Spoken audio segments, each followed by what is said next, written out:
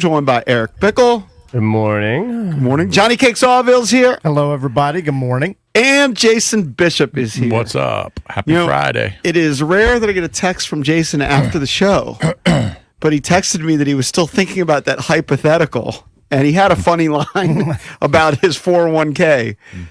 You want to fill the boys in? No, I was just thinking about the argument, and I said what I should have said was, based on what I have in my 401k, I would not agree to your hypothetical. Right. But Which is to get 10 years of your life back. Right. 10 years of your life back, but and have zero money in your 401k. Yeah. But if I had the 401k of some other employees, Odyssey employees. You can say who he said. I said landfill. Because if I had landfill's 401k, I probably would agree to your hypothetical. Sure. You'd get those years back. I wasn't thinking about that hypothetical at all. I got the text, but it made me think of this, and I'm going to throw this hypothetical your way. Oh, no. It's a reversal. It's a no. reversal. If I could double your 401k, whatever you have, I don't know. I'm an idea what you have. Just double it like that. Yeah. But the opposite is you I got fast it. forward 10 years. I Would you do that? I probably wouldn't do that, no. Yeah, No that one I way. wouldn't do. Second finger be 65? I'm with That you. one I wouldn't do. Yeah, but they kidding? could retire. They'd have double the money. And Oh, my I mean, God. it'd be a. You retire. It'd be a- you'd be- These guys- you'd be I'm- searching for coffins. EB, you and I agree. We're valuing the time, but these guys I are know. scoffing at 10 years, want the money. So Yeah, I'm but- going to double the You know, money. losing 10 years is way different than just going back and gaining. That's a completely different animal. Yeah, it's a different story. It's yeah. totally different. So I would not agree to What that about for one. 100 million? 100 million of 65 like this? Yeah. I might do I that. don't know. I'm losing 10 years. I'd probably have At least to you say, know your kids I are would think about it, but I taken would care say of no. forever. Yeah. I would say no. I don't know. I would look at that number I would look at all those zeros for a long time. I'd very seriously consider it. Yeah. For 10 years, I'm almost dead. I mean, it is very Yeah. tempting. 48, it's not that bad. Yeah, 48's different than instantly anyway, it being was- 65. Yeah. I mean, Anyway. you're full blown into like you're not elderly yet, but you're gaining You steam know on it. who looks like they're 65? All the Caps. Come on, it just came off a good. Hey, minute. Dewey scored How again. dare you? That's true. He scored in his home state. That's By the way, Came awesome. on the show, and then he scored again. Dewey Good for loves him. being the first guy scoring a goal for the team. He's done it in 3 straight games. I was just looking at their. Remember they What was started. the final? When I went to bed, it was 6-3. Oh, my God. 6-3. It was 2-1 when I didn't started watch off. any of it, but I just kind of reading the recap. But the remember the Caps started out 4-1. yeah. They were off to a really good start. Mm-hmm. They've lost 7 of 10. No, they're Yeah. a 500 team right now. Yeah, I mean they're last in the division. Right. It's totally different than But last it's a year. bunched up division. So It's a there's- bunched up it's division, early, but I it's know, not- I know. It's not the start that they had last season. They're not No, scoring goals at the same clip. That's Right. the big thing. Like Ovi barely scores. Yeah. Yeah. They need Ryan Leonard to develop into what they hope he will be. Looks like some of his ice time had been scaled back. Oh, yeah. The other recently. night he only had 9 minutes. So when he was on the ice, though, I happened to be driving around listening to the station. And, of course, we are the Caps flagship station. And John Walton was saying that when Leno is on the ice, he sometimes forces penalties because he's fast. Sure.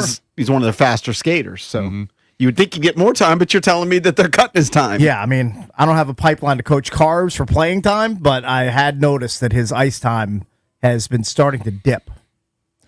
That's not Yeah, good. so they come back and play. It's not great. They play the Devils, so they're off. They were at 1-3 on that roadie. So now they come back home and play the Devils tomorrow night here. So they need to get. And the Devils are pretty good, I think. It's such a long season, though. It is a long season, I know, Yeah, what do and you I got? know that majority 65 games to go. of the teams make the playoffs, right? Devils are 12-4. Devils are 12-4, and they're They got 25 points atop the Metro. got to get a win here soon, man. Wow, we're Yeah, so the actually Caps last lose in the Metro race. 6-3. They've been struggling, as Jason said. A team that's not struggling is a game that was on last night. Well, there was a team that was struggling. They're called the New York Jets. The But Jets. the New England Patriots are 9-2. They Won are, 8 straight games.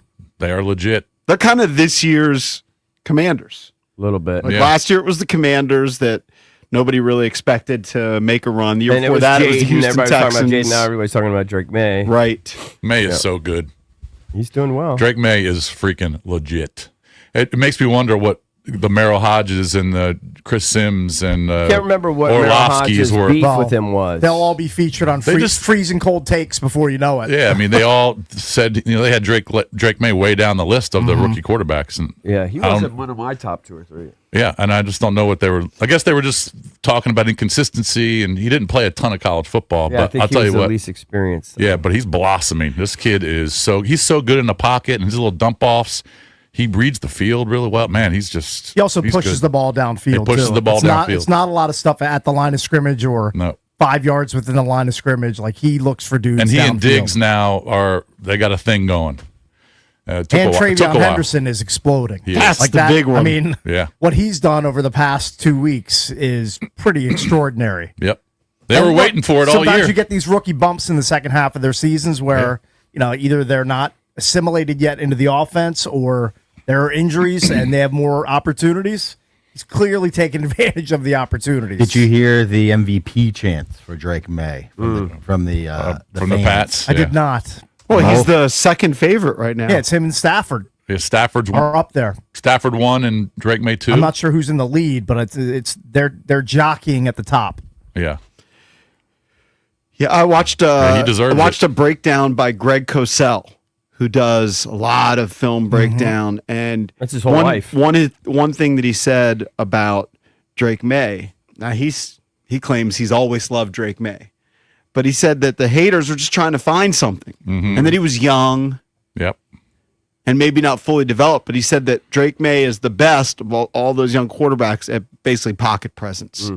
And I didn't see necessarily this week, but last week there were a couple of plays where he made where he just kind of wiggled and wormed his way in the pocket to then make a throw down the field. He doesn't just bail out. And I think what Yeah. Cosell pointed out, he said young quarterbacks, especially all quarterbacks, crumble under pressure, but young quarterbacks especially will bail out of what they're doing quicker when they sense pressure, maybe when they see a big front, when they see certain things. And he said Drake May has an not a- uncanny ability to just hang in there. Now he's taking a lot of sacks. Like that's his He has. one knock. I think he's number 2 in the NFL in taking Behind sacks. Cam Ward, but he didn't have many last night. I think he had one. So he did a good job of avoiding pressure last night, but he now leads the league in passing yards. And if you just look at the stats from last year to this year, it's just night and day. And I got to give credit to the coaching staff too. I mean, Vrabel is awesome. He's been a great coach ever since he's been in the league. And then McDaniel's not a good head coach, but a great offensive coordinator. So He's perfect in that role. It's just a good mix. Yeah. Can I say something interesting here? You can try. I can try. Yeah. At least I found it interesting. Is that this was the first time, and first instance I've ever noticed that a Commanders fan in Mike Marr having Drake FOMO. Oh, really? Oh yeah. Okay. It's the first twinge of it. Now it might be the stars aligning where Drake is having this MVP season, where Jaden was kind of projected being the third favorite to have an Hasn't MVP played much this year season. either. Right. And then Jaden maybe being out and Drake flourishing, that he said, dude, I kind of wish we had We him." wish you had him. Well, a lot of people have had, I would say, probably have a little bit of FOMO. Yeah. A little bit. Well, it's because, I love Jaden. He'll always be my guy. But in the few games that he played this year, Drake May just looks like he has a different poise and confidence in the pocket, like moving around, escaping rushers and stuff. Whereas Jaden, a little bit this year, kind of looked like he panicked. The other thing is he's just bigger.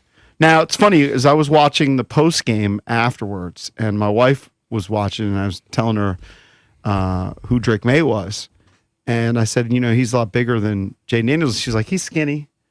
And he's not necessarily that big. He's 6'4", 225. It's not like he's 250. Yeah, but he just looks. 225. It's Solid. solid. Yeah, but it's not like he's not a string bean. Like he's not. No. He's not a drinking bit, but you know the difference? I don't think At you least qualify him as skinny. no, but their No. difference in listed weights is 15 pounds. Yeah.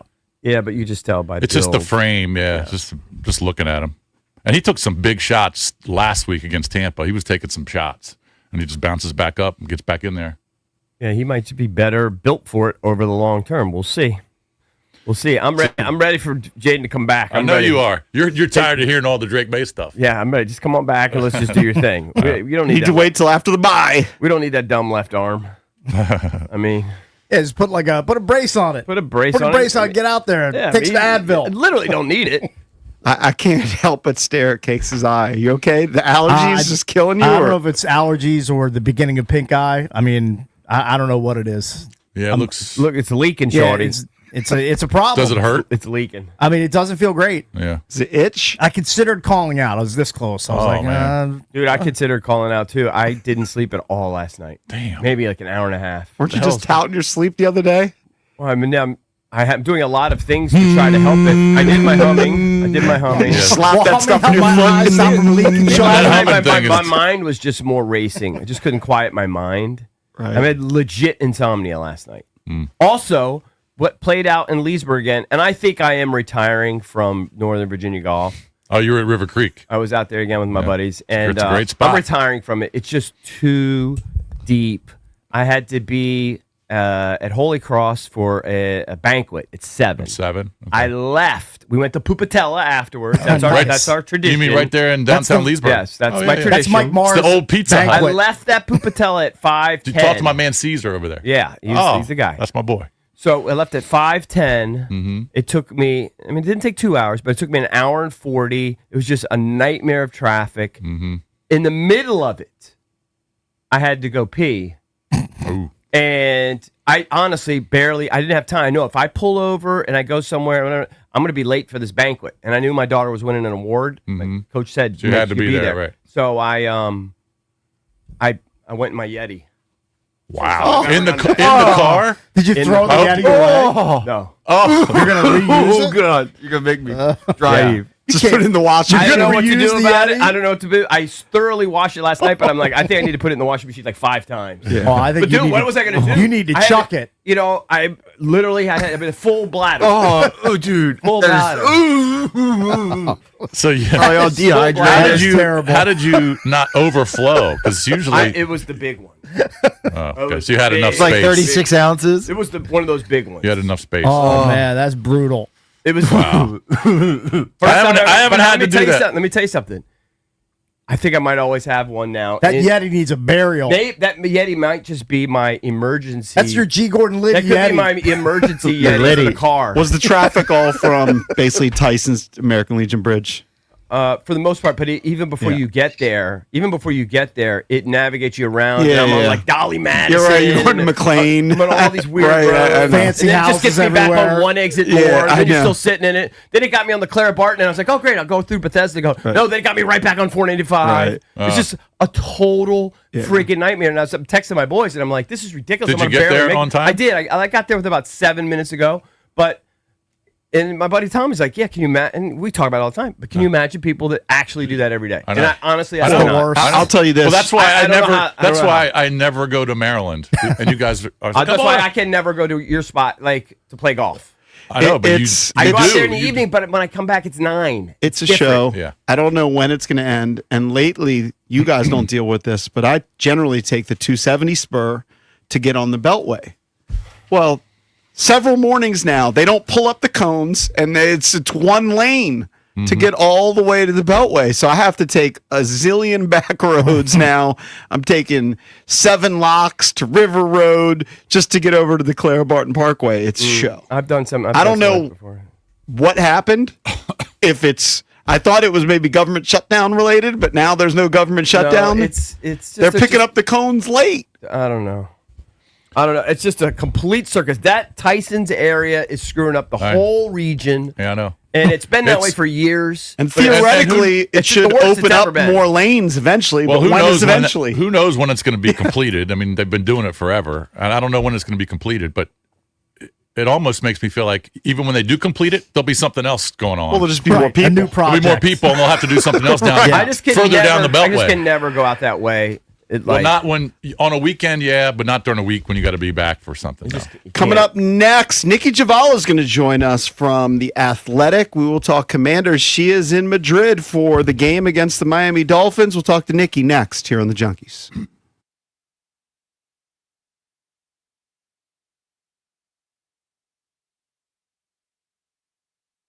All right, guys. EB here for FanDuel. FanDuel Friday is turning it up with NBA Happy Hour.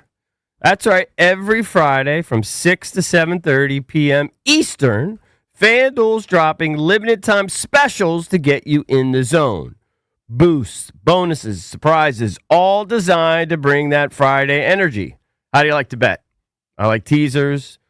A lot of you like parlays.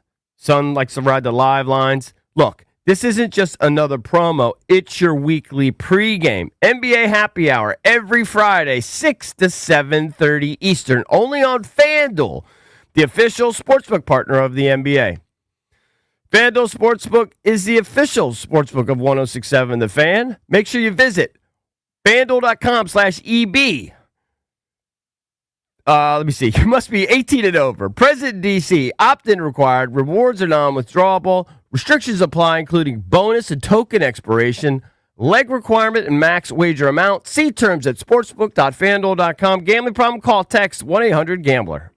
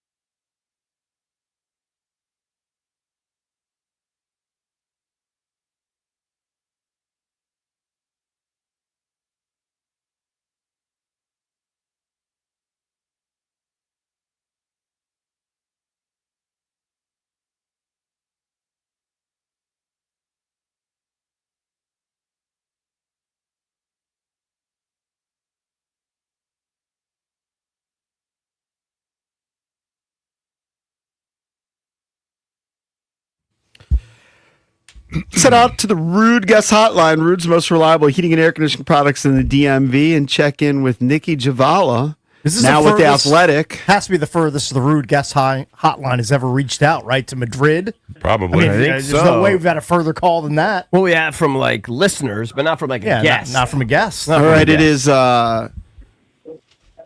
noon there in Spain. How's it going, Nikki?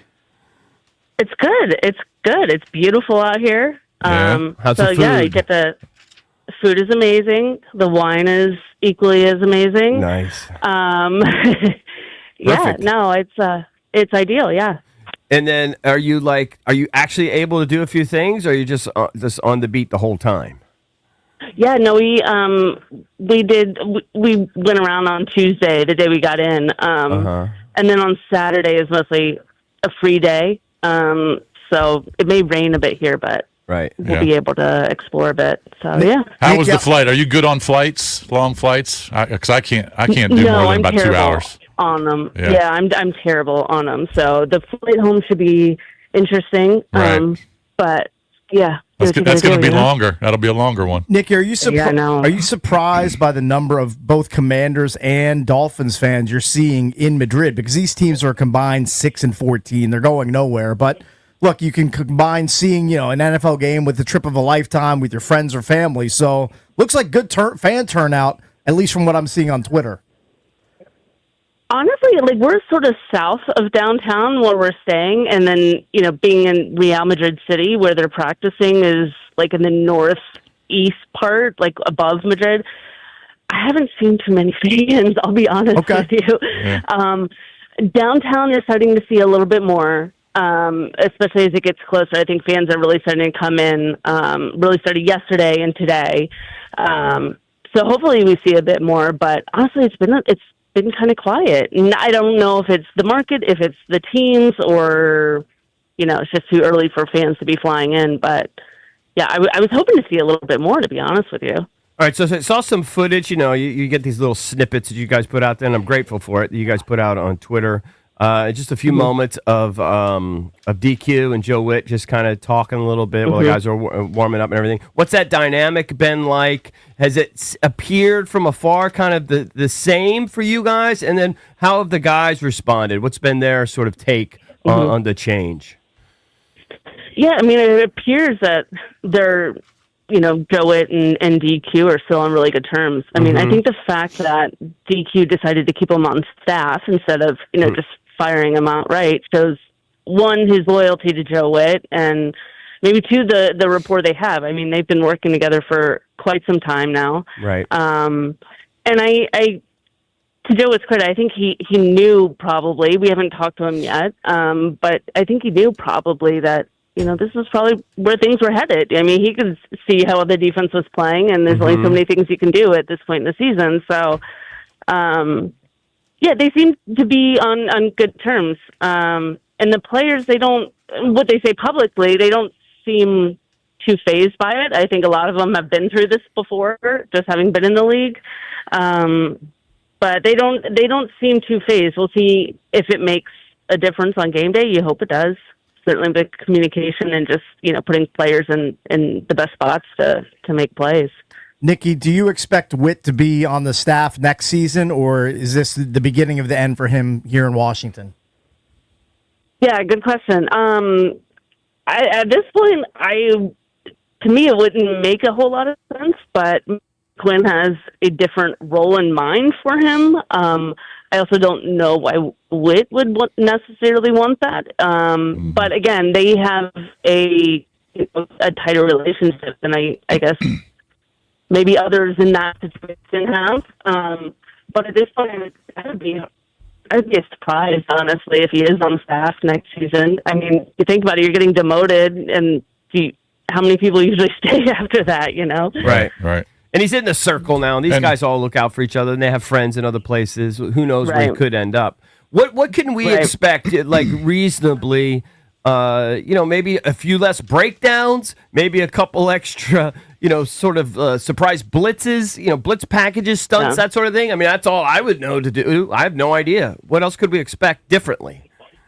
Yeah, maybe have Bobby drop in coverage less. more stunts up front. It seems like it's felt like the line has been fairly static in the way they play, static and somewhat predictable. So if they can get more games going, more stunts, I feel like maybe that could help up front. I mean, their pressure rate has plummeted since Dorrance Armstrong went out, and it's not like they started the season with a pass rush. When you lose 3 defensive ends, including one who's your sack leader, that's going to hurt. And they've used Luvu on the line a ton, but it hasn't really generated the pressure that, one would like, which of course affects the back end. And the back end wasn't all that great to begin with, the missed tackles. To me, kind of going off on a tangent here, I feel like the biggest losses to injuries were Will Harris and Austin Eckler. And, Will Harris is starting to work his way back. They opened his 21-day window to return from IR. But not having him on the back end has been really noticeable. And he came in because they didn't re-sign Jeremy Chin. So that safety position has been sort of a void for them, I feel like. Yeah, they got so many holes for next year. I mean, think about it. Yeah. And, you don't want to just sign 1-year guys who are 30 years old, 32 years old, and get older. But they can't fill all those holes. But you can't fill all the holes in the draft. Inevitably, that's what kind of happens. Yeah. What are they going to do now that Amos is out again, another guy in the secondary? What are they going to do to try and stop Waddle and then Achane out of the backfield? He's really good and fast. Yeah, that's going to be a big challenge for them. Because you would expect to see more Jonathan Jones, more Mike Cassina still out there. It's they got their hands full. That's where you can't excuse some of the things they've done performance wise. And they'll never blame injuries, but there's no doubt the injuries have had a massive impact. Because I don't, just my opinion, I don't feel like this roster was built to sustain. I don't know that any roster was built to sustain this level of injuries, but. Even losing a few starters here and there, I don't know that they were built to sustain that. Right. Just because they are, like you said, older veterans mostly on short-term deals, and they don't have the depth. I mean, a lot of their young players. I understand why they built it the way they did, sort of the thinking going in, but it hurts them in situations like this. It's just so bizarre how the league is, how things change week to week. We talked about it. I tweeted about it. It was just 4 or 5 weeks ago. If we don't fumble that game away against the Bears, what are we? We're 4-2, and next thing you know, we fumble that away. We lose 5 straight. Guys are getting fired, and all hell breaks loose. How do they dig out of it at this point? This team was built. They knew the defense wasn't going to be great. They thought it'd be better. They knew this team though was built around scoring. Last year was 28.5. They thought by adding Tunsil and by having Eckler and signing Debo and having Terry under contract that they'd increase that. We've lost a touchdown off the scoring. How do they dig out of it? At this point, we gotta find a way to win a game. Mm-hmm. Yeah, no, definitely. I mean, I think it was in the same vein that, one play can derail a season. I mean, think about last season. They won 6 games from the last play from scrimmage. So, those plays all went right. Now those plays are all going wrong for them. So they're going from one extreme to the other, from, 4-12, 12-5, and now they're back at 2023, basically. But, yeah, I think you got to get younger. You got to build up through the draft, and unfortunately, they need to get more draft picks. And that's going to be the challenge for Adam Peters. Is I know there's some folks who wanted him to really make trades. Well, you got to have a partner who wants to make a trade and wants to acquire the talent you have for that to happen. And the fact that they didn't make a trade tells me that nobody was willing to give up enough to make it worth it. Because you got to factor in the comp pick formula. You're not going to just give up a player if you can get more when he walks in free agency through the compensatory pick, formula. So I don't think Adam Peters is the type to just sit on his hands and be like, no, we're just keeping everybody. I think he really did explore every avenue to try to get somebody or try to get picks. But the value just wasn't there. Nikki, what can this team do about the running game? It's really fallen off since that Chargers game. Did we lose her? Nikki, you there? We I had guess she some, was dumbfounded by the question. no, we had She had some, no answers, We had some much like the issues in the Commanders. middle of it. Yeah. By the way, going back to that, Bill averaged 6.7 yards per carry against the Falcons and 7.9 against the Chargers. And then what was it Since down? then, he's at 3.6, 2.5, 2.8, 3.2, 2.7. Like I just gotta it's think gotten deep- cut in half. Yeah, or I just got to worse. think defensive coordinators are going, all right, let's box this up. Right. Make Jaden or Mariota beat us with those Right. receivers. Shut down the run. Without Terry. They saw how effective the run was against the Giants and the Raiders early Yeah, in the yeah. season. Don't let that beat you and dare Mariota to beat you. Yeah. Probably a sound game plan. It's just hard to figure out how they're going to dig out of this. Really hard. All right, here she is. Let's All see. right. Hey, Nikki, Nick. are you there? I'm here. Okay, Sorry about cool. that. Sorry. Yeah, you're a few miles away. Yeah, we all understand. good. All good. So we were just JP's question was about the run game because Bill averaged like 9 yards a carry against the Chargers, but then in the last 5 games, they're basically averaging about 3. Our defenses just kind of bottling up the run game and saying, Mariota and Jaden, you got to beat us with those receivers? Basically, I mean, they've been playing more man. They've loaded the box because there's no real threat at receiver. They've now lost 5 receivers to injuries, with Burks now being out. Yeah. Which is insane. I'm actually writing a story about it. It's like 20 combined games between those 5. So they don't have a consistent threat at receiver, so they can easily double, Debo or whoever their main pass catcher is at the time, load the box, and makes it really hard, especially for, a rookie back to find the holes. And that's another reason why I think Eckler was one of their biggest losses. I mean, he's somebody who seemed to always find space, and he would add another threat both in the run game and the pass game. So. Right. So getting back to the defensive coordinator thing, let's just say the Dolphins roll up 35 points and the move from Witt to DQ doesn't really help. Do you eventually see DQ giving it back to Witt, or is Witt done for the year at that position? Yeah, that's a good question. I don't know how you go back at that point.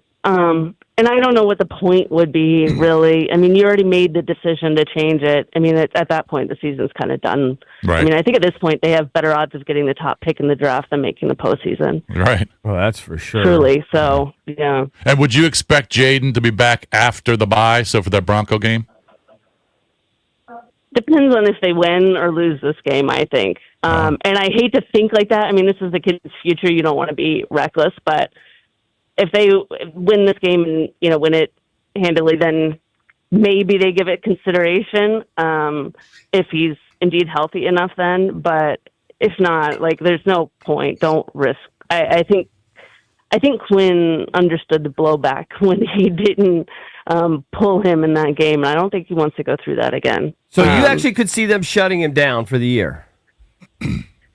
I do. I mean, if they're 3-8, do you want to see him back out there? I just think he needs reps. Yeah, I just think he needs He's to still a young grow. player, Keep growing. I do. Yeah. I don't know. I know he's fragile, but I mean, we drafted a fragile guy. We just had, we've got to live with it. But they are going to be. I mean, the Broncos do get after quarterbacks. They lead the league in sacks, I think. Exactly. And the Vikings get after quarterbacks. Yeah. I mean, they got 2 meetings with the Eagles. They Yep. got Broncos, Vikings. Yeah, I don't know. It is tough. All right. Well, what do you got going on the rest of the day? Quinn is going to talk shortly. We got practice in a bit, and yeah. Okay. Well, And you guys said Terry's there, right? You see him going Terry's through there. workouts? He's working on the side with a trainer. Noah's here. He's been working out with the trainer. They all traveled because the whole staff is here. Right.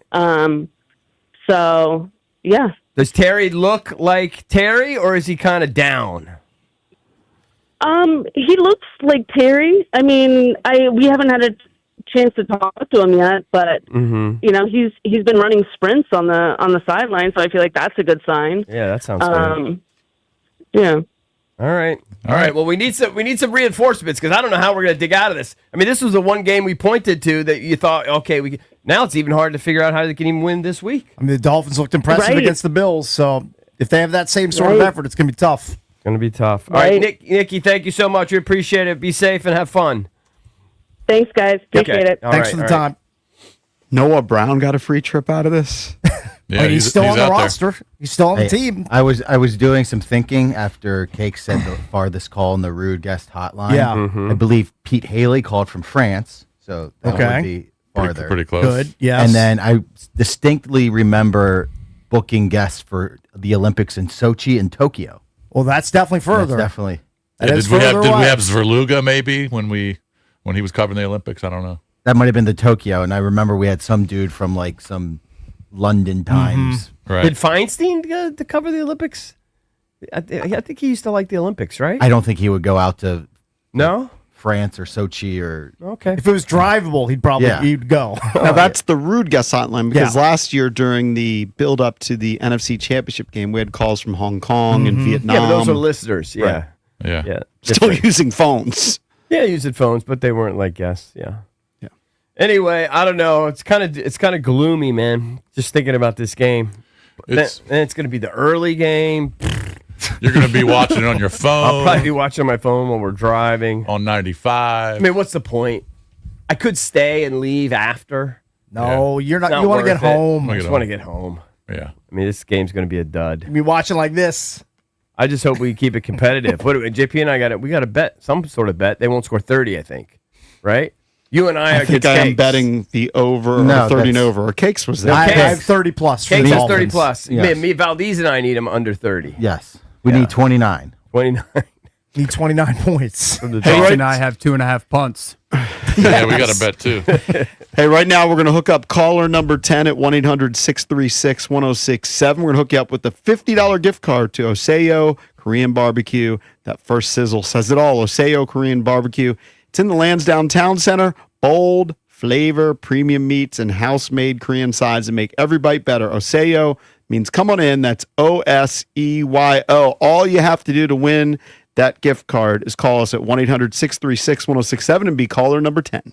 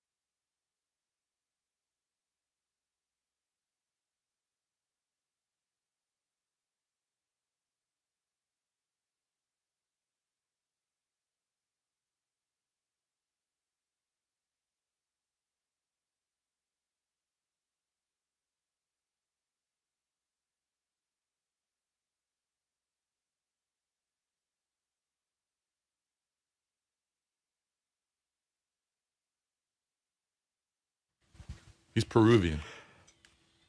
Welcome back. Chunky's coming to you live on 106.7 The Fan and the Team 980.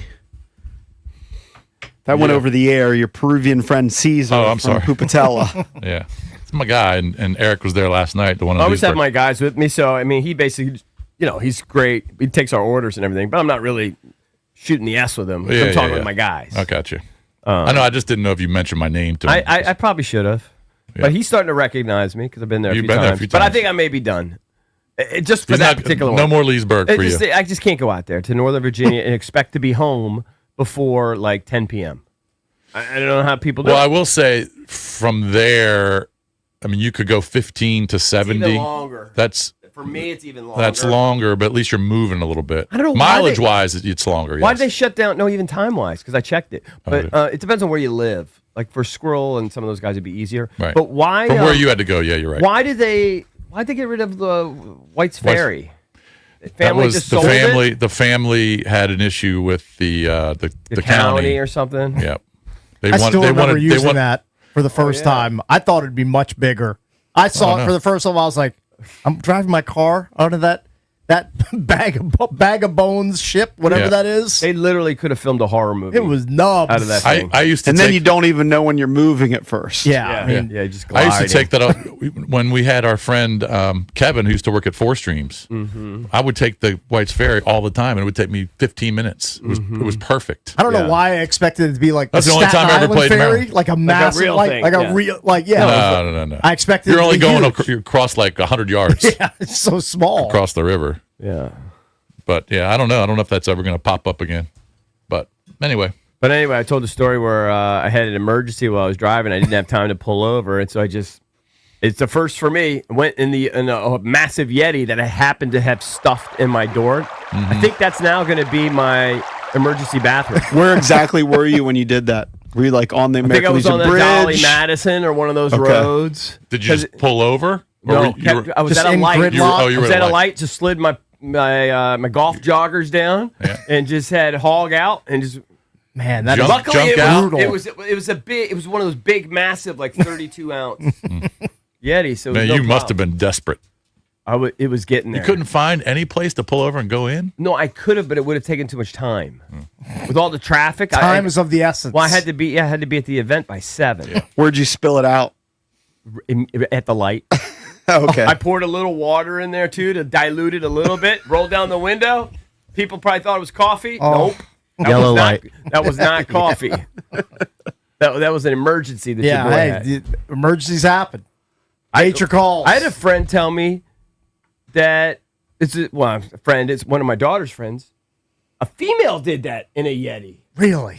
That's a That's high level of that's an That's an difficulty. impressive feat. A female did that while driving. Can you imagine that? Nope. I don't even know how all that works down there. No, I can't even process I that. can't even process it. Isn't that Very like difficult. Isn't that like a big mess? Like, how does I that don't work? know. At least you can understand with a guy. I'm sure I've done that at some point in my life. I can't remember when. I've tried to do it before with the Gatorade bottle, and honestly, it doesn't work. Every Well, guy has done it once in their Yeah, life. I think I remember it not having enough space for whatever Exactly. I used. Yeah. Exactly, but the Yeti. The Yeti big was- it's Yeti's huge, yeah. huge. And it's I not think that that's- one. No, it was a big one. Yeah. It's like this. I think I'm just going to keep that in. That's going to be my emergency toilet. Hey, can we have cakes? Can we have cakes recreated in studio today? What, you try to do Yeah, I it? think we have a Yeti. We definitely have like a bunch of Yetis. It does feel weird while you're sitting there at the light and your pants are on your ankles. I was thinking about that Lions coach that went through like drive-through butt naked. Well, he was yeah. hammered. Yeah, he that was was a hammered. big difference. Yeah, I remember that guy, Jim. That was something. probably 15 years ago. Right. Is that guy dead? I have no idea. I don't think so. Wasn't G. Gordon Liddy supposedly He was somebody kinda that did that legendary during for the it. show? Yeah, he had His like, show? Get like a jar. jar like or a a- old or a school bucket. like mason jar. Yeah, he would just go during the show. He had to go so often. That's what we heard. Yeah. Well, I think it's pretty true. I mean, Cameron. Yeah, was we had his some producer. insider skinny there. Yeah, I think I remember. Yeah, you do it. I Yeah, remember. I'll let Eric Bickle No, thanks. demonstrate since he's the guy that actually did it. I think we had Chris Matthews in studio years ago, 20 years ago, and Chris Matthews said, "Yeah, that he did it in front of him when Matthews was a guest on Oh, Liddy's yeah. show." Right. Right. That's Yeah. crazy. Can you imagine having a guest? He said just nonchalantly, just And as Liddy's reading the papers, I don't have time to get up and go to the bathroom. I can go right in this jar. Be efficient. Oh. You imagine working for that guy? I just don't know how. You can wash that thing as many times. I don't know how you get it out of Permanently your. I don't know how you stays. get it out of your head. That's gotta be the use that- intern's you job. can't use that as a drinking receptacle I any just longer. don't think you can. Like, I went home and I immediately washed it a million times, and I was like, "Oh, I'll put it through the washing machine." Yeah. But I just don't know psychologically. Yeah, yeah. how No, you yeah, do it. because you You know can't where get it's past been. it. I know where it's been. Yeah, you know what's been in there. You know, I'm sure you have 25 of them. 100. Yeah, you got plenty. It's kind of sad to retire it for that reason, but that could just be my. I think it's going to be my new, my porta john. I'm just going to leave it in the car at all think I'm just gonna times. leave it in the car. Just in case. Just in case, It's your dude. parachute. Exactly. Does Valdez still keep the food and just in case he gets stranded Provisions. somewhere? Yeah, you got to keep The water. winter time. Yeah, you keep water, and you also Jim. I have a Slim crackers. Jim in Saltines. mind. Crackers. Yeah, he's a saltines guy. Right.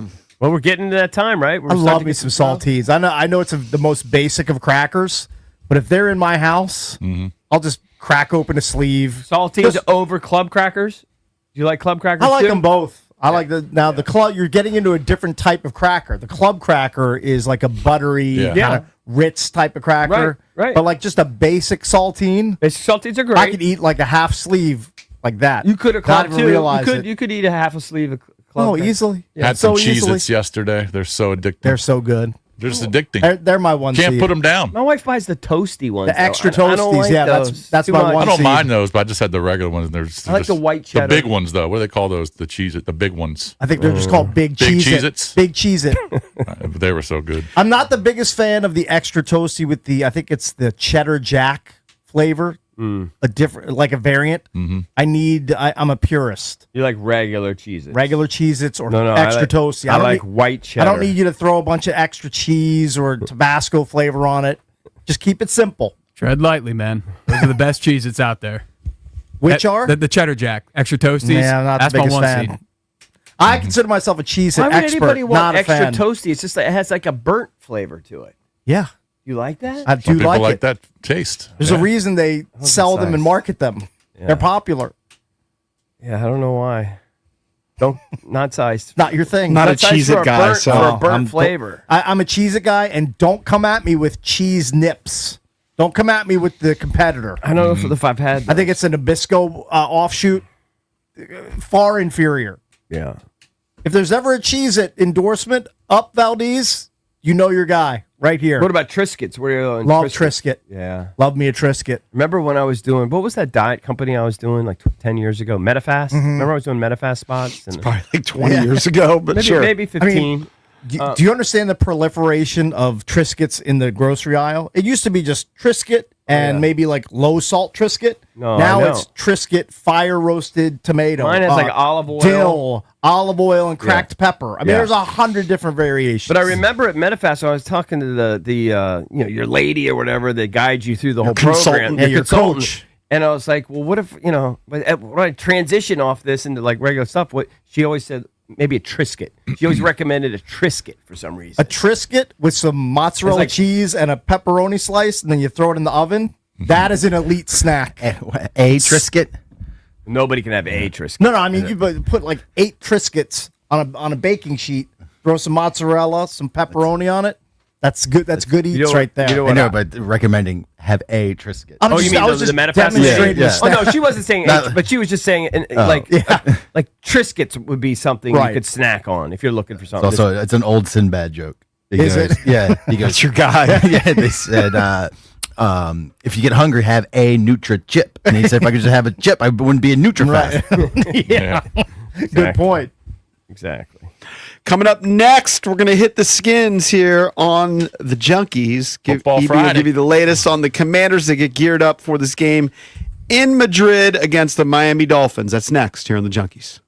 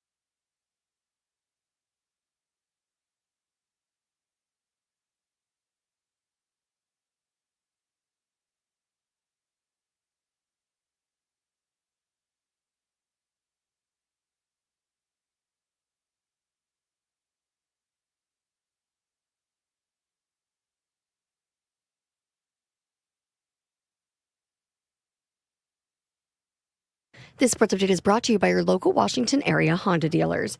Brandon Duhaime scored for the third game in a row, opened up scoring last night, but less than 30 seconds later, the Panthers tied it up 1-1. Then Florida cashed it in, adding in 2 goals in the second period, 3 more in the third, eventually taking last night's matchup 6-3. Shohei Ohtani was named National League MVP last night. He's now won 4 MVPs over the past 5 years, all of them in unanimous fashion. Only Barry Bonds has more with 7. Aaron Judge continued to cement his place among baseball's all-time greats by becoming the 4th Yankee to win 3 or more MVPs, joining Yogi Berra, Joe DiMaggio, and Mickey Mantle. From the Crop Metcalf 5-Star Sports Desk, Savannah McCann on The Fan.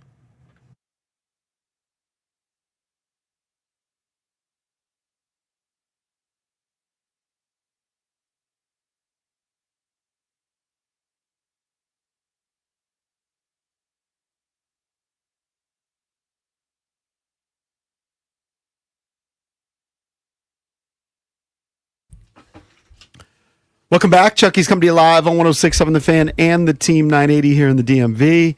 910 The Fan, 105.1 FM in Richmond. You can watch us on the Monumental Sports Network, and we're brought to you by friends at Crop Metcalf. They're the official heating and cooling company of the Junkies, looking to be their next 5-star HVAC technician or plumber. Just visit cropmetcalf.com to join their team. Coming up later this hour, Brian Keefe's going to join us. He's the head coach of the Washington Wizards. They've lost 10 in a row. Benj has a lot of questions for him. Scott Abraham from ABC7 will join us at 9 o'clock as we talk Commanders Dolphins, which we will do right now as we hit the skins, which is cooked up by our friends at Oseyo Korean Barbecue. It's in the Lansdowne Town Center. We're talking authentic Korean flavors, bold marinades, and premium cuts. It's all grilled right at your table. It's a dining experience that's as fun as it is delicious.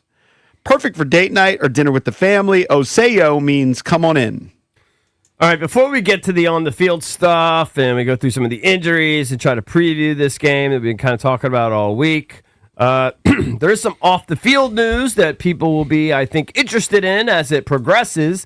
The Commanders selected HKS, the Dallas-based architecture and design firm. That's the firm behind SoFi, home of the Rams and the Chargers, U.S. Bank Stadium, home of the Vikings, AT&T Stadium, home of the Dallas Cowboys. It's a pretty good resume they have. It's had an office actually here in D.C. since 2003.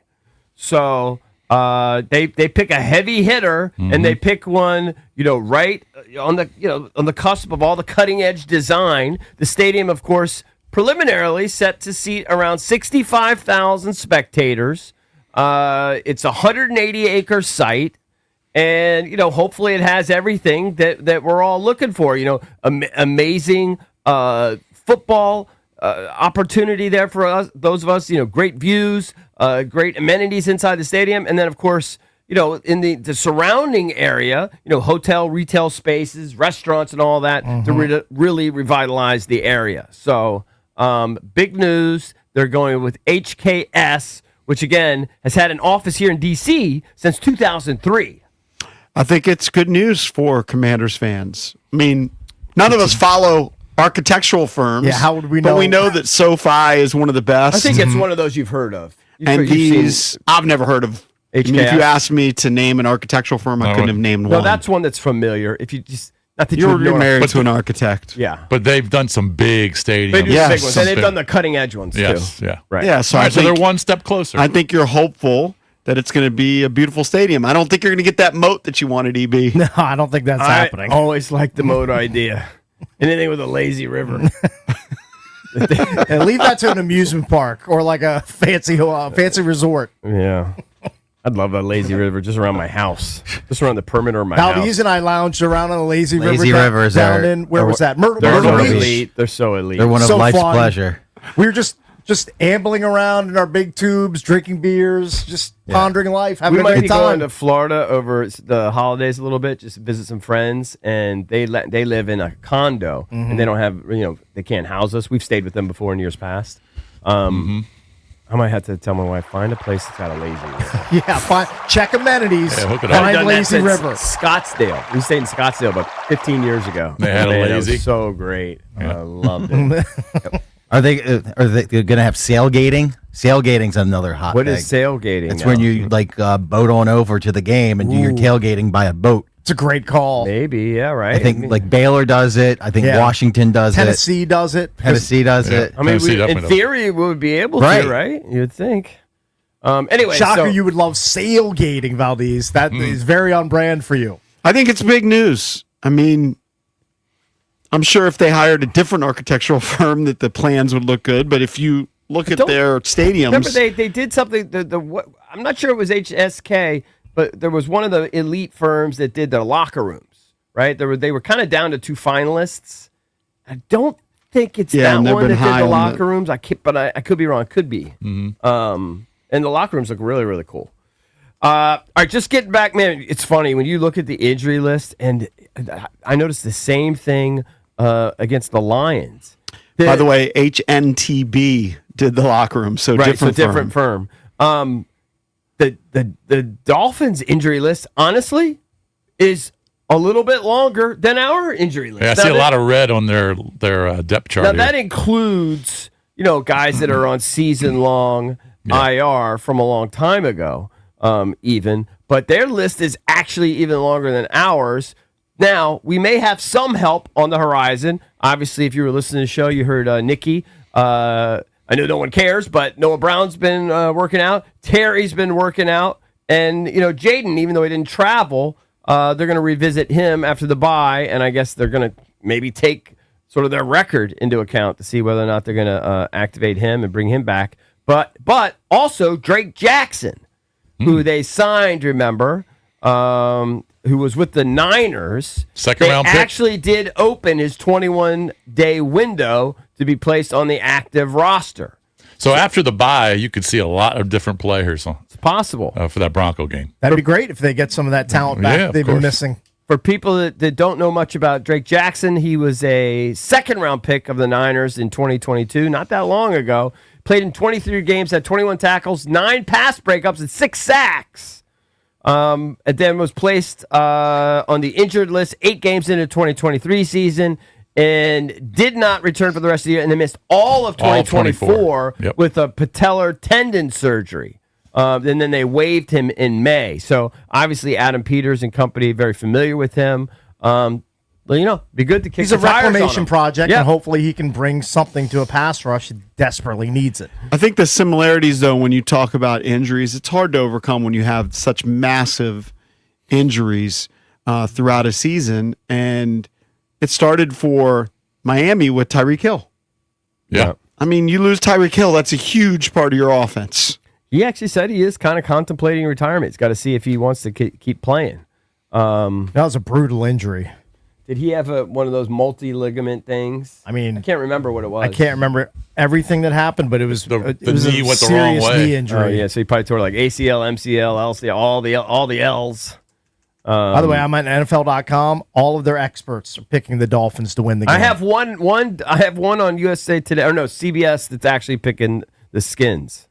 There is actually one guy. on NFL.com. It's a clean sweep. A lot of Dolphins propaganda there. Well, the the guy to stop there in the pass Actually, game. it's USA Today.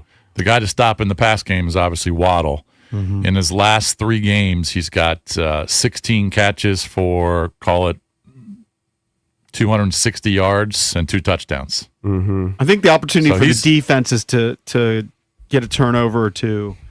Tua's got a bunch of interceptions this year. I think he had 2 in the last game. He played pretty damn well in their last game in Against their win Buffalo. against the Buffalo Bills. Yep.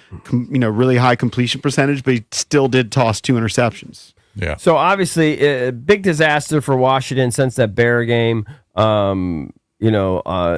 They lost that one 25-24, that terrible handoff exchange, whatever the hell happened there with that fumble by Jaden. Then they got smoked by Dallas, have a better effort in the first half against Kansas City, but still end up losing by 21. Borderline humiliated by the Seahawks. Yep.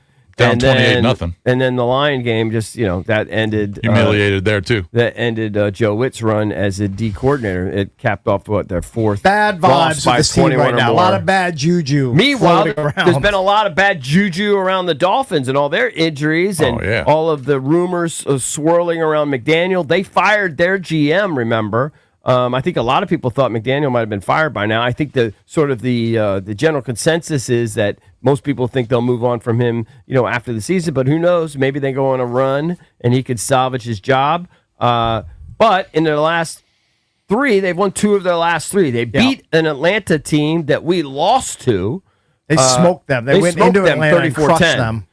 them. Then Baltimore got the best of them. Was that Lamar's return that game, or had he been back for a week or two Against the before? Dolphins? Yeah. That was his return. That was Yeah. a return, right? So the Ravens kind of dominated them 28-6. Tua threw a pick in that game too. But then last week, just kind of sort of inexplicably, they were up on Buffalo the whole game in a very decisive 30-13 win. So they're kind of on a high. And they really limited James Cook.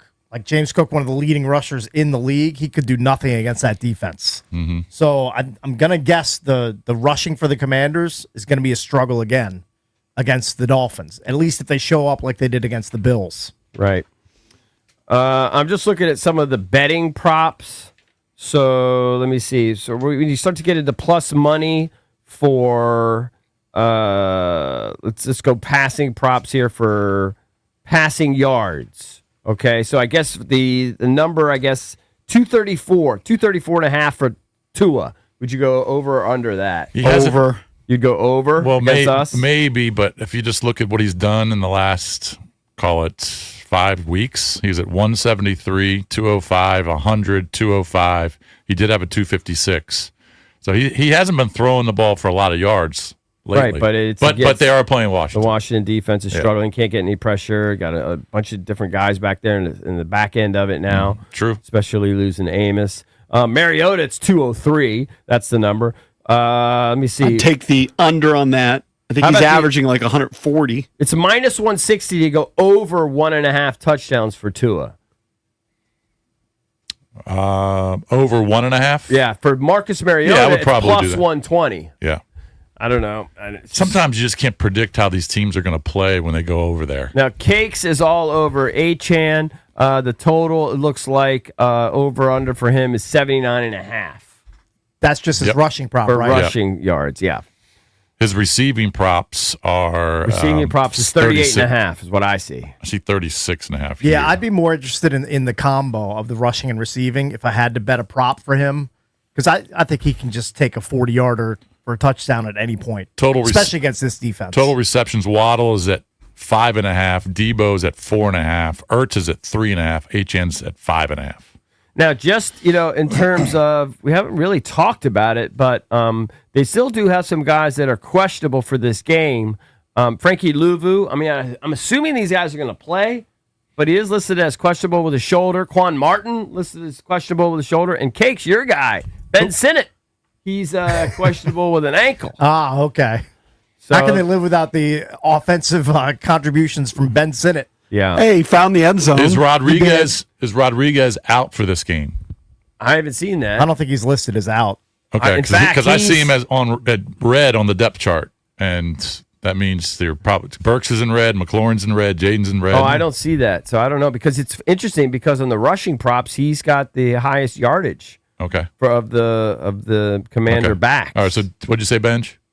I think DQ the other day said he's going to play. Okay. Yeah. All right. So he's good. So he's at 38.5 for that rushing prop. Bill is down to 31.5. You might go under that, I think, at this Probably point. go under is He's probably not the getting safe a lot play of there. carries.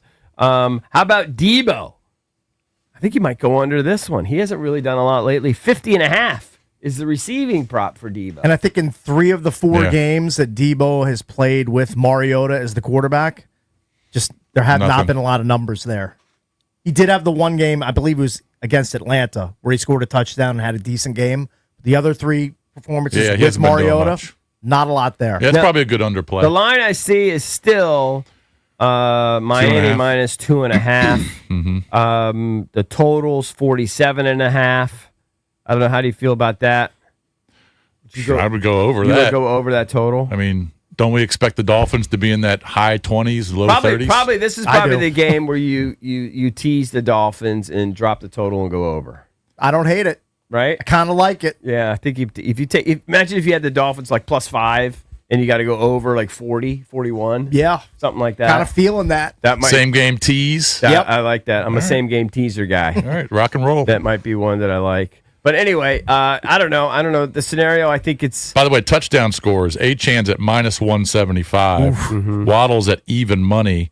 If you like any of the Commanders, Bills at +165, Rodriguez +165, and Debo +185.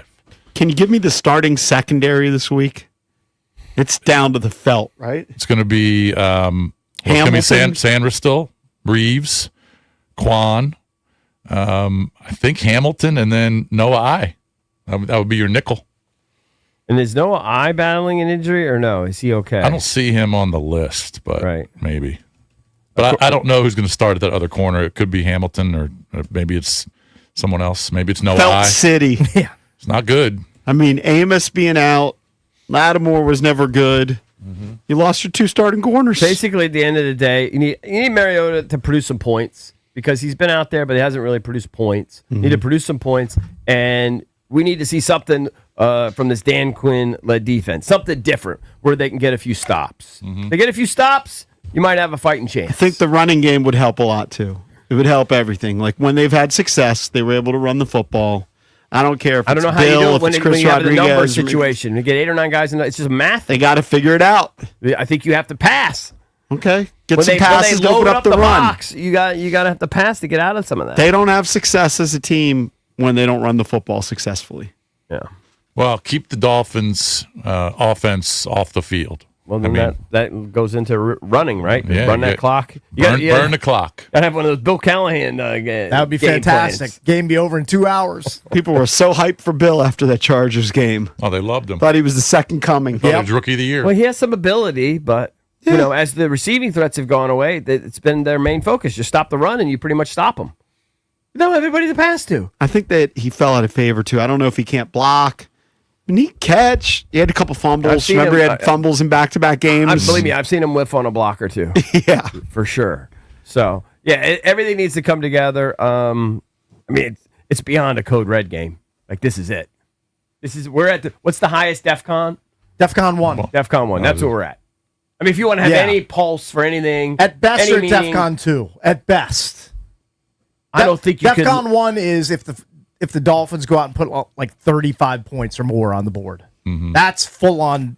You run for the bomb shelters. Yeah. I don't know what it is. We've already played Titanic. Yeah, I mean it's. I don't think there's any recovering. Like, if you go 3-8, there's no recovering. If you go 4-7, maybe you can ponder something where you get Jaden back and you go on a run or something. But if you go 3-8, nobody's ever come back from 3-8. No. That's It's, just not a it's thing. over, Johnny, if that happens. 1-800-636-1067 is the number if you want to chime in on a Football Friday. We got Brian Keefe, head basketball coach of the Washington Wizards, joining us at 7:45. And listen for your chance to win tickets to the Final Frontier Tour. That's an evening with Journey coming up at Capital One Arena in March. So stay tuned for that on the Junkies.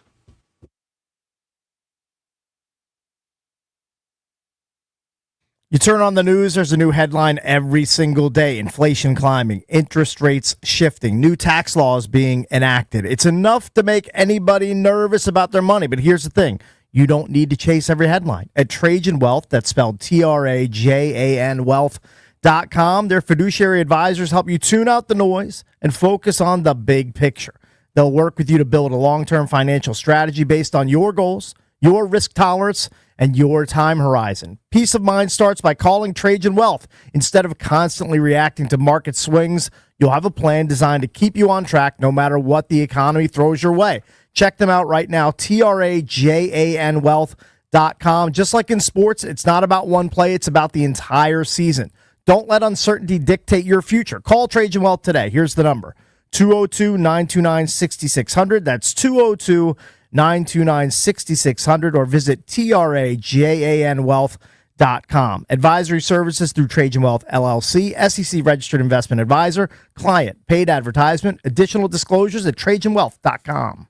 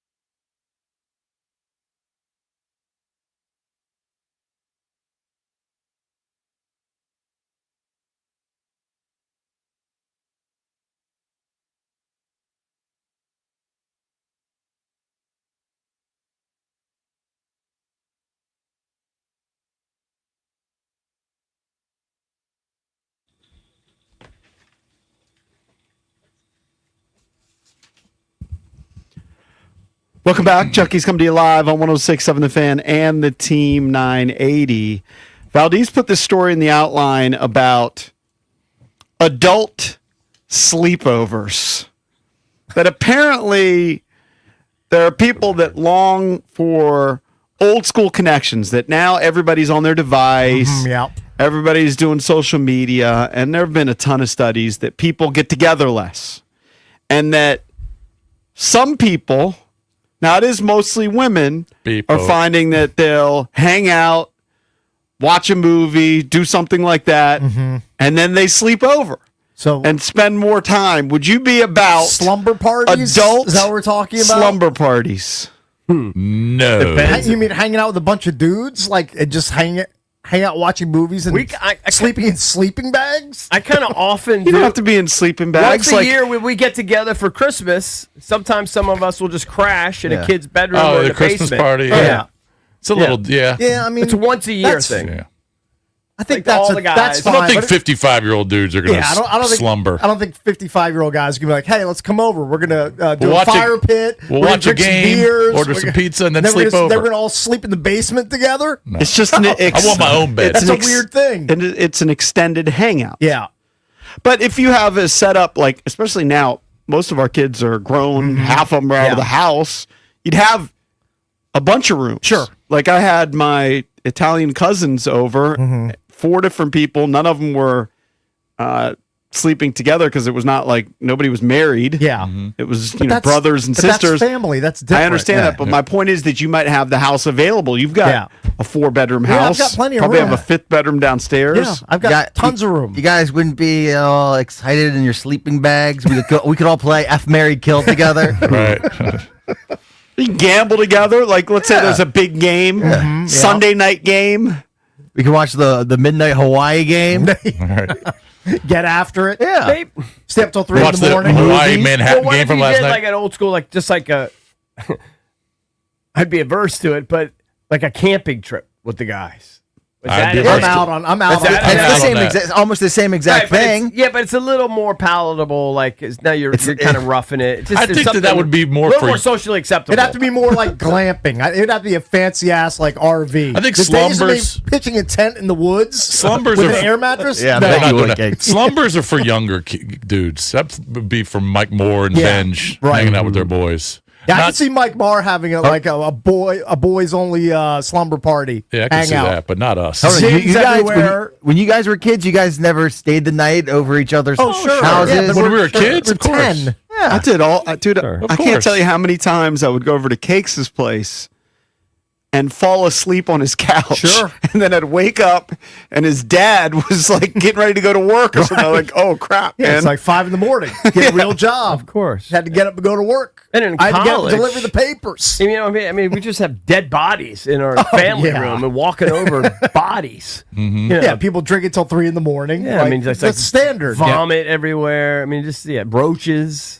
That's my house basically, like every Saturday and Sunday. Right. I just feel like I'm waking up, the house looks like a mess, and there's just people that I'm like walking over. Right. Yeah. Just randos. You don't even know half of them probably. But it's never formal. We're never like, all right, guys, like, you know. Yeah, we're gonna have a slumber party. Yeah, we're gonna watch Yeah. a movie at 9. We're gonna roast marshmallows, drink beers. But I like the idea that Valdez had, like, you know, let's get the band together, you know, us amigos, maybe a camping trip, or, you know. Are you an experienced camper? You strike me as a No camper. way, he's a city slicker. Look at that No, guy. I bet You your kidding? family have taken you before. I've been camping before, but it's been at least a decade. Yeah, he can't make his way around the outdoors. Junkie slumber party would be kind of fun. We'll all wait to see who the first person to fall asleep is. Put their hand in hot water. For sure. Make them wet the bed. Draw all over them with Sharpie. I had that bit done. Yeah, in draw college. dongs all over their That's face. That's I'll not tell you what, fun. I'd What be was the- drawn on you? Oh, what do you think? You think it was a male genitalia drawn like?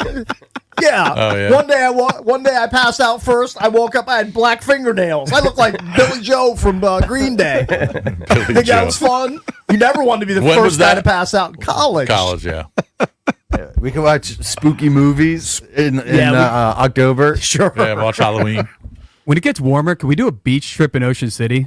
Like a weekend trip? Well, we used to do the Dewey bit all the time. Weren't we talking about maybe doing something again? Yeah, we were. Yeah. Been a lot of Yeah, plans. it's Monty. I caught wind of that, guys. You're always welcome. Yeah. Come down to Dewey. I would be up for that. Love me some It's Monty. another 36-hour booze fest. Yeah, beaching it. With We the have, junks. in a way, we have our sleepovers, but then we just retired our own hotel rooms. Right. Well, when we do our trips. Yeah. Yeah, because we're mid 50s now. Yeah. We're not about like We were 25, cramming different 6 story. dudes into a hotel room anymore. If we took over Secrets, that would be the highlight of my year. If all It's pretty seven of hard us to just- take over Secrets. Oh, now you Yeah. got Valdez's attention, full blown attention. Anything, stirring in his hey, pants. anything Ocean City, I'm down for. Yeah, Yeah. you're in. Is that? Hold on. Is Ocean City in Maryland? Yeah. All right, I'm out. Very anti-Maryland, this guy. Well, it takes forever to get to Maryland. I know. It takes I mean, forever where to you get live, out I of get it. Virginia. Yes, your state's fault. Okay, well, that's where I live. He had, Sorry. he had a condo there. You're so anti-Ocean City. I am now. Yeah. That thing Still paying for that it? thing's finally paid off, right? You're done paying that off? Oh, me? Yeah, you're I'm not. You're out on it. There was a buyout. You're the buyout. Buyouts are good. You got the buyout. Yeah, there was a buyout. Usually people But- like buying. Which is as big Mooney- as Brian Kelly's. Right. Mooney still owns it. Right. Yeah, he still owns it. How about the value of those properties? Have they gone up since Well, like, we when bought you it initially for invested? in 2004. You bought it like at the peak. 510. Yeah. All Where's right, then now? it went down to 395, Oh, that hurts. and I'm not sure what he could sell for now. In the Buy same high, realm, sell low. probably Everybody knows that 500s. bit. Hey, Yeah. would Mooney host us if we had a Junkies beach? No, trip? because his kids are always down there. He's got a million kids, and they're always down there with their friends. Dude, I have to tell you, I grabbed some Chick-fil-A before. And this is not a shot at Chick-fil-A. This is just at the state of the world right now. I got a grilled chicken. You can tease me for not getting the regular. I got fine. a grilled I chicken always get the sandwich. fried Get what you chicken, yeah. want. I got the grilled chicken sandwich. Right, $8, $9. $7.36. Yeah. That's literally what it was. $7.36. that all you got? That's all I got. Yeah. No fries, no water. no drink? No drink. I had a water in my car. Oh, okay, got it. Andy had his. Or a lemonade. Make sure you make sure you don't mix it up with your Yeah. Yeti that you Yeah. had to go number one in. Dude, one chicken sandwich Yeah. is $7.36. Yeah. I remember when we were kids, we go to McDonald's, you get a cheeseburger for 49 cents. Things are slightly more 55. expensive. Okay, but a chicken sandwich should be honestly $5, maybe like $5.50. Everything's more expensive. You know that. $7.36. Wait till you see your benefits. Yeah, right. Filet of fish, $5.50. I And that- remember filet of fishes were $2. Yeah. Oh, it's EB, dude, did you see the new menu item at Chick-fil-A? I They're didn't. launching it in San Antonio and Baltimore, and What it's going is to be it? a hit. It's chicken and waffle sandwich. Oh, yeah, I did see That's that. pretty impressive. Now you have my attention. was that going to be about $14? It's going to be butt expensive, but Yeah. I might have to make the trip up to Baltimore to try it. Did our guy Tom come up with that from Tom's Watch Bar? Maybe he's a food innovator. Well, what was his Did thing? you see during the Stuffed World crust Series? pizza, right? Did he come up Did with he that? do that? And the McGriddle. Yeah, Dude, during those the. are Pretty Pretty good good food ones. innovations. I know the one. It's not there, right down the street anymore. Tom's think it Watch is. Bar. Oh, it I think is. it is. It is, but not the one by Capital Oh, One. Capital correct. One Arena. They closed that one up with the quickness. But during the World Series, they had a shot of fans. I think it must have been a Dodgers game. Must have been a Dodgers home game. So it was in Toronto, and then there were all these fans at Tom's Watch Bar. Big old thing at Really? Tom's, and just they were having a watch party at the Watch Bar. Hey, my guy Tim at Secret says, "I got you, boys," and they just added a golden tee. Game changer. Oh man, you may buy a condo inside Secrets Yeah, at this right. point. I haven't been to Secrets in over 30 years. I don't know if I've ever been to Secrets. Well, you're Really? missing out. I don't think I have. But you wouldn't want to, like, one year in the summer or one day in the summer, once a year, we can all get together. I don't need to sleep in the same Yeah, room. I don't need as to you be in the dummies. same room. Well, I got no mind going well, out. what about? and Hey, what hanging about out. if it was a house? What? What about like if it was a house? Well, like a Junkies- beach thing. Junk's Rent a crash beach house. pad. To do an Airbnb or something and just go. Yeah, get my own room. Yeah, get hammered yeah, you somewhere. get your own room, be like one of those big ass homes Yeah, yeah. on the bay Yeah, that have I'm all in. have like 12 bedrooms in there. I'm all in. And then we do cannonballs together. Yeah, exactly. I'm all in. Jackknives. We have our own pool in the back. I love it. Sounds like my Outer Banks trip. I'm all in. Has some inflatables in the pool, like a flamingo. You got a raft. You got maybe a lazy river as part of. Yeah, it'd be like Part of the setup. Barstool's thing they just did, where they're You're at right. the Jersey Store. I'm all in on that. I would I'll catch love us that. fish for Cakes to dinner. bring his poker table. Wow, I mean that thing weighs like 300 pounds. No chance I'm bringing that. Yeah, we'll play that on the kitchen Hey, real table. quick, let's go to Marcus. He still wants to chime in on this game. There are some people still that think Yeah, there's what's some up? What's up, relevance in Mander this fans? game. Don't you Marcus. realize you get the first game of the Sunday? Marcus, what's up, man? Are you excited for this game or no? Thanks. I'm looking forward to this game, but I'm more inclined to think it's DEFCON 1 because can you imagine 2 weeks of dissecting a 3-8 season that's been a disaster and that the club is irrelevant before Thanksgiving again? My advice to anybody that's going to Madrid for this game is forget about the game and drown yourself in the beautiful women of Spain. Thanks very much. They're already He's getting there. after it. I Why doubt does many it- people are leaving Why are now. those women getting so much hype? I don't know. Why are the Spanish women? yeah, Couldn't tell why? you. Beautiful women. Maybe beautiful women everywhere. But they're not particularly beautiful in Spain. Some countries have prettier they're women. pretty. They're. Okay, give me an ugly chick country. I'm not going to go there. You're going to stay I'm away. I know I'm there staying were away. ugly chick Away. colleges. I know that for a fact. I'm staying away from that question. I'm sure there are ugly dudes. Oh, there are ugly dudes on every campus. Tons of them. They've got Penelope Cruz. She's baldy. Penelope. You're just going through like famous people. I just put famous Spanish women. Yeah. Most of them I don't know. I'll No, tell you a but- country and there's a lot of people from this country moving into my neighborhood, and the women some of them are beautiful. Yeah. Yeah. India. Ah. Oh, really? Okay. Mm-hmm. Look at you. Got Lots the of- radar up. Got a couple neighbors, Indian neighbors, a little bit silly. Really? Yeah. You got You're starting to Indian- like your You neighbors got now. Indian smoke moving I into like Ashburn. a lot of my neighbors. There's only a few I dislike. But the Indian women, yep. There were one or two in particular you really didn't like. Are they still around or did they move? No, one moved out. Second moved out. Third one's still there. So you still have one dud? Yeah, I mean, they're fine. I mean, Do I just they- don't talk to Do them. they know that you talk about them? And you have this platform. No. Yeah. What's up, Mike Moore? You look like you can't Mike wait to Moore. jump in. What are you going to say, I Mike was gonna Moore? say like my dream is to marry a chick from Switzerland or Australia. Why? Those are my two One of one those What, seeds. those are your one seeds? Why? I don't know what it is. It's just something about the accent, and I'm big into blondes. So Yeah. Yeah, as I say, that- there's, is that there's native not blonde much. for Well, sure? if you're into Brett blonde, Oliverio theorem. if you're into blondes, Yeah. you want someone from Denmark. Not much Swedish. diversity or in Sweden. Switzerland. Sweden or Denmark. He's not big on diversity. He doesn't care about I'm looking that. at this site. They said Germany has some butt ugly women. Oh, I believe that. Really? Bunch of frowns. Jason always loved Steffi Graf. On her body, or not her face. Was it United Kingdom? I'm looking at a list of ugly countries. Banged up Lithuania. teeth. Lithuania's up A lot there. of those countries, I think, have bad teeth. Bad teeth. What's the country where they wear the clogs? That's big shoes. Netherlands. The Netherlands. Wooden shoes, yeah. The Netherlands, though, they might have attractive people. I don't know. I don't know much about the Netherlands. Cakes literally has tears running down his I cheeks. told you. I might just go show. home. I might just leave. There's no way like Sadly. Latvia has silly women. I don't know anything about I it. don't know. I mean, I don't know anything Ask about it. would Alexis be- that would- Protas. they He's would from look like Russian Lithuania, women. right? Isn't he Lithuanian? Ask him about the women over there. yeah, I would say Russian women, they probably all look the same. Yeah. Latvia. I know Lithuania. I know we grew up with a guy that played baseball at Hopkins, and he said the women there were trifling. They Where? knew all the women. Where? Johns Hopkins. Hopkins. Hopkins. Well, there was a correlation to smart chicks. Yeah. Not as hot. I mean, if you get a 1560 on Maybe your the SAT, school's just too like, small. Is Hopkins not that big a school? Maybe I don't a think it's very No, big. it's- That's Small. right. It's a Small. There's small also school. But high you go- SAT scores. Yeah, but you go to you go to Ivy schools that are big. You still have attractive people there. Guarantee it's less than down at Georgia. Florida or Like Georgia. Arizona You think State there's a or lot of something. sillies at Yale. I doubt it. Right. I've been there. I mean, I don't know. I guess I never really thought. Now of it they that are way. well heeled. They're rich. So that probably gives them a leg up. Coming up next, we're going to talk to the Wizards head coach, Brian Keefe, here on The Fan.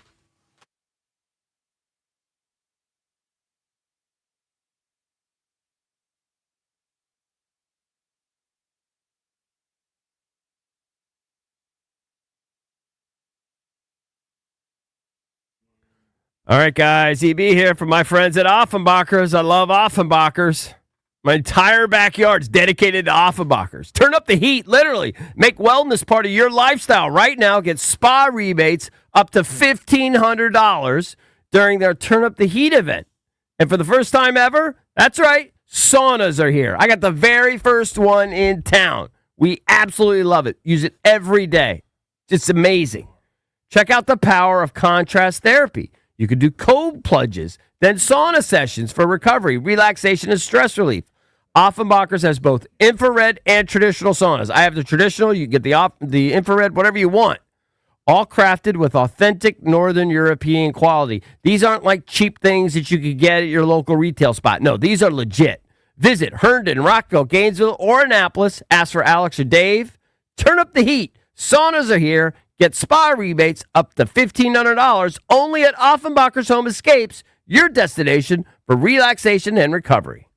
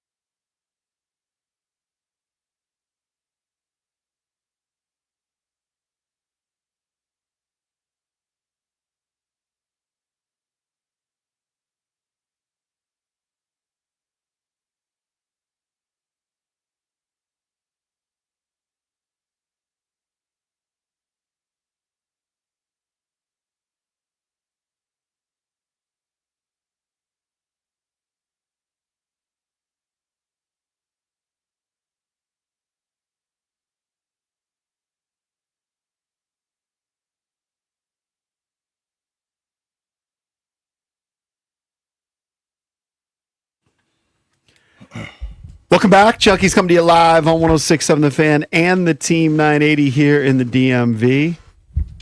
Joining us right now on the Rude Guest Hotline, Rude, the most reliable heating and air conditioning products in the DMV, is the head coach of the Washington Wizards, Brian Keefe. Good morning, Coach.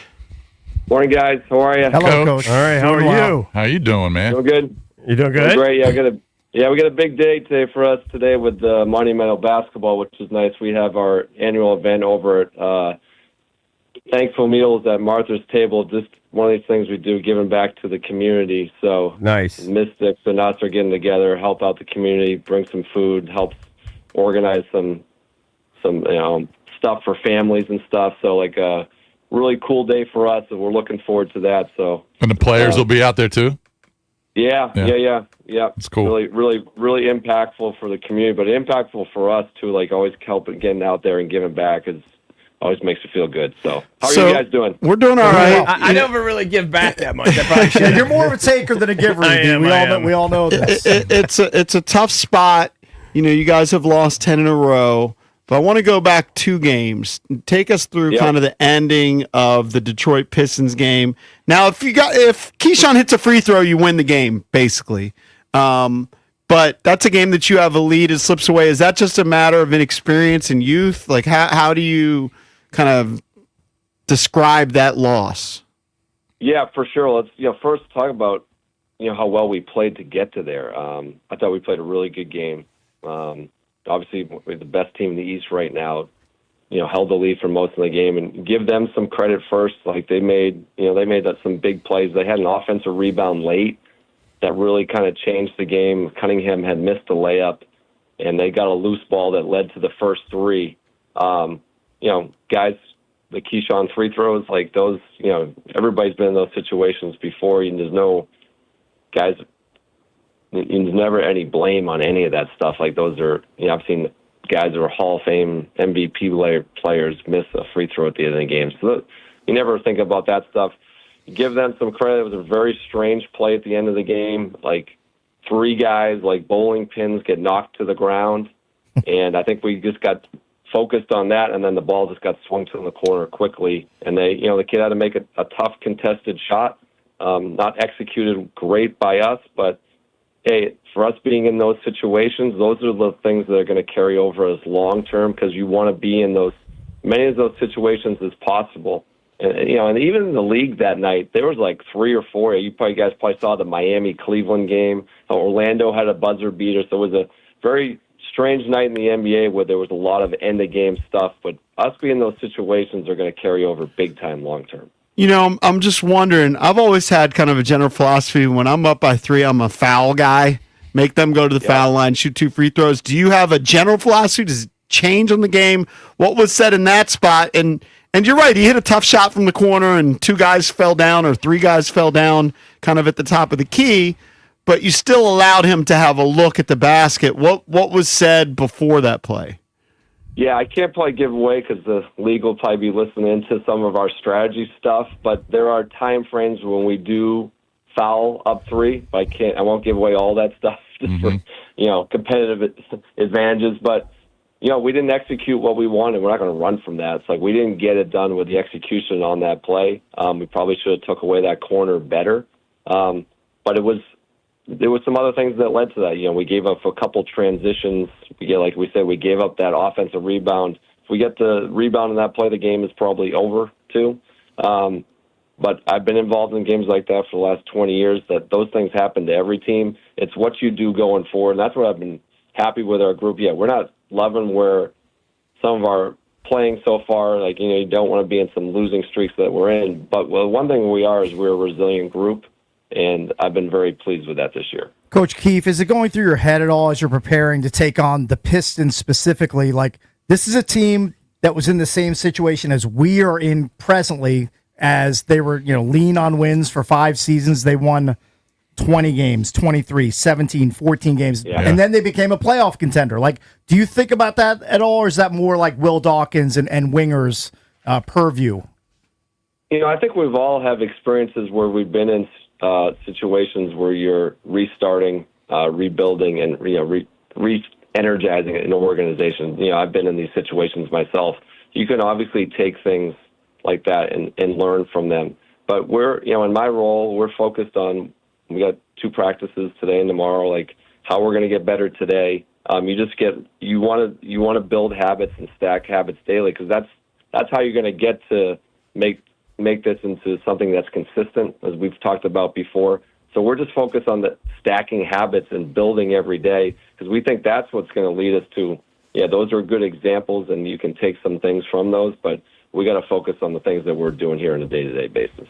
It's wild because we're old guys, and we remember back in the day in the 80s, Knicks, Bulls, and 92-90. Games where it'd be 92-90 or 85-83 or something. And now it's wild. You guys played the Rockets the other day. You gave up 81 in the first half, and it's not even that unusual. It's just wild. And then Ben was telling us, I'm actually enjoying watching you guys this year.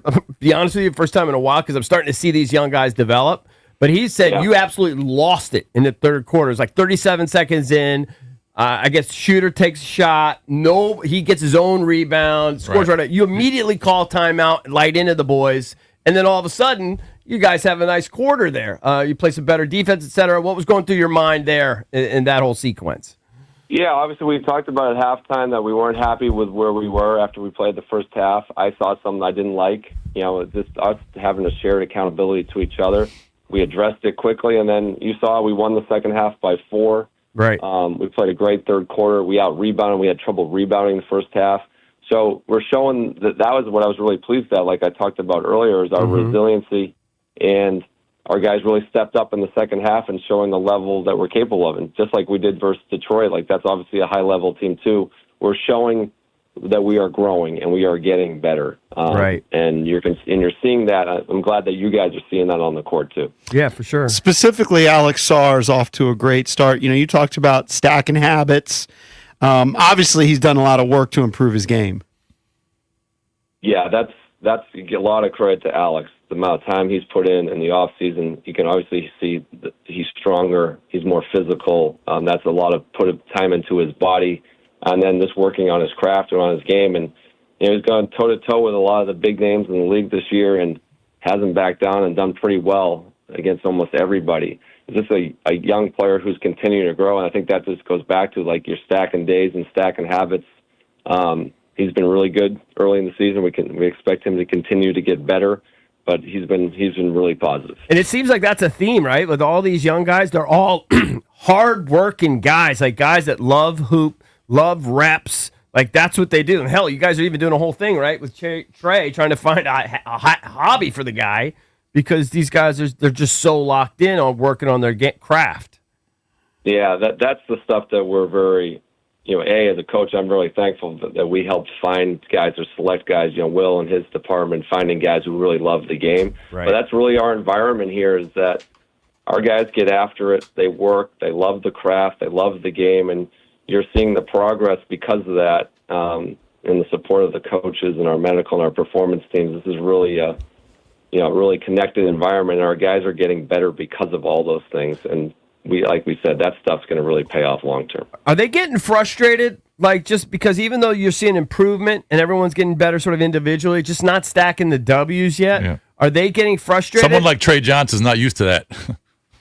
Yeah, no. One thing that's great about here is we're all competitors. No one wants to lose. And there's guys. When you lose a game, you're going to have frustration, and you can. But the one thing that's great is we come back. Like the next day after we had, a tough defeat versus Detroit, like we come back and we had some optional stuff the next day, and we had pretty much everybody in the gym.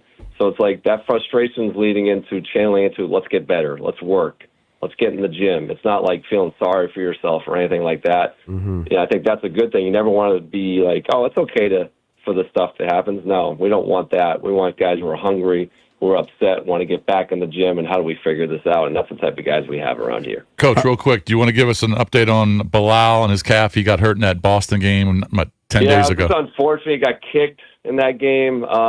He's progressing, doing a little bit more on the court. Don't really have an timeline for you yet, but definitely doing more and more and getting closer. All right, Coach. That's Coach Brian Keefe from your Washington Wizards. Thanks, pal. Thank you, Coach. Thanks, guys. All right. Coach Brian Keefe. They play the Nets on Sunday. Combined record was what? I think 2 and it's 22? 2 and 21. 2 and 21. I need to, it's time for me to get out. I need to get out to a game. Well, you won't be in town. No, not this weekend, but I need to go. You know, I need the whole cherry pick Hennessy the schedule. I need the whole Hennessy experience. Boys night out. There we go. Okay. Then a sleepover. Slumber party, junk slumber party. Coming up next, we'll open up Evie's entertainment page. Don't go anywhere.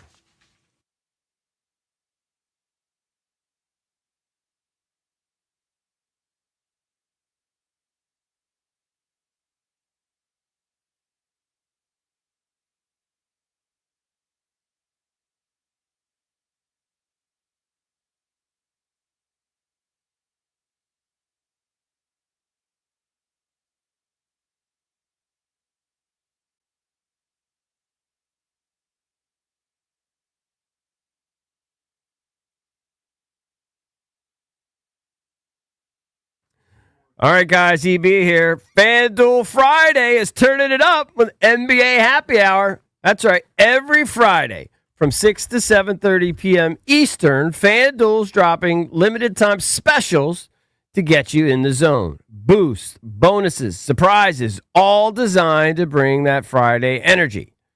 This isn't just another promo. No, it's your weekly pregame. NBA Happy Hour every Friday, 6 to 7:30 Eastern, only on FanDuel, the official sportsbook partner of the NBA. Make sure you visit FanDuel.com/EB to grab your reward before the clock expires. FanDuel Sportsbook is the official sportsbook of 106.7 The Fan. You must be 18 and over, present in D.C., opt-in required. Rewards are non-withdrawable. Restrictions apply, including bonus and token expiration, leg requirements, and max wager amount. See terms at sportsbook.fanduel.com. Gambling problem? Call, text 1-800-GAMBLER.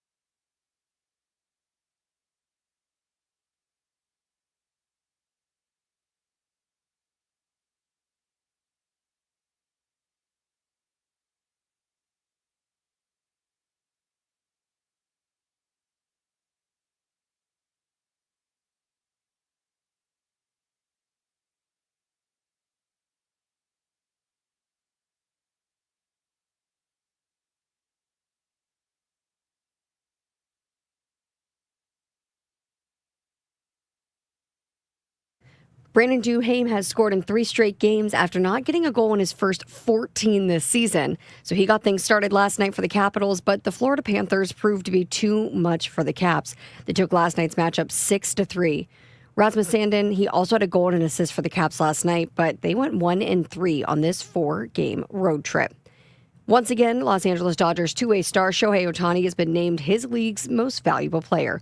Ohtani was a unanimous selection for the award. Aaron Judge won on the AL side. He received 17 of the 30 first-place votes, 13 of the second-place votes. Mariners' Cal Raleigh received the other 13 first-place votes, while finishing second with the other 17 ballots. From the Crop Metcalf 5-Star Sports Desk, Savannah McCann on The Fan.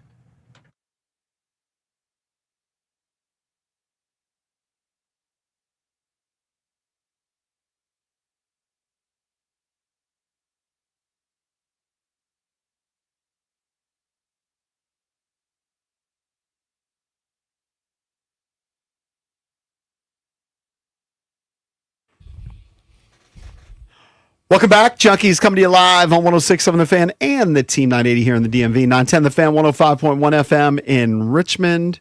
We're streaming live on the free Odyssey app, iHeartRadio, TuneIn, and you can watch us on the Monumental Sports Network presented by Crop Metcalf. They're the official heating and cooling company of the Junks. Looking to be their next 5-star HVAC technician or plumber, just visit cropmetcalf.com to join their team. Coming up later this hour, all you got to do is listen. Give you a chance to win some tickets to the Final Frontier Tour, an evening with Journey. But right now, let's open up the entertainment page. That's driven by BMW Fairfax.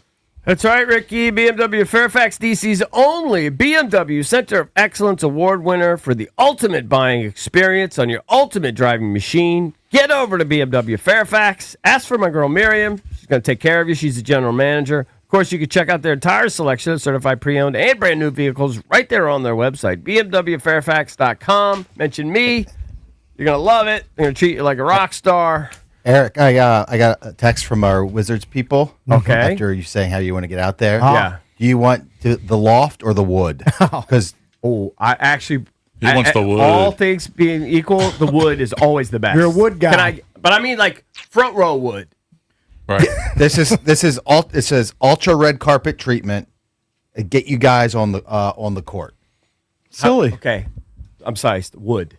Cakes and I were right there next to the bench last year. That was pretty incredible. I mean, I was as far away from Rashawn Holmes Yes. as I am from Jason right now. Like I literally On the same level, right? Right on the wood. Front row, right? Yeah. like right behind the basket.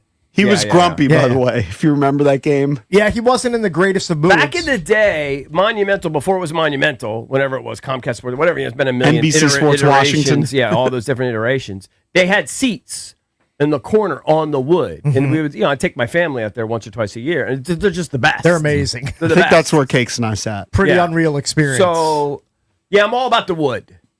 And I can honestly, I can go with or without you guys. Right, it's fine. You're going to get better access than me. Of course. Man's flexing his muscle over there. Of course. Well, I'm going to do the stand-up comedy routine at halftime for you, EB. Okay, Oh, I'd you're love welcome to see that. You're welcome to. All right. You double bill of unfunny Ben and Big John. I mean, Ben's been in the Clear business out like for a dirty bomb went off. Ben's been in the biz for 20 minutes. Yeah. We're Hall of Famers. Just like Jaden. Well, actually, bigger resume than Jake. To be honest with you.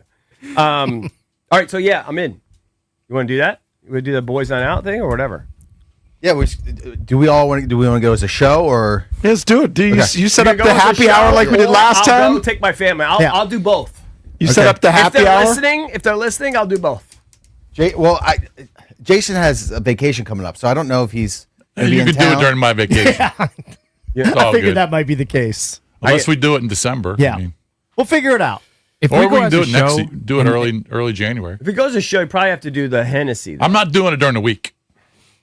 Got to be a weekend. if they're listening, the worst thing they could say is no. It's a big dream of mine. I was telling Valdez, I would dream? love to get pulled for a half-court shot. You're gonna embarrass yourself. I've dreamed of that You're so gonna many embarrass times. yourself. Like literally dreamed it. Like You while I'm really sleeping. want to do that? I want to do that so badly. You're not gonna hit anything. Would you draw iron? No, I would make it. That's in my would make dreams. it? I've made it. Oh my god. There's gotta no make this chance. happen. Hey, there's no chance he could get the ball to the hoop. No. For a half court shot, you can. We should For make just this one happen. shot, though, man, nerves start taking over. Yeah. He's in his, Dude, you would panic. I want to do this so in his badly. Gen Z skinny jeans and everything. There's no chance he How can many get the ball. things do you Backwards have? lock. How many things do you have on kind of your like? I've always dreamed of doing bucket This. list. Because the other day I can't wait to hear was this talking list. about this boxing card that's coming up, and he was like, and I have kind of a connection. And he goes, I've always dreamed of being a ring announcer. Yeah, I want to do the Bruce Buffer bit so badly at like a one of the regional events. Start small, but then I'll blow up. Don't do it right Yeah, here. yeah, don't do it You'll right get now. sued, Ricky. Yeah. Yeah, easy. Let's back I'm off. surprised he's not Don't going jump up into there that. with you. I mean, I bought tickets for $620 each. Oh. Okay. But yeah, doing the ring announcing, that's a dream of mine. And then So this that's one, on the list. This What else? is realistic, and it will happen eventually because one of my cousins is a Golden Knight. Okay. Is skydiving. Really want to go Oh, I thought you skydiving. meant played for Vegas. Oh, I did. That's who I did Salt skydiving with. I did skydiving with the Golden Knights. Yep. Yeah. JP's already beaten you to the punch on that one. Andrews Air Force Base. It's just because that feels ultra safe. Whereas like I've been Yes. offered to do it in OBX, and it's just like a rink-a-dink place. Oh, it yeah, seems you very can't do it sketchy. there. That's where you go You to need die. to do it with the military. Yeah, Yeah. When I did it with the Golden Knights, I'm on the plane 10,000 feet high or however you are, and they literally had a target about 2 miles away and landed on the target. Yeah, I mean, well, it's called ridiculous. military precision. They're good at what they do. I wouldn't do that for all the money in the world. If I had to do I it, wouldn't. that's the scenario Yeah. where I would I'm do not. it. I'm not driving to Orange, Virginia Yeah. to go do it. Yeah. no, I'm not doing Some that. people have They- like a broken down RV. Mar, running a- the Golden running a Knights- business. Crop duster. The Golden Knights were supposed to drop into Briar Woods 2 weeks ago for their football game, but the government shutdown canceled it somehow. Oh, how'd the football game? You guys were like brewing some sort of bet, right? We talked about it. You were gone. I guess. Oh, okay. Yeah, you were gone. They paid it off. I Jason paid- lost. I got 31 and a half. They lost 38-0. And there could be a rematch next week, and we're gonna have to have a new spread. If and Briar retest. beats John Champ tomorrow night in the first round of the districts, they'll play Stonebridge. So Stonebridge is a juggernaut right now. Stonebridge has outscored their opponents like 1,000 to 10. It's like Quince Orchard. Yeah. So, if we're doing a bet for that game, I'm getting a lot more points. Hey, what would your boxing call be if you're a ring announcer, a UFC call? it would something I'd have to workshop. Yeah, But you'd it would have be to- a heavy hitter. It would Yeah. get people fired up, no Okay. doubt. Boots on the ground. Boots on the ground. Yeah. All right, couple things here I'll get into and we can move on. But entertainment wise, Jason, you said your wife still watches Dancing with the Stars. My right? wife and daughter love it. This is interesting. I The feel Steve Irwin's son. I feel What's bad. his name? Robert, I believe. Robert Yeah. Irwin. They love him. I feel bad for Bobby Bones. Do you know who Bobby Bones is? I think he's like a country music he a radio DJ. guy? Yeah, radio guy. I've Right? heard that name before. So he actually won the thing a few years ago. Who would know? Oh, really? Okay, yeah, I wouldn't know. But he's season 27. He won. It's a good But nickname, apparently, Tom Bergeron at some point kind of he caught some strays where they asked him like who surprised him the most shocking elimination, and Bergeron. He didn't answer that. He just said his most shocking thing was when Bobby Bones won it. Oh. It threw him under the bus. It was like 6 years or so ago. Man, he's holding on to that. I huh? saw Bergeron's in the news because he's maybe making a comeback. Like he got kicked off the show because he got political. But maybe he's coming back. I think at one point he did get kicked off, right? But But Bones. is he shocked because of his Q rating or Oh, he because was of his like, what dance am I moves? supposed to do? He's like, I didn't want to be on the dumb show, but they put me on the show. I'm going to try my best. I freaking won. And he won it? And then Bergeron must takes have a some shot talent. at me. And then I think the girl that used to be married to, she took a Julianne shot. Huff. Juliana Huff, Yeah. she took a shot at him, or she We have strongly audio of her. disagreed We love that audio. with his win.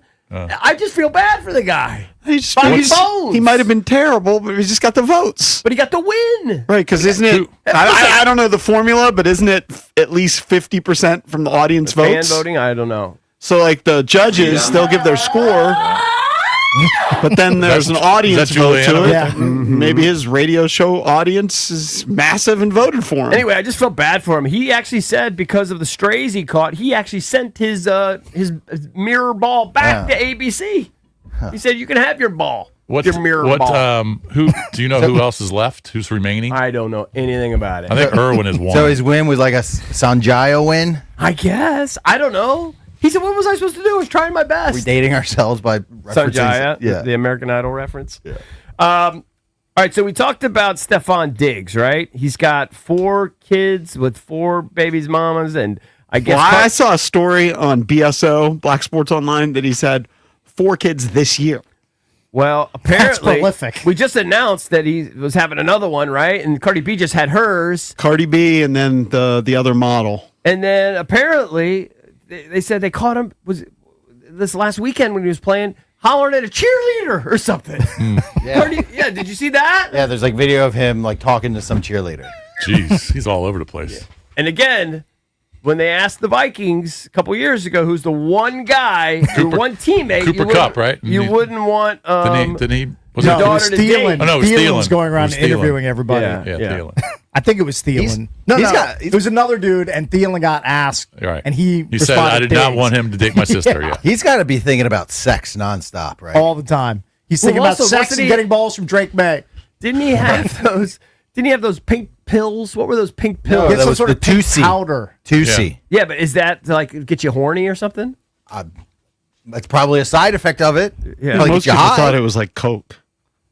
I think it's like it's a version, right? it's like Coke, ketamine, Adderall. Combo. and like ecstasy.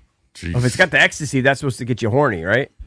I think so. Because didn't he allegedly tell the girls like, "Here, do this, and I'll be down in like 20 minutes." Yeah, he that did say right? that's what that was the report. Now, Cakes, do you like to claim Stephon Diggs only? Because I punch up hometown, it says Gaithersburg. Yeah, he's kind of. I think that's kind of stolen valor because he just went to school in Olney. He's not really from there. He might be one of the horniest people in the country. Probably. He's top 10. He's got to be. He and the what's the other comedian's name who has like 10 kids? It's a comedian. He's like a show host. What's the guy's name? Oh, Nick Cannon. Oh yeah, Nick Cannon. Cannon. Oh, Nick yeah. He and Nick Cannon. Cannon. He's got a million They lead the kids. league. Dude, he's up in the. He might be near the teens. Yeah, he Like might be 12 double or- digits. yeah, he's definitely in the double digits for sure. Let me see. I don't know. I don't quite understand this story with Ariana Grande. What happened with her? Oh, the fan Yeah, came in and fan, almost pummeled her. Like stalking her? Is that the Just deal? wanted a picture with. I think he turned around and wanted a picture. It was at the Wicked for Good premiere in Singapore. Yeah. According to footage, as she walked down the yellow carpet greeting fans, the attendee appeared to jump over a barrier, run up to her before wrapping an arm around the actress, and appeared who obviously was shocked by the interaction.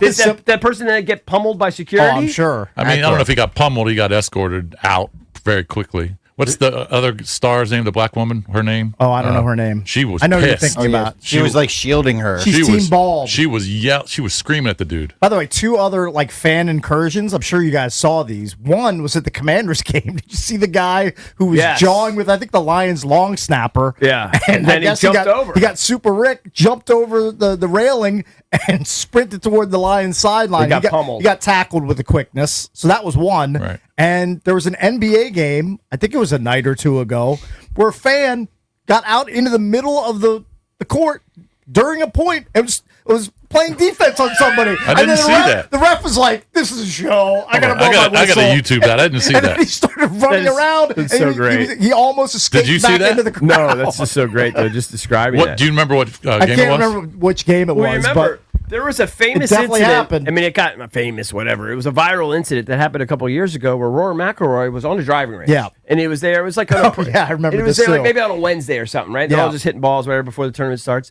And you're there with your equipment manufacturers and your coaches and friends and caddies and Yeah. everything. Everybody's hitting balls, just kind of doing their own thing. And a fan just walks under the rope, walks by, goes into Rory's bag, Mm-hmm. Yeah. grabs his driver. Driver kind of gets stuck as he's Yeah. pulling it out of it. Rory's looking at him. Who's Yeah. this guy? And he pulls the driver out and walks away. yeah, I Steals remember Rory's that. driver. It's pretty funny. Now he probably didn't get very far, but No, they just stared at each other. yeah, they were like incredulous. Like, They didn't what's know what going to on do. here? Yeah. I think eventually they got it, but people are nuts. There used to be a guy, he wrote a book. And he was kind of like that guy who would get into all the games with all the tickets. His bit, though, is he would just like, one time he showed up and he just played in the U.S. Open.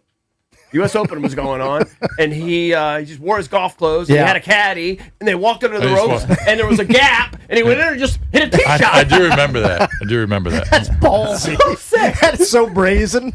That's every year around Masters time. You always see the picture of the Asian dude who goes up to like one of the marshals at Augusta I don't know and this. I don't then he won like practice round tickets, so he thinks that he won like a chance to play Augusta. You're kidding. No, there's it's Oh my god. every year around the Masters you'll see it. All It was right, the NBA game was the Clippers and Nuggets game. I'm watching it right in now. LA. I'm watching it. What's the guy wearing? Hold on.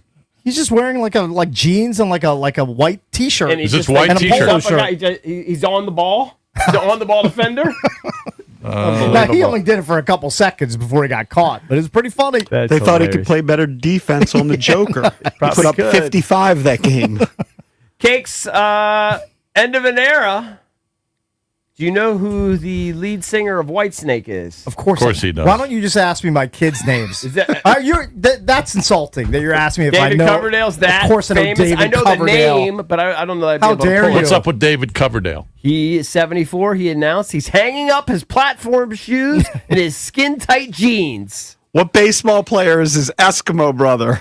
Oh, it's Finley. Yeah, Chuck Finley? the pitcher. Tawny Both banged Katane? Tawny Katane. May she rest in peace. She's no longer he with was us. married Their to most her. famous song is "Here I Go Again," right? 100%. That was a great song. Great tune. Which song is this? This is not it though, right? This is Oh, is this "Here I Go Again"? yeah, it's just a longer intro than Yeah. usual. Yeah, 74. Is he American or Brit? Is Definitely he a Brit. He's a Brit. yeah. He started the United Kingdom, Jason, with local bands before the end of the gig as the next lead singer for Deep Purple in 1973. Damn. 3 years later, he resigned from the band and launched a solo career. And then he founded Whitesnake in 1978. You think I didn't see Whitesnake open for Motley Crue at the Capitol Center back in the day at probably both bands' heydays? That's a great concert. That's a great hair metal concert. When did Here I Go Again come out? Late 80, 80, 88, 89 maybe, Was I'm it that guessing? late? Wow. I don't remember know. Jason, Guess, I don't know. And I'm pretty sure you were there. We were at a high school party somewhere outdoors, and one of our buddies from our high school was at a band, and they played Here I Go Again. Well, it's a banger. Was it Frazier? No. I don't even know I don't where we remember were. that. I don't remember. It was like the keyboards and everything was playing. It was silly. It sounded amazing. And it I was did- right when I that- love that song. when that song came out. 1987. Yeah, it was about that time. Yep. So about David that time. Coverdale hanging it up. Hanging it up. There you go. There you go, Cakes. Entertain you. You did There's not entertain that me. much going on. We could go through all the different celebrities that are denying or talking about their Ozempic use. That's fine. Who cares? Yeah. Right? Do you really care? So, Basically, if you're fat and then all of a sudden you're skinny, I'm going to guess you're on the Ozempic. like Amy Whatever. Schumer, she's now It's on fine. it. There's somebody else. Tiger Pride, Towson Amy alum right Schumer. there. She Right. number one. As most famous Towson Tiger? Ooh, that's a great question. I mean, Dave Meggett. we don't like to They tried claim it. I David. don't really like we to don't like to play. claim David Meggett, Yeah. JP. We're just gonna forget you said that. Probably Amy Schumer, Stacy Keebler, I believe, also a Towson That's a pretty Tiger. big one. Pretty good. Amy Pretty solid. Schumer, Charles S. Dutton. You know him. Oh, Rock. Yeah, he's a Stacey stud. Keebler. Yeah. Gary Neal, not really low Q rating. Where's John Orville on this list? That should be on this list. You know another one who had a little bit of a scandalous, I think. Didn't Sean Landetta have some issues? Maybe. I think he had some Maybe. issues too. Could be. Dicey school. We're not over here there. to sully- Oh, you know what? Mike Rowe. Mike Rowe from Dirty Jobs. Yeah. Oh, He's I a didn't know. Towson guy. He's a Towson didn't know guy. that. You know, I didn't know that. Didn't know that. There you go. Look at that, bunch of studs. It's kind of a Sillies. nubs list here. I'm on the same thing. It is kind of a nub. Oh, you guys do have the other Jerry Sandusky, the one that's okay. Good Yeah. Jerry Sandusky. Yeah, we will claim him. Right, the We'll claim broadcaster. him. Yes. That's Yeah. our guy. Hey, right now, caller number 10. I said I was going to hook you up this hour. Caller number 10 will hook you up with some tickets to the Final Frontier Tour. It's an evening with Journey, Wednesday, March 4th at Capital One Arena. Tickets are on sale this Friday, November 14th at 10 a.m. That's courtesy of Live Nation. All you have to do is give us a call at 1-800-636-1067. 10th caller gets the tickets.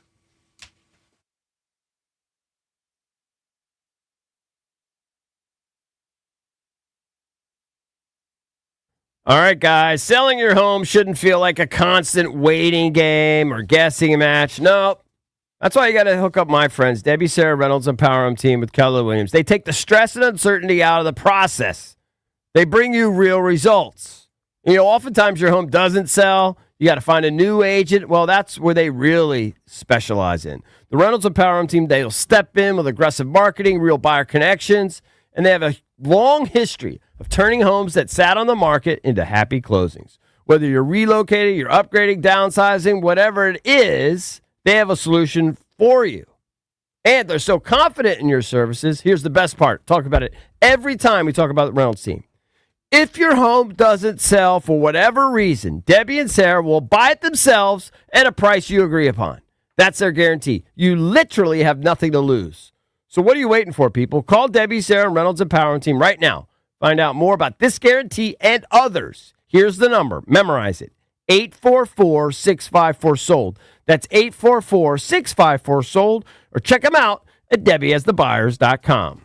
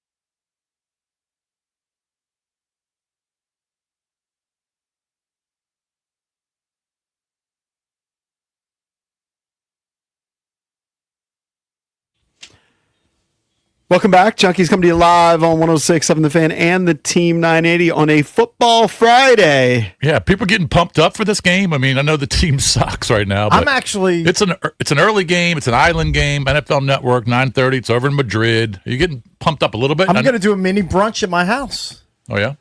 Try to do some. Were you having people over to watch the game? No, family brunch. Just like hang out, maybe do like a chorizo hash with some Does scrambled the eggs. game have anything to do with it, or you just so happens you're having a brunch that day? Just do it and in concert halftime? with the game. Oh, okay. In the spirit of the Because game. 9:30, you could do a late breakfast brunchy type deal and watch the game while Sounds you're good. eating. I might come over. Eric, Yeah, I know sounds you're good, right? I know you're interested in I know you obviously Jay's not playing, but you want to see if the defense improves. I wanna see if what the the- DQ move with Witt improves the defense. That's By the way, I'm one not thing expecting massive difference. I know. Just a few subtle things. Maybe it's a little tighter. Maybe a few, different stunts and blitzes, a little pressure that they create somehow. Take a few more chances, Right. And just force a couple punts. Yeah. That to me would be progress. I think that is the intriguing storyline. I don't think it's going to make much of a difference, but the intriguing storyline is Dan Quinn is the defensive coordinator. Joe Witt's back up in the booth. Will you see a different defensive performance? 1-800-636-1067 is number. I want to hear from you. Are you intrigued by this game? Do you like a 9:30 kick? Commanders have lost 5 in a row. I do like They're 3 and 7. Love a 9:30 kick. I love it when you expand the NFL schedule into the morning hours. This is what I was saying. I kind of like it as a one-off in the morning when your team's playing, but you don't like the uncertainty if they'll come out jet lagged or lethargic. Right. Yeah, you just Like don't you know.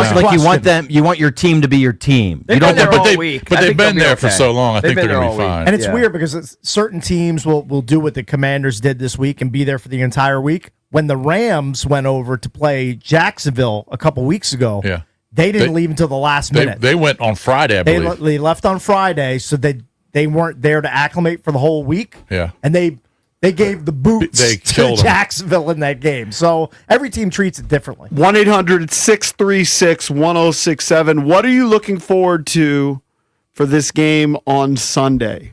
We understand that the season is pretty much lost at 3 and 7.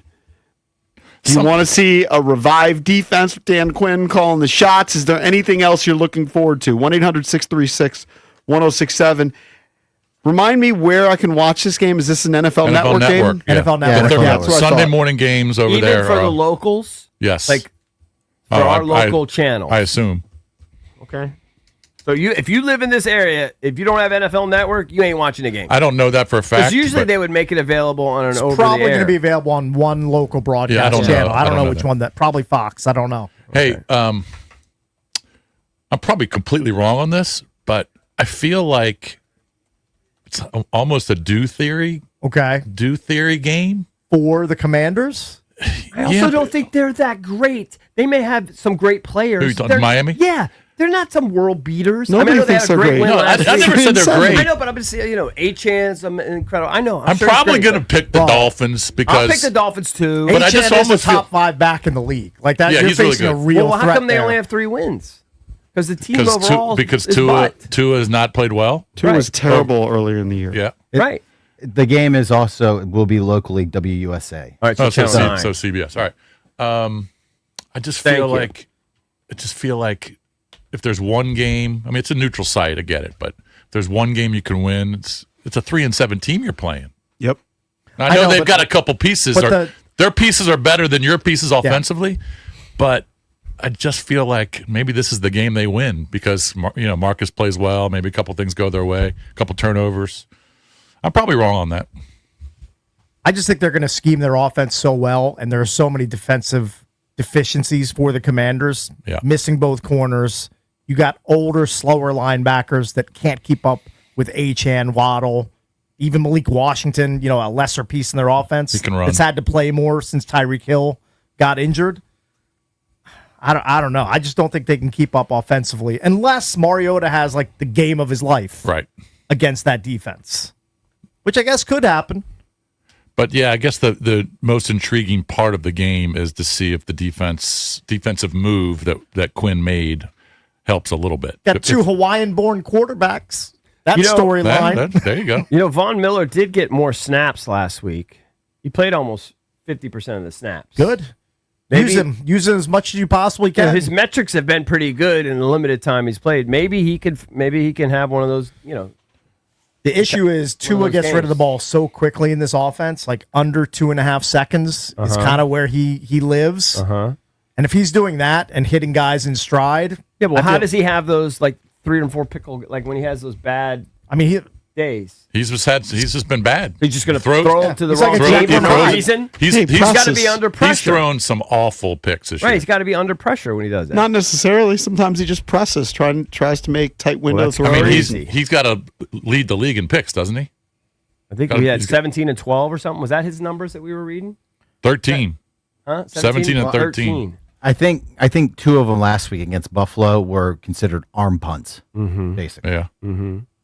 All right, I'll give him that. Hey, wouldn't it be, I don't know if it would be concerning if the defense just looked as bad, because then you can just go, well, it's obviously, it's not the scheme, it's the personnel. Well, I think it's largely it's not the the personnel. coaching, I think it's largely the personnel. I know, but it just verifies it. Yeah. It might be alarming if they come out and they play great defensively, hold them to under 20 points. Yeah. Be like, You think well, Joe Wood Jr.'s hoping they give up like 40? probably just secretly Like deep down, like he and his wife. Oh, yeah. Sit down at dinner and they're like, man, I hope we give up 40 this week. because then all of a That'd be sudden great. you go, well, we've Great question. been treading water for so long and kind of going around in circles, and we had a solution right here. We didn't do the solution. Yeah. Look, It's so dependent on the I don't opponent, though. expect it to be a market turnaround. I expect it to be slight, and maybe Tua would just throw us a couple gifts. Hey, I've got something in common with Tua. A couple weeks ago, he woke up, his eye was swollen shut. Oh, before he really? went- Oh, where'd you see that? Well, that was before the game against the Falcons. I guess it worked for him because they went out and boat raced the Falcons in that game. Got it. He does lead the NFL interceptions with 13. Geno Smith has 12. Then Flacco, Jake Browning, Justin Herbert, and Bo Nix all have 8. So we're going to get some opportunities. You're going to have some balls, potentially, that could be up for grabs. So maybe that's one way. That's one way you have a shot. I think you got to run the football. I mean, it's so basic. I'm sure they're going to try. They haven't had success when they haven't been able to run the football. I know, Whether but how with do you their run the wins, ball when they have more numbers than you? How Their do you do offensive it? line has to do a better job. I don't know if you saw We're that not little good enough. graph. I think Danny put it out, and it was from PFF. When they actually run toward Tunsil's side, they have it's the most success. Shocker. So how about you do that more often? On the other side of the ball, I'll just be brutally honest. I don't know who Antonio Hamilton Sr. is. I know that they're relying on him. Starting corner. Okay, I don't know who that guy is. He played 11 snaps last week. He's a journeyman. I don't know his backstory and or his resume. Well, I click on stats for him on ESPN. You're going to All see a right. bunch of teams. All right. He played for Arizona, He's played for- Kansas City, the Giants, Oakland. Yeah. He played for a lot of Played teams. for a lot of different teams. How old is he? He's about 33? He's 32. Yeah. We need him. Hey, Sports Talk on the Fan presented by Paramount Plus. You can't count on much these days, but you can always count on Sundays with the NFL on CBS and Paramount Plus. Watch your local NFL game every Sunday on CBS and Paramount Plus all season long. Visit ParamountPlus.com/NFL and you can get started today. All right, let's make a few of these calls here. I know we got Scott Abraham coming up at 9 o'clock. Let's go to Jason in Mechanicsville. Jason, what's up, buddy? You're on with the Junkies. Hey, what's going on, EB? Hey, pal. What's going on? Quick question. When do you stop golfing? I got a tee time tomorrow at 11:38. I it's play getting cold out there. I play year round. It's going to be nice this week. cold. It's going to be nice in the high 60s this weekend. I played yesterday. Oh, yeah. I don't know. I don't like to play when Trying it's to- super windy, but Yeah. Trying to get it in while I can. But anyway, I think DQ taking over defense. I think it's going to spark them a little bit. I am in a survivor pool. There's 7 guys left in my survivor pool. all right. I was going to pick Miami, but I'm a little nervous. I just What are your other I don't options? trust That's them your to best beat the option. Hold on. That's your best option, Miami? yeah, I took New England last night. Oh, okay, So good. we made it through another week. Good. Oh, okay, All right, you're good. So you're good. All right, so you're all you're set. good. All right, what else? Oh, Do you yeah. like the early start? I love the early starts. I think they should be every weekend. 9:30, wake up in the morning, have your coffee, watch some football, get ready for the afternoon slate. Aren't you a Great. little distraught though? Like when the game's over. I mean, I guess if you just love the NFL and have to watch every game, like to me, Like most people. Well, I love my team. I don't. Yeah. I know, care but as you, He doesn't care but about other most games. people love just watching the NFL. I watched the Colts and Falcons, and then at like I like it. it I don't ended at love like it. 12:20 or 12:25, and then I was like, "Oh, I get to like tinker with my lineups, Right. get a few Got another 40 DFS sweats minutes. in, and then by the time I'm done that, the 1:00 slate is kicked off, and it's just a great day." He doesn't care. He doesn't care about He the doesn't have it Bucks on in the Bills. background, but it doesn't really intrigue me. I mean, he that doesn't much. play fantasy. He doesn't bet I as much. understand. Yeah. I would pick losers every week. I'm gonna just bet losers all the time. Although I think that teaser's gonna hit this week. The teaser, The Dolphins plus and then plus over. like +5 and go drop the total, go over. Yeah, same game Like teasers are 41. tough. Let's go to Pete. Bethany Beach. Oh, I'd love to be at Bethany Beach. Even It'd be right great. now, I'd love to be at Bethany man, I'll Beach. tell you what. Hey, JP, I don't know if you remember me, man. I'm friends with Rito. We kicked it at Coal Fire once Oh, okay, what's up, Pete? over in the Kansas. Hey, I'll tell you guys why I'm happy for the 9:30 game. You ready? All right, yeah. Because they only gonna ruin my morning, not my whole freaking day. What are you going to do? Are you going to sit there and just watch all the 1 o'clocks in the I'm gonna go to Hooked Up in Millville, Delaware. I'm gonna watch. They're opening the bar at 9:30. Right. I'm gonna have a Guinness, Right. some cakes and eggs, like it's St. Patty's Day. Right. And then I'm gonna go home and take a nap and go on with my life. Man, the Y'all Guinness know. at 9:30 is aggressive, but I hear you. No. Honestly, I think that's like chocolate milk, baby. Oh, okay. I think a Guinness lot is of like people. 4%. I think a lot of people love 9:30 games because it gives them a reason to drink. Drink early. Drink that early. Yeah. Yeah, exactly. Hey, you boys have a good day. Happy Friday. All right, you Thank too. you. Have pal. fun in Bethany. Thank you, Pete. In Millville. I remember my friend Reed. I mean, Kevin Reed. You but don't necessarily, that's his necessarily boy. remember Pete. I mean, I'm sure Pete was a great guy. Yeah. Yeah, it's the 1,000th guy in our career to say, "I met you guys back when fill in the blanks." No, well, think I've Coal driven- Fire is one of Kevin's I think spots. I've driven through Millville about 1 billion times. Never stopped. Where's Millville? Somewhere in Delaware. Delaware. I think you go if you're going back towards DC, you can kind of cut through Millville to get back One to of those 404. hurting towns? Yeah. Yeah, I think it's like it's off like It's off 404. off 404. Yeah. Yeah. If you're taking 50 towards Ocean City, you cut through 404. I can come picture back it. way. Millville. Sometimes those when I go old those back houses. roads, I go through some of the worst. Like, how do people live here? I know. How do they pay their bills? What do they do? They just Well- drink on the porch. They gave up their 401k to go 10 years back. Yeah, that's maybe That's why I don't know how they were paying their bills. Hey, but they'd be alive. You'd be dead. Yeah, I'll be dead. Are you dead? Or are you alive? All right, coming up next, we'll go What's that around the dude's NFL. name? We'll go through Freddie Wilhite. Freddie Will. all the matchups during the Junkies Blitz.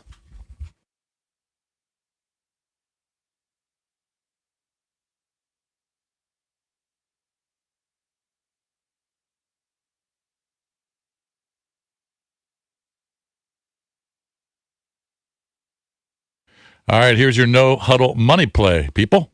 Northwest Federal Credit Union, the official credit union of the Washington Commanders. They want to put $200 in your pocket when you open your first checking account, and you have to meet a few easy qualifications. No trick plays, no fourth downs, no Hail Marys, just a fast drive to free money. So get in the game. Go to nwfcu.org/score200. That's nwfcu.org/score200. Take command of your money this season. Federally insured by NCUA. Membership eligibility required.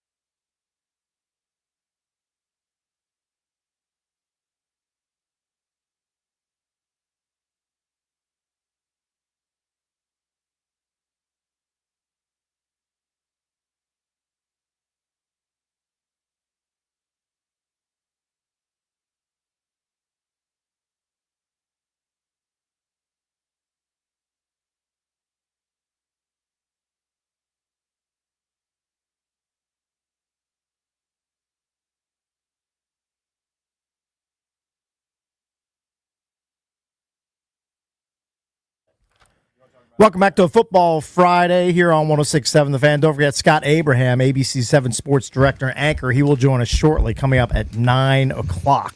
So EB is going to be in New York this weekend. I'm going to be in New Jersey / New York. I'm going to the UFC show at Madison Square Garden. My dilemma is this.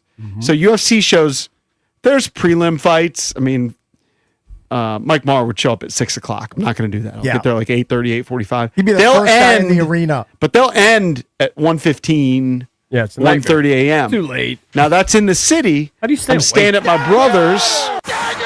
He's at Summit, New Jersey. Yeah. I don't really have a plan on getting back from the arena. Like, How long would the Uber I don't be? necessarily even have a plan to get there, Is that but like I figure a $200 Uber ride? yeah, that's what I'm wondering. Yeah, I don't know. Nah, it won't be that much.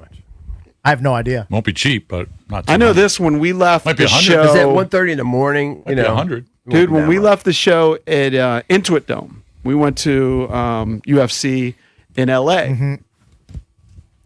Everybody's trying to get an Uber at the same time. Dana So the White prices loves are JP. super high. Yeah, the surge pricing. Yeah. Yeah. Well, I'm not going to do it. I could hawk each ticket and make over $500 profit right now. Oh, I would do It's that. absurd. You're the not for the cost. experience. That's Like not I, as good enough I could have profit. done the same thing for the OV record-breaking goal on Long Island, but I didn't do it because I Valdez wanted actually to be trumped. there. He's the one of the Morgan Wallen one still tilting me that he's not selling those. He wants to go hang out with his boys. I know. He can make, Have a good night. Several G's off that. JP, I'm looking online right now. It says the New York City subway is open 24/7. Ooh, I'll take Subway. Done. You can take the subway to Summit, New Jersey. You definitely can take a train. I don't know I don't know how you. He hadn't done any Personally, planning. I'm staying off in New York subway at 2 a.m. Yeah. That's just me. Scared And to catch. I'm sure in the very, very, populated areas, you'd be all right. By the way, the tickets. If you wanted a front row ticket, you're looking at Cage side? $4,000. Yeah, $4,762. You have to pay me $3,000 for the to go third see row. God, I'm with you. If you want, I'm right there with you, Jason. You could crash in Chinatown. Stevie's got space. Might have to he's make got- it happen. I I got to think- come up with the plan. I think he's got another buddy that's crashing. Does he have room for 2 people to sleep over? He's got a massive couch. Oh, okay. I mean, a massive, You know like what? That's an option. like an L-shaped couch. I'll figure it out. But it It might might be be a wedding with us, but I think he's going back later Might that be a night. $200 Uber ride. All right, let's go around the NFL with the Junkies Blitz, brought to you by Offenbachers. Football season's here, and cooler nights are calling. Score big with a hot tub and fire pit warmth, comfort, and the perfect game day vibe. Let Offenbachers help you upgrade your backyard today. And don't forget, Offenbachers now carries indoor and outdoor saunas. Yep. I highly recommend it. Seriously, it's a game changer. Game changer. Okay, Dan Quinn. It's a game changer. So you had a game last night. Patriots improved to 9-2. Drake May improves his MVP chances, although he just had one touchdown pass in the game. Travion Henderson found the end zone 3 times. He's really emerged this last month. Yep. Specifically, last 2 weeks. I mean, he's just been on fire. But May had 15. I think he had 15 touchdowns and 10 picks last year, or maybe 12. He's got 20 and 5 this year. And the coaching is just so different Oh, with yeah. Vrabel versus Mayo, who apparently was like playing cards Yeah, I on mean, the planes with players Hey, after games. let's not denigrate playing cards, JP. It's a noble pursuit. Is that what the head coach should be doing? I don't know if the head coach should be doing it, but Right. just the regular rank and file. And the thing about the Patriots is they have the softest schedule in the NFL remaining. Cupcake City, baby. Yeah. So let's take a they look. do have to play Baltimore. I think that game's in Baltimore, and then they play the It is soft. The Bills? Their remaining schedule. one more time. At the Bengals, host the Giants, host the Bills. Okay, Yep. that's tough. At the Ravens right before Christmas. At the Jets, home to the Dolphins. But to it is close kind of out. crazy with teams like Baltimore, Kansas City, Buffalo, that they are the 1 seed currently, and they are the favorites to keep the 1 seed. Did any of us pick the Pats to make the playoffs in the season-long predictions? No, I think I predicted maybe 8 wins. They already got 9. Doubtful. It's a huge Doubtful. turnaround. But there's always a team that does it. This year it is the Patriots. All right, so the Commanders play at 9:30. After that game, your 1 o'clock slate, give you a couple of the highlights. The Bucks, who lost last week, look to bounce back against the Bills, who lost last week. Both teams 6-3. Buffalo laying 6.5 in this game. I'm interested in that. Both these teams are kind of struggling a little bit. The Bucks obviously lost last week to New England. They beat the Saints the week before, but they lost to the Lions 24-9. So they've lost 2 of their last 3. So they got to get back on the train. And obviously you saw what happened to Buffalo last week. Yeah, the Bills need to bounce back off that ugly optics loss to the Dolphins. Yep. I feel like quarterbacks don't throw as many interceptions anymore. Baker Mayfield, who's known for throwing to the other team, 16 touchdowns, only 2 picks this year. Yeah, it's crazy. Yeah, they really. And there's did. a couple guys like Stafford's got what, like 25 and 2. 2, yeah. Mm-hmm.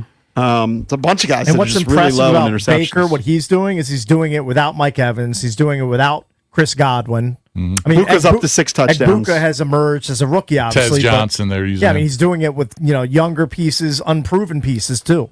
Another game to watch, 1 o'clock. See if Caleb Williams and the Bears can keep it going. They head to Minnesota to take on J.J. McCarthy and the Vikings. Is McCarthy definitely a go? I know he hurt his thumb or his hand last week. He hit it on the helmet after he threw it. I think he's expected to start. Yeah, okay. But he's starting to catch a lot of heat. The guy's only played in 4 games, I think, as a pro. Yeah. Essentially a rookie. But a lot of people are looking at what Sam Darnold's doing in Seattle and going, we're rolling the dice on J.J. McCarthy, and they want better results. If you look at Justin Jefferson's numbers with other quarterbacks and then with J.J. McCarthy, he gets his lowest production with J.J. McCarthy Same under with center. Jordan Addison. It's kind of across the board. Mm-hmm. Yep. And the Bears have won 5 out of 6. I mean, they're hot. Chargers head to Jacksonville to take on the Jaguars. Chargers 7-3. That should be easy for them, right?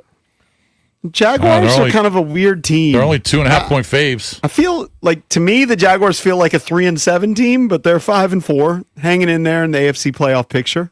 Brutal loss for them at Houston last week, letting Houston come all the way back to beat them. 19-point lead in the fourth quarter. I kind of like the Jags catching 2.5 at home.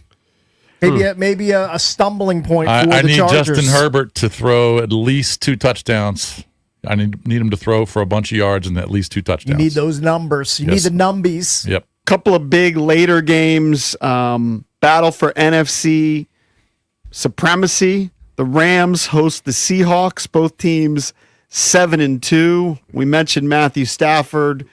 Who's favored in 25 that? touchdowns with just 2 Rams picks. favored 'cause they're at home? Rams 3.5. Yep. Oh, really? But Sam Darnold and the Seahawks, we saw them dismantle the Commanders. They look really, really good. That's a low-key great game. I think Yeah, it so, is. right? It is. Kind of high on the Seahawks. Like everybody, when they beat us, all of a sudden I'm like, well, they're pretty good. But maybe not. Kind of an We'll find eye out. opener. You have an MVP candidate against Mike Mack's defense. Mm-hmm. Could be a statement game for Sam Darnold. Also, a big game at 425. The Chiefs are 5-4. Like, if they lose this game against the Denver Broncos, who are That would hurt. 8-2, That would hurt. Yep. they're going to be battling for a wild card if you look at that AFC picture. I mean, the Chiefs aren't in the playoffs currently, correct? Right. They're on the outside looking in. Outside looking at it, you don't want to say it's a must-win, but it kind of feels like a must-win game And what for the about Chiefs as Brock they head Purdy's to. return? You didn't mention that. I didn't because I don't think it's a great game. Trying to still a good highlight good seat. games. They play the Cardinals. Play the Cardinals, and Cardinals are going to be without Harrison Jr. By the way, getting back to the Chiefs for a second, Andy Reid, he's only 22-4 coming out of the bye week. I kind of feel like I should bet on Andy Reid to take care of the I Broncos. think he's figured it out. I And think then- he's figured out most Well, it is a of big Yeah. game for them, like a JP massive said. game. And then another They can't fall to 5-5. interesting contest wraps up your Sunday. So if you start at 9:30 a.m., you got some good games at 1 o'clock. I gave you a couple good games at 4 o'clock. And then 8:20, Lions at the Eagles. Got all the A.J. Brown drama. You got the Lions who are 6-3, trying to catch up with the top teams in the NFC. Yeah, this could be your NFC title game preview. Yeah. Lions taking on the Eagles at the Link. And obviously, Eagles laying 2.5 here. and obviously, the head-to-head is huge because the Eagles don't want to have to travel to Detroit. Nope. And Detroit doesn't want to go to Philly. So this is some a big good one. matchups on Sunday after you see the Commanders, EB. Somebody You're not interested in any of those games? No, I am. Bucks, I am, Bills. but I honestly, Seahawks, Rams. I'm not at the. I can't just sit there and watch 12 straight hours of football. sometimes What you about gotta get Ravens Browns? You're not going to watch Ravens Browns? Quinshon Judkins versus Derrick Henry. Kind of like it. Hey, I was just telling Mar, I get a little bit more size for the Keaton Mitchell train You do? than. Well, Derrick he does Henry. have a lot of bursts, that Keaton Mitchell. But they run differently. Yeah. Like Yeah. Derrick Henry just runs into a brick wall Yeah, every single. he lumbers. You know, he'll bulldoze you. But yeah, Keaton Ravens, Mitchell, should they beat the got that- Browns, that they'll get burst. to 500, of course, chasing the Steelers in the division. Coming up next, it's Scott Abraham from ABC7 as we get back into Commanders, Dolphins. Commanders trying to snap their 5-game losing streak. That's next here on The Fan.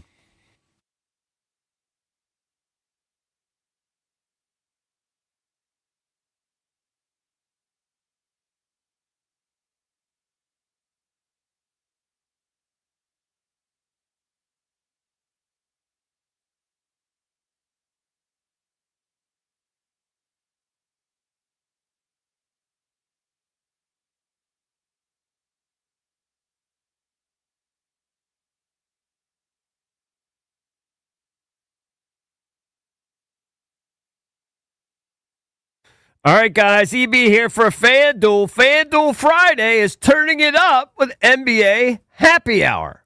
That's right. Every Friday from 6 to 7:30 p.m. Eastern Time, FanDuel's dropping limited time specials to get you in the zone.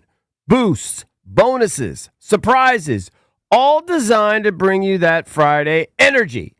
This isn't just another promo. It's your weekly pregame NBA Happy Hour every Friday, 6 to 7:30 Eastern. All you got to do, visit FanDuel.com/EB to grab your reward before the clock expires. That's FanDuel.com/EB. Only on FanDuel, the official sportsbook partner of the NBA.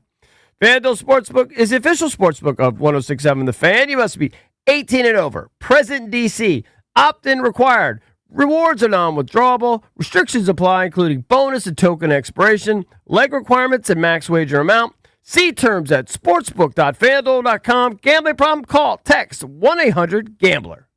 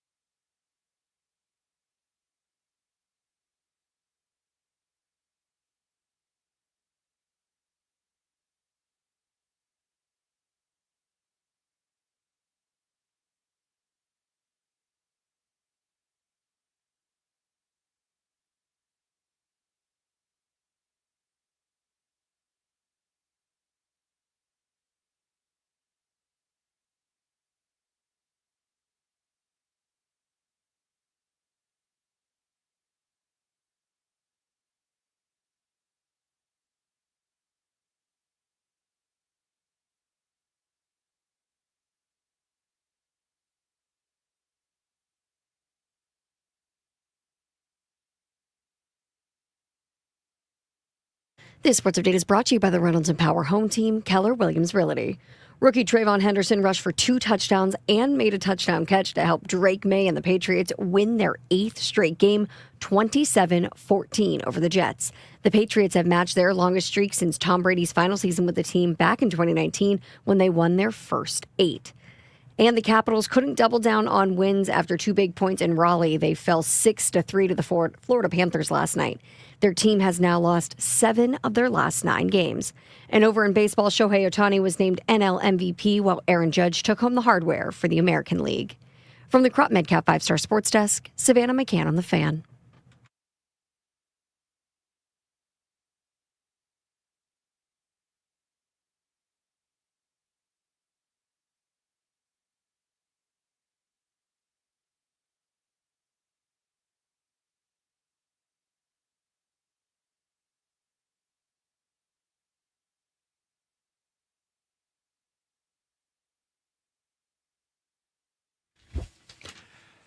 Welcome back. Chucky's coming to you live on 106.7 The Fan and the Team 980 here in the DMV. 910 The Fan, 105.1 FM in Richmond.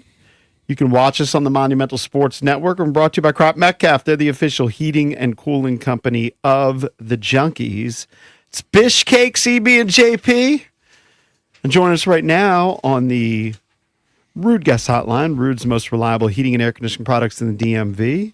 It's our pal Scott Abraham from ABC7. Hey, Scott. Good morning, boys. Happy Friday. Scotty. What's good, man? Are you upset that you're not in Madrid?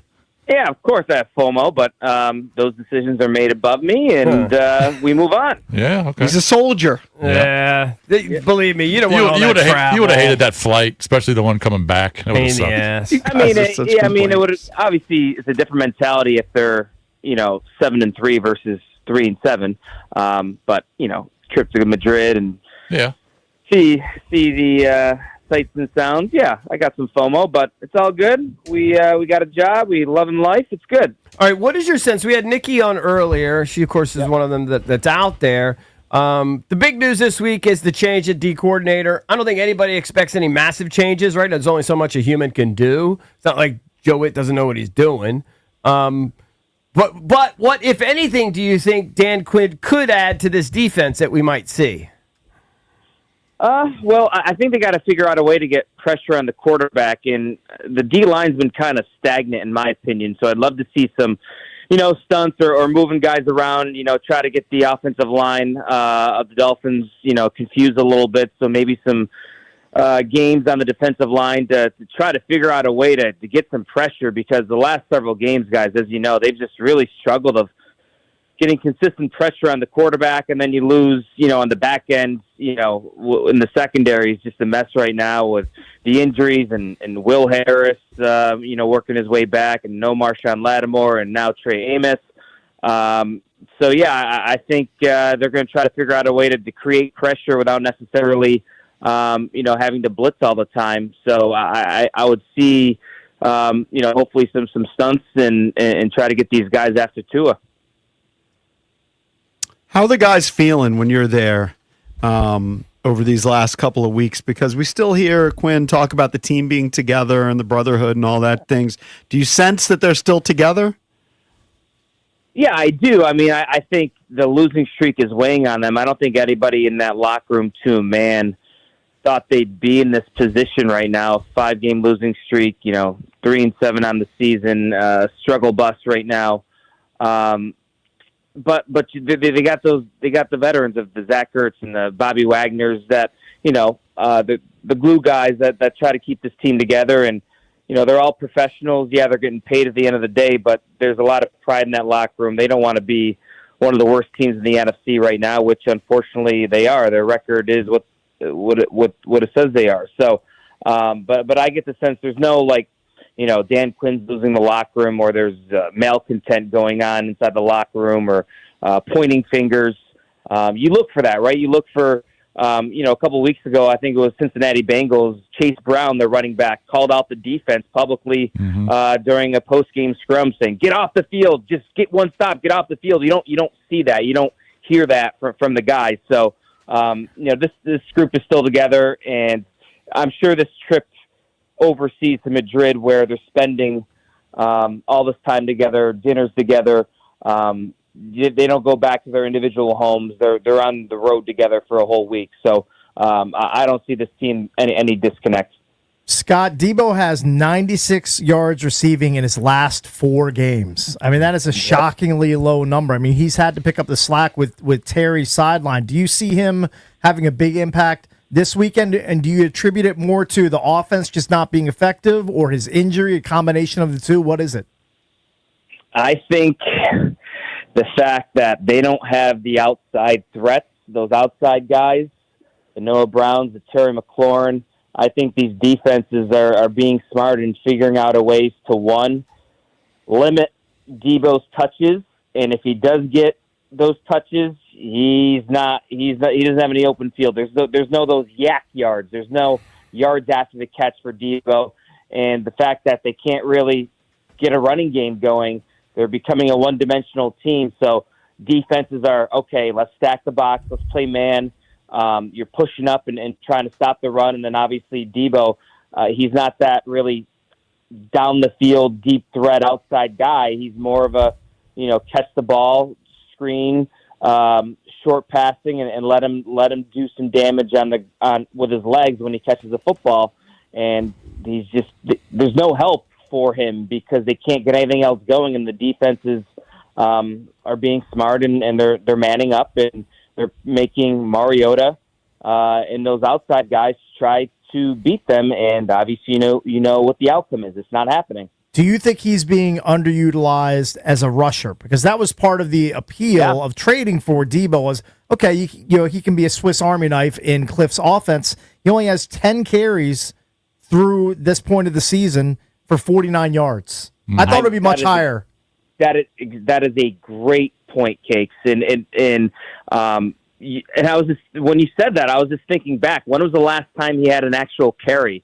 I can't remember when the last time he had like a jet sweep or running the ball per se. So here he is in the last, dating back to the Chargers game. No carries in that game. 1 for -1 yards in the Bears game. 1 for 1 yard in the Chiefs game. 1 for 3 yards in the Seahawks game. 0 carries in the Detroit game. So he's getting one. One every other game. I didn't think he had a jet sweep or anything in the last game, the Lions. But that's a great point because that's something when Debo came to the Commanders, he always had that moniker of Debo's a running back or Debo, and he's had to kind of shed that per se a little bit. But that's his game, right? That's what he brings to the offense of a guy that can do everything in terms of catching the football, and also if you need a jet sweep or a jet action, he's your guy. And it's interesting how that's kind of fallen by the wayside. I don't know if the fact that because Jaden's not in there, if that changes kind of the dimension of the threat of Jaden running versus getting the ball to Debo in a run action. I don't know what Cliff's thinking, but that's something that certainly we should ask coming out of the bye, because you would think you would want your playmaker to get his hand on the football as much as possible. So that's great that you brought that up, because I wasn't thinking about that at all. And it's something that coming into the season, you thought Debo would be maybe 2-3 carries a game, and that's not the case. Yeah, I mean, that'd be interesting to see what Kingsbury would say about that, or DQ. Hey, we were kind of throwing this around a segment ago. You think deep down, because everyone has an ego, that Joe Witt, if you gave him a lie detector test, is kind of hoping that the Dolphins score some points? They give up like 50 this week. So it's not on him, and it's the personnel and not the coaching staff or the scheme? I mean, guys, let's be honest. If we were in Joe's shoes, I think we'd all be like, yeah. I mean, you kind of, in a sense, you kind of hope that. I mean, I know he doesn't want to lose the game, but he doesn't want Quinn to hold him to 14. Right. You don't want to see, you don't want to see Dan Quinn and the Commanders' defense, slow him down to 10, 13 points this game. Right. Because that obviously looks poorly on your coaching abilities. And why did this happen with DQ in charge of the defense versus myself? So I think there's a part of him be like, of course, you don't want to see for your future coaching or the reasoning behind why this defense is so bad to see them limit Miami to 10 to 13 points. But I will be surprised if that's the case if Miami, doesn't put up north of 20, 21 points again.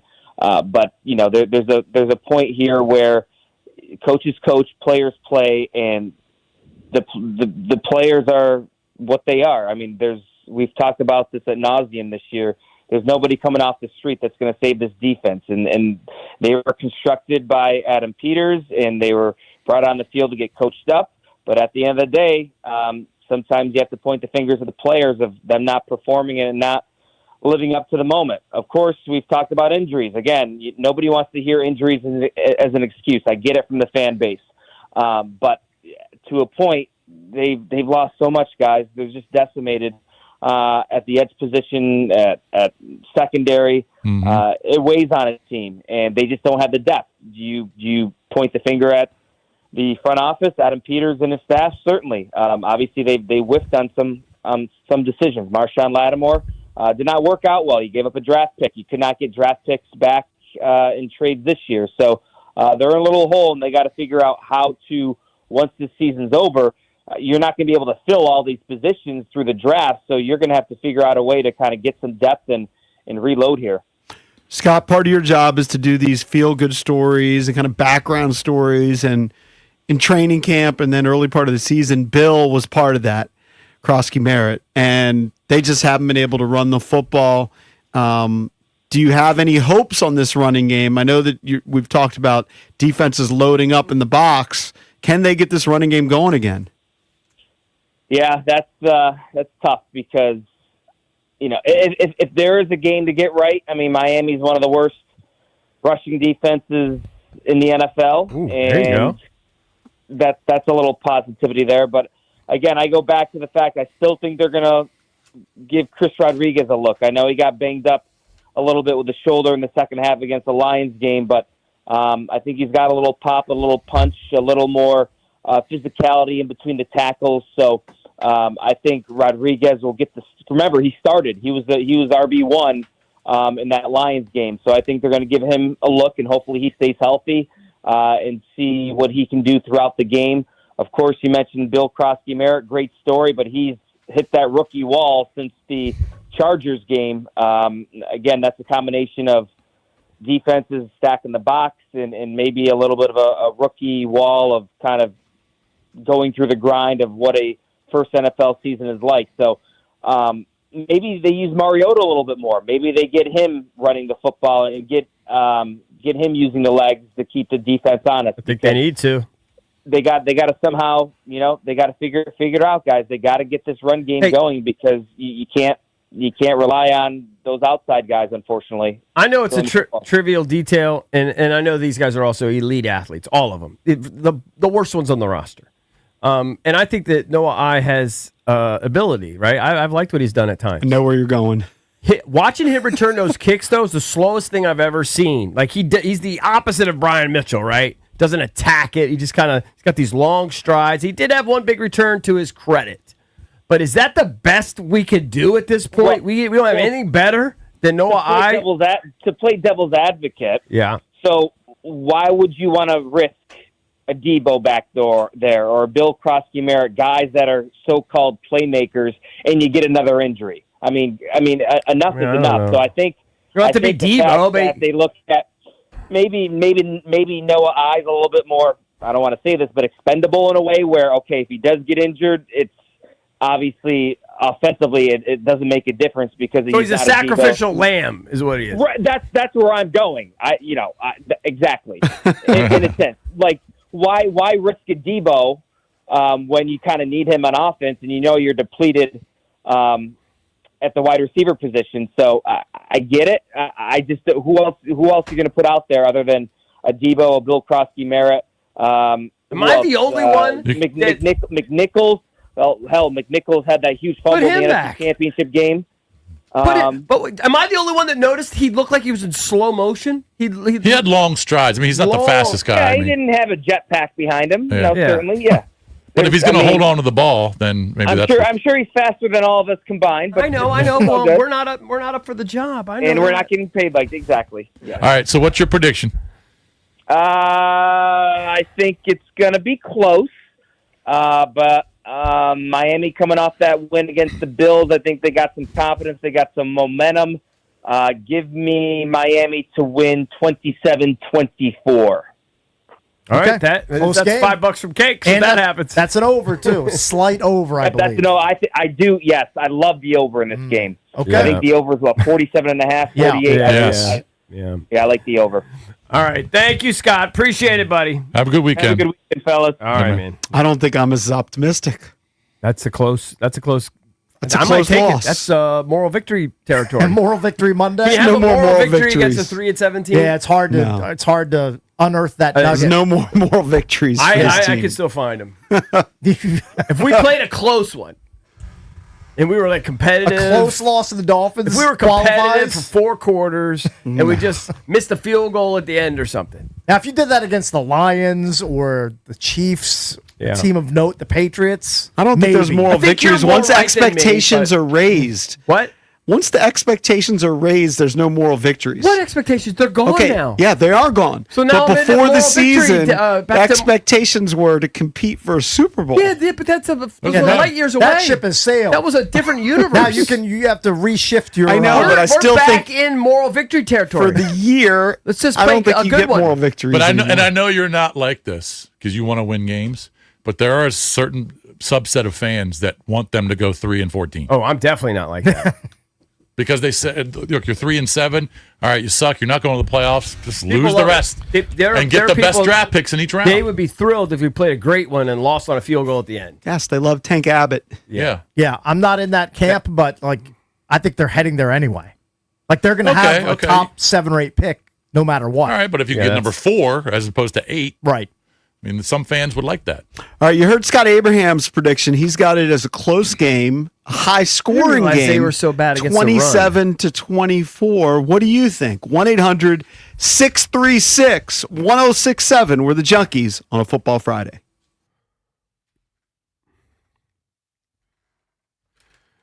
All right, guys. You know me, always out there trying to keep up on the golf course, tennis court. Played golf yesterday. I'm fine during the round. It's just afterwards I'm so sore. My hip hurts all of a sudden, back spasms, bone and joint pain, all that. It can really slow you down. That's why I trust Vantastat. Whether you need urgent advice after an injury, help understanding symptoms, or you just want a connection to over 400 plus CAO orthopedic specialists, Vantastat is there for you. Their urgent ortho hotline is open 365 days a year, people. Don't wait. Call this number, 844-VANTA-365. That's 844-VANTA-365. Seriously, I've seen how much of a difference they can make.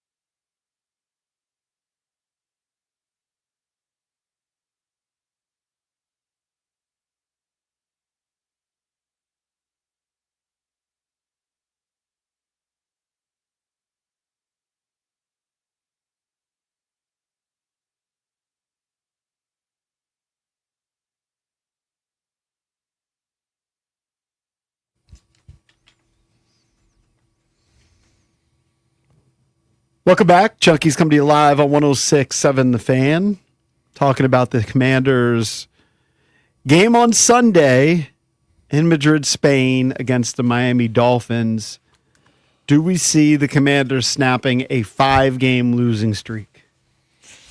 Like I said earlier, I mean, there's a do theory aspect in my opinion, but I don't think they're going to be able to stop Waddle and Achane.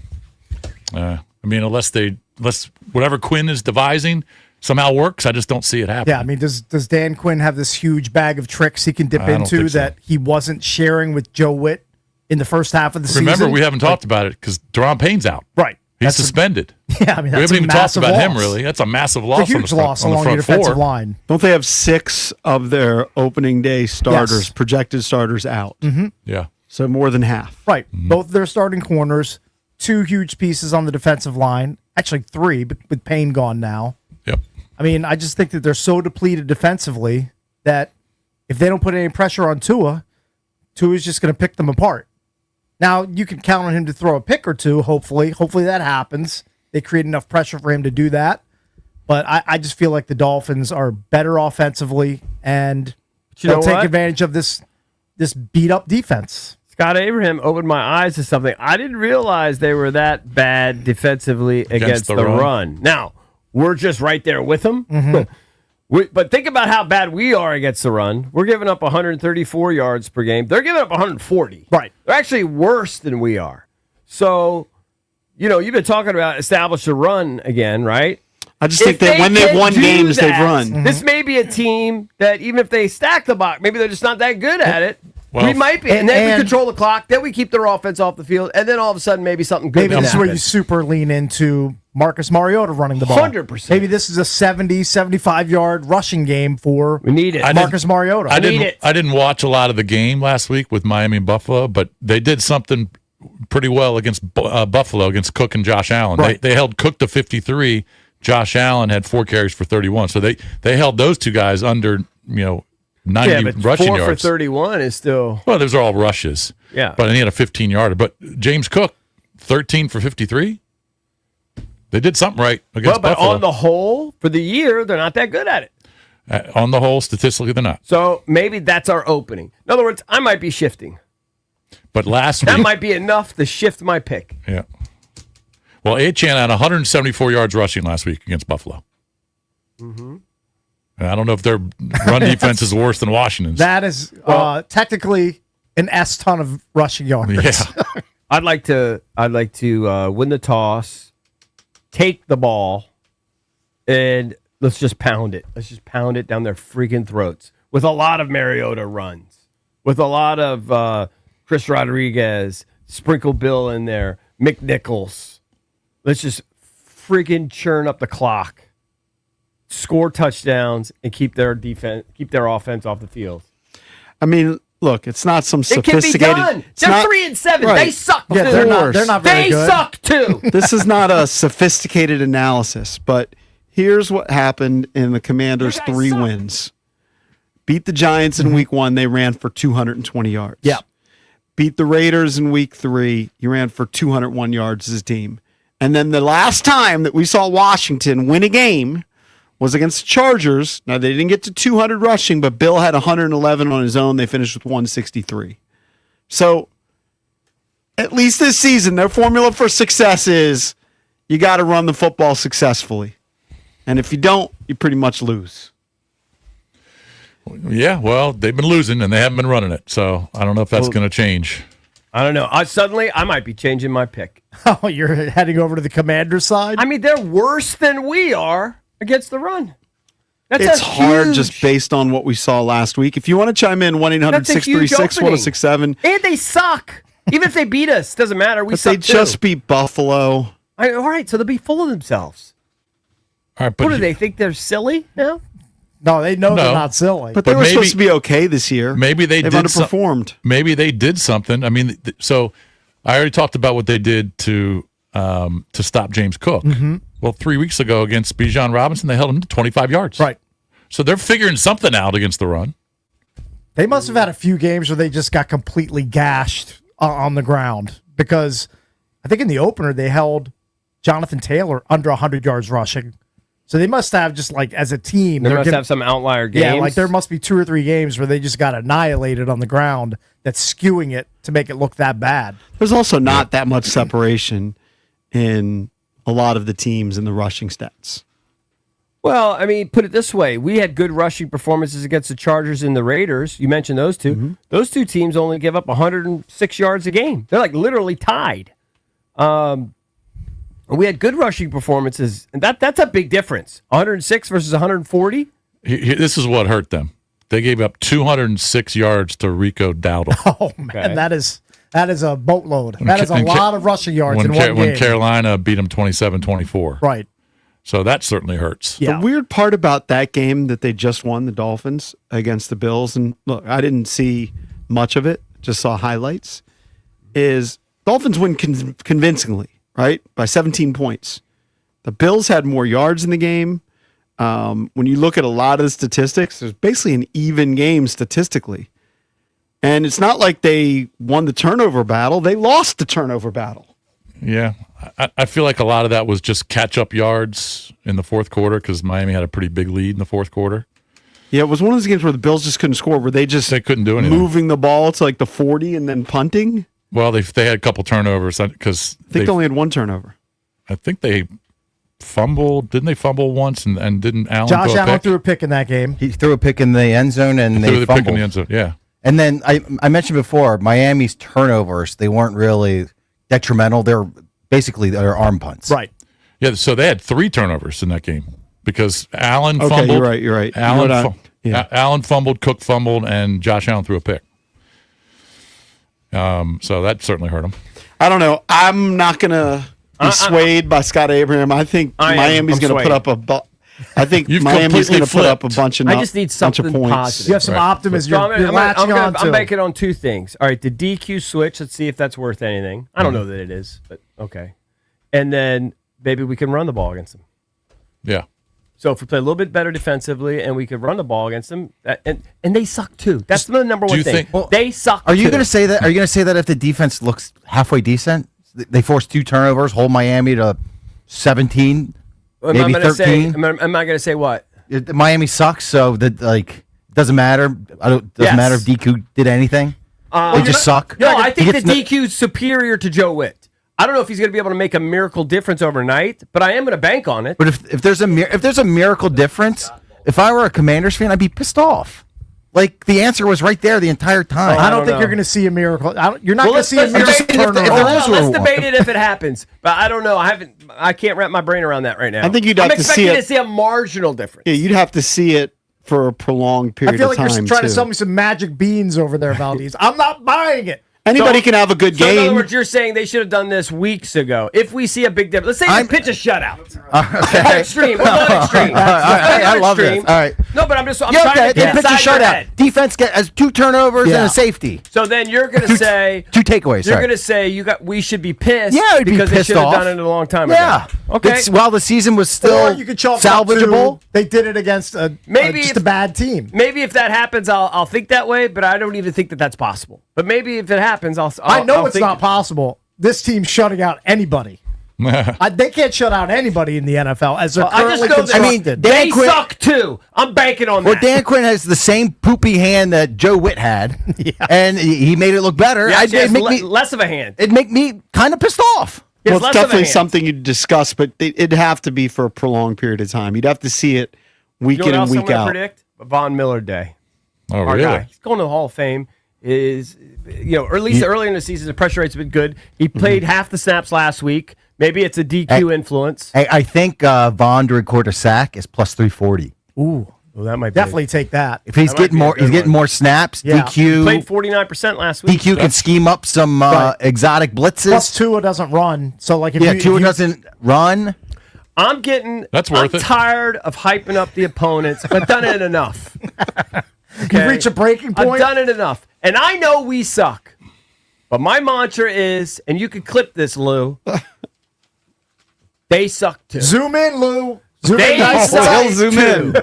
Oh yeah, get the ultra zoom ready. Do it Yeah. one more time. Yeah, they suck too. Please don't zoom in quite so much. Matchup It may literally look predictor. like a 0 in these clips. On ESPN has it basically 50-50. I don't know how they come up with it. According to ESPN Analytics, Washington 50.6%.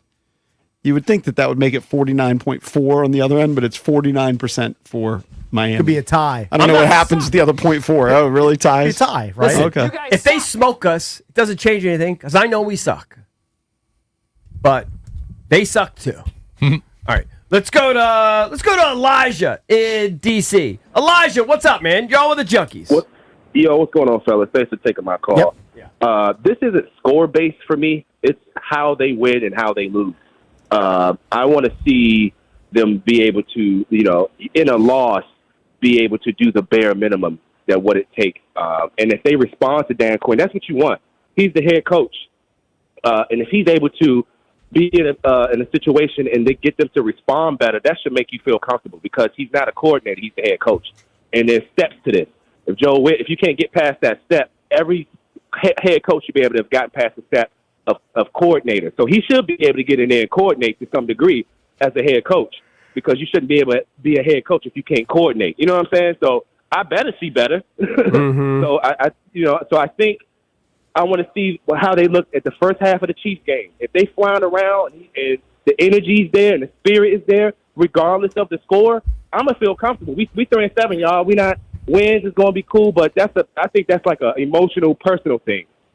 At this point, winning is like, no, you deserve to win. I don't need no last second this. That's just only messing us up draft spot. Work hard, show that you're supposed to be on the squad, and show that you can retain information and you can emotionally, spiritually, like you ready to be here. Like bare minimum, we all got to get up and take a shower, eat, and do certain stuff. If you in the NFL, there's certain stuff that you got to do. Point blank, period. And I want to see that straight.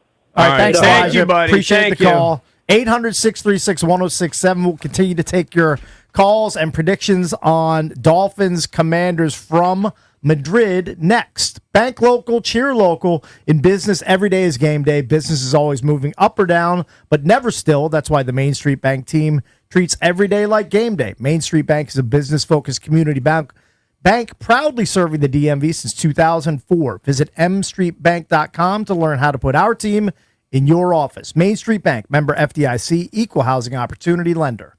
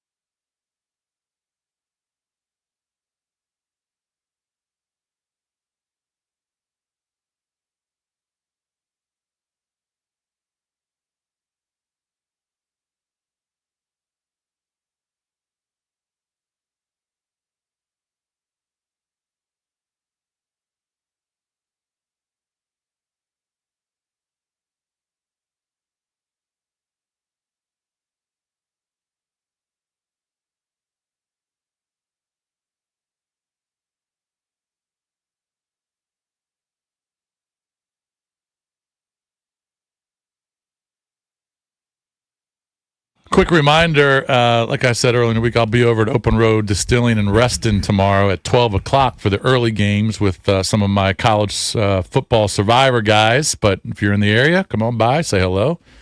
Who's the guy who's got 3 conferences left? I mean, that's driver's seat. Oh, he's going to be such a fat winner. Cakes, you have 1 left, right? I have 1 left. It's pathetic. Jason, what do you got? 1 left? I got 1 left. Yeah, I'm dead. He's certainly the leader in the clubhouse with just 3 weeks to go. I But wish him Steve nothing Presley is his name. but bad luck and misfortune, that person. Do you know Steve? Because part of your email was like, I haven't met a lot of you guys. I've met probably Steven is my name. 6 or 7 out of the 53. Yeah. Face to face. Cakes, you hitting Open Road? If everybody wants to come down with a scorching case of pink eye, sure. Right. The answer is no.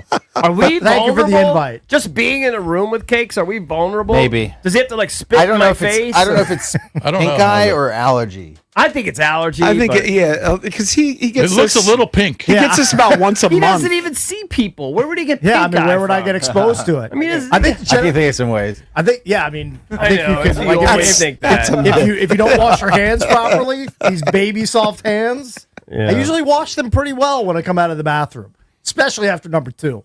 Number 1, sometimes there's some cursory. Oh yeah, I some definitely do. cursory I do a hand washing, cursory too. But number 2, it's always very thorough. very It's thorough. very thorough. Good for you. Hey, you know what? I didn't pee in my Yeti, so I'm ahead of a lot of people in this room. Yeah, how'd hygiene-wise. you wash your hands after that, Eric? Yeah, I'm so sure. I didn't while I was driving. It's all over the wheels, the steering He wheel. definitely was shaking hands right after Oh that. yeah, totally. No, I went straight home. Oh no, that's Yeah, true. because he went to an award Yeah, did you go in ceremony. and use the bathroom? You probably before gave you your went in? daughter a hug and Table a kiss. handshakes? That's a secret. Yeah, That's a secret. I know what that secret is. Yeah, there's no way there's no dribbles. No, I didn't go. It was on my way home. Oh no, that's right. It was on my way. was on- to- it was on the the way, banquet. too. You were going to the No, you're banquet. right. Yeah, You're you were right. It was pressed on the for way to the time. banquet. No, you're right. Yeah. You're right. All right, you want to bang out these calls real quick? Dirty hands. Sure, let's give our picks. All right, now I'm going with my boys. EB's you're flipped. going with the boys. I flipped all of a sudden. I'm just tired of it, and then I just needed something to grab onto. And when I saw they're actually worse than we are against the run, that's something I can grab onto. I went the optimistic route a few times, and my record stinks, by the way, picking games. I think all of us stink. I think Jason's in the lead. I got a losing record, though. I know that. I think Miami's going to score a ton of points. And so I'll go 35-17. I have them at 27-20. I have 33-21. The guys in the You got 'em. aqua and orange So uniforms win. you guys have Achane having a really good game. Or Tua. Tua to Waddle. Or to Waddle, Well, yeah, Waddle. The Commanders have maybe the slowest linebackers in the league, and they're missing key pieces on the defensive line. Yeah. How many I can- times? Of course, I think Achan's going to have a good game. How many times have we seen miscommunication in the secondary and big plays loud? Why wouldn't I think that happens again? Pretty much every week. Did you see what Jameson Williams did just on one drive against the Commanders? Yeah. Yeah, I mean, Dan Campbell just picked up the play sheet cold. Hadn't been calling plays at all. Yeah, It's like, John rolled up Morton, almost 50. I'm the alpha here. Ship it over here. I'm the captain now. And just called a brilliant game. They didn't Scored punt almost once, 50 right? points. Didn't punt once. Almost scored 50. They scored on all 8 of their possessions. We're going to force up at least one punt. Well, that's the lowest bar I've ever heard of. We're going to force one punt? Mike Marr Teams and don't I punt have a that bet. often anymore. Mike Marr hopes they force 3 punts. I We're have 'em forcing on. 3. That's a lock. All right. I hope I you're don't right, know. brother. All right, let's bang out these calls. Let's go to Scott in Baltimore. Hey, Scott, you're on with the Jucks. Hey guys, awesome show. You're cracking me up this morning.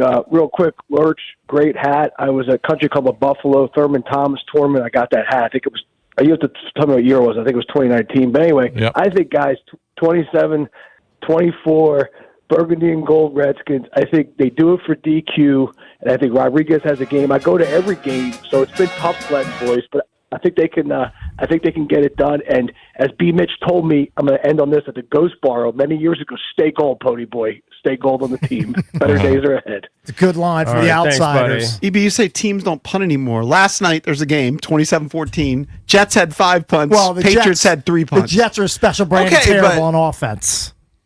Not Most forcing teams, one punt is spectacularly bad. I know. I'm well aware. Yeah. That's not It commonplace. seems like starting.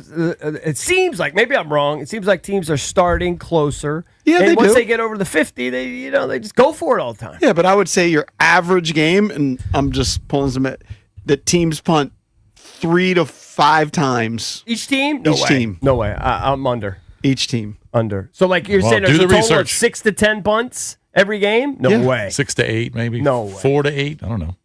Maybe 2 Kind to of depends. 4. The average. I'm going to guess that Dan All right, Quinn is going to look Average, like maybe 5. Dan Quinn is going to be like me on Jeopardy. No answers. He's going to have no answers for what the Dolphins I think are he throwing has. him I think he has a few offensively. answers. Jacob Martin. I'm just. Von Miller. Hopefully, find a fountain of youth. Good luck. That's I about all I agree. got. He That's needs about an all I elevated got. role because, I mean, what else do you have? Pass I've been rushing impressed wise. with Jacob Martin at times. I have too. Kinlaw. You know what? It'd be nice for Kinlaw to do something other than argue with the official or something. I'd like to see Kinlaw do something. That By would the be way, nice. I'm just going in order, just from last week's scoreboard on ESPN. First game I punched up had 14 punts. Now that was 10-7 Broncos Raiders. Second game I punched up was Colts Falcons. That had 8 punts. I just don't believe that's the average. I think you're just lucky picking Okay. games. Giants Bears game. Next one down on the list. That's not the way Well, to that's do it. probably a lot of punts. Last year, Giants last Six. year averaged 5.5. There you go. That was last year. All right, that's what I said. Total. Or is that each team? Or is that one team? Or is that No, it's total probably in a total. game? Probably total in the game, I would guess. Punts per game for that season. Yeah. Yeah. So Yeah, I was and I'd close. say I said 6. all right, and I'd say it's you said 6 to 10. I believe is what you said. He was overestimating. Yeah. All right, let's go to Tyler in Fairfax. Tyler, what's up? Hey, Junks. Thanks for having me on. Yep. The Dolphins are overrated. The reason why is when you guys are talking, I'm a big Bills fan, and so I watched the Bills game. The Bills turned it over 3 times in the red zone. Yep. And so that was, you can't just look at the stats of that. And looking at the game, Josh Allen lost the game, not the Bills. The Bills defense didn't have an offense that they could rely on that game, and therefore the Bills defense didn't show up, but Josh Allen didn't show up either. Right. And so it just gave the Dolphins, it looks like the Dolphins blew them out, but Josh Allen unfortunately lost the game, which is very rare. Yeah. And so Commanders absolutely have a chance against the Dolphins. Okay. Thanks for taking my call. All right. All right, thank you. But buddy. the one thing that Miami did well was run the ball against Buffalo because Achane had a bomb game. Mm-hmm. So, And I'm guessing the Dolphins played some role in Josh Allen turning the ball over. It's not like he just said, you know what, I don't feel like winning this game. he fumbled here's one, the ball. right? I'm going to just hand it over to you guys. Well, he fumbled one, right? yeah, had he fumbled fumble one. and one pick. intercept- I think James interception. Cook fumbled one too. Cook fumbled, Allen fumbled, and Allen threw a pick in the end zone. I'm just going to say that's an outlier, that on the whole, the Bills would trounce them Mm-hmm. week in and week out. Hey, I have the stats for punt attempts per game this season. Yeah. I'm going to see Jeez. who nails this. Which team is averaging just 1.9 punts per game? That is the lowest. I think I amount. know that. I would guess the gotta be- Colts. It's the Colts. Oh. Which team punts the most at 5.6 The Jets. per game? Jets or Cleveland? Cleveland. Cleveland, okay. That makes sense. Washington, what do you think their average amount of punts per game is? They're 21st in the That league. we actually punt? This year we've punt. been Trust pretty Wayne. bad. I'd say 3.5. 3.3. Yep. Pretty close. Right on it. Of course, I'm all over. I've been tracking punts for years. Our defense is so bad. Where are you tracking it? In your brain? All I do is sit there every game and go, can we force a punt? Yeah. Can we force a punt? That's the whole point of every game. Tennessee's got to be up there. I mean, They have to They be don't up score there, any too. points. Clicked off it. Well, I'm just looking at punters. I'm way ahead of the Individual curve on that. punters. The leading punter, now he's played more games, but Jeremy Crushall from Denver has 53 punts. But the guy from Tennessee has 42 in 9 games. Do you have confidence that Cam Ward's better than Will Levis? Have you seen their numbers side by side?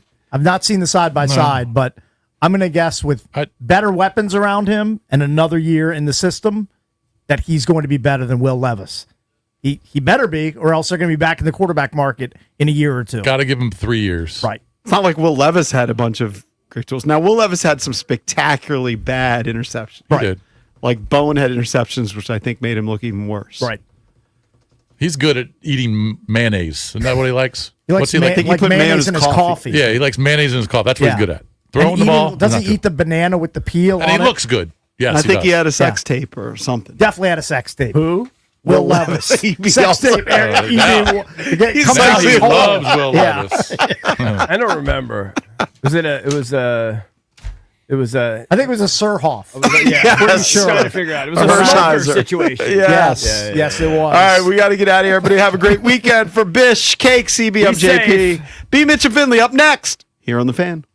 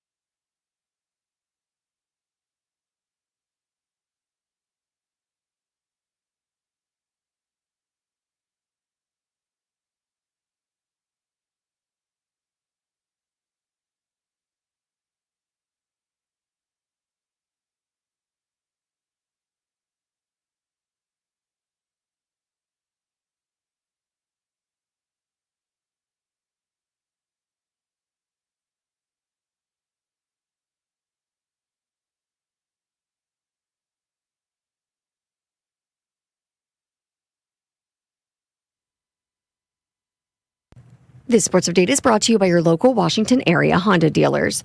Drake May strengthened his position as the favorite to win the NFL's MVP award with another impressive performance as the Patriots' turnaround continues with a 27-14 win over the Jets.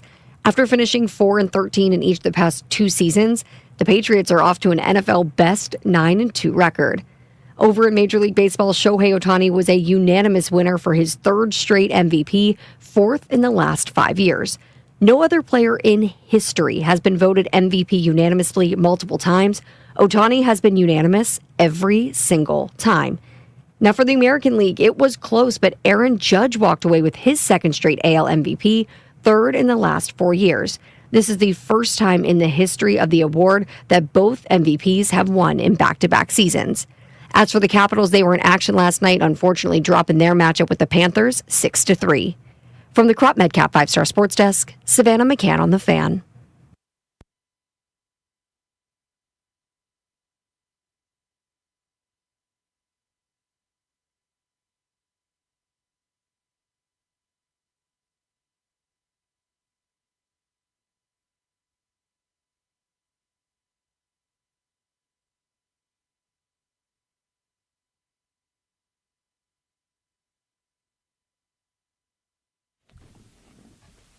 Boop, boop, boo.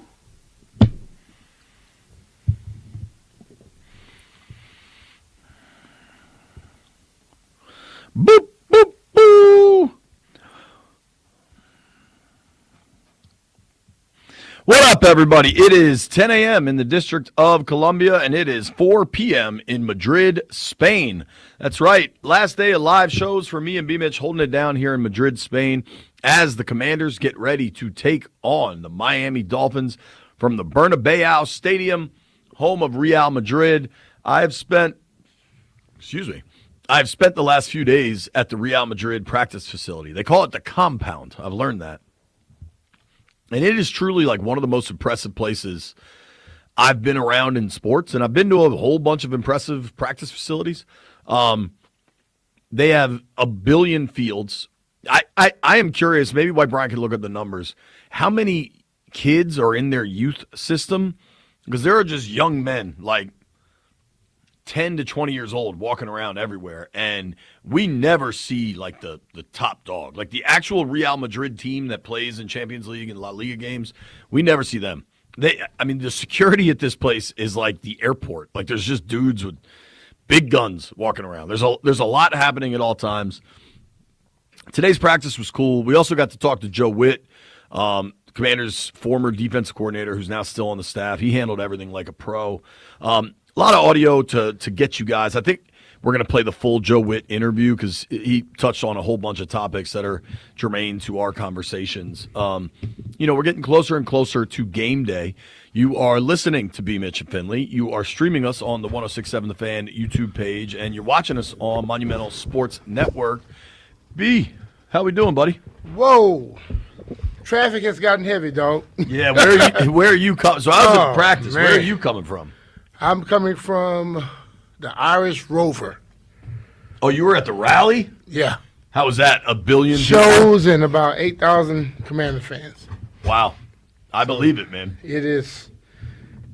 The traffic is like the United States now. Oh, that's tough. Big time.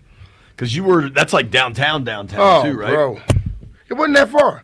But everything is just like, if you got a mile to go, it's 20 minutes. One thing I've learned here, generally where you are, is like 2.8 miles, 15-minute Uber. At least.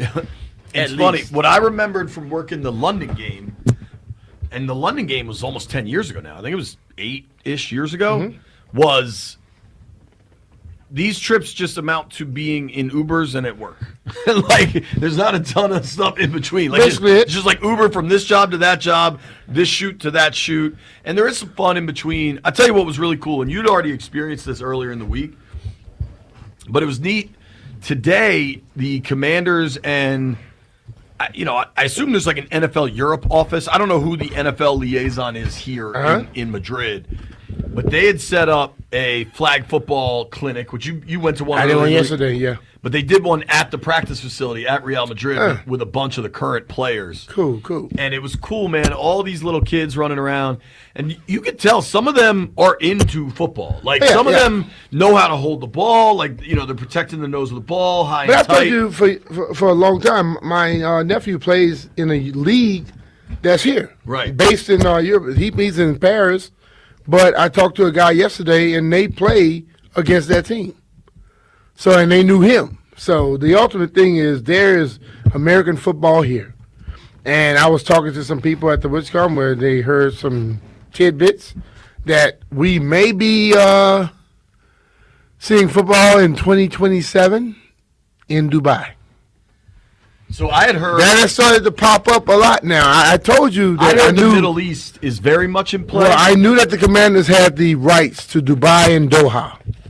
And now there were people, fans, season ticket holders, telling me today, 2027. Well, here's what I know for sure. Josh Harris owns the Commanders, managing partner. Yeah. The Philadelphia 76ers, another team that Josh Harris owns, they played in Abu Dhabi about a month ago. Okay. And so they, is a basketball game different than a football game? Absolutely. Is the traveling party a different size? Absolutely.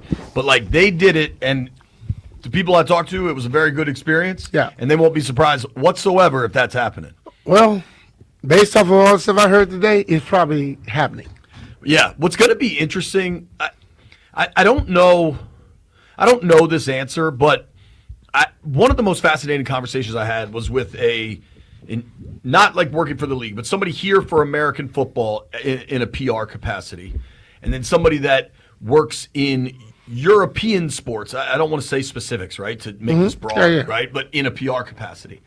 And the way American sports are with media access is totally different than the rest of the world. Totally. And so as these international games continue to expand for the NFL, which is the most accessible professional sport to the media, and what the NFL understands better than any sport ever is that what the media serves for pro football is this huge free marketing arm. Yeah. It is the talk of every. Why do you think it's growing so fast? Totally. But the only challenge that starts to present itself is over time. I mean, dude, you've got fewer and fewer outlets covering fewer and fewer teams every day. And so you take these giant road shows further and further, you're going to get less and less coverage. But I imagine with the money, especially you start talking about the Middle East, the money that's involved, the coverage is secondary to the cash. I'll ask this question. Do you not think in the Washington, D.C. area they're getting coverage for this football game? Sure. In Miami, you don't think they're getting coverage? Dude, you want to hear something that's crazy? So there's about, call it just for round numbers, 20 media members here from D.C. How many do you think are from Miami? Not many. 5. Okay, but think, you expand that, you make that trip instead of Europe to Abu Dhabi? But just let's think about this, though. Miami has a natural following of the Latino population. They may already have people that were already here covering it anyway. Maybe. All I know is it's a lot of content going all over for this team in Washington, D.C. that doesn't ordinarily get that love all around the world. But I have sat and talked to people from at least 15 different countries. The amount of today. Dude, the amount of Irish, English, German, French. It's crazy, dude. It's crazy. It's been really cool watching the kids run around and watching the players interact. I talked to Sammer Still for a minute, who was leading a drill, and he's like, "Man, I grew up playing flag. I love seeing this." Yes. And then Big Trent Scott, who is kind of that 6th offensive lineman, 3rd tackle, whatever you want to call Big Trent. Yeah. People may not know him that well. He's a really funny, gregarious guy. And it was him and Chris Paul. These kids had to run this drill where, say, it was 7 yards up around a tackling dummy and then through some cones, and then they had to try to get past Chris and Trent. and these kids were so little and shifty, and Trent and Chris are so big that to get down to a 9-year-old's waist to grab their flag is like 5 feet down for them. These kids were getting past them. They're like, come on, man. And Trent thought he got one kid. I was like, dude, you got to get the flag. He's like, damn. It was just really that's cool. why and you just funny. tackle him. Yeah. I mean, teach them how football really is. It was fun, man. It was a cool day.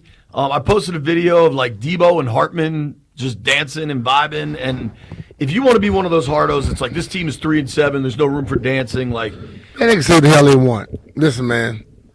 In everyday life, you go into work, and it doesn't always work out perfectly. But what are you going to do? Sulk? Or try to find a way to get through it? We do it every day in every job that we have, in every occupation we have. We find a way to get through it. Hell, nationalities and cultures have found a way to get through it. So for people to sit up and act like athletes got to always be uptight because that's how they are, stop fooling yourself. You're not uptight in your regular life. Get Don't your expect nobody else playbook. to be like it. Hell with that. It was I don't. Maybe we could. Listen, man. I was at this event. Okay, it started at 12 o'clock.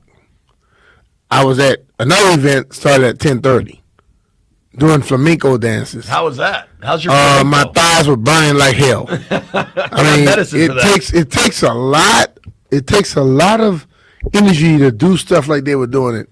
And the lady and the dude that was putting on these classes were outstanding.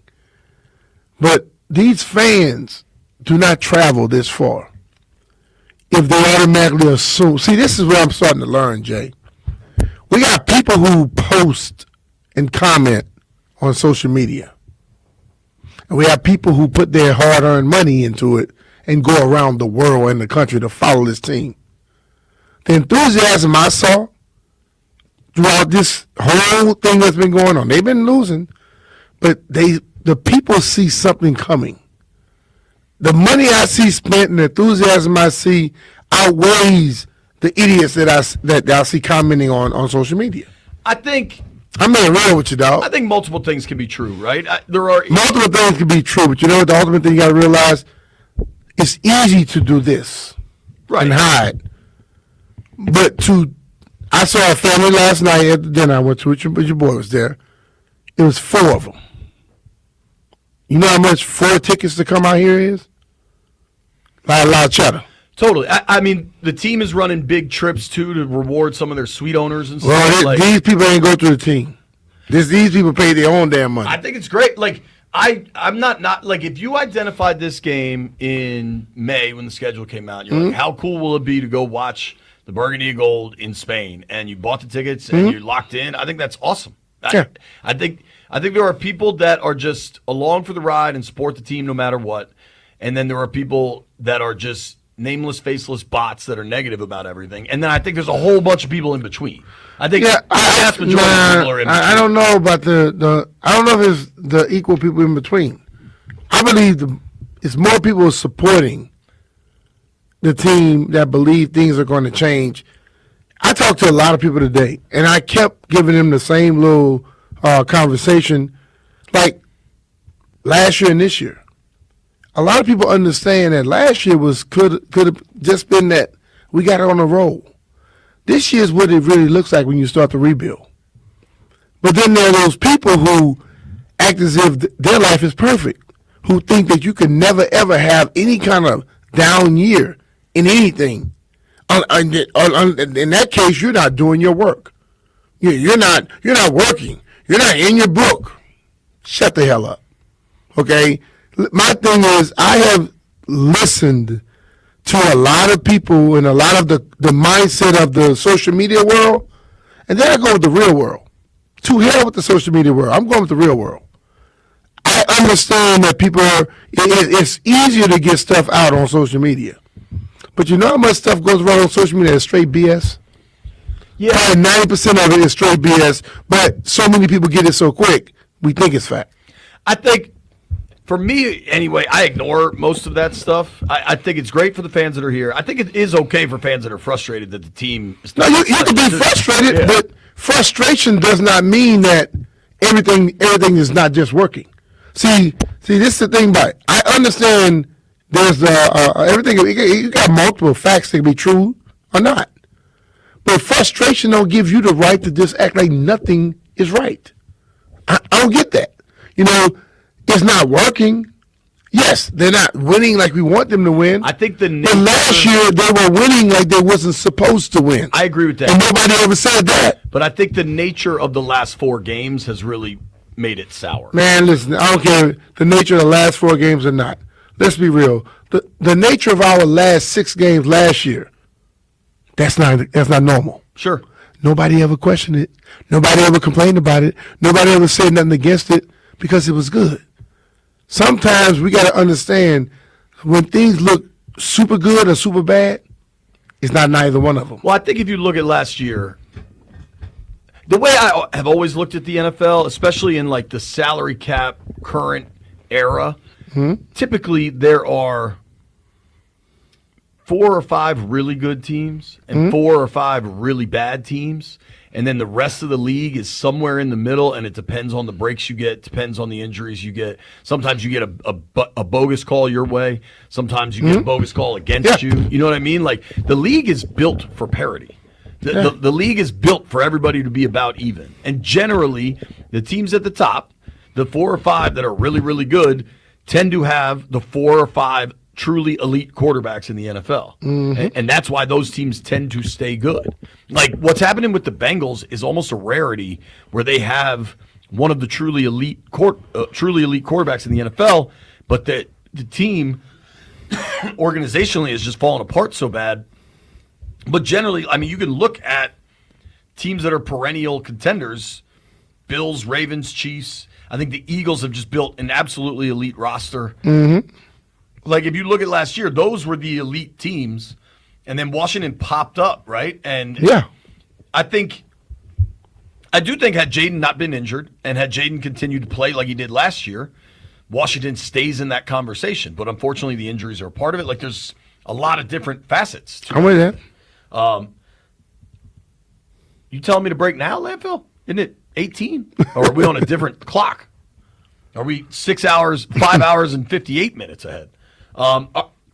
Here's what we're going to do. We got a busy show. Barry Svrluga's here, where he's going to join us at 11. Travis Wingfield covers the Dolphins, going to join us at noon. And then Frank Schwab from Yahoo Sports going to join us at 1 o'clock. Nobody go anywhere. It's B. Mitch and Finley.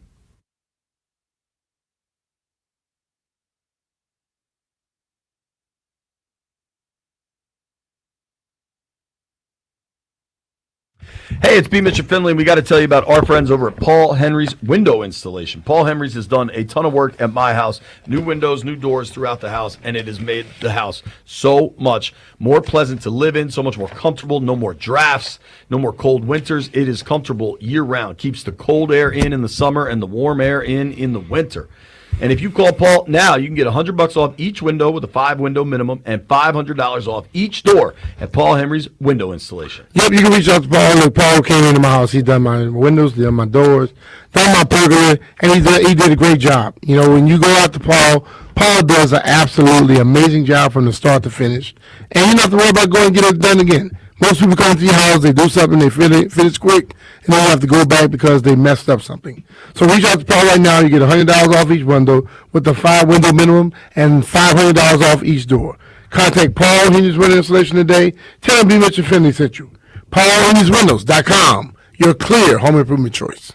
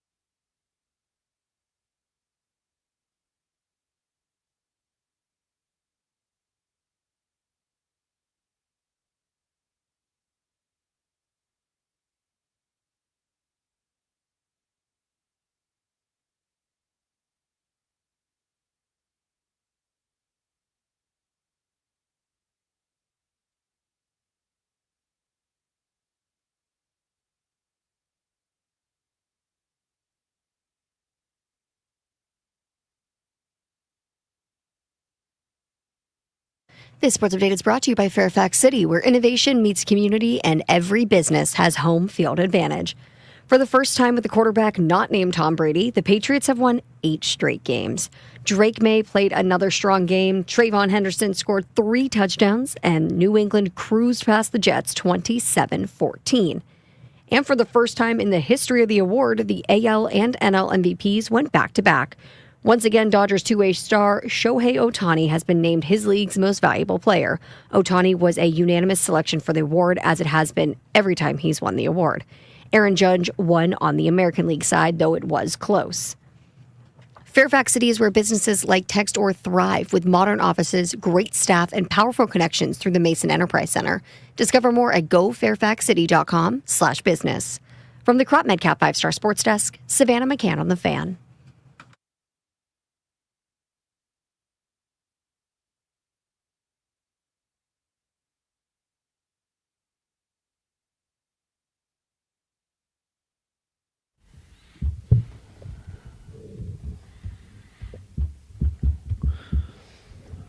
Bow, bow.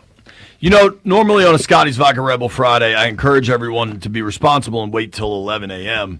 But when we're on the other side of the Atlantic Ocean, maybe there isn't time for responsibility. I mean, it's 4:15, 4:30 here. Jay, we did an event started at 12. How packed was that rally? I saw people were wall to like wall. 2 hours in One advance.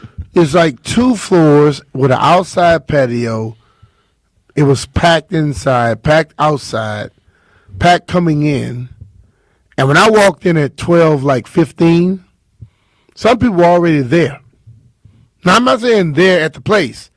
They're like Scotty Red Bull, Bull Friday type. Yeah. They were there already. Going to be interesting what happens this weekend. We're having a party tonight for the podcast that everyone's invited to. I know you got events, but you know you and Monica should show up. It'll be something. I may pop in.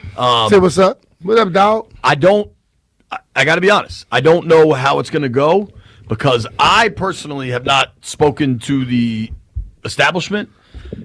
But we're kind of counting on Tailgate Ted. If they're who depending shouldn't on have to be responsible, but like that's just kind of how. If we anyone was operate. depending on you to have a conversation, it would never go well. Well, I would just let you know. I told 60 people where your event is, because they kept saying, "Man, you and JP got an event tonight." I'm like, "No, JP and Mitch." They said, "Yeah, be Mitch." I said, "No, it's Mitch Tischler, 6'4", about 300 plus." I said, "That's not me." They say, "No, man, it's you and JP." I said, "Okay, whatever." So, when we got off last night, so we get off the air here at 8 o'clock, and the setup here, shout out to the people at Radio Marca that have been They've hosting been great, us. man. They've been really cool. But this is like a very serious media establishment here. There's 2 newspapers and this radio station all here, and there's real security, and it's set back from the road. So it takes a little while to get an Uber or a car Into or the whatever. place. You know how? Remember how I had to walk out the other way? So there is another exit. Okay. So I walk out to my Uber last night. It was, like the old school church vans that you can fit like 20 people in. They got like 5 They rows sent you of one of seats. That was my Uber. And it was just me and the dude. Just the 2 of us in a 20-seater. It was an interesting. They thought Mitch was with you? I don't know. But you know how some of these roads are like super windy and narrow and there's cars everywhere? Yeah. My man was driving this church van through those windy ass narrow roads like it was F1. It was it was interesting. Does this place not seem like you're in the middle of New Orleans? Sure. Yeah. Those Liberty streets. Like the French Quarters. The little old streets in Philadelphia. There you go. But it's a combination of Philly and New Orleans. But these streets were obviously built way earlier than Philly and New Orleans too. Yeah. I've really enjoyed Madrid. I'm excited tonight at O'Reilly's. If anybody's in town and wants to come, should be. Oh, you want fun. to just fly over and come hang out? Well, this dude Paul Coleman. You'll never just make tweeted it. me. I land at 7 p.m. Must be somewhere to go. Come straight to the spot. This morning I was at the hotel getting breakfast, and who walks in but Tarek Freeman? He's like, and I was reading. He's like, "Look at you pretending to be literary." I was like, "I can read, dude. Just because I don't do it all the time, I know how to read." That's funny. We got a little news here from practice, and I was kind of paying attention to this. Ben Sennett and Jordan McGee listed as questionable for Sunday's game. Sennett was a scratch on Wednesday, limited on Thursday, and a DNP today. McGee was a scratch both Wednesday and Thursday and limited today. I tried to watch Jordan for a second today, and, what I notice in a brief practice is hard to make too much of a determination on. That's not good news, though. Luvu, however, I had kind of been documenting him in the non-contact. He was full go today. Helps to be full go when there isn't contact at practice. Quan Martin had been in the non-contact. He was full go. Chris Rodriguez spoke with the media today. He's ready to rock. Bobby Wagner was listed as full all week. It's the question on the show sheet from Landfill is, do the Commanders have any chance on Sunday? And I noticed earlier the Junks made their picks this morning, and only Bickle picked the Commanders. And I understand why people are reticent to think Washington's going to win, especially after this last 4-game stretch. It's been historically bad. I actually really like Washington this week. I think Miami is a super volatile team. They are yet to string 2 good games in a row. Now, if you want to look at everything that has transpired over the last month and be like, how on earth can you pick them? I get it. I'm not. You have grounds for that opinion. Any given Sunday, baby. I don't even think it's any given Sunday.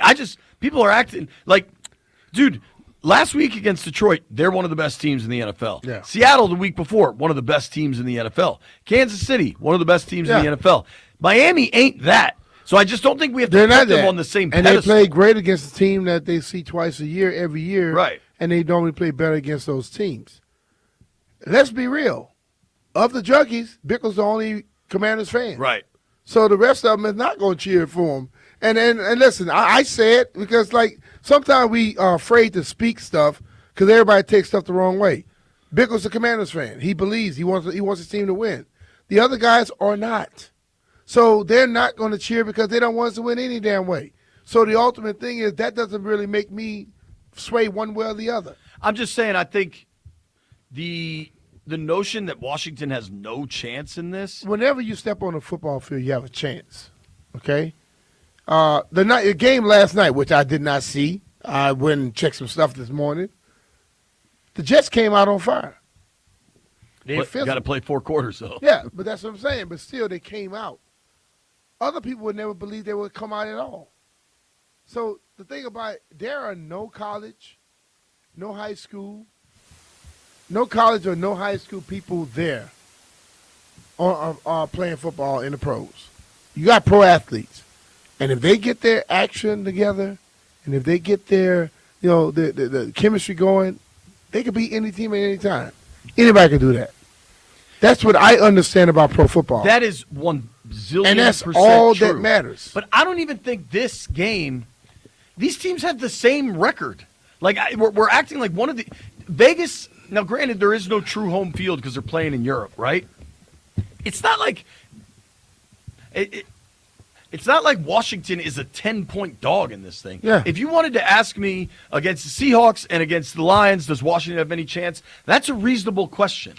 But just because what they say in the stock market, anytime you buy a stock, there's a legally bound statement that past results do not indicate future returns. I understand. In the NFL, it's the same damn thing. But this is not they're not facing Steve Young and the 49ers. You talk about content game all the time. I'm going to ask you a question. You are in it. I can give a damn about it. If I say a person have no chance, and if I say a person have a chance, which one is going to get the most effect in the content game?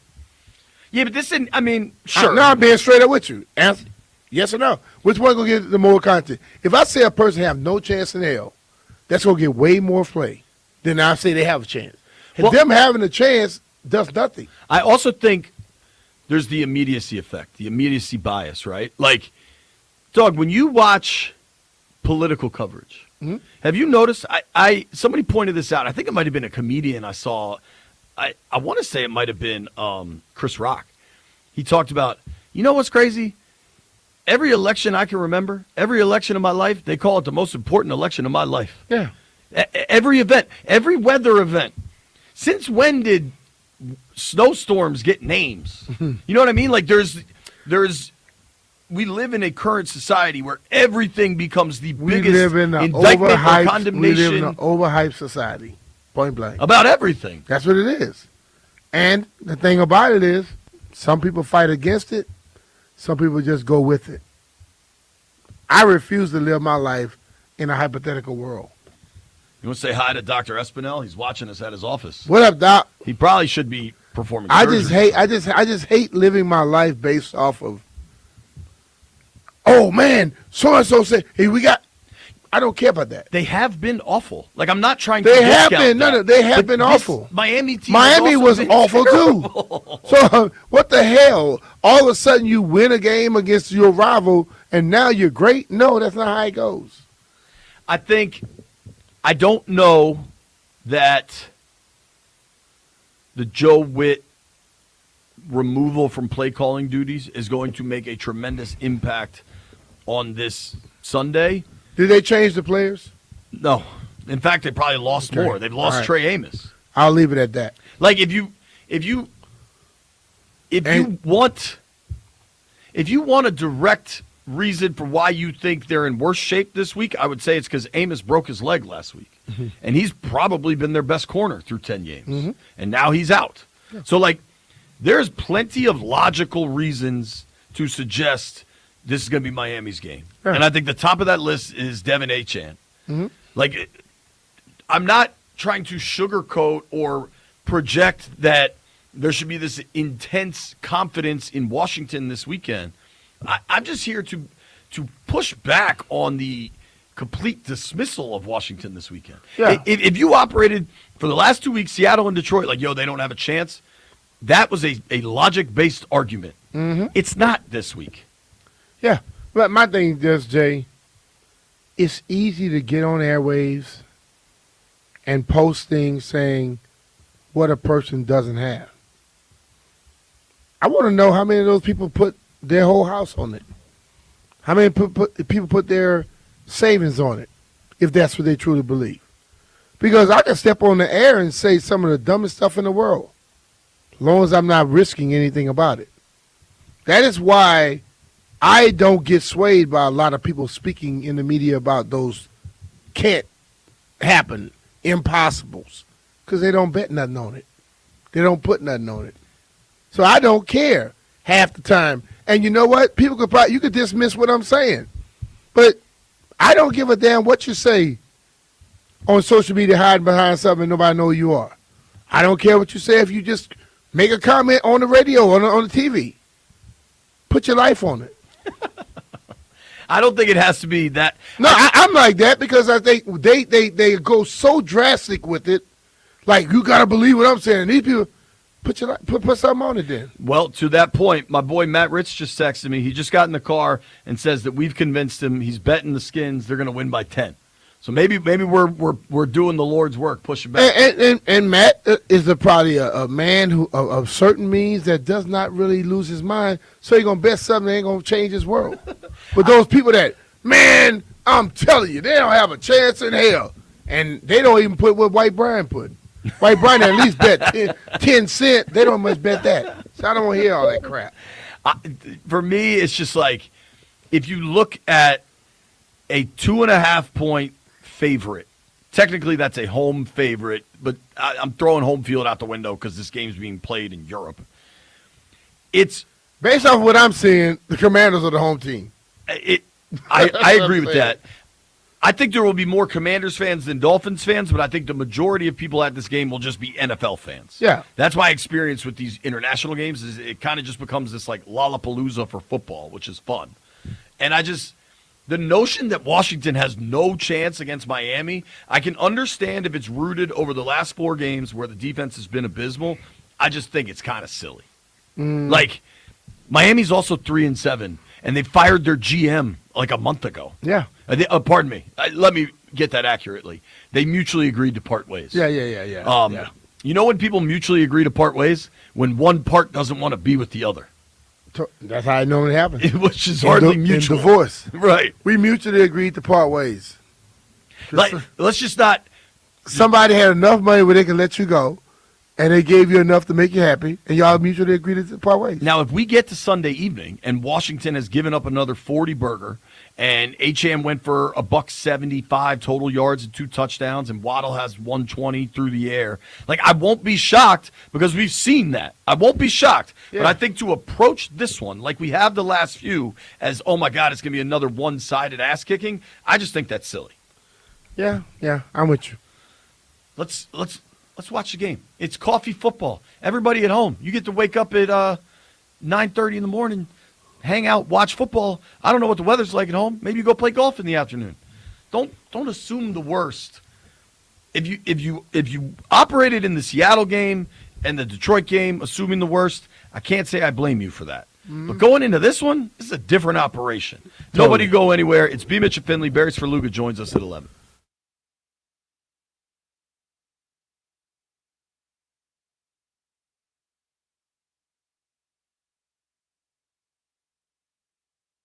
Hey, it's Brian Mitchell here. FanDuel Friday is turning it up with NBA Happy Hour. Every Friday from 6 to 7:30 p.m. Eastern, FanDuel is dropping limited time specials to get you in the zone. Boosts, bonuses, surprises, all designed to bring that Friday energy. This isn't just another promo, it's your weekly pregame. NBA Happy Hour every Friday, 6 to 7:30 Eastern. Only on FanDuel, official sportsbook partner of the NBA. Visit FanDuel.com/Brian to grab your reward before the clock expires. FanDuel Sportsbook is official sportsbook of 106.7 The Fan.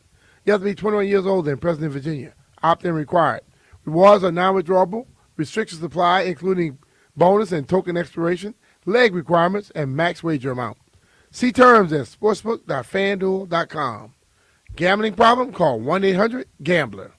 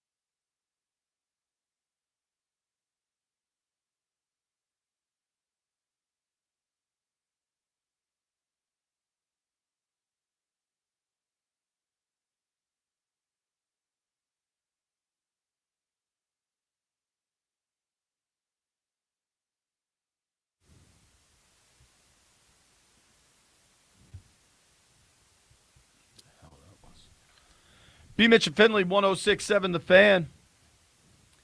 Broadcasted live from Madrid, Spain. You can check us out on the YouTube stream on 106.7 The Fan's YouTube page. You can watch us on Monumental Sports Network or just listen to us right here on 106.7 The Fan. Barry Svrluga is going to join us in about, 10 minutes or so. Got to hear from Commanders defensive coordinator Joe Witt. By far the funniest moment today, though, was, so because there's a number of local, like, Spanish journalists at all these availabilities and stuff, they give the players these earpieces for their media sessions. And the earpieces translate what the question is in Spanish for the players, and they answer in English. But the guys weren't exactly – it wasn't a seamless process, we'll say. And then towards the end, one of the Spanish journalists asked if they had learned, any new words in Spanish. And Bill, God bless him, Bill's just like a naturally funny kid. And this is a rookie who, I don't know that he's seen a ton of the world, right? And Bill just very honestly was like, and so it was Bill, McNichols, and Rodriguez all up on the podium together. And so questions kind of got asked, and like different players would answer at different times. And Bill was like, yeah, I've learned some new Spanish. And it was like, he kind of was like eager to share it. So it was cool. And it was like, okay, great. Like what? And he's like, I learned hola.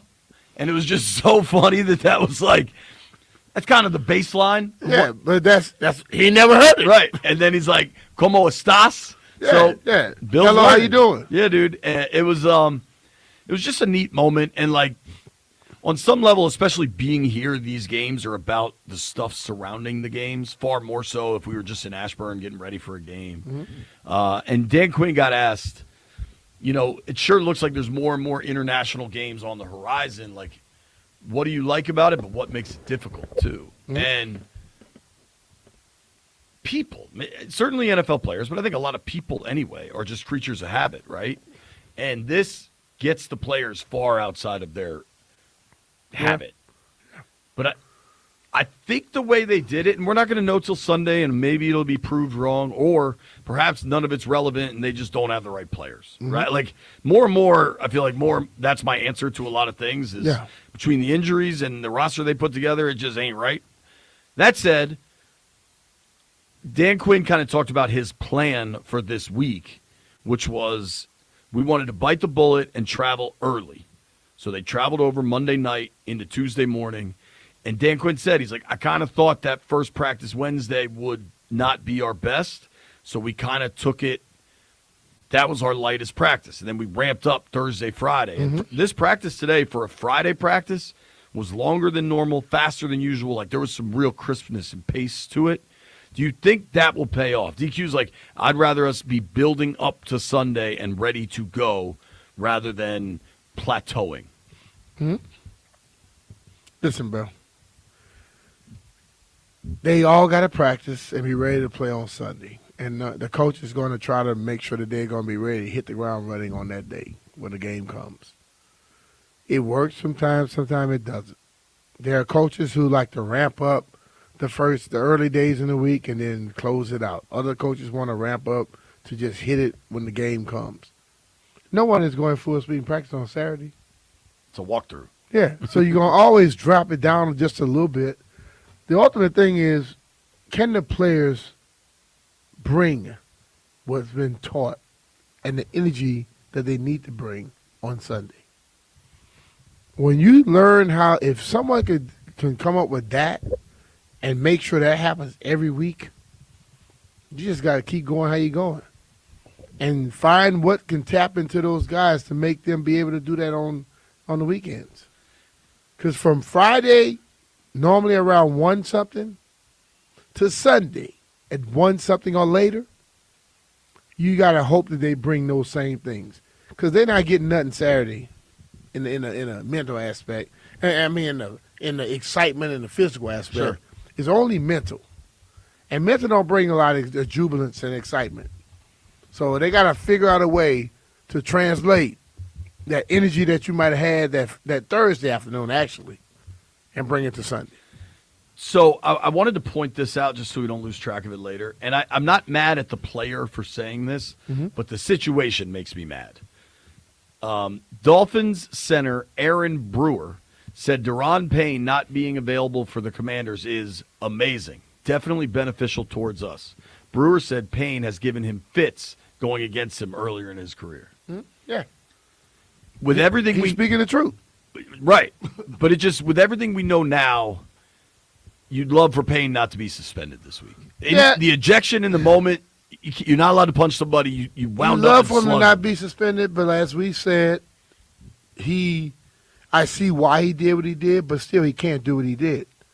And that player on the other side just told you he was scared of Payne. You know what Payne's backup needs to do? Make him understand that for some kind of way, I woke up as Payne today. You just told me you're scared of a player on the football field. I'm going to find a way to get into your head and make you scared of me. So I'm curious what you think then. So Payne is out, obviously. Dan Quinn earlier in the week said that means a larger role for Johnny Newton. Okay. And they made Johnny Newton a captain this week. Okay. Do you think they're like, hey, man, this is your chance, run with it? Yeah, of course, because let's be real. Johnny is not the physical force that Payne is. Right. But Johnny has far more quickness than Payne has. That same dude that said Jerron Payne has been a problem to me may wake up on Monday morning saying, damn, there's more ways in the NFL to have to deal with something. Newton could bring that quickness and be past his ass all day. You know, it's just like, listen, man, the NFL to a lot of people is tough. But you know what it is to a lot of other people? Opportunity. This is an opportunity for Johnny Newton to say, okay, I'm not the biggest, strongest guy in the league, but I could do some Aaron Donald to you. Aaron Donald wasn't the biggest guy, wasn't the strongest, but he was relentless. He was quick, and he made you have to try to beat him to the point every play. And by you having to beat him to the point, you know what happened to you? You jumped. You tried to get out of that thing quickly. You gave him more opportunity because now you were questioning everything. He wasn't. He was dictating to you. Let's go with it, Jay. Do the same thing. Big opportunity for Johnny. He's certainly capable as a pass rusher. I think the run game is where you wonder if he can stand up, but Sunday's his chance. Our chance now. Quick break, then Barry Svrluga joins the program.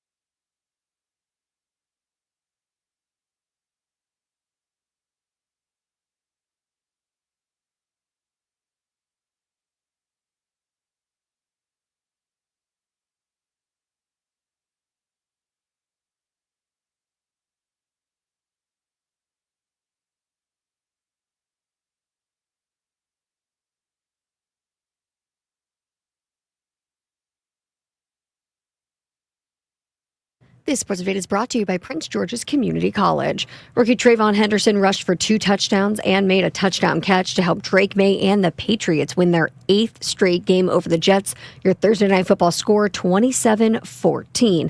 Looking ahead to this weekend's slate, the 49ers, their head coach Kyle Shanahan said that Brock Purdy's getting the start on Sunday on the road against the Cardinals. Purdy hasn't played since aggravating his toe injury during a Week 4 loss, but he is going to be back under center this weekend. At Prince George's Community College, expert faculty and state-of-the-art facilities give you a top-tier education at a fraction of the cost. Spring registration is open now. Save time, save money, and start at PGCC today. From the Crop MedCal 5-Star Sports Desk, Savannah McCann on The Fan.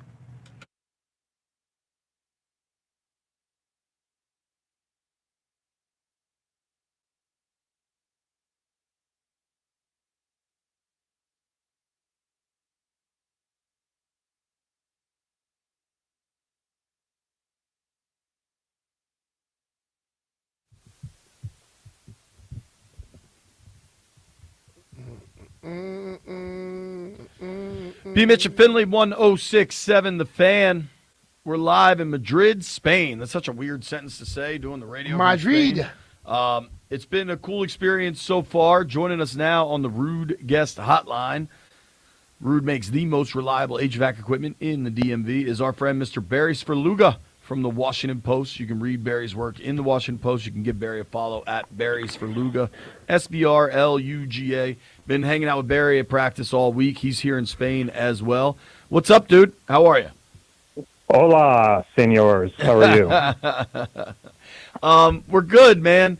What I want to get into a column you wrote earlier in the week that I think is really smart. But let's start with just kind of, we've been here a while now. What do you think of the NFL landing in Spain and trying to make it work? You know, I'm writing a little bit more about that for the weekend, as you might guess. And this isn't, for us, it's a work trip, and it's kind of like lifting the experience of Ashburn and laying it down at the Real Madrid facility. And we know what a Wednesday's like, and a Thursday's like, and a Friday's not like for an NFL team. But, the more you kind of go through this, you realize, and I don't say this in a negative way, but these two teams are the latest pawns in the NFL's kind of vision to globalize their sport. There's money to be made all over the world. They would be foolish not to go for it. NFL teams have the highest franchise valuation of any American team sport. The Dallas Cowboys are the biggest, most expensive, highest valued franchise in any sport across the world. And in talking to people who are smarter than me and know about this stuff, they are valued so highly because in the future they expect to really be able to tap into these, really lucrative international markets. So it almost kind of surprises me that Sunday's game is the first game in Spain, because the NFL has been playing these games since 2007 overseas, and it's just going to go further and further away. They're playing in Australia next year. And it's an attempt by the league to make sure they can make money everywhere that money can be made. And the Commanders and Dolphins are just kind of along for the ride in that process this week. Barry, I did a little football clinic yesterday. There was like 180 kids there. And most of these kids had never really seen football. But there were a select group of these kids who knew everything about every player around. And it was talking about that are on Google and everything else. My nephew plays in a American Football League over here in Europe. He plays in Paris. And there were people that played on the team from Madrid who knew who Austin Mitchell was. You know what I mean? I just think that the NFL they're smart in what they do, because, like, when we were younger, the world was not that close to us. In this day and age, the world is close. And the NFL, with their marketing machine, they can get into any situation they want to get into. And I think they're going to grow a lot quicker than what we even think. Well, B, I pointed this out yesterday, and Barry, I certainly want. Think about the fact that this game is the first ever in Spain, and the 2 starting quarterbacks are from Hawaii. And I understand Hawaii is part of America, but just look at a globe. Yeah. Look at a globe and see what side those two places are on, because it's the opposite. Yes, It's pretty remarkable, man. I mean, there's so much to unpack there because, Brian, what you're saying about the awareness is really, that's the most important piece. It's less important, and they're doing flag football clinics, and flag football is in the Olympics in 2028 in LA, and that's an NFL-backed initiative. But what's more important than, the 180 kids at your clinic from Madrid playing football as a lifelong sport is being engaged as a football fan and being, like you described, aware, because aware not only might turn into, hey, I'm buying a jersey or I'm buying a ticket, which is kind of small potatoes, but it could mean I'm watching TV and I'm riveted to NFL games, whether I get them on Amazon or I get them over some sort of broadcast deal over here. And that increases, if there's awareness and engagement in all these countries, then the NFL is going to make more money selling their international broadcast rights going forward. So it's as much about creating consumers that are really care about the players and the stars and the performances as it is about like, oh yeah, I'm going to grab a helmet and shoulder pads and learn, how to play cornerback. Yeah. See, we played in London in a preseason game in 1992, I think it might have been, or 93 at the beginning of that season after we had won the Super Bowl. There were people telling me then that they watch us at like early in the morning and all this type of stuff. I have to believe that has grown exponentially since then. That was in 90. That's almost what? That's 30-something years ago. Right. So it had to have grown, and then all of the different stuff we have now where you can get what you want much quicker, the NFL probably already know where their market is. For sure, and they're where they've established themselves, they're looking elsewhere. I mean, think about that time you're describing, Brian, the early 1990s. Yes. Ahead of the NFL in global expansion was the NBA, and the NBA built that on the back of the dream team in the 1992 Barcelona Olympics, kind of the best, most marquee basketball team ever created. Think about that era and how far superior the U.S. was when they put their best on best. That was coming off the 88 games when it was the last one to use college players, and John Thompson's team couldn't win gold in 88. 92, you get Jordan, Bird, Magic, and the rest of them, and that becomes an amazing marketing tool that helped make basketball a truly global game. And if you don't think it's a truly global game, I just was looking at this for this piece I was writing, like it would have been absurd to think in the mid-'80s that, the NBA MVP would be from some other country. I'm here to tell you that the last 7 NBA MVPs are born outside the U.S. That's crazy. Now it's only 4 players. SGA is from Canada, and Jokic is Serbian. Giannis is Greek. There's one other one in there. Oh, and Joel Embiid was born in Cameroon. But it does tell you that if you plant the seeds, they really can grow. And that's again, that's a long, long time ago, Brian. But I'm talking to experts about this stuff. Major League Baseball rosters, hockey rosters, NBA rosters are dotted with players from all sorts of corners of the globe. Who's to say in 15 or 20 years, that there might not be tons of international players on NFL rosters? Just so we're clear, Barry, Canada doesn't count. SGA is one of ours. But I understand your greater verb. He went to Kentucky. You go to Kentucky. But that's what I'm saying. Like, I get your point. Those other sports, it's a technicality, but I'll use it to my advantage. Yeah, but those other sports, they normally come to the United States and play basketball. Football is that one sport where there are not many colleges around the world you get to go play it. Right. You come to the United States, or you're from here. Like I said, my nephew plays in a league over here, but it's not all American players. There are a lot of players from over here that are playing now. Well, that's why you start it at like grassroots level and get kids involved. I think go to the colleges around the world and start putting football in it.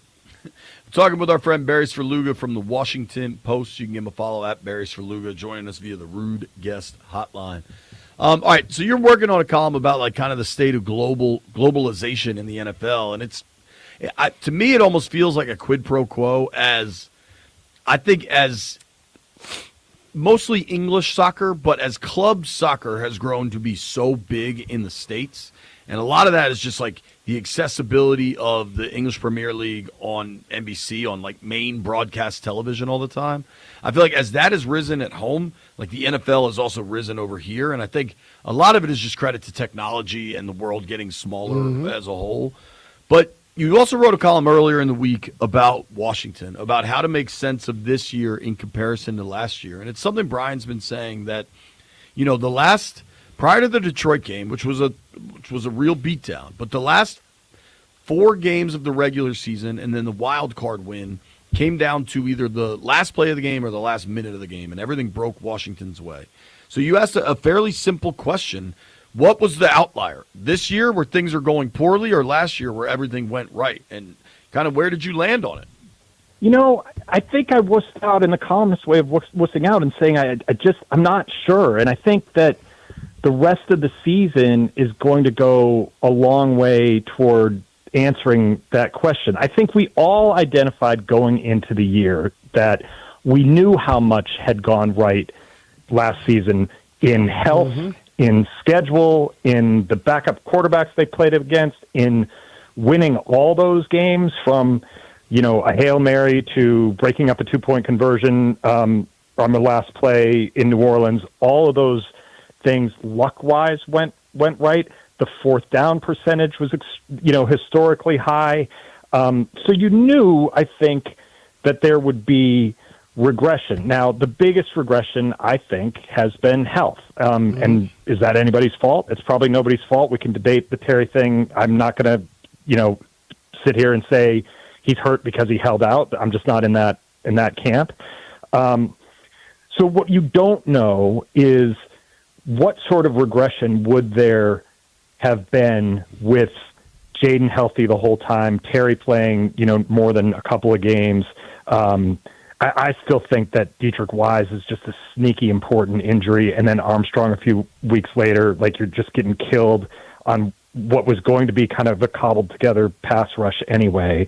I'm really curious because the offseason, this upcoming offseason is going to be so much different than this past offseason because you're going to have real questions about my question, was it a fluke in 2024 or is 2025 the blip? Because the foundation, and I asked Quinn about this the other day, like, has the 5-game losing streak caused him to think there are foundational problems here? And he was very adamant. He's like, I think it's execution. Like, I think we have the people with the attitude, and I'm paraphrasing, but he believes in his guys. He's not going to throw his guys under the bus, of course, not publicly.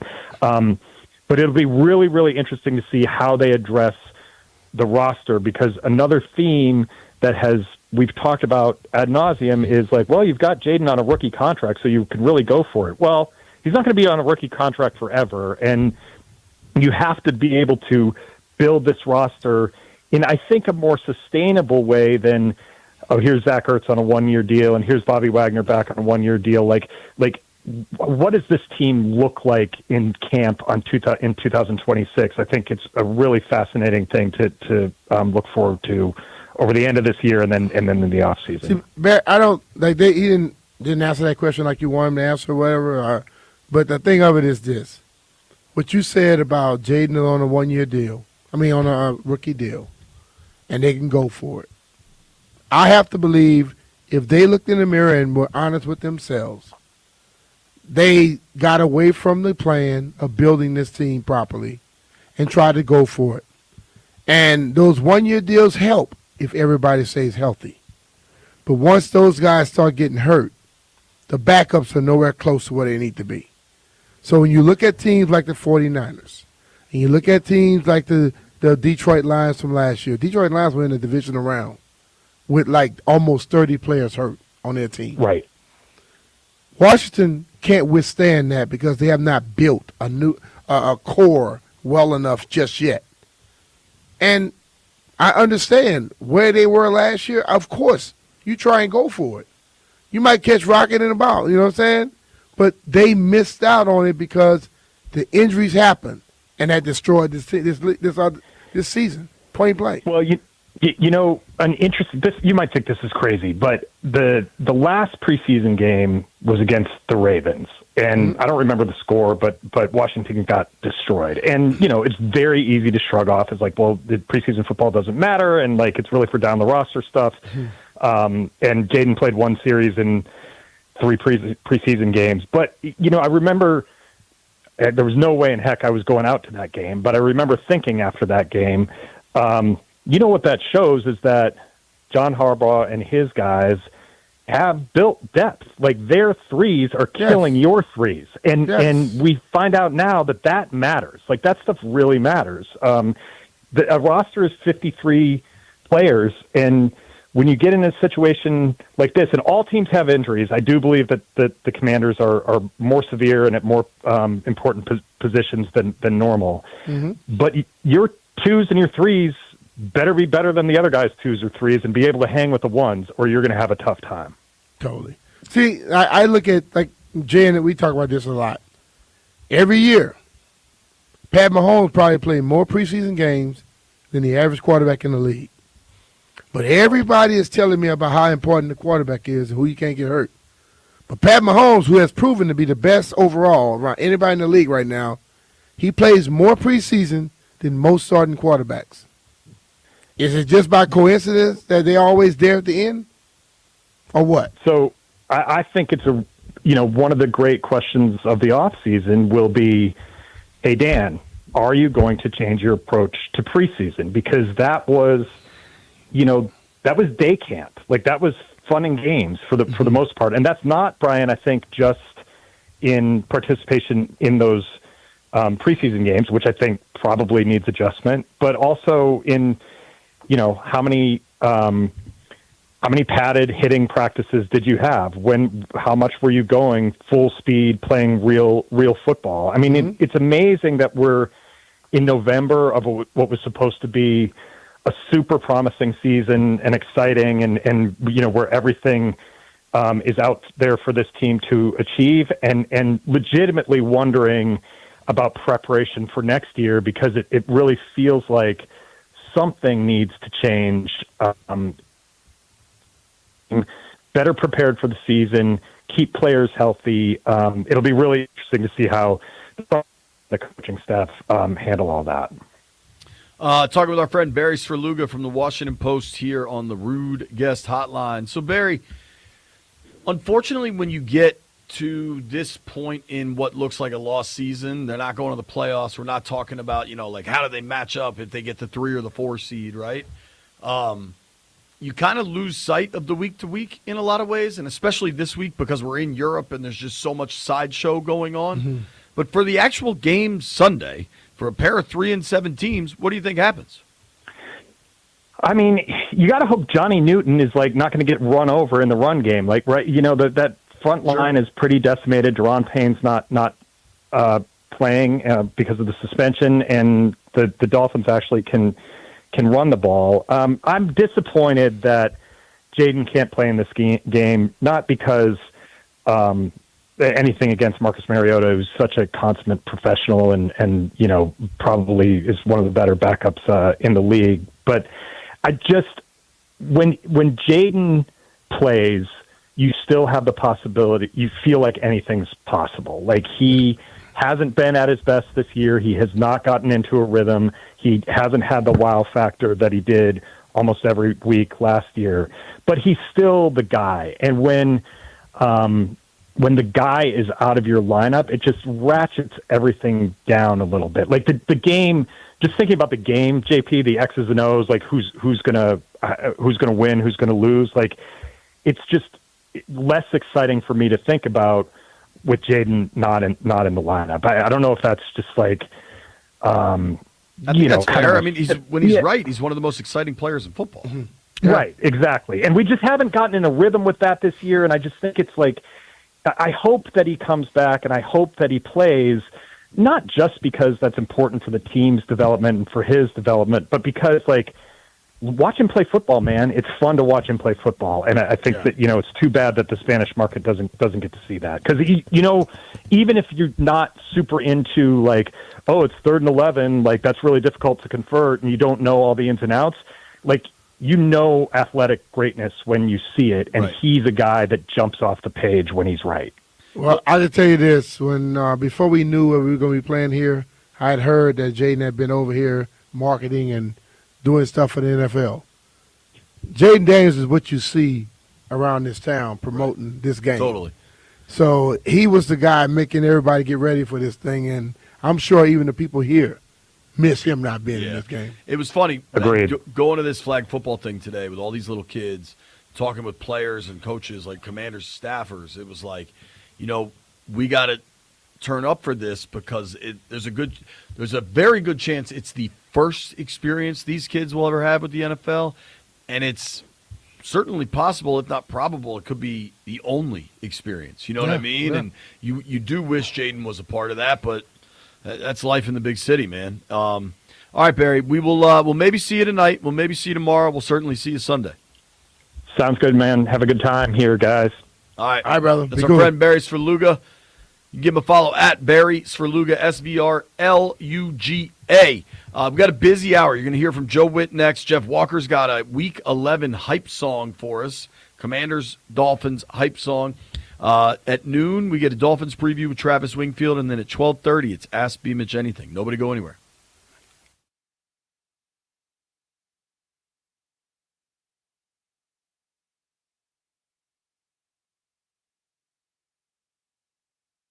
Hey, it's Brian Mitchell here. FanDuel Friday is turning it up with NBA Happy Hour. Every Friday from 6 to 7:30 p.m. Eastern, FanDuel is dropping limited time specials to get you in the zone. Boost, bonuses, surprises, all designed to bring that Friday energy. This isn't just another promo. It's your weekly pregame NBA Happy Hour. Every Friday, 6 to 7:30 Eastern. Only on FanDuel, official sportsbook partner of the NBA. Visit FanDuel.com/Brian to grab your reward before the clock expires. FanDuel Sportsbook is the official partner of 106.7 The Fan. You have to be 21 years old and present in Virginia. Opt-in required. Rewards are non-withdrawable. Restrictions apply, including bonus and token expirations, leg requirements, and max wager amount. See terms at sportsbook.fanduel.com. Gambling problem? Call 1-800-GAMBLER.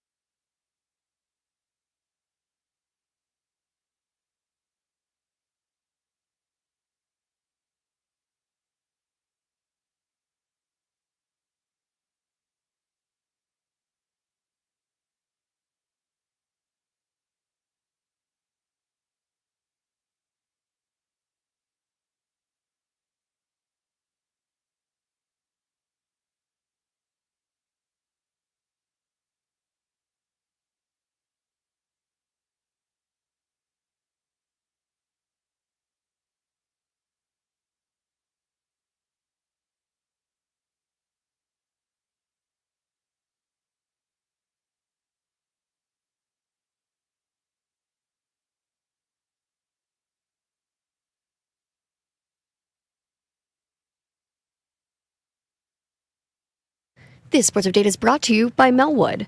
The Commanders have a lengthy injury report, including Jaden Daniels and Terrence McLaurin, who are both ruled out for this week's matchup. Linebacker Jordan McGee and tight end Ben Sinnott both listed as questionable. Now, both of them were late additions to the Commanders' injury report. McGee at least participated in a limited capacity on Friday. Sinnott did not practice after being limited on Thursday. For the Dolphins, tackle Austin Jackson has a toe injury. He is doubtful for the matchup, while linebacker Bradley Chubb, cornerback Rasul Douglas, and wide receiver D. Eskridge, all of them questionable for your Sunday morning Madrid game. Support people with disabilities in your community by donating your unwanted vehicle to Melwood. Donating is fast, free, and easy. Visit melwood.org or call 1-877-MELWOOD for more information. From the Crop Medcap 5-Star Sports Desk, Savannah McCann on the Fan.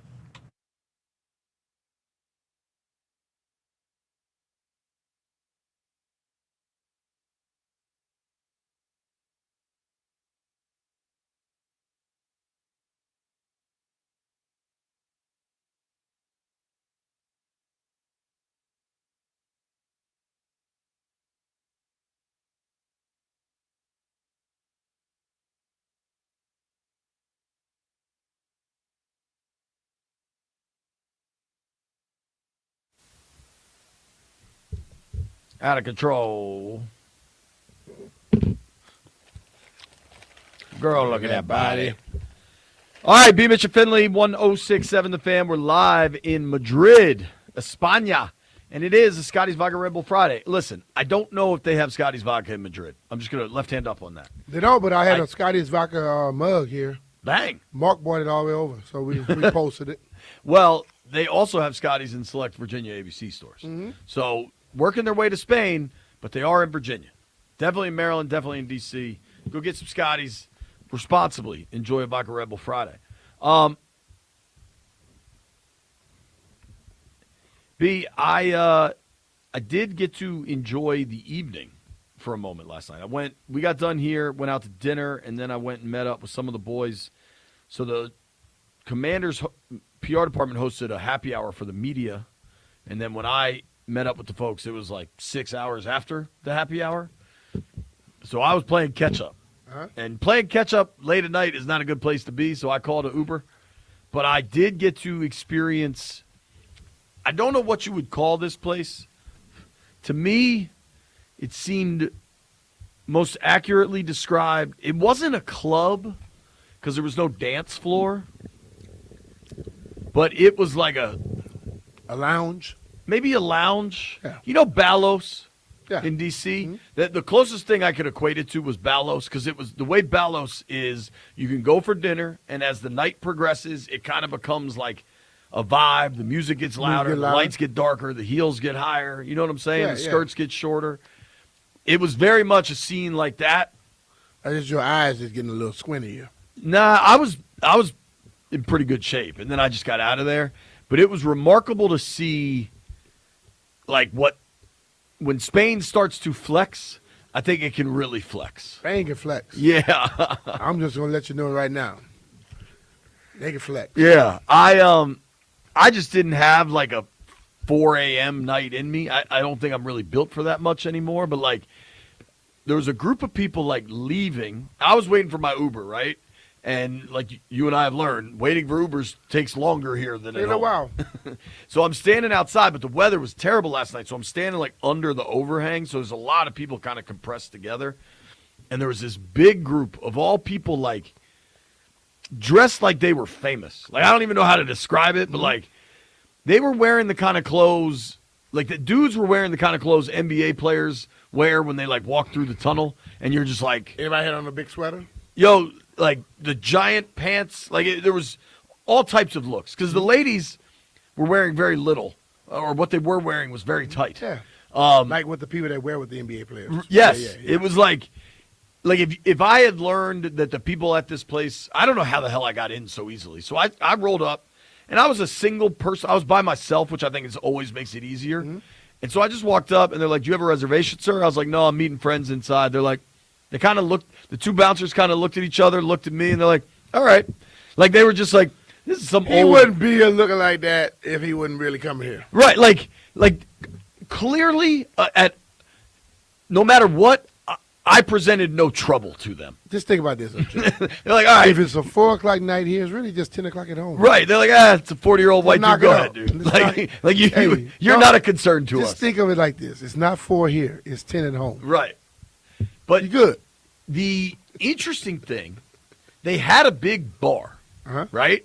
And they had this giant elephant statue in the middle, like a full-size elephant. So the room was that big that it had the height of a full-size elephant. Okay. And there were stairs up to what I assume is another floor. I did not check out, nor do I imagine I was welcome on that floor. You probably were. But they had this big-ass bar, and it was bumping in there. And it was good music. I don't know that I could identify much of the music, but the music was good, appropriate to the vibe of the place. But you couldn't order at the bar. You had to be at a table, but I very clearly didn't have a table, so you're kind of just loitering around other tables, getting the server to serve you, which I just found to be an interesting restauranting technique. Have you ever been in that? Yeah, because I'm making you sit down. Nobody was sitting down. But I'm saying if you have a table, you're ordering. Right. Some people like in New York, the whole thing was this. You walk into a club in New York when I was there. Every table said reserved. All the chairs that were at the bar, like earlier that day, they're not there at night. Right. So if you want to do something, you're going to sit at a table. And at that table, you have to spend a certain amount of money. I'm sure at that table in that spot you were at, you got to spend a certain amount of money. Sure. Shout out to the big man, Mitch Tischler, eventually got me a drink. But, dude, the serving drink process here is interesting. I like it. They bring over the bottle of liquor and pour it in front of you. And they pour it till you say stop. Yeah, dude. They are not shy about pours. It's not like I don't think you need a double. If you ask for a double, it might be the whole damn glass. I didn't ask. I mean, it's a the lot. The closest thing to the way they serve liquor here is Stan's in D.C. Right, where they just give you the Stan's, bro. Stan's pour like damn near the whole glass, and then they give you another bottle or a glass of something, the mixer. Right. That's how it is here. That is true. Yeah. It was really cool. I think Stan might be Spanish. He might. I never knew anything about it, but I think he's Spanish because that's the way they serve. I don't know if Dan's Cafe is still open, but they did that too on 18th Street. Round Table, when I was far too young to be going to bars, was the bar we would go to on Wisconsin Avenue, and they did that also. Shout out! I think it was Butch that was the musician in the basement. Don't put Butch out there like that. This is 30 years ago. I don't care. I Butch might be still kicking it, and then Butch, you Butch wasn't doing anything wrong. Butch was just playing music. Oh, I thought you were saying Butch was getting you the drinks. Nah, he was the performer, and a hell of a performer. All right. The Round Table has been razed to the ground. It is currently like a bank, I think. Oh, wow. Did you ever go there? No. If any old school DC heads that went to Round Table, hit me on Twitter, because Round Table is a place, man. We just call it Pound Table. Pound Table, baby. It was one of those places where, like, you try to get a girl to make out with you, and if that wasn't happening, you got in a fist fight. That was like that was how the evening went. That's just how you worked it. Try to get a girl to make out with you, she doesn't. Find somebody else, Jay. That's the way you look at it. Yeah. Why fight? That's a drastic measure. Stay on the same wavelength, dog. Things work out a lot better. I was young and dumb. Be like Bruce Lee. Be like water and flow. It was a cool night in Spain. I'm really excited tonight. The amount of people, I think O'Reilly's could be nuts tonight. But I'm curious what you think. So the rally was 12-4 local time. People were drinking, I assume. They had last call at 3-something. Right. So a lot of the people that are at that rally that have been drinking from noon to 3. They went home and rested. I don't know. They'll be there. Might be. Some of them had to go home. I watched some people walk out of there. Yeah, they had to go home. Yeah. When people are like, they skate, the women skating, and they call it skating in their high heels. Yeah. And the guys are like, feeling their way away, sure, along. Yeah, those are the guys that they know they need to go home and get a nap. Time for a nap. Yeah. There's been no nap time for us, but tomorrow we get a day off, B. I don't know if you do. You got events all day? Yeah. What do you have tomorrow? I have a happy hour A dinner. What time is happy hour? Dinner's at 11. What time is happy hour? Dinner's not at 11. Dinner's at 7 something. That's early for happy here. hour is 5 to 7. I have a lunch. I mean, a breakfast in the morning with some Westwood One people. I'm saying the way Spanish people do dinner, the way local people do dinner, it's like 9 is early. Yeah, but I have events like with different stuff, so Yeah. I'll be working. Stay working, B. It's going to be a lot Having of fun. Yeah, it's going to be fun on Sunday. Tonight will be a fun night. The whole trip has been very cool. It's been very interesting to see how the NFL fits in the grand scheme of things, and I think it's important. Like the London games have become so commonplace. Like I wonder if the NFL is trying to plant flags of where they're going to keep coming back. You know what I mean? Mm-hmm. Like I wonder if Madrid they view as like a long-term site, or if this is a one-off and they're exploring Spain and maybe it's Barcelona. I think they'll be back. Couldn't you see there being an eventuality where it's like Madrid one year, Barcelona the next year, and they kind of go back and forth? I can see because that. both stadiums are I world can class. see it having both of them in the same year. I definitely think Roger Goodell says he wants 16 international games a year. I think they're going to get I there. can see a Barcelona and a Spain and a Madrid in the same year. Do you think, though, they can get to a point where there's a Middle East game every year, there's a China game every year? The travel for that is 6-hour flight is China one thing. is going to be different. 14, Middle 16-hour East, flights Middle is East, I different. think, is going to be here quicker than we think. Well, I think they're doing Australia next year. Mm-hmm. Right? China is different. Yeah, I mean, there's like political things. It's fascinating to watch this unfold, dude. Like, there's a part of me being at the Real Madrid facility the last few days. Many fans really want to just say, "Oh, we're going to go over to China and watch a game." It's not as sexy as going to Madrid or Dubai or but I think anything like that. the point is there's 1 billion people in China we can get buying jerseys. I got you. We got a busy program. Travis Wingfield going to join us at noon. We're going to open these phone lines up at 12:30 for Ask B. Mitch Anything.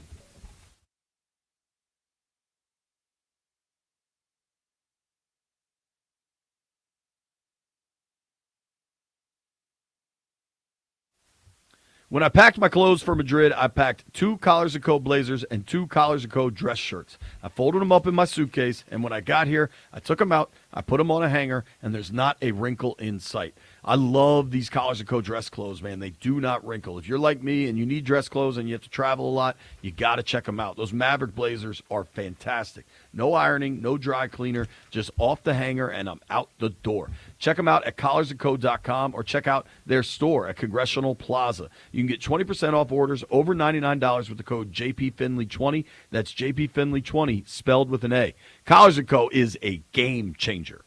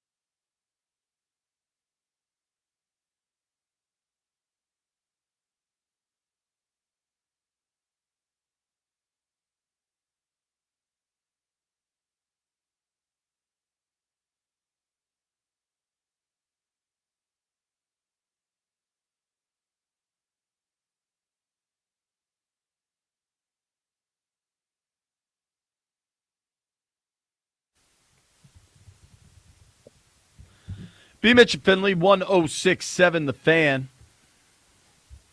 You're watching us all on Monumental Sports Network. You're streaming with us on the YouTube page, 106.7 The Fan. Listening right here on the radio. If you've missed any of the show so far, you can get it wherever you get your podcasts. We got options, baby. We got content. You got ears. We'll figure it out. Joe Witt. You got content and ears. I do, as a matter of fact. Joe Witt had a rough week. Been a rough month, honestly. Listen, man, when things go wrong, eventually somebody gets blamed, and Joe Witt's the one being blamed for a terrible defense. I applaud Commanders PR, and I applaud Joe for taking the time to speak with the media today. Anybody that knows how I operate, I believe in just full transparency and letting a full interview play out. So here's Joe Witt talking with a number of members of the DC media. The reaction to the change in job roles. What was that like for you? And just nothing more than that. No, I've been in this business long enough when at the end of the day, it's about winning and about producing. And we've yet to do that this year. And so it wasn't necessarily anything that I was necessarily shocked by. We're here to win. So no different than if you move a player in and out, sometimes that happens in coaching. So is it hard to accept though going to a different role like that at this point in the year? It doesn't matter if it's hard or not. It's the reality of what it is. The performance was not what it needed to be, and we're not winning. So it doesn't matter if it's hard or not. It is what it is. So where do you think things started to really go wrong? There's a myriad of things, but I'm not going to get here and talk about that right now. The main thing is that we need to put a system together that we can win, and we can win this game right now, and then we'll worry about everything else moving forward. Your relationship with Dan Quinn seems like it's solid enough to make this work going forward. I mean, how would your day-to-day change, and how's your relationship with him been in the days since? Oh, relationship's the same.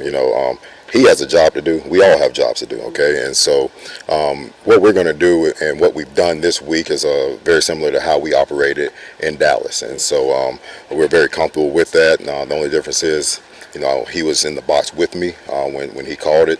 And so he'll be on the field, so that'll be a little different. We did that one time, and we played New Orleans when Mike McCarthy got COVID. So we were in separate places from that standpoint. But other than that, we're working it very similar than what we did in Dallas. What is your role then? What are you? Well, the day-to-day that hasn't really changed. We work together on the call sheet. In the call sheet, he's there. Scripting, we work together with that. But on game day, he's going to call it. He talked about how difficult the conversation was, or it's personal for him, obviously for you. How did you take it, knowing it's going to offend a guy, a friend? Well, the thing is, our relationship is a special one. There's very few people in coaching that I'm closer to, but I understood it. We had a conversation that night after the game, and so I understood it, and I expected it, and so it was what it was. And when he came and sat down and talked to me, I knew what the conversation was going to be. So I have no ill will to anybody, man. It's about winning. All right, that's what it's about. It's about winning and playing well, and we haven't done that. So that's the bottom line. Hey, Coach. Hey, Coach, what have you seen in practice this week from the guys? Do you see a different energy now that they've been able to be together? The energy's been the same. Practice has not been the problem, okay? The performance on game day has been the problem. All right, we've had great energy in practice. We've had, producing the ball. We haven't done it on game day, and that's the only thing that matters. So we have to do it on game day. Hopefully this Sunday we'll get it done. How did you approach players after the decision was made? Did you talk to players? Did DQ tell them, or how was it sort of conveyed to them?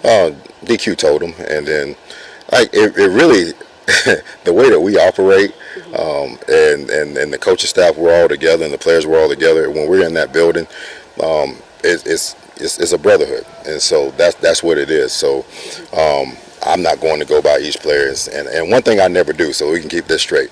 When I'm doing up, when I'm doing good, I don't beat my chest. When I'm walking around and not doing good, I don't hang my head.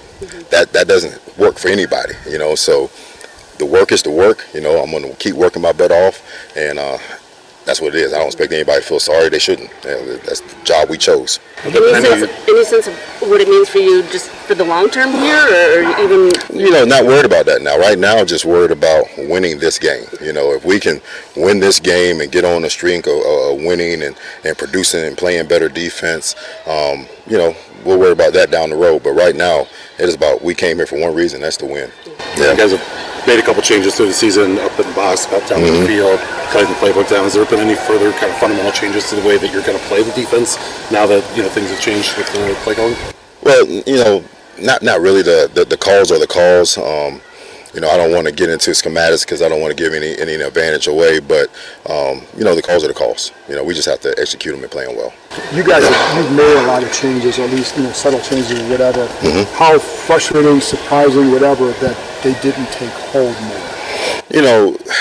It's disappointing in the fact that going into the season felt very good about it. Then coming out of that Giants game felt very good about where we were, and it is a little bit frustrating that we haven't produced better, and didn't see it coming.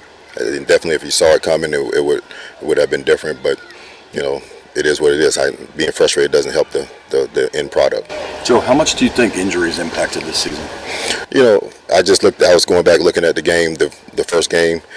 Both tackles, both ends are gone, both corners are gone, safety, there's a number, but that is NFL football, so you can't make that as an excuse, but, it plays some factor, it plays some factor into it.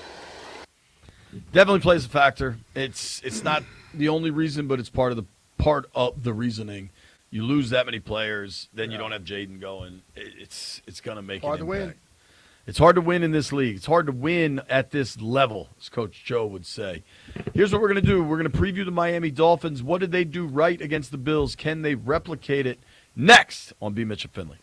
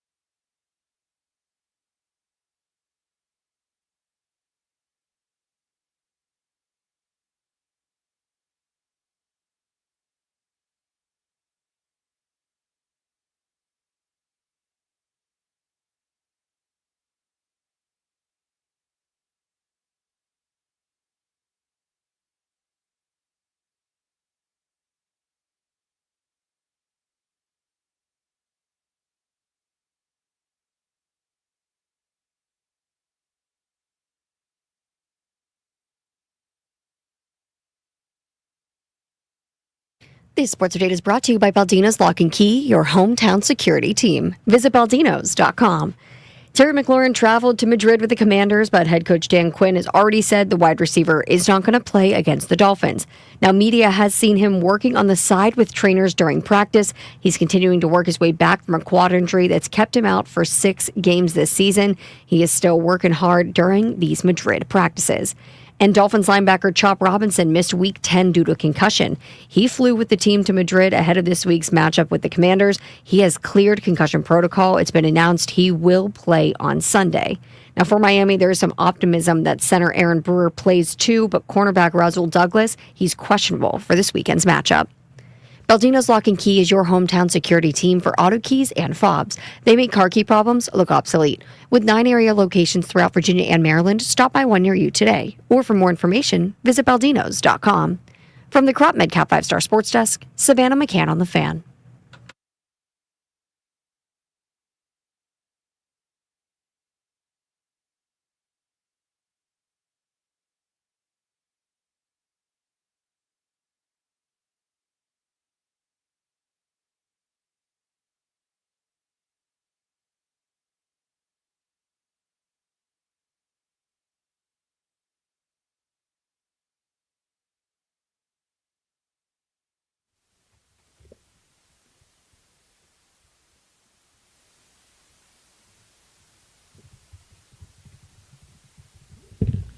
B. Mitch and Finley, 106.7 The Fan. Time to go down to Miami, or learn about Miami anyway. We're in Madrid, getting loose. It's high noon in the District of Columbia. It's 6 p.m. here in central Spain.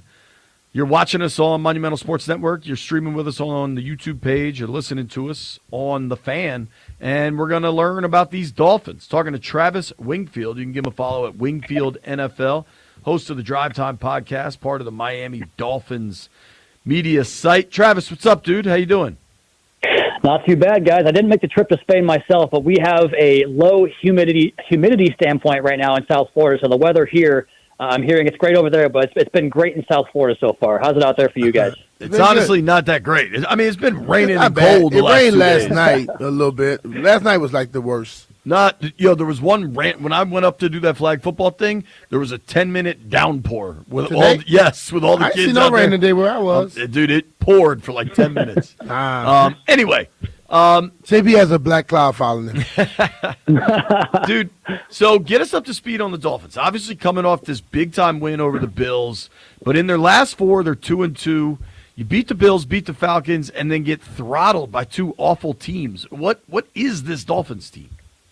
It's a great question. I think we're trying to figure that out ourselves down here right now, and it's kind of akin to what we saw last year when the first part of the season didn't go the way that I think folks had thought, and that was because of the injury to the quarterback, and they were just not competitive, absent Tua Tagovailoa. But this year they've had Tua, and Tua's kind of regressed in his production and his play this year, throwing the most picks in the league and just not having the same fastball over the middle of the field that he has for really the entirety of his career. But we're starting to see that kind of come back into the fray a little bit here with a balance of the running game kind of working. They've been a little bit more of a gap scheme type of team and running play action off of that with more 2 tight end sets and getting more heavy personnel on the field.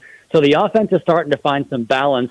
And then on defense, a group that could not stop the run for the first 6 or 7 games of the season has all of a sudden kind of found their rhythm. And that's what happened last year. There was a Monday night game at the midway point. They were 2-6 against the Rams, and they took it to Matt Stafford and that Rams offense. And that was kind of what we saw against the Buffalo Bills on Sunday. Good run defense, really good coverage discipline, and their zone distributions in the back end. So I think that you're kind of seeing this team click right now, and we might be in a position 4 or 5 weeks down the road where we bemoan some of these losses they had in these close games, but trying to fight their way back in right now, but they're playing their best ball of the season going into Spain. Travis, like when you see them, the Bills is a familiar team to them. They play them twice a year, just like Washington would be a bad team playing against Dallas or whoever else in the NFC East. How much of that played into that game against the Bills?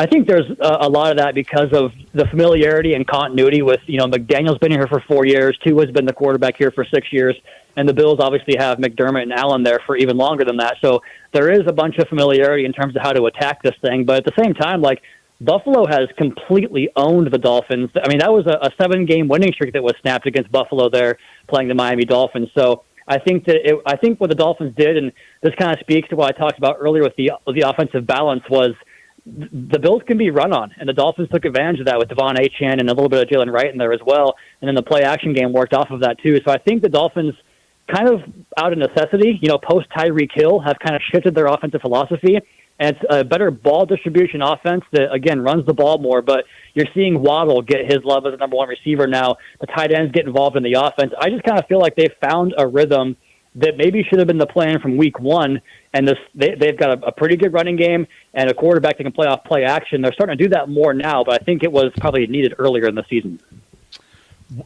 Achane is such a threat. I'm guessing you've watched some Commander stuff this week leading up to this game. Washington's been really bad at stopping the run. What kind of expectations do you have for the speedy running back?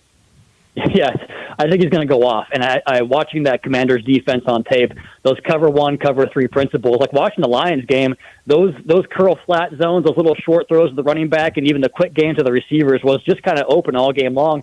And that's where the Dolphins make their money, especially to Devon Achane. They run that little angle screen where he'll take a route to the perimeter and then angle it back across the middle of the field and chew up a linebacker for a big play. He scored touchdowns on those plays. I've lost count how many times now, but the thing with Achane is he's starting to run the ball, again, across a more diverse run scheme that allows him to get his outside yards on the outside zone, bread and butter, and then go back to the inside stuff with some duo, some inside zone. They run some pin and pull. They'll pull Patrick Paul and Aaron Brewer on CT counter and pull those guys in space, and he hits these little creases. And, man, he can make a guy miss in the gap, and then if you don't get a safety to fit that gap, he's going the distance. So I think when I watched the Commanders on tape, my big takeaway from the entire offense and defensive study was Devon Achane. If you have him in fantasy, put him in your lineup this week because he's going to go off for some big points, I think. As you flip to your defense, what would be the reputation of the defense? What do they do very well? I would say it's the way they play connected in zone coverage on the back end, which was really compromised early in the year because they were just consistently in bad down and distances because the run defense wasn't very good. They drafted Kenneth Grant in the first round, Jordan Phillips in the 5th round, and Phillips has been the better player so far, but they didn't really have the experience next to Zach Sealer to help the run defense be as good as it was last year, but they're starting to find their rhythm, and part of that is linebacker Jordan Brooks, who is leading the league in tackles right now, has been like a all-pro level linebacker this year. He's been kind of the straw that stirs the drink in the middle there. So the ability to stop the run on early downs has allowed them to get into their rush packages and their good zone defense in the back end, which is full of young players back there too.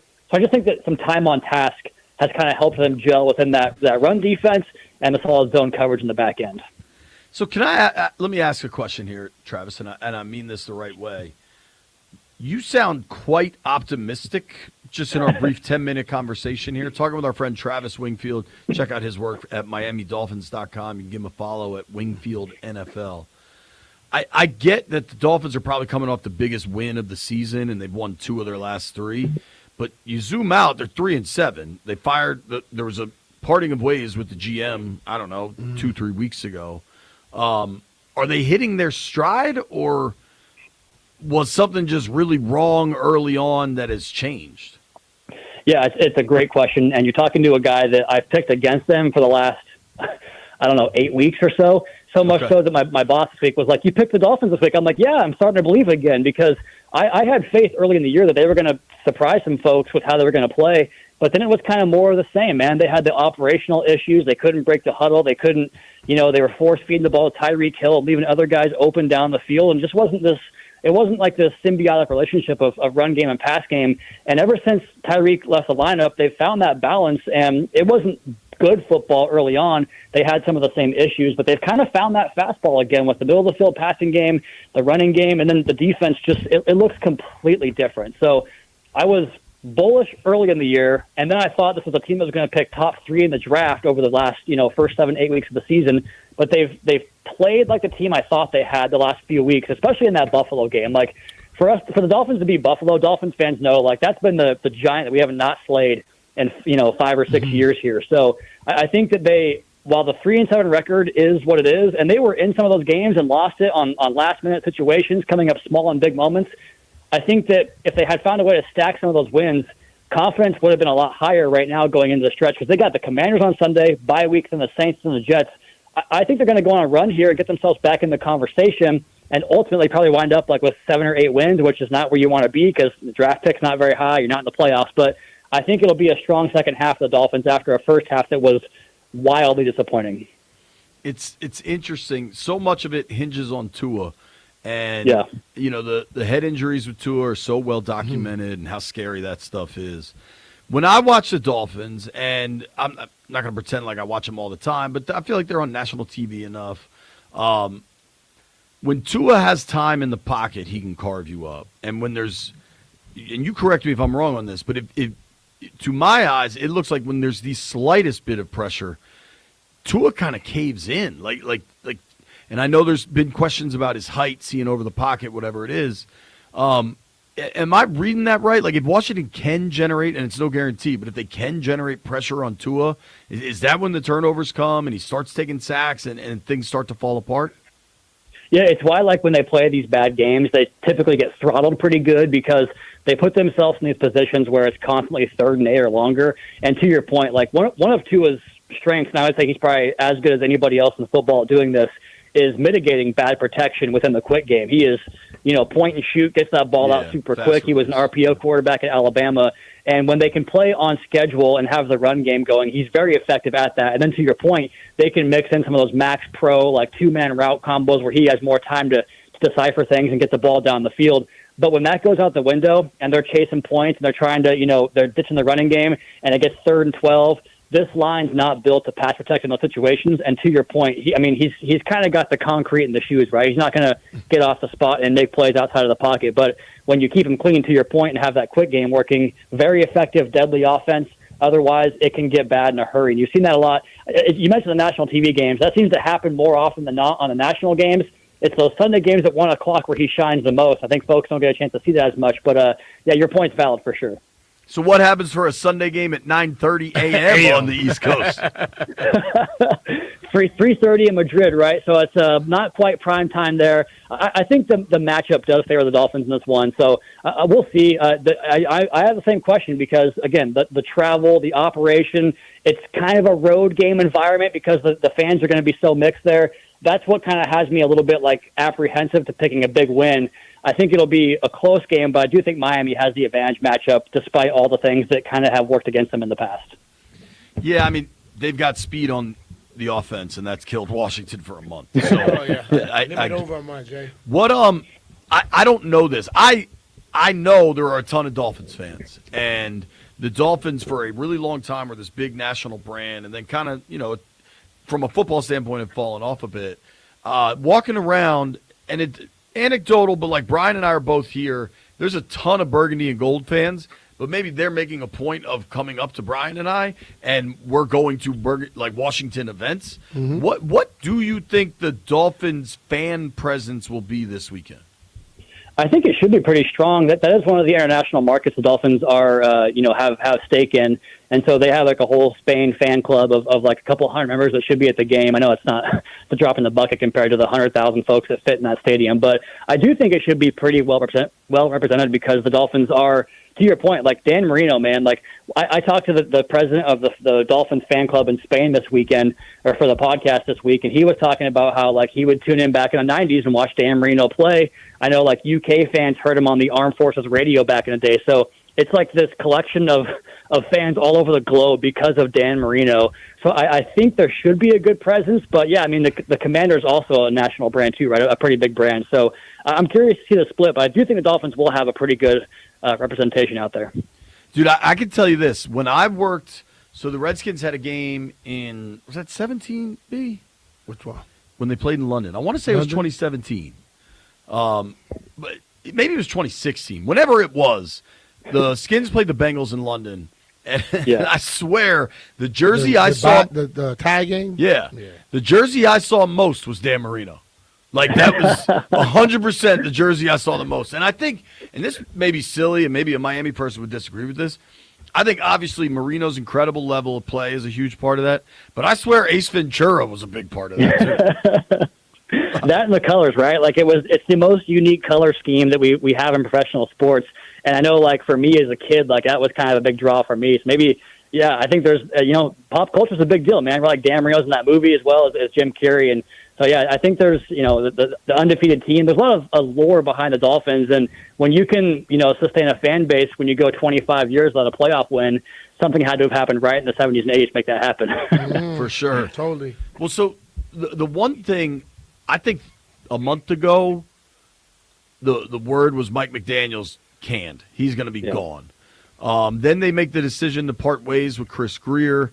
What is McDaniel's hold on that job? What is, perhaps more importantly, what is his hold on that team? How has the team responded to him? It's a tricky question because I think you can, this whole offseason, the whole plan was like, we're going to get the right kind of guys in the building because we had guys that just didn't really adhere to team rules and would show up to meetings late. And I know that Jalen Ramsey was a big part of that. Tyreek Hill is still here, was a big part of that. But they did get rid of pretty much most of the perceived bad apples. But then you get to the season, and again, it's like the same issues. Like they couldn't get out of the huddle. They couldn't get the play clock was always up against them. They just were consistently doing the things that bad football teams do that to me speak to like management not being on top of things. But they have gotten that corrected, which is kind of what happened last year too. And so I think what you'll see is if they can finish the season strong and get back to that same spot, which, again, Dolphins fans don't want to be there because they want the high draft pick or get in the playoffs and end that streak. But if they can show a second half that is, inspiring the way it was last year, I do think that'll be enough to keep his job. But it's tough, man. Like, you can't start off 2-7 every year and expect to be a contender. So I think there's a little bit of both in there in terms of, like, him trying to kind of change his stripes. It's tough for a coach to come in and show one thing and then be different because the players don't think it's authentic at that point. And I think that the thing that Mike had to grow into was how he led men, right? He was always somewhere deep in a closet putting together game plans type of OC where he wasn't in front of the room all the time. So for him, has he learned that 4 or 5 years in? I think it's still kind of a up in the air question and hasn't been really good so far the first 4 years in. But if he can kind of put a stranglehold on that down the stretch and get back into the mix here, then maybe that changes. But I do think that it's going to have to be a lot of wins more than losses here. How would you answer that question? Do you think he's learned that? It's hard for me to say because I'm not part of those meetings and stuff to see it. But I do think that I think the kind of guys they have this year are just they just love football more. Like this rookie class has been very productive for the Dolphins this year, and they're all guys that do it the right way. So I think it's always been a player-led group, right? I'm sure that you can speak to that in terms of player-led teams versus coach-led teams. I think that when it gets bad, that's when it gets it almost gets even worse because there's no real leadership and it's kind of rudderless at that point. But I think that it's somewhere in between of like it's a good thing for the players to have this lead, but also when things get bad, that the boat rocks even more, if you will. Last one I wanted to ask. Waddle, obviously a super talented player. In Tyreek's absence now, Waddle has really kind of excelled. What was that relationship like? Like, were those guys cool? Has it changed a lot for them to make it work? Like, where is Jalen Waddle now in that locker room? Yeah, he's the man. I mean, I was just talking to a friend the other day about how, the A.J. Brown situation in Philly, and my friend texted me and was like, I'm so glad we have Waddle. He never complains. He's not a diva. Doesn't have those cryptic tweets that he sends out talking about God knows what. He just shows up and works, and he's electric, and he catches the ball. I mean, he's got a 40-yard catch in every game, basically, except for one since Tyreek went down. And that's kind of what I was hinting at with, losing Tyreek Hill. Like, one of the biggest things that they didn't have going for them was Jalen Waddle, a guy that had 1,000 yards receiving his first 3 years, had that 1,300-yard year, the first year of Mike McDaniel. But then it kind of became about the whole 2,000-yard pursuit for Tyreek Hill. And I think when you watch the tape with Tua, like he was not coming off Tyreek on those reads. It was like 10 or the plays bust, and 17's on the other side of the field wide open half the time. And now he's starting to get those looks. And I think that the team, transparency guys like Tyreek, not the most loved guy. He's kind of hard to love a little bit. Waddle is the complete opposite of that. So he's got a much better, perspective from his teammates about who he is as a person and a teammate than Tyreek ever did. Oh, wow. Obviously Tyreek suffered a major injury. What is his contract structure down there? Like, is he still part of that organization going forward? Do they have an out on that thing? Yeah, there's no guaranteed money in the future, so it'd be easy to get out of that one for the team right now. Hard to see him sticking around then, right? Correct. Yeah, I wouldn't. I don't anticipate after that injury, and he's a speed guy. Yeah, totally. Well, hey, Travis, we really appreciate your time, dude. Thank you for wedging us in. And sorry, but I hope your Sunday kind of sucks. No, I appreciate it. You guys were fun. That was a good conversation. And same to you. I hope you guys lose on Sunday. All right, dude. Travis, Take care. brother. All right, thanks, boys. All right, Travis Wingfield, MiamiDolphins.com. Check out his work there. You can check him out at Wingfield NFL.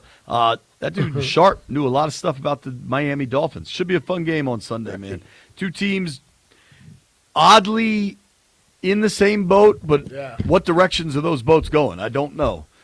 Here's what I do. A lot of confidence. He for that seemed team with 3 confident. wins. Though. Yeah, exactly.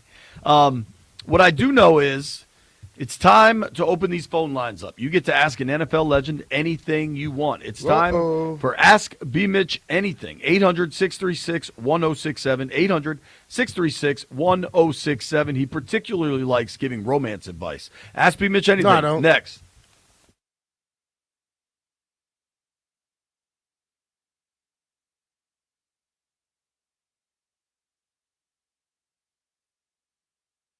You've heard me and JP talking about Collars and Co. And I love their shirts because, they have those stiff collars that are always standing up, and they look like a dress shirt. One thing I also love, they have these performance pants where you put them on, they kind of feel like joggers, but you can put them on with dress slacks, you can play golf in them, and just wear them, just go out there and have a catch a date or whatever. They have great shirts that, in the comforts are absolutely amazing. If you want to hit the course, you go out there, play some golf with them. You can go to collarsandco.com. You know what? And if you want to go and check them out in person, go to their new store on Congressional Plaza. You can get 20% off orders over $99 with code BMITCH20. That's collarsandco.com. Collars that stay sharp and they stay up all the time.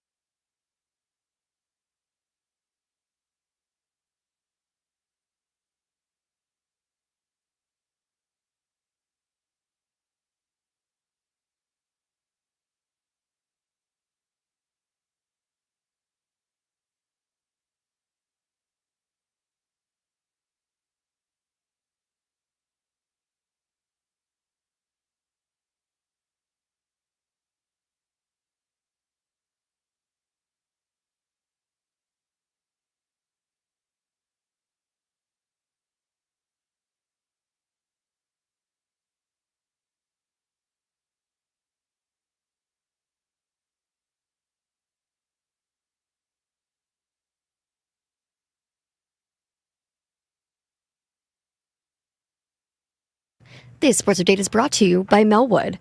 Linebacker Jordan McGee and tight end Ben Sinnott both listed as questionable on the Commanders' injury report. Both of them late additions to the report as well. While McGee at least participated in a limited capacity on Friday, Sinnott did not practice at all after being limited on Thursday. And around the league, Buffalo Bills head coach Sean McDermott said that tight end Dalton Kincaid and defensive tackle Phadrian Mathis, both of them out for Sunday's game against the Buccaneers, both of them dealing with shoulder injuries. Support people with disabilities in your community by donating your unwanted vehicle to Melwood. Donating is fast, free, and easy. Visit melwood.org or call 1-877-MELWOOD for more information. From the Crop MedCap 5-Star Sports Desk, Savannah McCann on the Fan.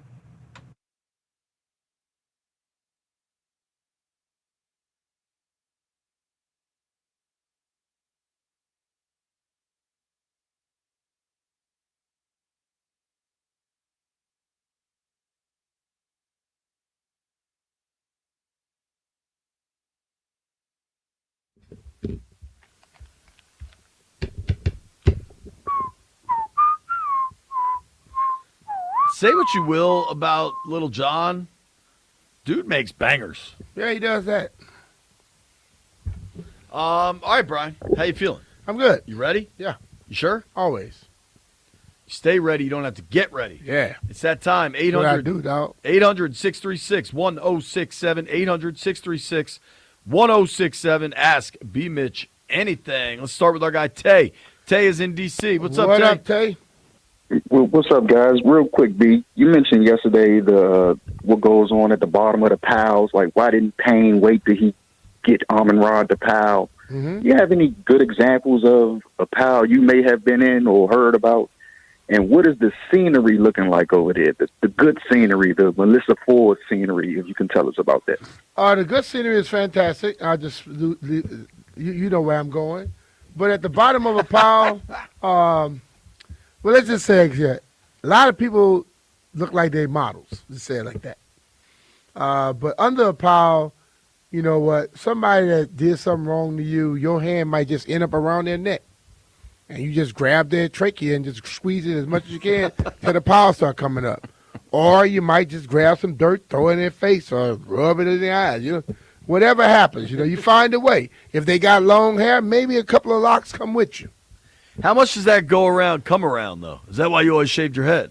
I mean, I didn't get under piles a lot. Tried to be on top of the pile.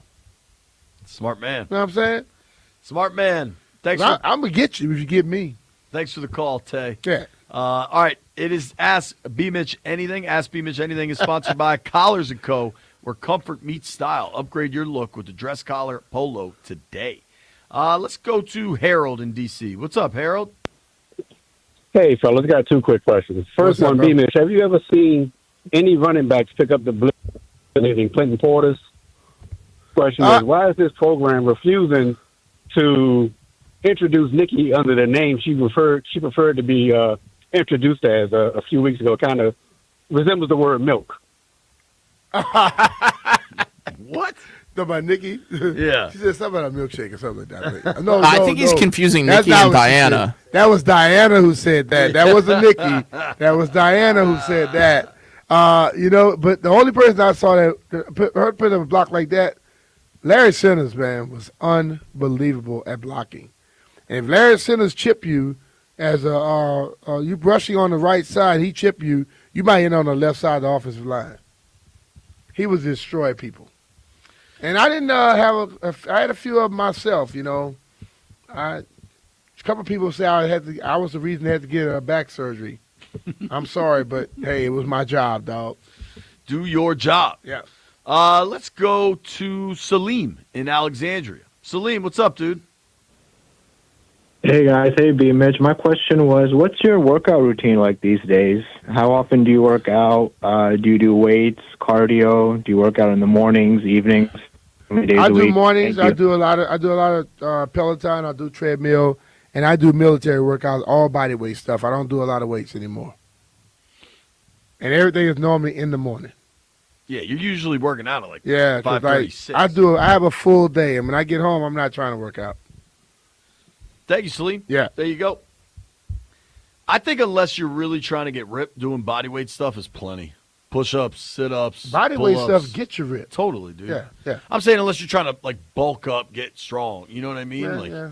Like everybody today, Kinda depends most on people your that's age. bulking up today aren't doing a lot of working out. They just bulking up. I might be bulking up. Yeah, you know. Let's go to. They have other ways of bulking up, Jay. Keep the phones going. Cairo is in Ashburn. What's up, man? Hey, how's it going? How you doing, man?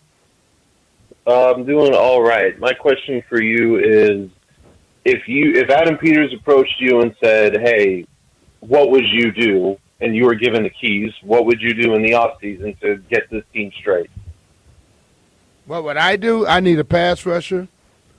I need another cornerback, and I damn sure will need another receiver. Top notch moving forward.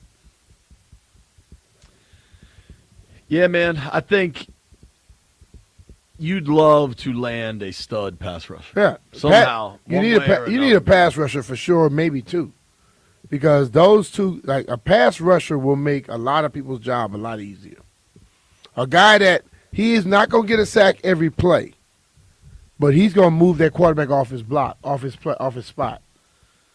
Got a question from Joey in D.C. He wants to know if you would have excelled more under the new kickoff rules, or do you think you were better off in the way the kickoff rules The were new set up? kickoff rules, I would love. That would be like wake up in the morning and just getting eggs and bacon, something routine.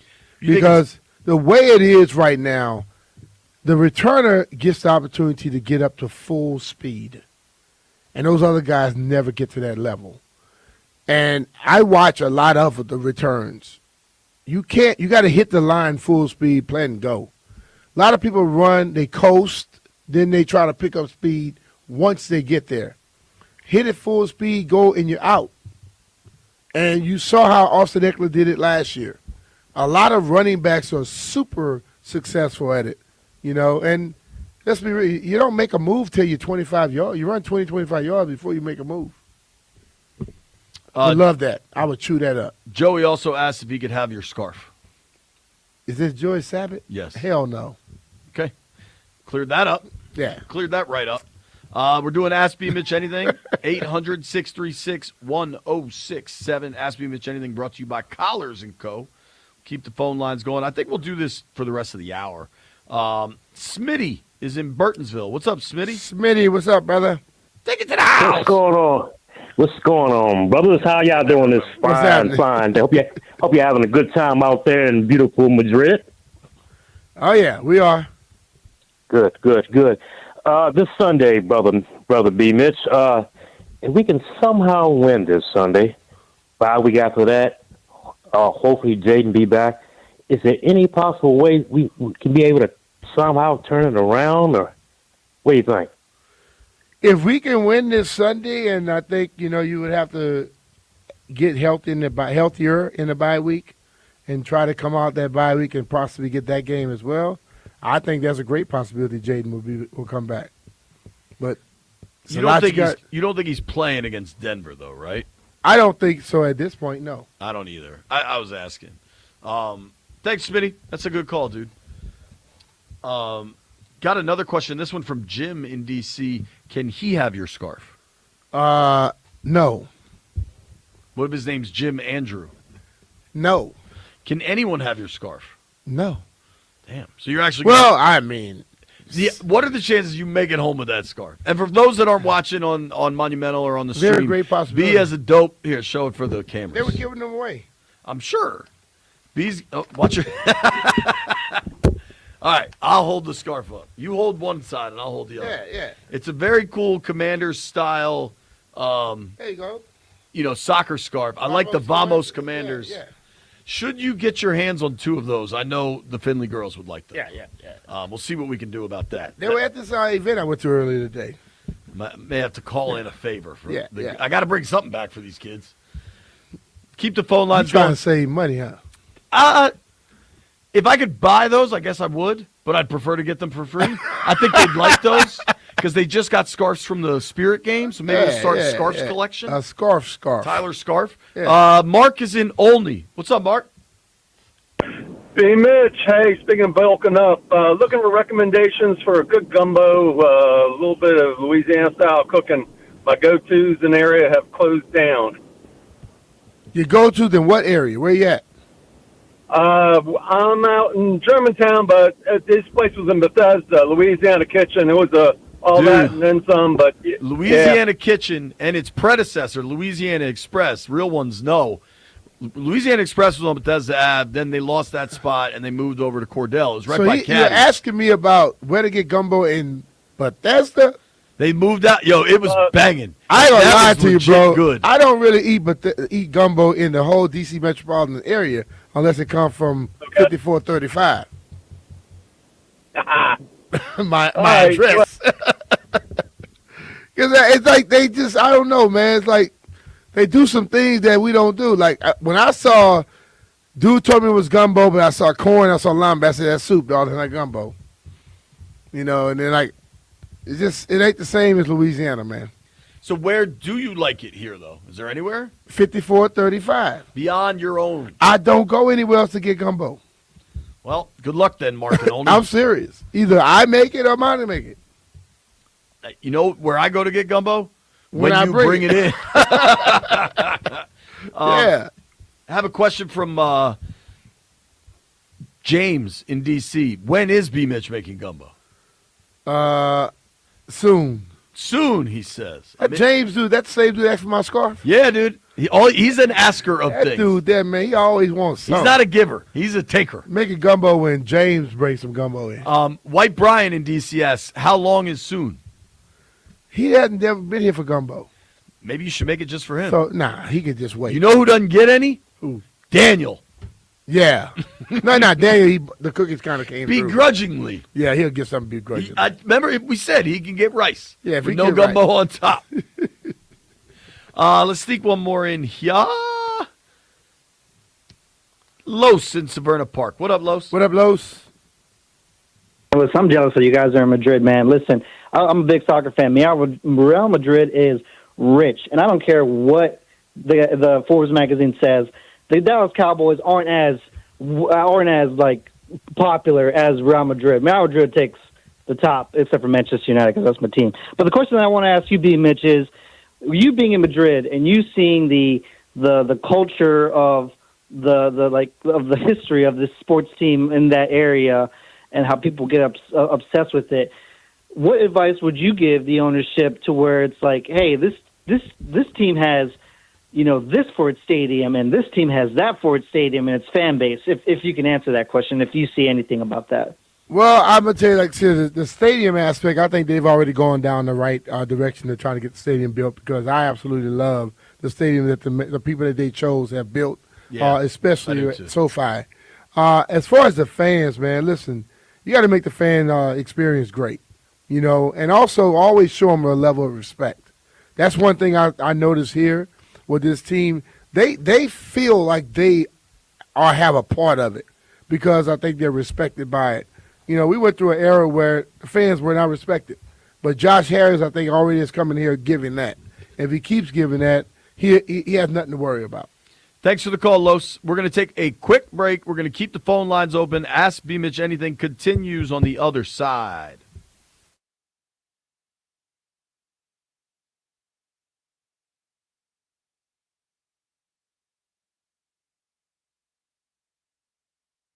Hey, it's JP Finley, and you've heard me talking about the great work I've gotten from Better Services. They hooked me up with all new appliances after the water damage in the house. Now the kitchen looks fantastic. Whatever it is you're thinking about, you need new appliances, call Better Services. What if you just want to make sure your appliances are working to the top of their ability with the holidays coming up? Call Better Services.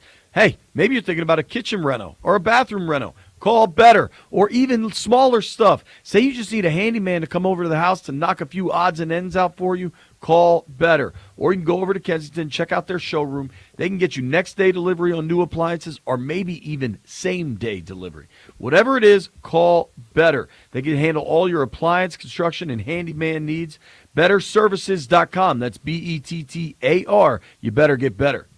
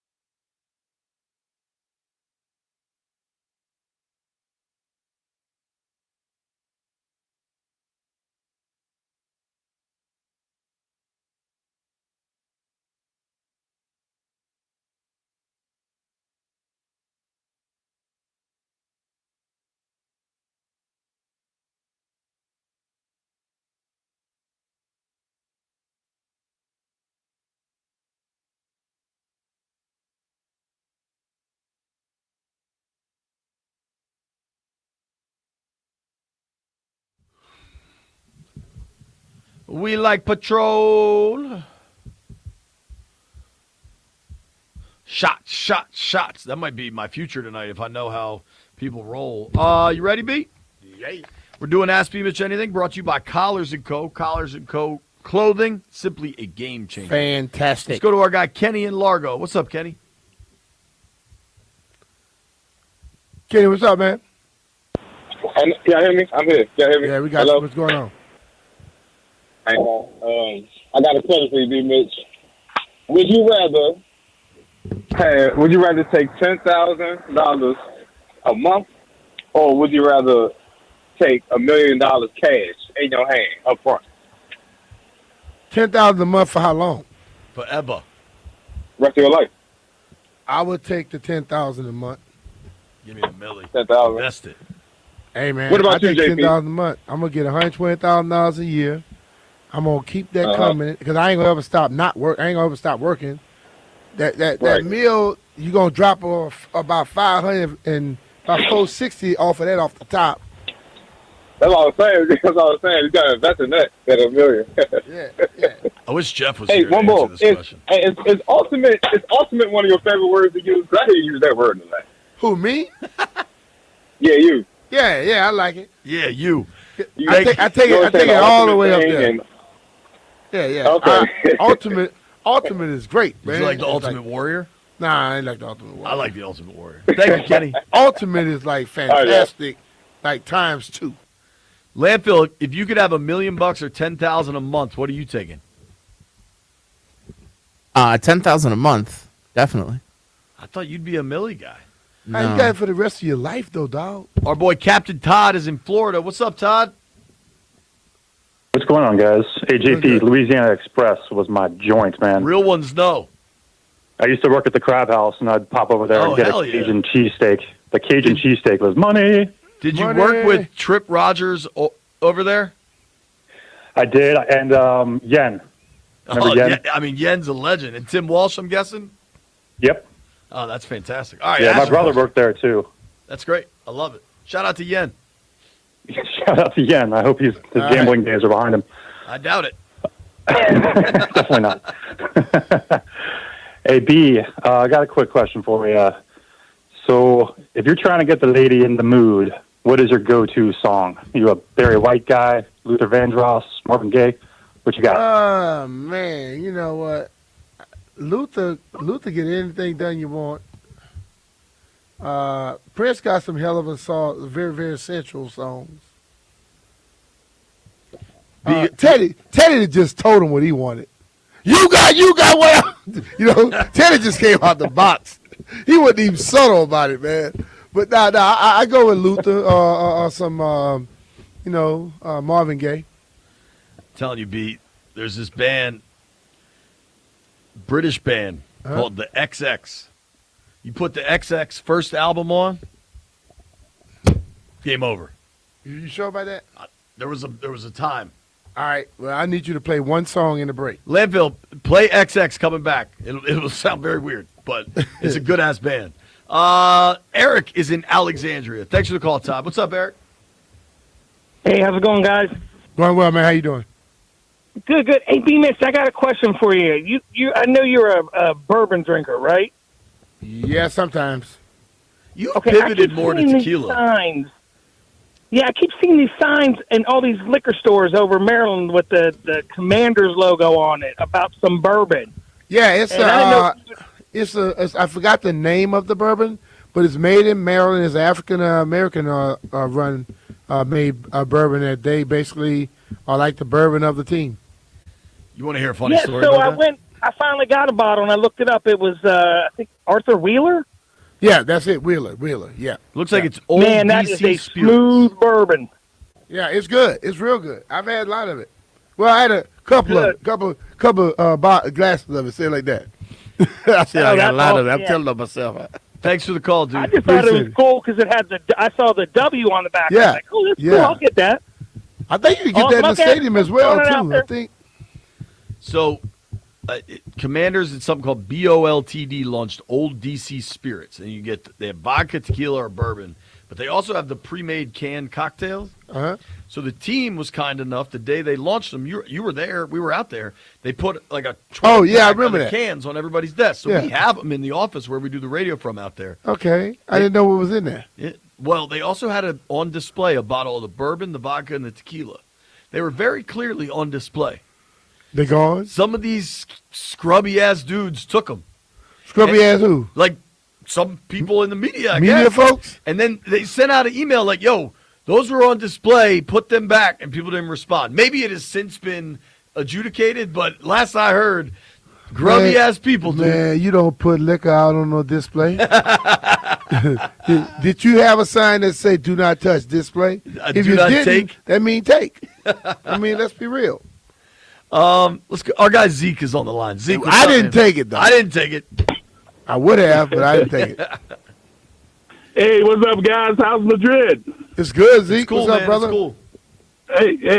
Hey, Brian, you're right, man. Listen, the only good gumbo I had was from a friend of mine who's from Shreveport, Louisiana. Hey, man, look, that Shreveport gumbo ain't like down south. That's Lower Arkansas.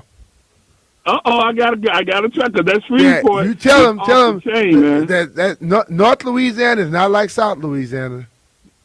Yeah, I heard North was better. No, it's not. Nah, hell no. Okay, Hey, you don't go to Louisiana to visit Shreveport. Listen, gotcha. You go to Louisiana to visit Baton Rouge, New Orleans, stuff like that. B. Mitch considers Shreveport Canada. That's Lower Arkansas. Thanks for the call. Little Arkansas. hey, B, my question to you is that put on your Dan Quinn hat for the game coming up this Sunday or all the rest of the game.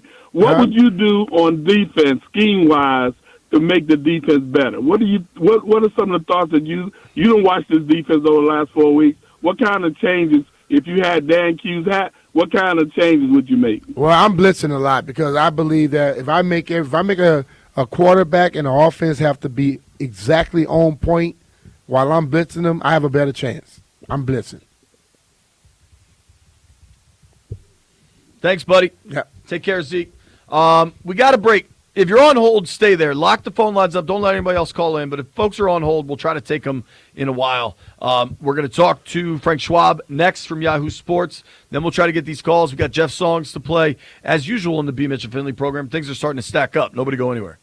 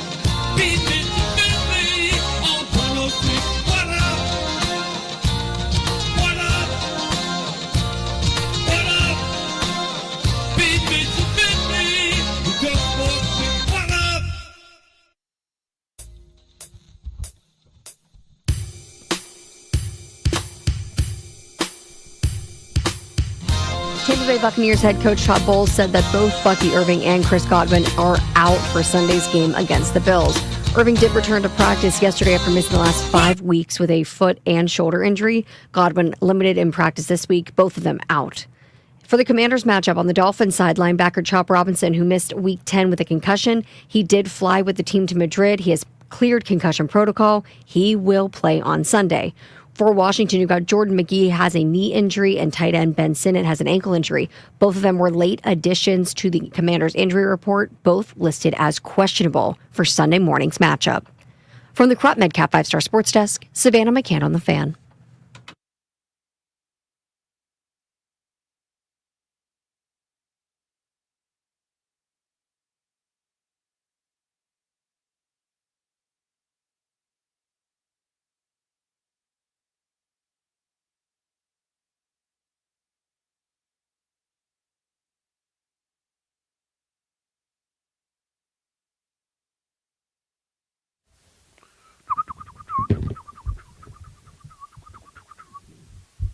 B. Mitch and Finley on a Scotty's Vodka Red Bull Friday. Fired up to talk to Frank Schwab from Yahoo Sports, talking about the NFL, Commanders, all of it via the Rude Guest Hotline. Frank, what's up, dude? How you been? Hey, what's happening? Not much, man. Brian and I are live in Madrid as we get ready for the Commanders-Dolphins game on Sunday.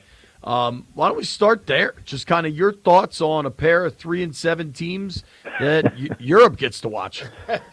Yeah, these poor people of Madrid, Spain. Like, this is the best we can offer you. Sorry. And honestly, the NFL couldn't have known. I mean, we expected the Commanders to be good and Dolphins, I guess. I didn't expect them to be very good, but still, it should have been a more entertaining game than this. I feel bad for the Commanders. I really do. I mean, such a long-awaited, glorious season last year. So fun. So many great wins. The Jaden story was awesome. The run to the NFC Championship game was so great. Those fans deserved it, maybe more than anybody else after living through the Dan Snyder era. And then to just come back to earth this season.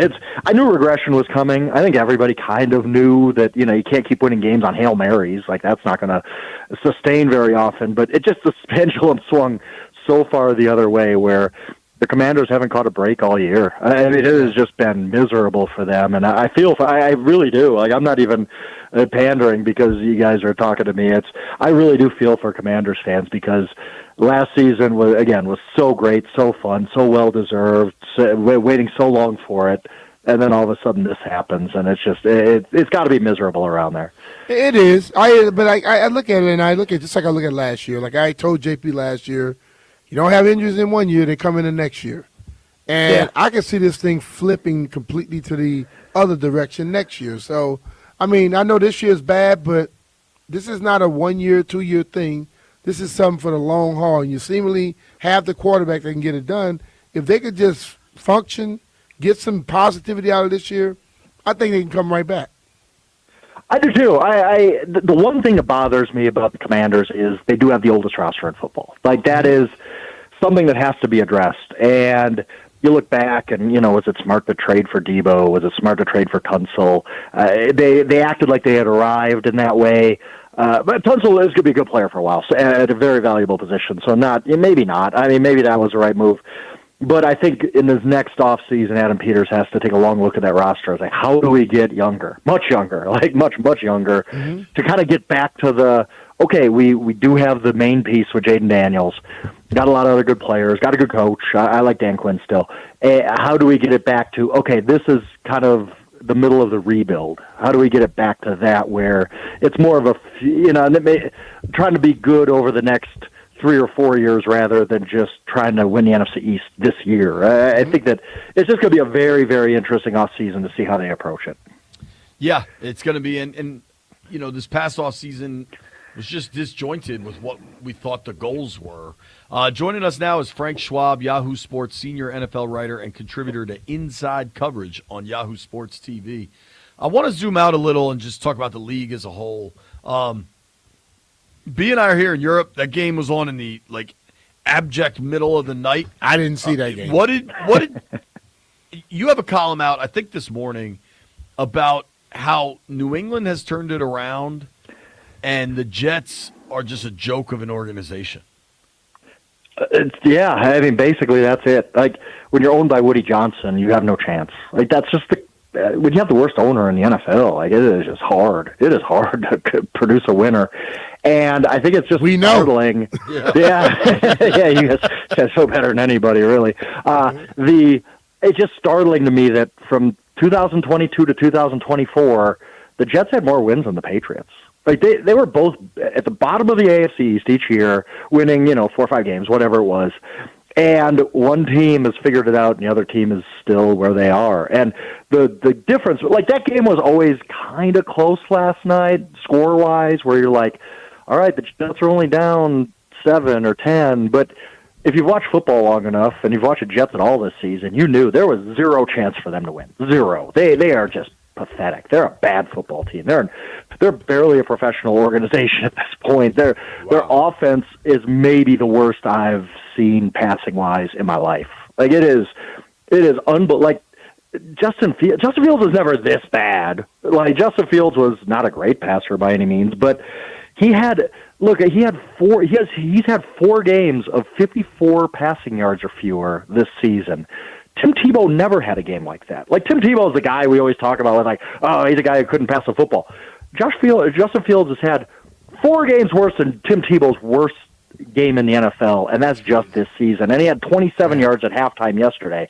It's just, I don't know how it's this bad for the Jets. Whereas the Patriots, look, it helps when you nail a pick like Drake May. Like, right? Like, you get a third pick, you end up getting an MVP candidate your second year. Great. Like, that's how you turn around a franchise really, really quick. And the Jets would too. If the Jets had their Drake May, they'd look a lot better too. But it's just startling to me that the Patriots figured this out really, really quickly, and now they're probably going to win the AFC East this year.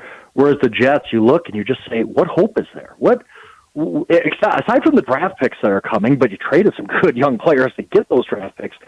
Aside from the draft picks are coming, what hope do you have that the Jets turn this around? It's just miserable. It just has to be terrible to be a Jets fan. I think you're right. My producer at NBC is a Jets fan, and she hates them. So I think you're right. Yeah, I can imagine. Like, it is. They're just, again, when you have a bad owner, and that's why the whole, the story came out this week about the NFLPA's report cards and the NFL pushing to get those eliminated. And we knew Woody Johnson was behind this, and he was. That was the reporting from ESPN. And it's no surprise at all, because instead of looking at that report card and seeing, I'm the lowest rated owner year after year, I need to get better, Woody Johnson says, well, this whole thing is bogus and we need to get rid of it so this never happens again. Like, that's the mindset of Woody Johnson, and you cannot overcome a bad owner. Again, you guys know this better than anybody. If you're a fan of a team and your owner just absolutely stinks, you could trade the quarterback, you can fire the head coach, you can fire the general manager. You can't get rid of the owner. And that's why Jets fans are just so stuck, because our Browns fans, or there's a few owners. I don't think Jacksonville's owner is very good. Miami's owner. We could talk about a lot of different owners, but really Woody Johnson stands out as the guy who, as long as he's the owner, the Jets are not going to be good. Talking with our friend Frank Schwab from Yahoo Sports. You can give him a follow at Yahoo Schwab, SCHWAB. Lot of big games this weekend, Frank, and I know you'll be all over it as Yahoo Sports senior NFL writer and contributor to Inside Coverage on Yahoo Sports TV. I kind of want to just run through. I mean, this is a juicy week in the NFL. What do you think for Bucs Bills?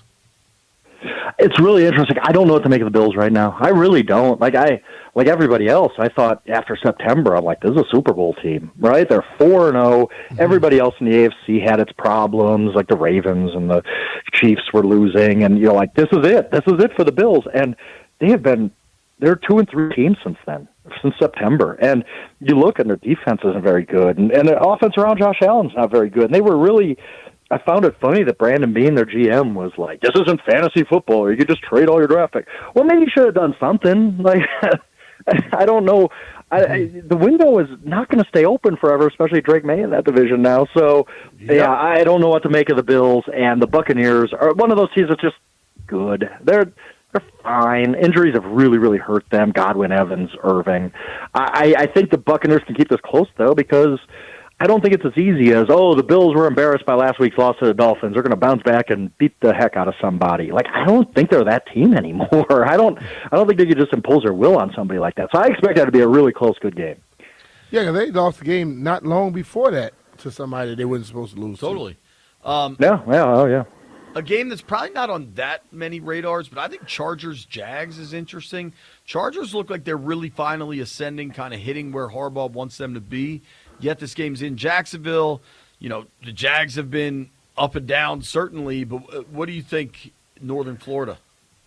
Yeah, that was a tough one. That was a tough one. I do my picks every Thursday, and I was like, I don't love the Chargers going on the road, the early start. You know, that's always kind of weird for West Coast teams. Their offensive line still has issues, but, man, Harbaugh's a good coach. He really is.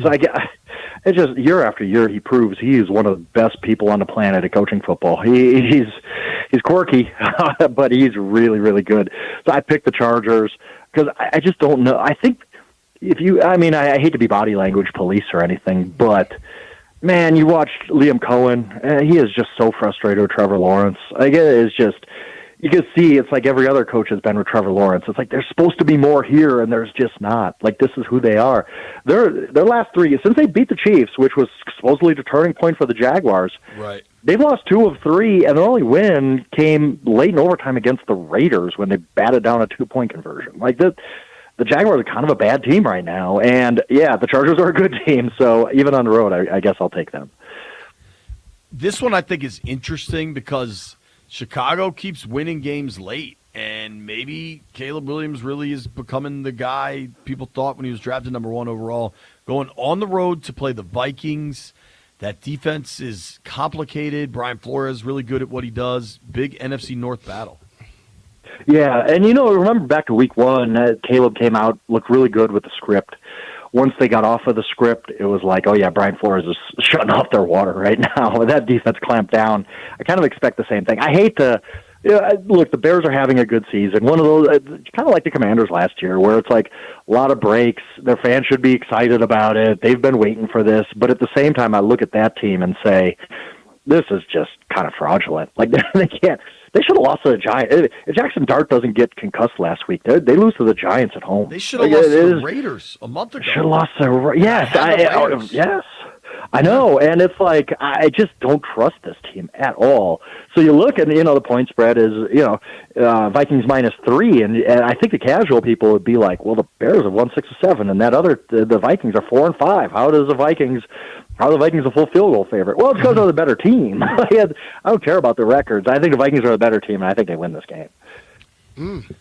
Keeping it going, there's a huge game on the West Coast. Seahawks-Rams might be the best game of the weekend. Yep. I don't know what to think in that game. The spread's pretty tight. In L.A.? In L.A., yeah. One of those games where you're like, I like both of these teams. Like, these two teams are – there's not many weaknesses with either of these teams. Coaching, quarterback, skill guys around the quarterback, the defenses. Like, both of these teams are just excellent. I prefer the Seahawks just a little bit more. Like, you got to pick one, right? Like, if you're picking a lane here, it's hard to choose between the two because Stafford has just been so ridiculously good. But I've liked this Seahawks team since early in the season and just thought they were a little underrated even. I think they're getting their due now, but, mid-season when they were like, they lost a couple games they shouldn't have lost, and they were like 3-2, 4-2, whatever. I think people were slow to come around to the fact that this Seahawks team might be the best in football. I do power rankings every week, and I for a second thought, can I just put the Seahawks at number 1? Because I truly think they might be the best team in football. And I know it's tough to go on the road at LA, and they're a good, well coached team, but I got to pick one or the other. I'm going to pick the Seahawks here. Okay, but Sam Darnold, do you think he's completely gotten across that hump yet? I think he has. Like, we're holding those 2 games against him, the ones at the end of last year, and other than that, he has been one of the best quarterbacks in football. Like, at some point, we just have to say he's had a weird career path, like a Rich Gannon-type career path, where it just doesn't make any sense based on what we know in history and all that, but the results are the results, and Sam Darnold has been an excellent quarterback for 2 seasons now, other than those 2 games. And if you're going to hold those 2 games against him forever, that's fine. But I believe I saw that his teams are 23-5 the last 2 seasons, like, it's hard to deny at some point. I think he's here. I think Sam Darnold is just a good quarterback, hard stop, and we got to come around to the fact that I don't think he's going anywhere. All right, I got 2 more big games. Chiefs going to Denver, KC against the Broncos, division rivalry, usually a good game. Denver's got a pretty big lead in that division. They need this one, though, to really feel like they've gotten over this Chiefs hump. Yeah, and I think that I don't think people have really realized that if the Chiefs lose this game, their string of AFC West championships is probably over, because the Broncos would be 3.5 games ahead of them with 6 to play. I mean, it's hard to blow that lead in that little amount of time, especially for a Broncos team that, if they do win, would be 9-2. We've spent so much time talking about the Broncos offense. Oh, why isn't it better? Why is Bo Nix regressed? Look at that ugly game against the Raiders, blah, blah, blah. And we're not talking enough about their defense. That defense is nasty. That defense is awesome. I have full respect for the Broncos defense, and I also think at some point Sean Payton's going to figure out the offense.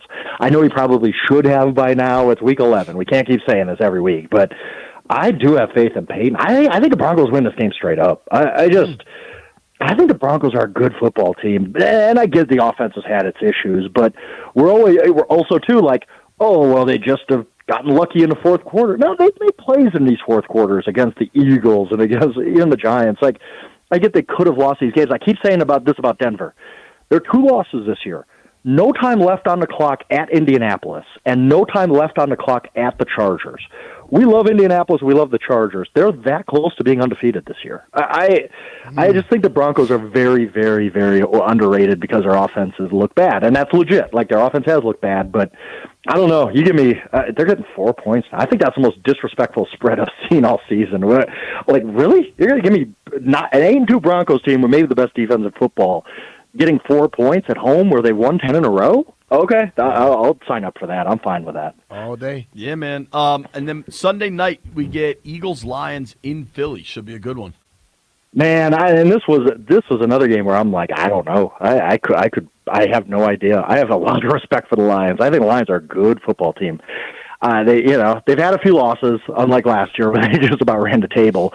But I just, the whole, you guys saw last week, Dan Campbell takes over the play calling duties, and I think he just, I'm not trying to portray him as some simpleton meathead that he gets portrayed as a lot of times, but I think he simplified things to, hey, let's get Jahmyr Gibbs the ball a little bit more. Hey, let's get Jamison Williams the ball on the move a little bit more. Like, this should be obvious, and we overcomplicate things sometimes. And I think just a new voice actually calling the plays. And like you said, it's a collaborative process. And I think that the tenets of their offense are there, but I think they needed a new voice to kind of, get number 0 the ball. Like, he's going to score a touchdown almost every time. So I think that was a big boost for them. But I also think the Eagles are such a funny team. I've never seen a more unhappy championship-winning team than the Eagles. They're angry every week about something or another. That's just that area, man. That's what they grew up with. Yeah, I know. They're 7-2, and everybody's like, "Oh my God, the offense was so terrible on Monday night."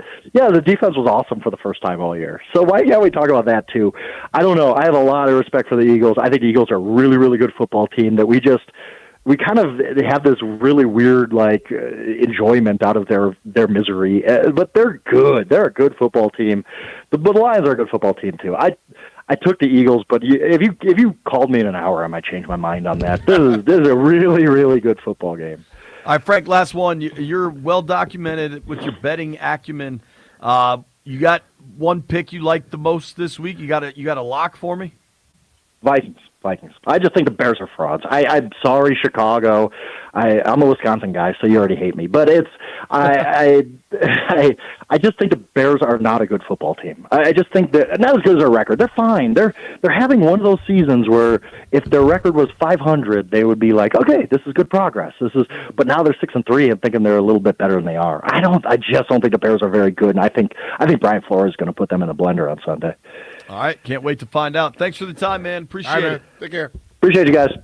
All right, that's Frank Schwab from Yahoo Sports. You can give him a follow at Yahoo Schwab. When we come back, whoever's on hold, we're going to close you out. Then we're going to hear Jeff's song, make some predictions. Let's get it. Nobody go anywhere.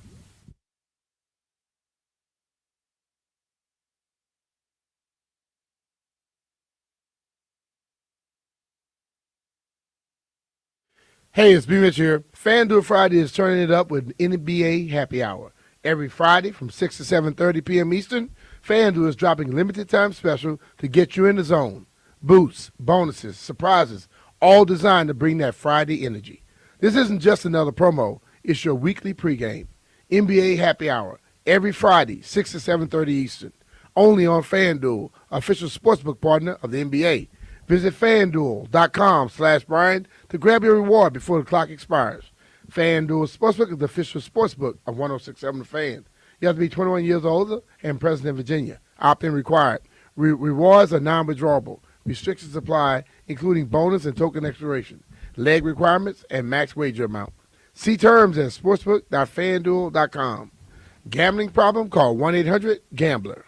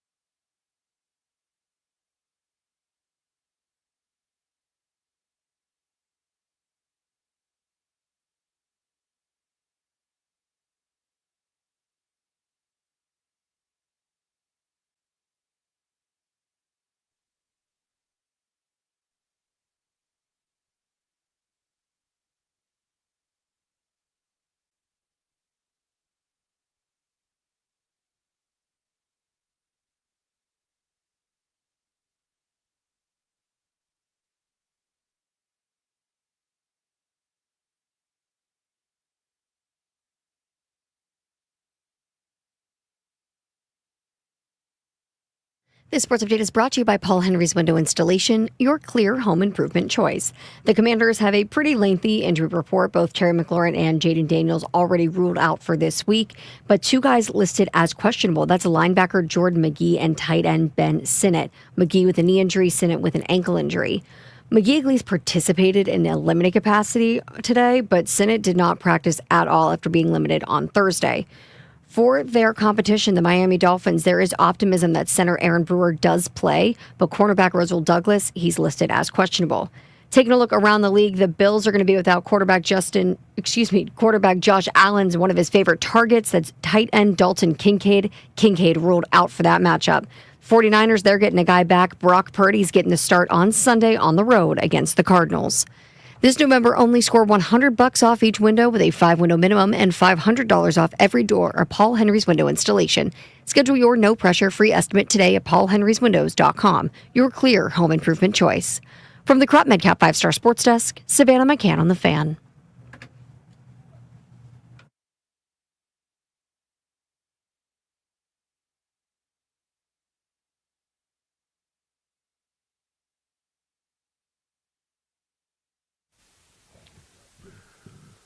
Football Talk on 106.7 The Fan is presented by Paramount Plus. You can't count on much these days, but you can always count on Sundays with the NFL on CBS and Paramount Plus. Watch your local NFL game every Sunday on CBS and Paramount Plus all season long. Visit ParamountPlus.com/NFL to get started today. All right, B. We have one holdover from Ask B Mitch Anything, so we're going to knock it out right now. My man Leo is in Gaithersburg. What's up, Leo? Hey, good evening, gentlemen. How you doing, man? Mitch, JP. Got a quick football question related. So, second year in a row, I've listened to DQ in his press conferences state that he's looking forward to going on an extended road trip during the season to get away and kind of build camaraderie amongst the team. I'm in my house right now. I'm looking at my wall of fame with all my sports memorabilia, and staring back at me is a picture of me when I was 8 years old at Carlisle, Pennsylvania. Well, with Joe Bugle and Art Monk, right? Uh-huh. B. Mitch, I know training camp when you were with the organization, it was off-site. What, in your opinion, are the benefits of having that off-site training camp? It seems to me like should be building that camaraderie during training camp and not during the season. I don't know. Maybe I'm just old school. But I mean, I think DQ would like to go away for training camp, and I think it's about time they start doing it again. Dan started doing it because he was cheap. Let's be real. He was charging people to come to But this Ashburn. crew is not cheap, and I think eventually they will go. When you go on the road, you have to depend on each other. I said it to JP all the time. If I'm at home, if we do a training camp at the facility, and I got an hour or two, I'm not staying around, hanging around a hotel or whatever with the other guy. I'm going to my damn house.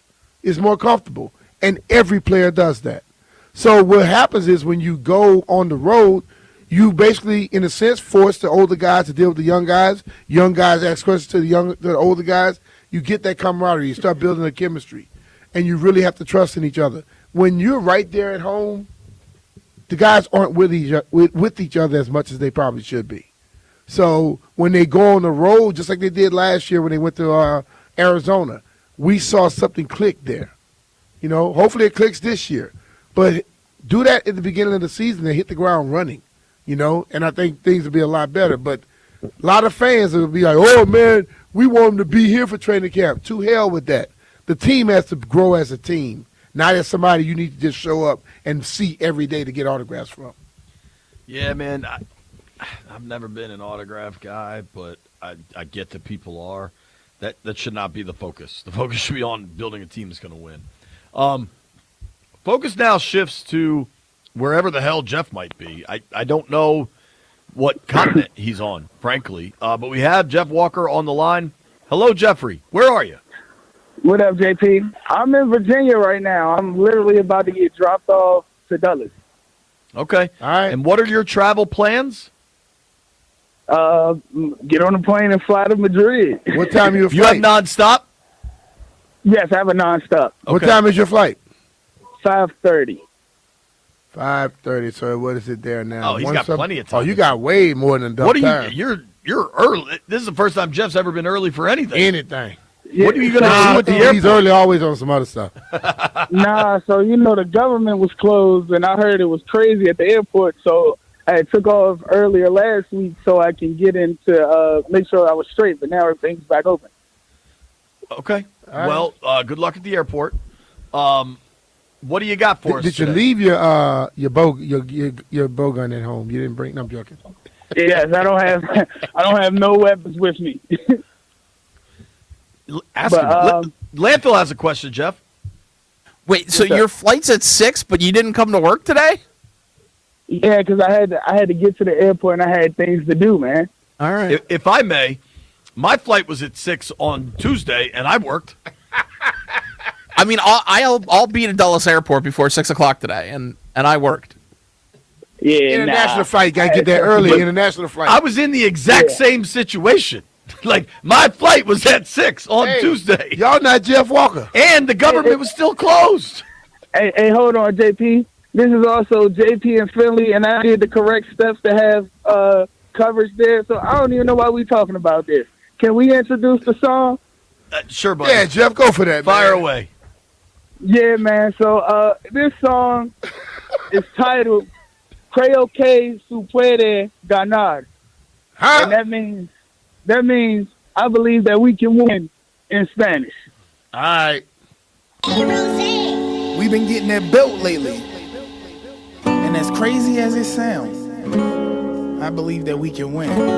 Vamos sorprender el mundo en Madrid. We're gonna shock the world. Follow me. Creo que se puede ganar. Creo que se puede ganar. Creo que se puede ganar. Y'all ready? Let's go. Creo que se puede ganar. Creo que se puede ganar. Creo que se puede ganar. Creo que se puede ganar. Man, I hate it here. Things just not gonna wait this year. Ingeborg didn't come late this year. Man, that really grind my gears. DQ call it defense now, and I hope things really turn around. It been real sad on the side of town, waking up Sunday and getting blown out. Creo que se puede ganar. I believe that we can win. Los Divinos don't ganan nada. Them boys ain't winning ish. Let's take them out that water. You know I like the fish. I throw them in the grill and smoke them dolphins. Creo que se puede ganar. I believe that we can win. We could probably win out. I know it sounds crazy, but it can be done. Let's go have a good time in Madrid and bring a win back. Knuckle up. Or as the Spanish say, ponerse manos a la obra.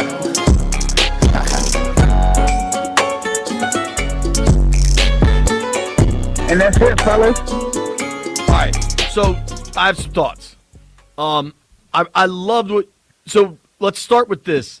For B and I, and we've had some audio issues this week. You know, working across an ocean, the bass popped really loud here. I assume that's not how it sounded at home, right? It didn't sound like that on my phone. Okay. I don't know. Yeah. It was these microphones. I'm gonna tell the engineer to turn it down though a little bit. Well, we've been working on that all week. But no, I loved like the little Spanish guitar in there. I enjoyed the premise. I enjoyed the Spanish. Did anybody like proofread what you said? Because like, let's just hope everything you said was correct. Okay, so first off, I got to shout out my boy Rose. He put that beat together that day. I love what he did with the guitars as well. I liked it a lot. It was just really loud for us. I almost want to hear it like on my phone later. I got you. I sent it to you. And yes, I had my boy Marlon. Marlon actually speaks Spanish, so I asked him because I did say the wrong thing at first. I said it like I read it out of a textbook, and he made me, he corrected me so I could say it more common and how it's said now. Okay, good. My boy Braden just texted me, yo, Jeff's song slaps. So the people like it. That's All great. right. However, I have a... Sleep on the plane. I'm going to tell you that, Jeff, right now. Yeah, good luck. I don't care how you think you can roll. You don't sleep on that plane, you're going to be falling asleep. It'll get you. Oh, yeah. I'm going to sleep on the plane, and then we up 72 hours straight, B. Mitch. All right, we're going to see. I have a have a problem with your premise, Jeff. What's up? I like the premise. I believe that we will win. I think that's like the U.S. soccer chant. I'm good with that. I yelled about this a little earlier in the program. This is not a shock the world game. Like, we need to recalibrate people's expectations. Both teams are 3-7, and I understand Washington's been ass for a month, but like there's no rule that requires them to be ass on Sunday. They just need to win. This is not a shock the world game. If you want to say Detroit or Seattle the previous 2 weeks, okay. But I am adamant. Like, if you look at the numbers in this thing, you look at the point spread in this thing, this is not like a one-sided affair. That's all I'm saying. So JP, I know we look at it like that because, you know, we look at it sports-wise day to day. But, dog, I got verbally abused in the barbershop as soon as I walked in today. So, like, to the world, we are buns. Everyone's counting us out. Like, I didn't say buns or bums? Buns. Buns and bums. They to the world, that's what we are. So we need to shock them because it's a lot of people that's doubting us. That's Can all I ask I'm just saying. a couple quick follow-ups, Jeff? What's up? Maybe Landfill might be best suited for this. Landfill, Jeff couldn't come to work today because he has to travel tonight and he had things to take care of, correct? That's what I've heard. Now, doesn't Jeff shave his head? I believe so. And one of the things he had to take care of was going to the barber shop? Yeah, man. I had to go get that. See, I used the regular razor. I had to go get that straight razor to touch the beard up. I gotta be sharp in Madrid. This the first time that Madrid get a dose of Jeff. I gotta be looking good. Have you learned nothing from Brian Mitchell? What you mean? Get the coochie cream. You'll be all good. Yeah, dog. You on the wrong I stuff. got my, That coochie cream better than that straight razor. I got my Sex Panther packed away too, so we're gonna be smelling I don't know good. that Europe's ready for Sex You Panther. may not make it. You may get stuck in customs. I mean this seriously. You're not bringing those weird oils you cover yourself in that stink, are you? You said that stink. Hey, they don't stink. That's like you know how you got deer attractant. That's like woman attractant. Deer attractant stinks. Deer attractant is urine. No, I said you know how deer attractant is. It's a woman attractant. You know, that's what my oils is.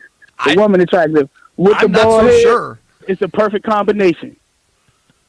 Okay, buddy. Here we go. No. I need to get to this first. Guy came up to me and said, "Yo, man, your son gonna be here?" I say, "My son." He said, "Ain't your son the DJ?" He said, "Ain't your son the DJ?" I say, "Jeff." He said, "Yeah." I say, "Jeff ain't my damn son." He said, "Well, he told me he was your son. You telling people you my son?" Uh-oh. Hell no. When a man told me that you said, and he said, "Jeff gonna be doing some shows," I said, "Jeff ain't doing no damn shows around here." On Helen Walker, that's my grandmother. I would never say Brian Mitchell, my dad.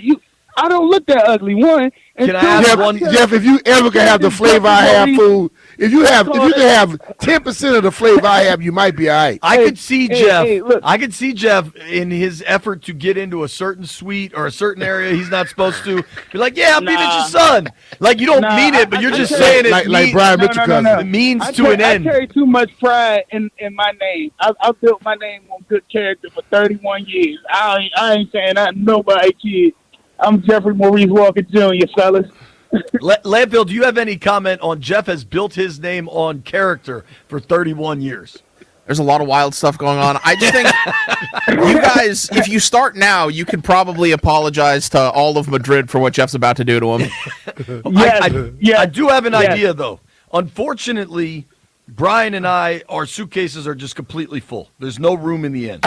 But Landfill has repeatedly asked for us to bring him back a leg of jamon iberico. Maybe Jeff is your guy. Jeff, will you bring Landfill back a leg of ham?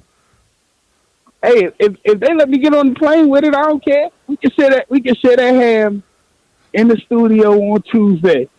Landfill, do you care to share ham with Jeff? I'm all in.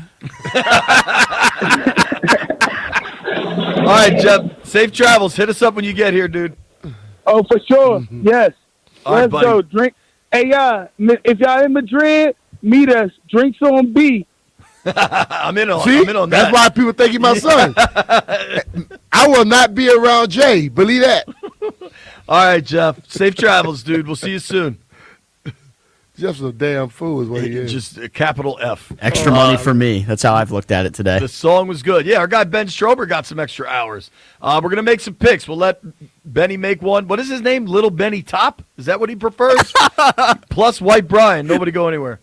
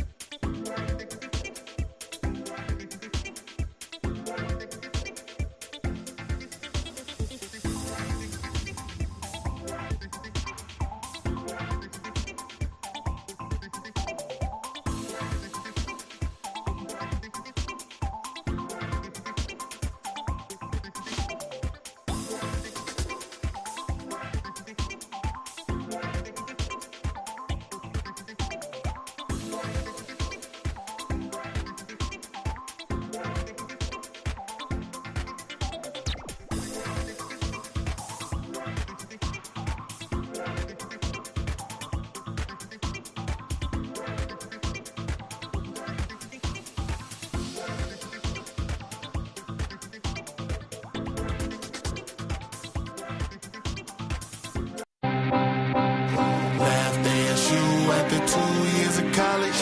Went to LSU with a little more knowledge. Leader of the O, truly was a pilot. 55 games later, drafted second with the Heisman. He can run, he can pass, he is the total package. Man, we've been waiting for something that's electric. We can feel it in the air, something big is about to happen. Success is his mission, and the ladder he keep climbing. Jaden, the city we've been waiting for a QB that can lead us back to greatness. I swear we all been patient, and it's you that we got faith in. Let me tell you something about this.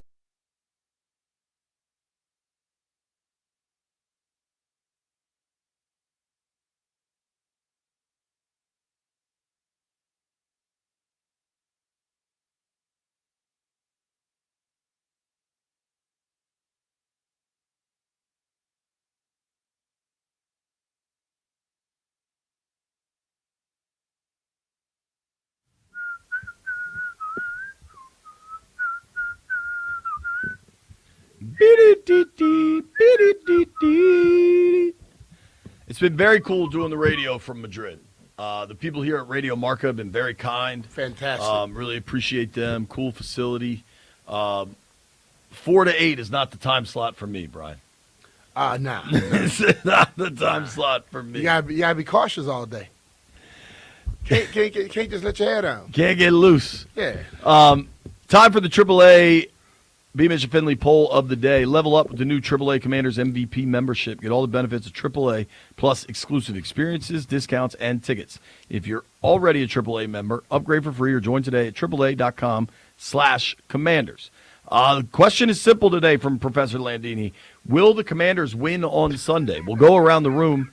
We'll let little Ben Top, little Top Ben. Whatever he is. Little Top, unfunny Ben, whatever you want to call it. Red Top. Yeah, there we Red. go. Red Top. That's a good one, B. Mitch. Will the Commanders win? Yes, they'll get a win. All right. All right, Benny. White Brian.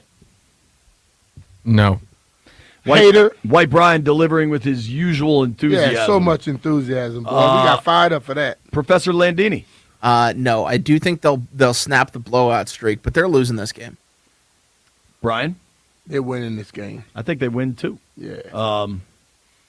NFL's a crazy world. It's a week-to-week league, man. Past results do not guarantee future returns.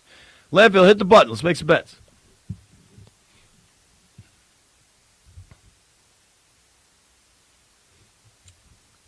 Heard it here first. Gather around, gather around. Dub B, who won the week? JP, you did. Bang! The line last night did change, but we got you at plus 13. So I called it a push. So you won. All right. We'll push all day. Anybody got any winners? Yeah, the line, it don't make a difference if the line change or not. The line sets when you make the bet. You We don't had know it that, at Brian? 13. The We thing had it is, at JP cheated.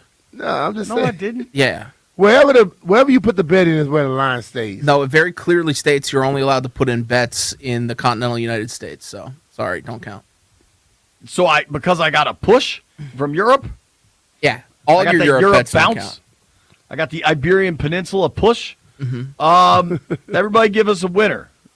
Little Benny, give us a winner. Wizards play this weekend? For this weekend, we don't bet on No, Friday. we're going to go Commanders bet here. Von Miller, 49% of the snaps last week. We're dire straits in terms of pass rushers on the edge. Give me Von Miller to record a sack at plus 300. I got a winner.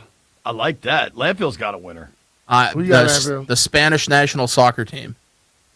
Who they playing? Georgia. The state or the country? The country. The Bulldogs can play now. I don't know about Georgia. I don't think they could play them in soccer. I don't know, man. Them dogs. I do know. Aggression. I do know. Spain's good. Okay. I thought we were sticking to the Commanders game, but Spain is also, the Dolphins. germane The to the Dolphins will win the conversation. Commanders game. Spain against Georgia has to be like a minus. I'm taking B. Mitch 2,000. against the tequila tonight. You think you can beat tequila? Tequila's Yeah, undefeated. yeah, B. I'm going to beat tequila. Father Time, that other thing, and tequila are undefeated. What's the other thing, Jake? White Brian, what's your lock this weekend? North Texas minus 18.5 against UAB. The Mean Green. Why are you laughing, Brian? Sound like you're He was giggling showing over some there. personality, B. Yeah, no personality. I like Lambeau. This is right up your alley, buddy.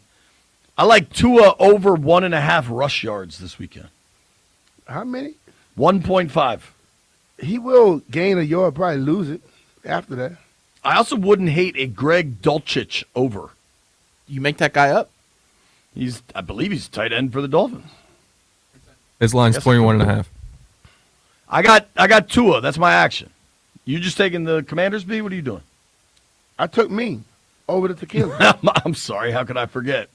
Thank you to everybody that listened. 13.5 over. Thank you to Radio Marca, sincerely. Thanks for the boys for putting up with us. It's been an interesting week, but a lot of fun. Thank you to Barry Svrluga. Thank you to Frank Schwab and Travis Wingfield and Jeff. Grant and Danny coming your way next. You made it this far. Beeman shows you some tequila.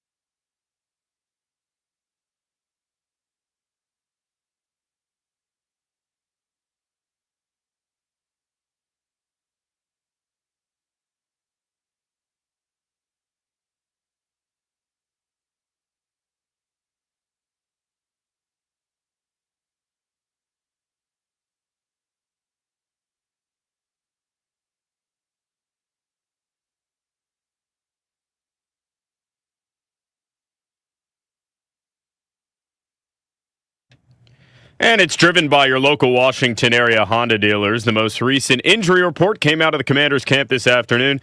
2 days ahead of their Madrid game, tight end Ben Sinnott and linebacker Jordan McGee both added as questionable for Sunday's game. This comes days after Terry McLaurin, Jaden Daniels, and Trey Amos were both ruled out for the game, with Amos headed to the IR. In baseball, MVPs announced last night. Shohei Ohtani in the NL winning his fourth, becoming the only four-time unanimous MVP in baseball history. Aaron Judge won his third MVP on the AL side. Tomorrow at noon, the Washington Spirit of the NWSL play the Portland Thorns in their semifinals at Audi Field with a chance to advance to its second straight NWSL championship. Now's the time for a great deal on a new Honda. Rugged capability, commanding style, and powerful performance. Honda's got it all. Check out the Honda Accord, Civic, or CR-V and find the best deal on a Honda for you. Visit your local Washington area Honda dealer today. From the Crop Metcalf 5-Star Sports Desk, Kevin DiDomenico on the Fan.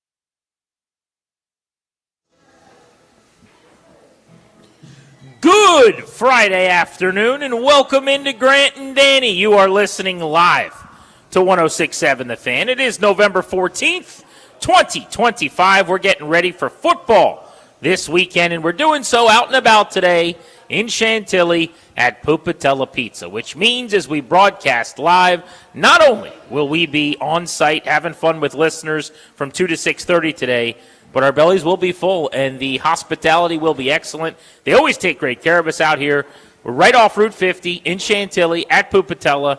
This is a great spot. We will see you today. I love this place. Everyone, as you said, so kind. Hospitality is unbelievable. The food is wonderful. It's pizza, it's Italian appies and dessert things. It's so delicious, Neapolitan style. You cannot go wrong. If you mean to order one pizza, you accidentally put the wrong thing and order that one. That one's great too. This place kicks all of the butt. We've got two chances for people to win tickets to the Caps today on Grant and Danny. We're going to be giving away a pair of tickets to see Connor McDavid at Capital One Arena. We're doing that at 4 o'clock ahead of the Beltway Blitz, and then at 5 o'clock today ahead of scouting the opponent. So if you want those Caps tickets, you'd better be listening in 2 hours and in 3 hours. Danny, your boys had a great day so far. I took the family over to George Washington's Mount Vernon. Look at that. You know, I'm doing some work with visit.va250.org, and I've been telling people about that on the commercials and live spots that I've been doing. But today, as part of kind of kicking off that series, but also just something we were going to do anyway. Sure, yeah. Took the family over to Mount Vernon, and it was really, really cool to see my kids super into the history and learning and the knowledge that they were getting on what is a residence and a plantation of George Washington, the founding father, the commander of the Continental Army in the Revolutionary War. So close. It's just one of those things where I'm there and I'm going, this is a place that people travel states for to go on a field trip. That's right. And it's 15 minutes from where I live, and you just don't think about it. You don't go. You don't appreciate it. But one of the things we're doing this year with all of the 250th celebration here in Virginia, United States of America turning 250, is we're going to be acknowledging and celebrating and going to a lot of these locations and talk about it on the radio. But so today the family was out there. There's animals. So there's cool. History, and it's just amazing. So we had a blast. Could not have been a better experience. Want to thank everybody over there at the George Washington's Mount Vernon facility. First of all, I love that. Second of all, you're totally right about the landmarks and the incredible things that are surrounding us. When my wife and I lived in New York, we never once went to the Statue of Liberty. People come from all around. Yeah. The whole world. And you're like, but that's like a ferry ride. Who's got time for that? Or whatever, or even living in D.C. as for as many years as we did. How many times did you walk through the memorials? Or how many times did you walk through some of the monuments? Or go to some of these solemn, incredible places? Or the majesty of certain spots? And you just kind of go, people are coming from all around the world to do it, but I'll do it some other time. And you never do, right? You're going about your life with your head down. So that's really, really cool that you're doing that. And cool that the kids got to see it. Well, that's what I loved so much. Yeah. Like, My 4-year-old was he got a toy eagle and he was flying around. He thought a couple things were neat. That's the key. The 2-year-old we saw some animals and she was like, we might as well have been at a zoo. Sure. The 6-year-old, though, who's soon to be 7, who's now in first grade. So like 6, 7? 6, 7. She was locked in. The oldest of the presidents. Really? Reagan was locked in. She was fired up. And a couple of the grandkids were their age. They were pretending to be reenactors as if they were the grandkids. Right. Which was a little bit wacky. But yeah, you just think about it, man, and it's awesome because we've got that right here, 15 minutes away. Monticello down in Charlottesville area and Montpelier, which I was at a couple of weeks ago in Orange, Virginia. 8 presidents from this state, all the history, very, very cool. I will say, if I could just stick my chest out a little bit. All out. Before I move on. So we were just going about our day. I didn't expect any special treatment or anything. We're going over there. We're just having a good time. We're just people walking around at Mount Vernon. And as we were getting ready to leave, a girl comes up and was like, "Are you guys the Paulsons?" And we're like, "Yes, we are." And Lauren, who works in the marketing department or whatever, I guess had been looking for us, she starts driving us around on a golf cart to various things to show us. So I'm like, this is crazy. Isn't that cool? This is the same person that when the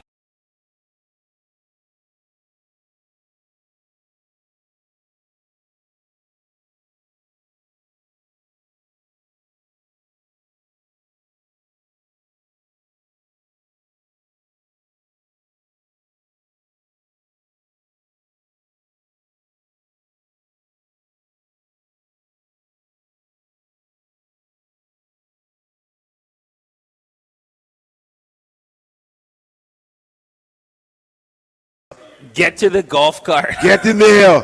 Come on. Let's talk football. It's history. Okay, sorry. Sunday, baby.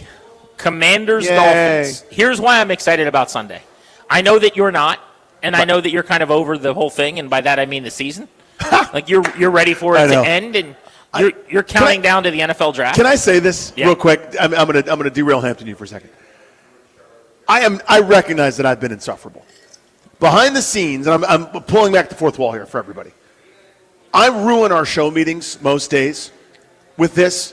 Grant has done a tremendous job, as has Darius. Ryan, to a lesser degree, he knows what he did, but of putting up with my terrible attitude. I'm so angry and pissed off and furious and sad and disappointed. I've thrown my hands up, and I have to be dragged along kicking and screaming to do the job.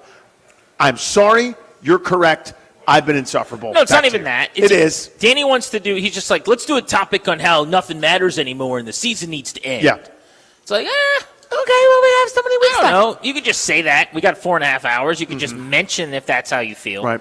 I don't know if 800-636-1067. Are you glad the season's over? Right. I don't know if we got to do that. No, and we shouldn't be doing it. And every day I come in with the new phrasing of it, I'm like, okay, how about this? How about you're so mad that you hope they lose by 50? Nope, let's not do that. Okay, how about this tomorrow? What if you have so much hate in your heart, who would you punch? And it's like, nope, can't do that either.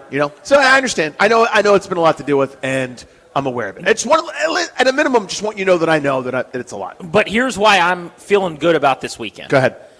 The gauntlet was always going to be terrible, and the hope was they shocked you at some point. Mm-hmm. Any given Sunday plays out, and somehow, some way, they beat Kansas City or Seattle or Detroit. But those 3 games were going to be a nightmare, and it just so happened you collapsed at the end and you lose to the Bears by a point. And then the Dallas game, which became a pick'em with all the injuries, without your top 3 receivers and no Debo, when you already didn't have Noah Brown and Terry McLaurin, went a lot worse than we thought. That was the beginning of the caving in of the defense to the extent that they have, where they have just been utterly abysmal and, frankly, an embarrassment to every fan that watches them. But since then, get past the Bears and the Cowboys, which were awful losses, an 0-2 stretch, where the team had fallen at that point to 3-4, disappointingly. The gauntlet was always a known commodity. Yep. You're playing the elites in the sport. You're playing a Chiefs team that probably is going to get to the Super Bowl, a Seahawks team that might play in the NFC Championship game, a Lions team that did recently play in an NFC Championship game and might again this year. We just kind of knew that was going to go badly. This is a different thing. We are leveling down in competition in town this week. Washington is going from playing the best the sport has to offer to a equally inept team, albeit one that has played better lately. The Dolphins have won 2 of 3, and they've scored over 30. in 2 of their last 3 games. They're playing a lot better than Washington is, but it's a 3-17. People want the coach fired. Their fans want their quarterback done away with. Like, this is more a club in the same zip code as you. Yeah, they're in the same bucket you are. So just the fact that you get to level down finally is what I've been waiting for. And whether you win the game or not, we're going to find out. We'll be dissecting it all day long. But you got a shot this weekend. You didn't have a shot before, and they finally do again. So now we get to find out, okay, I excuse away you losing to really, really good teams. This is a game you can't get blown out in, or else it's a lot more embarrassing, it's a lot more annoying, and everyone should be angrier if that happens against Miami versus Detroit, Seattle, Kansas City, or even Dallas. I smell what you're cooking there, but my only pushback is I understand dropping a game or 2. Even 3. They lost 3 in a row last year. Remember? When Jaden Daniels was compromised, the rib was busted, even though they never admitted it. They were in all those games. You know, if Zach Ertz is able to explode a little bit further and get like a half an inch, that's a first down, who knows, they win the game maybe against Pittsburgh. Or, you get one stop in the fourth quarter. You get that 4th down that got blown up against Philadelphia, maybe you win. Point is, they're in these games. They have not been in these games, these most recent 3. And I understand good teams losing to them when you're banged up. There's no shame in dropping a game on the road to Kansas City. I think 31 teams would have dropped that game the way Washington did. Or not the way Washington did, but they would have dropped it. Not the way it happened, though. And the way that it's happened matters so much to me. So your point, I think, is correct on paper. That the Dolphins are in the same bucket. They played better than you have lately. That to me matters maybe a little bit more as a data point than it does to you. But I don't know. It's like, I guess I don't really have a point other than that. It's not necessarily a pushback. It's kind of added commentary to sort of the back. But I think it's a different topic altogether. It's a different conversation, really. Like, we have had that one, and we can have it now if you want. I've made that point for 2 straight weeks. Losing is not the problem. Right. Getting annihilated and eviscerated is the problem. Being in second place in a game, when you have all the injuries they have, is the expectation. Sure, that's normal. When you get blown out by 20 week after week after week in a league designed for parity, it's unacceptable. Mm-hmm. And the evidence is, the roof's there. It's in the pudding. We've talked about it. They are the first team organizationally in Washington's lore, in this organization's history, to have lost 4 straight games like this since 1954. So all of the terrible times with Dan Snyder and with Bruce Allen and with all of the geese that came through here as coaches and executives that you guys remember in your lifetime, if you're in your 40s or 50s, it has never been like this for a month, ever, in terms of the results. The process might be better, but the results have been worse. So, yeah, that's true. Yeah. No NFL team has gone through a month where they have lost by this many points, this many weeks in a row, in 23 years. I was 14 the last time this happened. That's unacceptable. So, yes, I can acknowledge that and set that to the side. My point is not necessarily that how they've lost is okay. My point is you were playing teams you weren't going to beat, barring, like, quote-unquote, any given Sunday or crazy things happen, ... Now, this is a game where it's a boxing match where you're not up 3 weight classes. It's you and a person with a comparable record who you're about as good as, and if you lose, it means you got outboxed and outwitted by someone who's kind of comparable to you. Before, you were trying to catch them sleeping a little bit, but they were way, way better, and they should have knocked you out eventually. And that is why this weekend will be more telling. That's my point. You're going to learn more this weekend about where they are than you did when they lost by 22 to Detroit, 24 to Seattle, 21 to Kansas City, and maybe even 22 to Dallas. But that was the most comparable game to this, and I still think the most painful game of the 4 for that reason. Similarly, the Cowboys were like a 2-point favorite. Yeah. That's what the Dolphins are, and you lost by 22. So if you get blown out in this one, I just think people should be more mad about it than the last few weeks. Okay. I buy that. Yeah, I actually will co-sign to that. Because, as you said, this is the worst opponent of the 5, right? If we're looking at the last 5 games. Dallas isn't particularly good, but they're not terrible.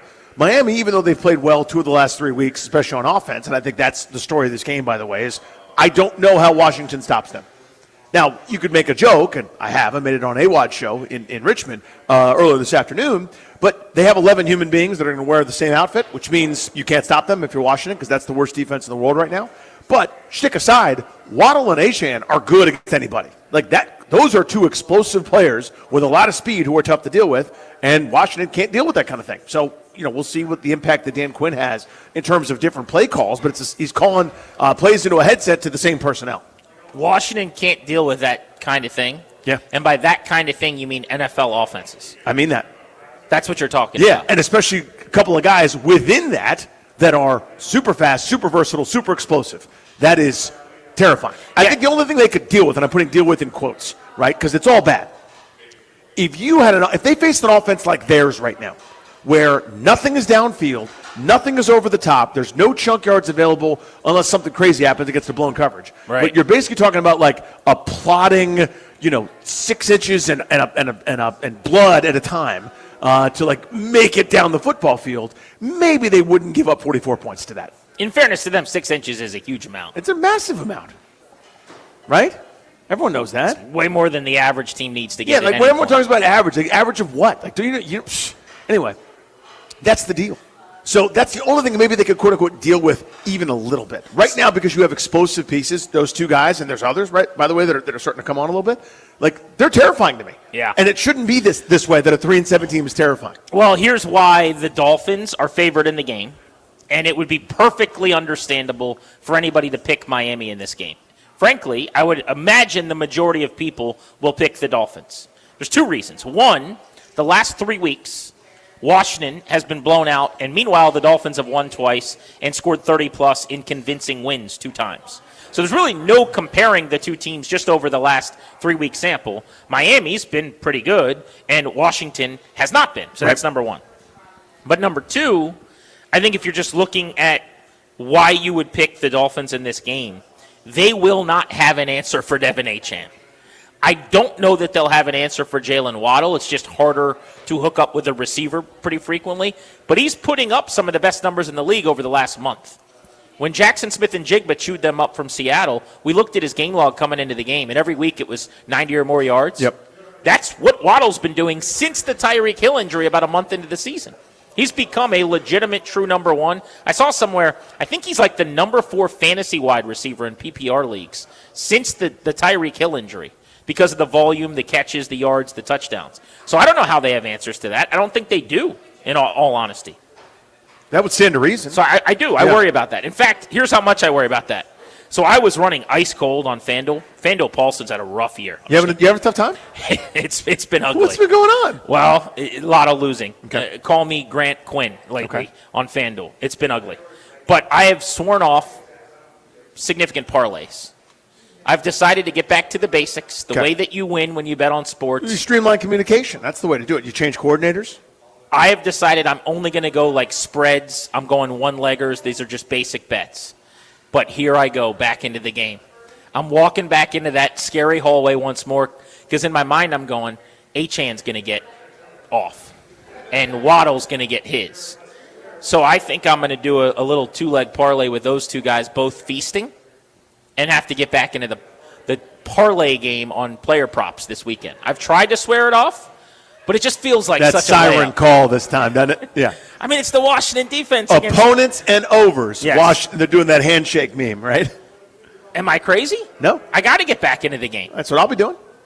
I'm going to do my standard dollar, put about 8 or 9 things on various Miami players going over and let it ride. See, maybe that's what I need to do. Scale that unit back to $1. That would be better. Yeah, we don't unit shame.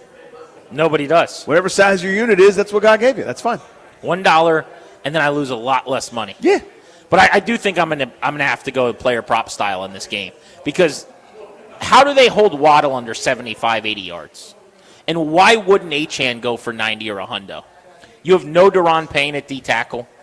The plan that they liked that they had where they're going to kick Javon Kinlaw out to play big on the outside, you can't even do that now. You got to move him back inside because you don't have Payne. You're relying on Johnny Newton and Sheldon Day on the interior. It's not even a Joe Witt, Dan Quinn, who's calling plays thing. They don't have the horses. It's horses to stop the run. Even if those guys you're talking about were healthy, Achane's going outside. But they can't set an edge defensively. That's what I mean. Achane's going wide left, wide right, outside zone, stretch carries, and Von Miller, who was brought in here under the guise that he's never going to have to stop the run, is going to play on running downs. Yeah. I don't think they're going to have Jalen Holmes deactivated like they did last week, which made no sense to me.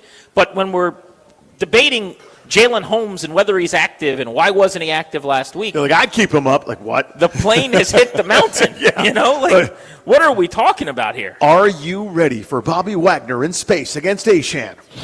You know, like a quick cut. What's his longest catch going to be? 40 yards?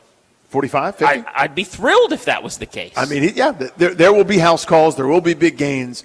This is the matchup nightmare. I mean, he's a matchup nightmare against everybody. And it just so happens, by the way, no one cares about this, just FYI. But in my big money fantasy league, Battle for First Pace, I'm looking at the matchups in advance, and we knew, my co-owner and I, looking at this going, damn it, in week whatever this is, we're going to be battling for first place, and I got to go up against Devin Achane against Washington.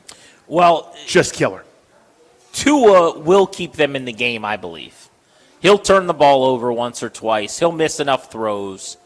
He'll take a bad sack at the wrong time to get him out of field goal range. That's the beauty of leveling down in competition. The things that Mahomes or Goff or Darnold were not doing for these teams playing at elite levels, winning football, Miami will muff a punt and you'll get the ball back outside the red zone.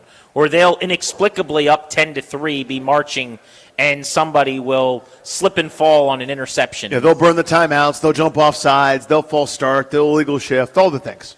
Let's open up the phones, though. Let's talk Commanders-Dolphins 2 days out, Sunday in Madrid. Early morning, eggs, bakey, and football. What are you worried about, and what are you most confident in as it pertains to this matchup on Sunday morning? 800-636-1067. What worries you, and what are you confident in as we get closer to kickoff in Madrid? You're listening to Grant and Danny. We're at Pupatella Pizza in Chantilly, where we're going to be hanging out until 6:30 today. We're right off Route 50, so come on by and kick it with us on The Fan.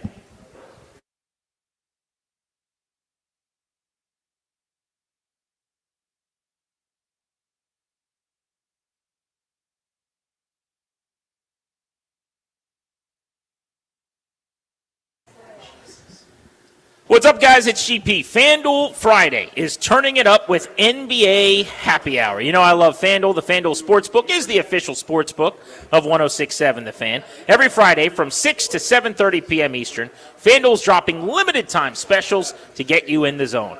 Boosts, bonuses, surprises, all designed to bring that Friday energy. This is not another promo. It's a weekly pregame NBA Happy Hour every Friday from 6 to 7:30 Eastern, only on FanDuel, the official sportsbook partner of the NBA. Visit FanDuel.com/GP to grab your reward before the clock expires. That's FanDuel.com/GP, promo code GP at FanDuel.com/GP. Got to be 21. President, Virginia. Opt-in required. Rewards are non-withdrawable. Restrictions apply, including bonus and token expiration. Leg requirements, max wager amounts. See terms. Sportsbook.fanduel.com. Gambling problem? Call 1-800-GAMBLER.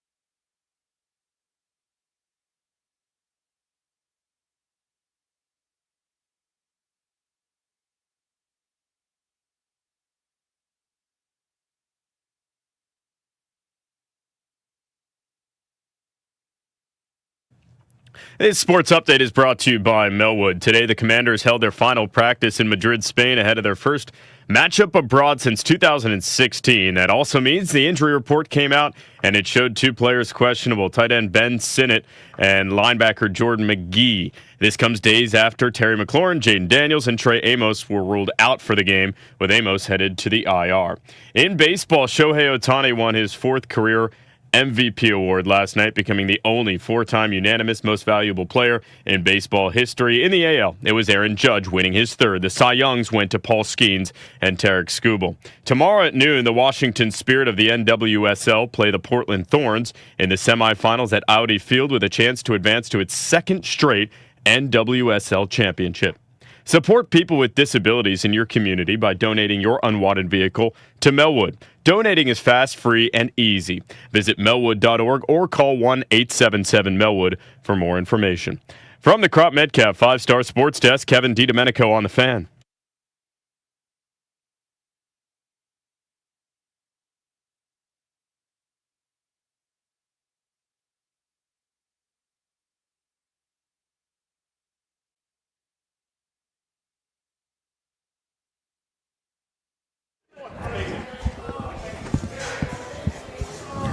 Good to go.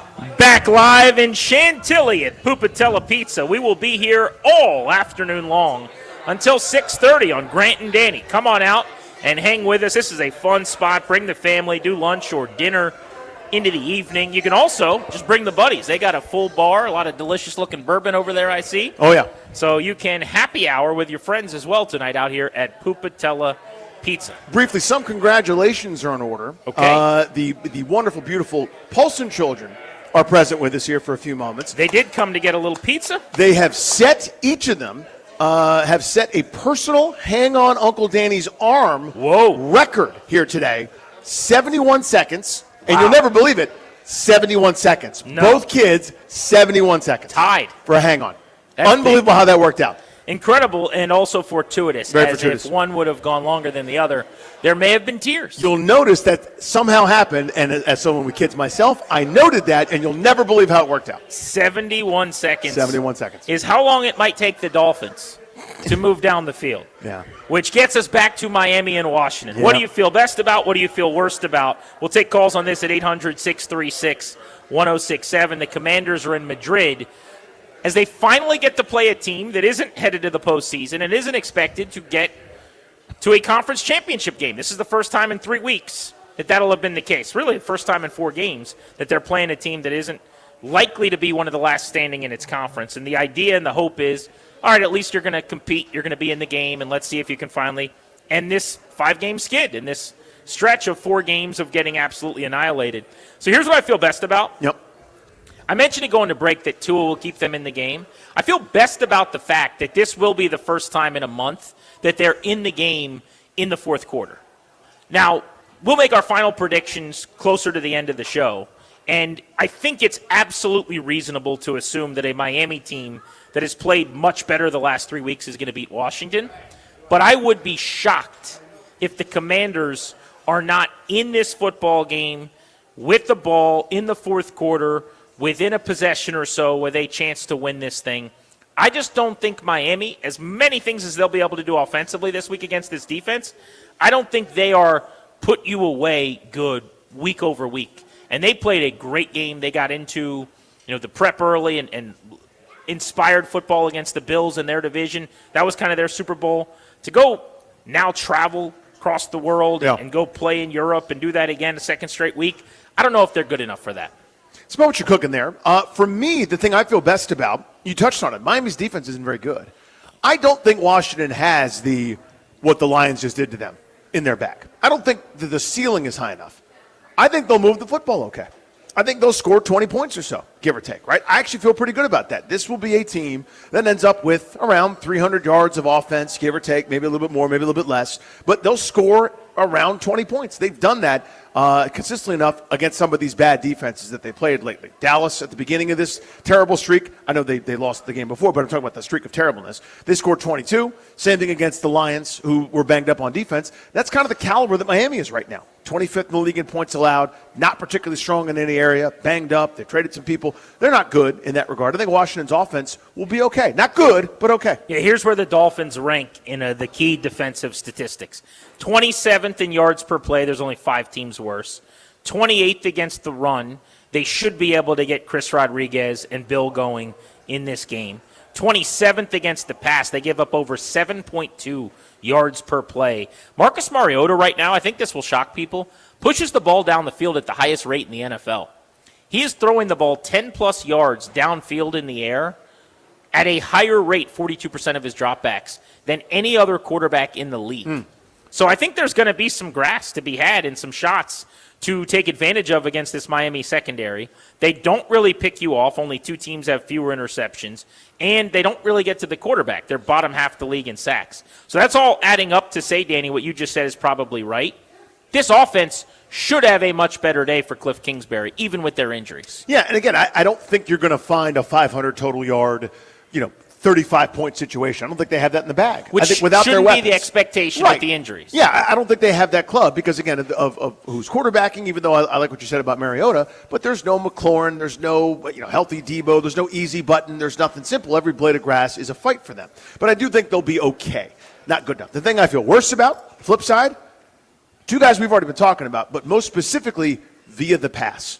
This pass defense is they're better off hoping for a gust of wind than they are in terms of trying to cover. Who knows if Dan Quinn put the headset on will make much of a difference. I imagine you might see some dead cat bounce in that regard. But to me, it's Achane through the air and Waddle through the air. Those 2 guys are faster, quicker, separators, better than anybody that they're going to be going up against, whether that's zone, finding spaces, whether that's trying to run man, whether that's pressure, whatever it is, those 2 guys I think are going to eat so comfortably, and if you focus enough attention on them, they've got just enough, whether it's Parker Washington or another piece here or there, that's going to be able to thrive as well. But most specifically, pass defense with those 2 guys who've combined for 95 receptions around 1,000 yards. Devin Achane, by the way, 174 yards and 2 touchdowns.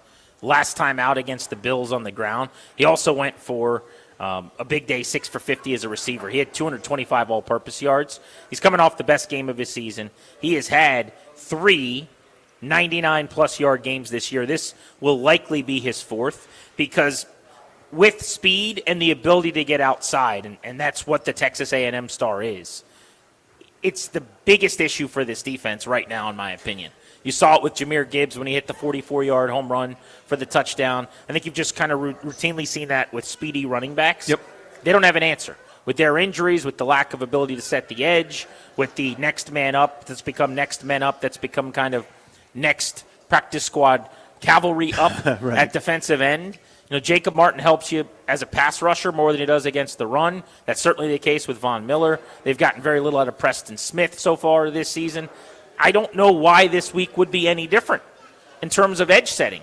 And if you can't against this team, you're going to get crushed. The thing they do really well, they do a lot well in terms of some of that Shanahan run scheme, getting outside the tackles with the stretch plays, the pitch plays, and the like. But they make the inside turn into outside as well. And what I mean by that is you're almost going between the tackles, but at an angle enough where that play is in for a minute and then it's outside off to the races, right? Where they get a guy with a head of steam, usually Achane, on a safety or on a linebacker that's not got to turn and burn with him, and next thing you know, it's a big chunk play or worse. I feel like, if you overset, in other words, you're so terrified of getting beat around that right edge, and you go, all right, fine, right defensive end, get upfield, get outside, make sure he doesn't go back inside, they'll say, fine, please and thank you. We'll kick it out with a counter. We'll have someone else that's pulling to make you think that you're at home. Next thing you know, you're kicked out of the play, and that angled run goes from inside to outside. Again, he's going to get on the edge one way or the other, whether it's bowing out or a straight line and then kind of cutting left. He's going to get there, talking about Achane, and I don't know how they stop it. I just don't. They've also, for over a month here, been easily the worst defense in the league. And the one guy that's played at a really, really high level most consistently is Daron Payne, who's suspended for this game and didn't make the trip to Madrid. The injury report also hasn't been great in terms of some of the guys, surprisingly now, that are questionable, that have been missing time at practice, where you go, wait a second, is he playing or is he not playing? I saw Ben Sinnott wasn't practicing after being limited. There's a question as to whether or not he goes. He's been important running the ball on the offensive side, but they've had some of that on the defensive side of the equation as well. Jordan McGee is questionable for this game now based on the practice habits of the week. Well, he's become essentially a starting linebacker. Him and Bobby Wagner patrol those two spots because Luvu's basically playing on the edge now. Let's go to the phone. Zeke is in D.C., wants to hop in. Zeke, what do you feel good about and what are you nervous about for Sunday morning? All right. Hey, guys, love the show. I feel good about our offense. I think we'll be able to move the ball and score against their defense. And what I feel most uncomfortable with is our defense, of course. The other day, I told you guys that we need to blitz more, and you said that we blitz a lot. But it's how we blitz. I think we have the worst timing of how we blitz. Whenever you send somebody and you have everybody dropping back in the backfield, your defensive back, you're going to always have somebody open, which makes it easier for the quarterback to spot someone. I think we need to tighten up our defense. And I got a question. Why don't we play a five-man defensive line where we got a little bit more outside edge so we can cut off that edge? What do you think about that? So they do that some. Yeah, you see that some, I right? They'll appreciate walk the a call. linebacker down. They do that some, but the reason they don't do it as often as people probably want, I think, is they want as many bodies to flood the defensive secondary as possible. Because they're basically, whether they're playing man or zone, I think they know that right now in coverage they have so many problems that the more guys you can have on the back end to essentially jump passing lanes, break up passes, the better. Because you're not just going to go one-on-one necessarily and defend people. So I think the more you're committing to stopping the run, essentially, the more you're daring teams to throw it. I don't know if that's what you want to do. I would probably do everything I could to dare teams to run it, because at least then, a successful run gets them 5 to 9 yards. A successful pass against this defense is 14 to 20 yards. So I think they are doing it some, but prioritizing maybe not giving up the home run ball in the passing game, which if you noticed against the Lions, it's not like they gave up a 60, 70-yard pass. Right. They did give up a couple of those runs, so be curious to see what adjustments made. So different way of saying the same thing. If you have fewer linebackers, you're asking those linebackers to cover more space. That's not what I want right now, especially with Bobby Wagner. Jordan McGee can run a little bit, but even still, you're putting more on their plate in terms of some of the coverage responsibilities. And I think you can't afford to do that very often. But whatever they've done in the last month, they should do something else. Well, yeah, it's fine. It's fine, too. I just don't know that there is an answer. We talked about this a few weeks ago with, I think it was Sam Darnold's numbers, where it was like Sam Darnold against zone was 13 of 14 for 212 yards and 3 touchdowns. It's like against man, Wait till you see what he was against man. 11 of 12 for 172 yards and 2 touchdowns. Whatever the numbers were, it was like Joe Witt could have called whatever he wanted. Yeah, he could have called a 110 formation. It wouldn't have worked. Steve in Manassas, you're on Grant and Danny. We're live today in Chantilly at Pupatella Pizza. What's up, buddy? How are you? Doing great. Good show. I'm worried that this could be the 5th week in a row we lose by 20, and I feel pretty confident, scheduled the rest of the way it is, we're going to be a top 3 pick. So you think they're going to get blown out on Sunday? I think it could happen with, like you just said, your best defensive player on a bad defense is not playing. With Payne gone, I could see it happen.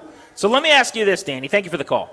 If they were to get beat summarily, I'm talking about, we'll just say 21 or more, which has happened for 4 straight games, against now a Miami team that is 3-7, that was 2-7 a week ago, that has no business beating anybody by 20, and the defense looks as bad as it had in recent weeks.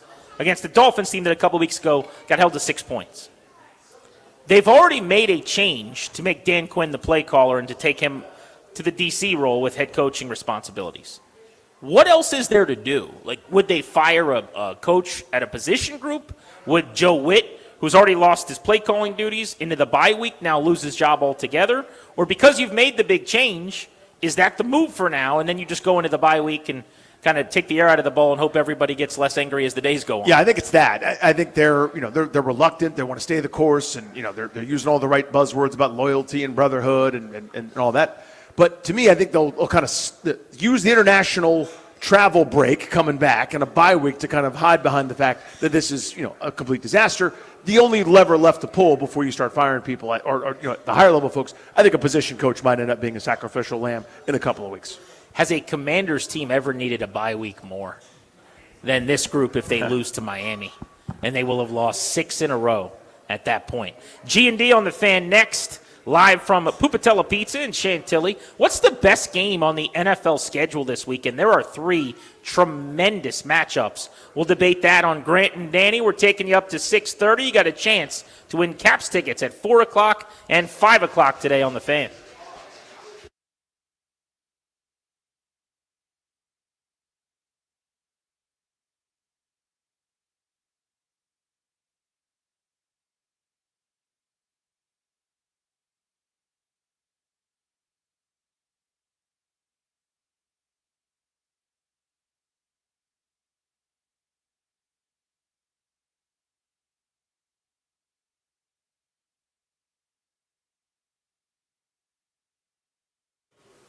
What's up, guys? Grant and Danny here for our pals at Window Nation. Don't you want your home to be comfortable year-round, your family protected, and an investment you can feel great about for years?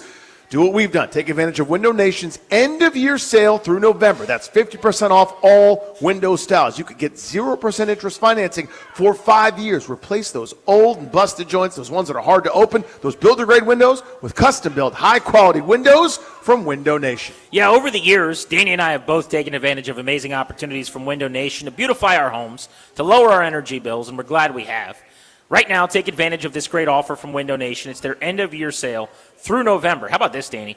50% off all window styles. That's half off all window styles, and you can even get 0% interest financing for 5 years. Window Nation, 50-point inspections of every window, 20-point inspection of each window when it's installed. Just the best. Hurry, sale ends soon. 866-90-NATION. That's 866-90-NATION, or go to windownation.com.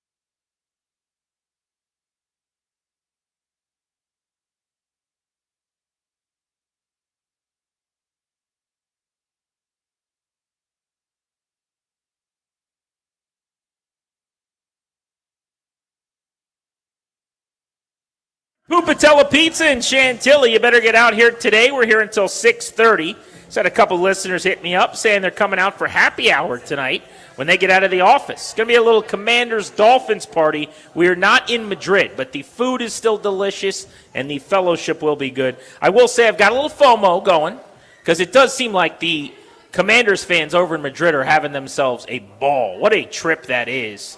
Hopefully, the grand finale is the football game, and it's not one of those things where you leave frustrated. Just a terrible taste in your mouth for that long flight back. But at least you're going over there and making some memories, because that's about as good as it gets.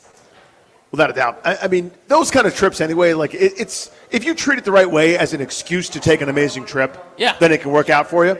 But if you're doing the we're going for the game. Yeah, you're flying over Saturday morning. Yeah. You're landing, sleeping, waking up, going to the game. That's such a high risk thing. Probably not the right way to do it. No, I mean, but it's one of those again, I mentioned this. My dad was in Madrid a few weeks ago. And loved it, international travel. That's his thing. That's his wheelhouse in retirement. He gets so happy to do it.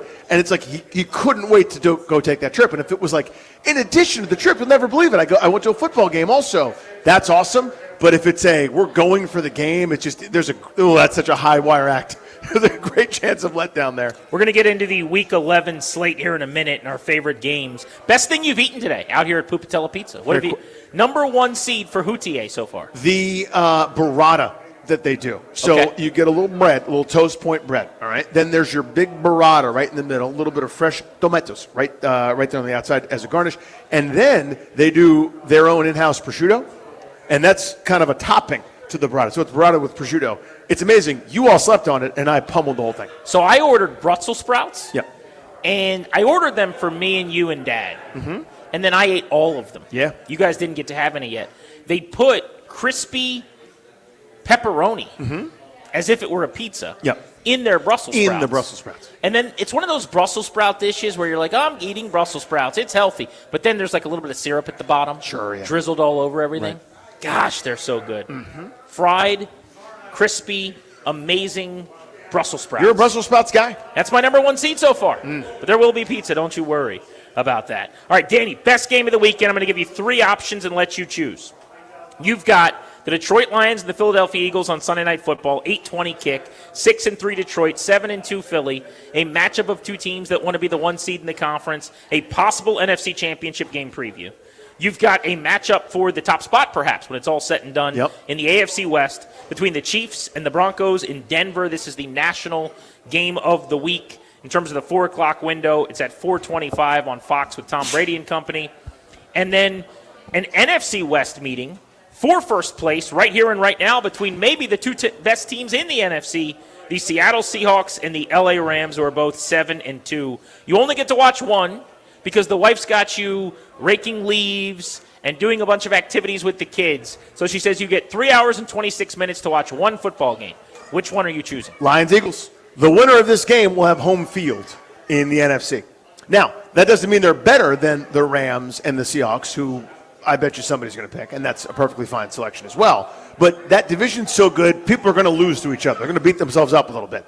The Lions, I think, have the highest ceiling still of anybody with how good their offense can be, and if their defense makes a play or two, gets a turnover, I think that can be a Super Bowl team. The Eagles have the pedigree. People are trying to dethrone them with all the turmoil going on there, where they just it either breaks them or they thrive in it. And they continue to thrive in it here of late. The latest Hurts and A.J. Brown dramatics and this, that, and the other. It's all they were talking about in the Shouty shows this morning. That, to me, is my favorite game of the week. The extra little spice for me is they don't always play. Divisional games, they're going to I see it twice a year. Sure. This is a little bit more intriguing, even though they're NFC foes. It's not like it's the first interleague game ever, but they're not as regular of an opponent. Two elite teams, kind of weather starting to turn cold. Perfect for me. So it's a great argument because my game is happening for the first time in what is going to be two meetings in a span of 6 weeks. But 7-2 LA and 7-2 Seattle.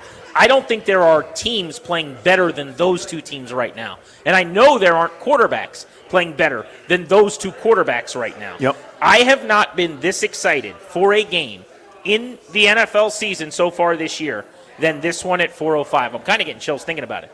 I just think it's going to be awesome. As fun as watching Washington play is for me every week, and sometimes they make it less fun with how they actually perform. The losing hurts it. Yeah. The highlight of the weekend is going to be 9:30 a.m., my team playing whatever.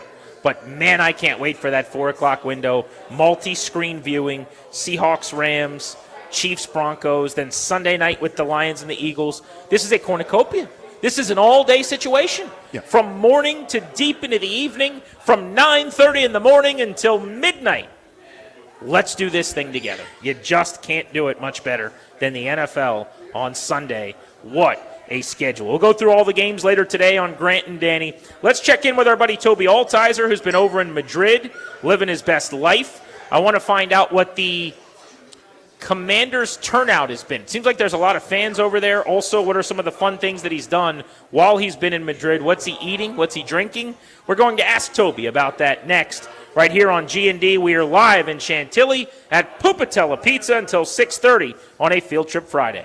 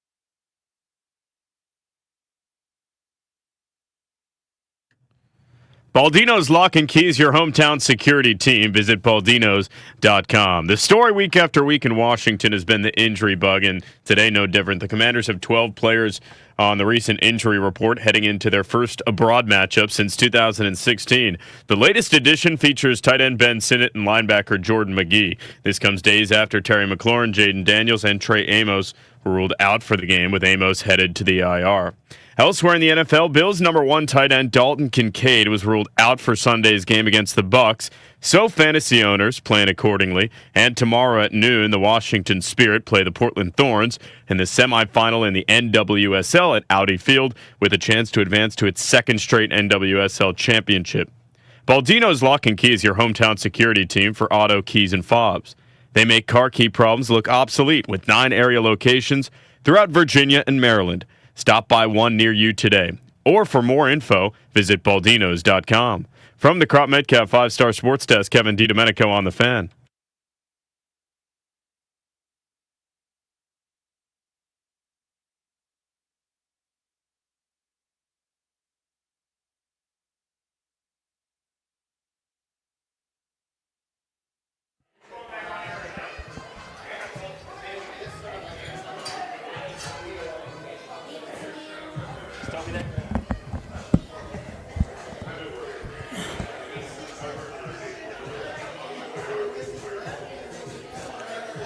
Back live on G&D on a Field Trip Friday.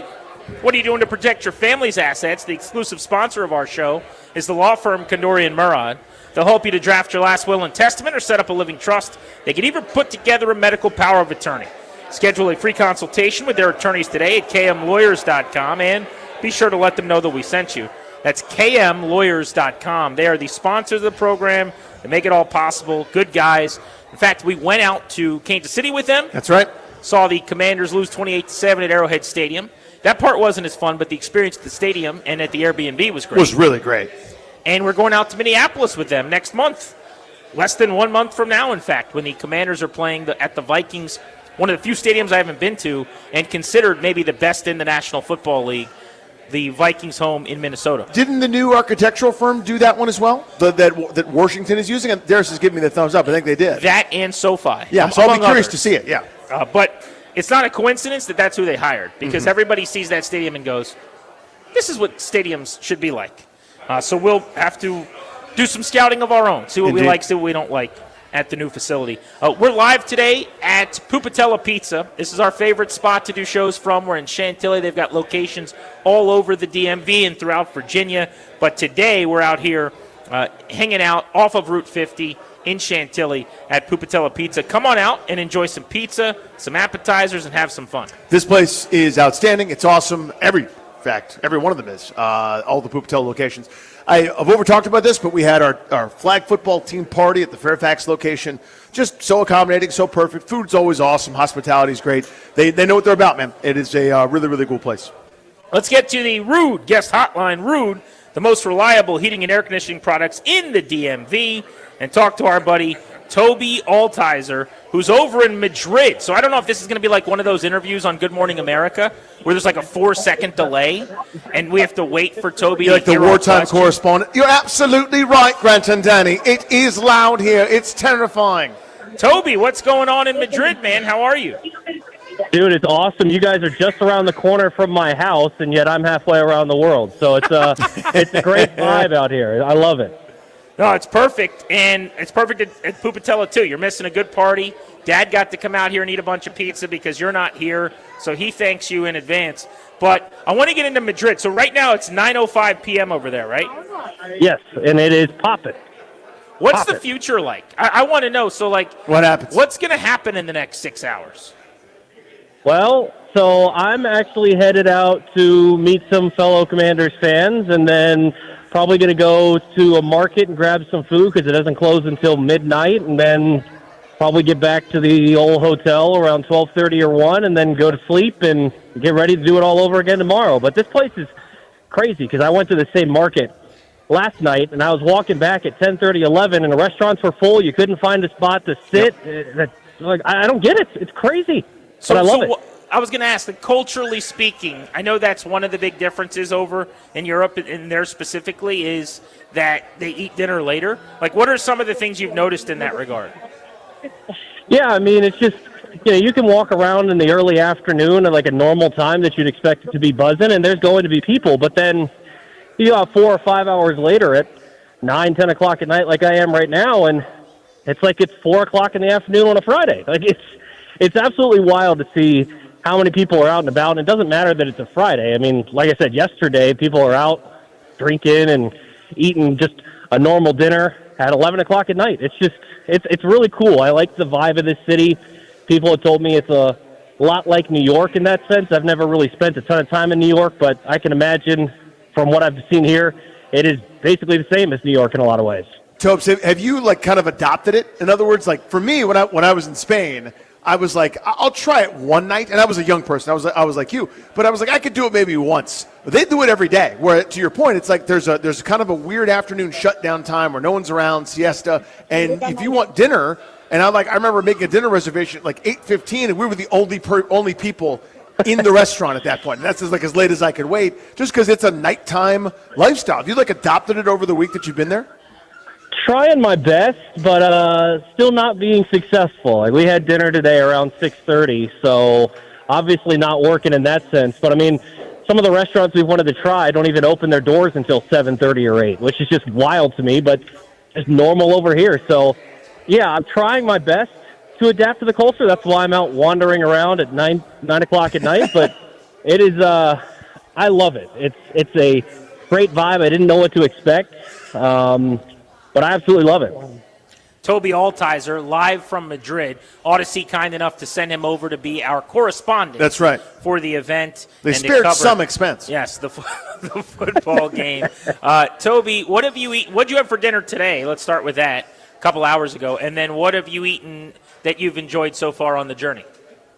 Well, so we doubled up on Italian because we had Italian last night at a place called Oven, somewhere off the Grand Via. That was really, really good. I had some sort of linguine that was their specialty, and it was fantastic. Had some shrimp in it, had a little bit of a spice to it. That was fantastic. I doubled up with the pasta tonight, went with carbonara of sorts, and it had some of the Iberian ham, some mushrooms. It was a different type of noodle. I don't remember exactly, but that was fantastic. Had some churros and chocolate earlier today from the famous place that opened in 1894. Can't remember the name of that one, but yeah, it's fantastic. Just food everywhere, anything you could possibly want.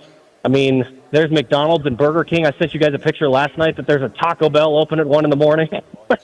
You can get anything you want over here. That's amazing, dude. All right, let's get our buddy Toby Altizer with us from Madrid.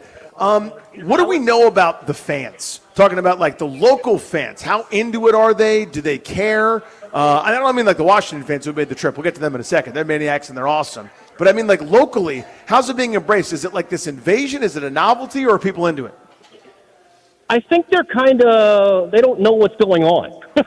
They see all these people walking around in jerseys, and I would say, from what I've seen, there's been a lot more Dolphins fans I've seen today, but I'd say it's still a 3-1, 4-1 Washington Miami ratio. But, I talked to the guy as we were checking out at the stadium at the NFL shop, and he's like, yeah, I watched the Super Bowl last year, but I'm not really a fan. I know who Mahomes is, and so, like, they know a little bit of what's going on, but I don't think it's, suddenly going to take over the country. But I do think there's a growing, like, people are starting to embrace it a little bit more than, oh, yeah, that's that stupid American game. How much English versus Spanish are you speaking with people that are, like, helping you out? And also, what is your level of Spanish? And were you more confident in it before you got over there? Yeah, my level of Spanish is horrendous. I just got recognized by a Washington fan, by the way, that I was on with you guys. Hey, attaboy. Oh, sorry about it. Sorry about it. Correspondent. International. That's why we sent him over there. Yeah, That's right.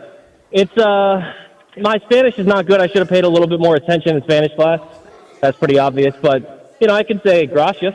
I can do that. I can say sí. I can somewhat know what's going on with the numbers, but not very good. But actually, on the main drag, you could get around here without knowing any Spanish for the most part. And you can find a way to make it work with people. I was pleasantly surprised because I've traveled abroad a decent bit, but all to English-speaking countries, and this is obviously not one. And I haven't had much of an issue, I wouldn't feel like. So, like when you go to a restaurant, everything's done in English at the restaurant? Some of them have both. I mean, generally that's kind of how you can tell whether it's a touristy trap or not. You know, if it's got English on the menu, then it's probably a little more touristy, and we're staying on the Grand Via, and that's kind of their main Times Square-like drag. Okay. And basically any restaurant you go there is going to have a secondary little subtitle or something beneath it with full English. So, but you can get around, and, you know, I think because this is a touristy place, people come visit. A lot of people, obviously, from the States, that you can kind of correspond and figure out common ground when trying to figure out exactly what you're trying to say, even though you might not understand word for word what's going on. Boots on the ground, Toby Altizer in Madrid, joining us from Spain, getting ready for the Commanders and the Dolphins. He'll be at the game. You're locked into Grant and Danny. We're live today at Pupatella Pizza off Route 50 right here in Chantilly. So come on by and kick it with us. We'll be here until 6:30. Toby, you mentioned that there are a lot more Commanders fans there than Dolphins fans. What is the number of Commanders fans looking like? Because it's been stunning to me on social media to see just how many people made this trip. Yeah, there are so many Commanders fans. I mean, you can't walk down any street and not run into at least one person in burgundy and gold. And generally, you know, you're going to point at each other, say, what's up. It's crazy to see the amount of people. I mean, the market that is one of the famous ones here, I think it's called Mercado de San Miguel or whatever, is what we went to last night. And I ran into Tailgate Ted. I know Rally Captain had some guys over there, and so many Washington fans were there. And it wasn't even something that was a planned meetup. It was just people out and about and walking down the street anywhere. You go on a tour or whatever, you're going to run into people that are here for the game. And it's incredible to see. I've seen more Dolphins people today than I had the previous couple of days, but Commanders fans still outnumber them by a significant margin. So within that, Toby, kind of subsection here, what's the vibe like? Is it sort of, we're here to see the city have an awesome time and there's also a game, or like, is there excitement about the game? It's something that I'm actually really curious about, because if you're making that kind of trip, there's a great chance you're a diehard fan that cares a lot, right? Or maybe you just picked a destination and then kind of the culmination is, oh yeah, there's also a football game. But what's the vibe like among Washington fans about this one?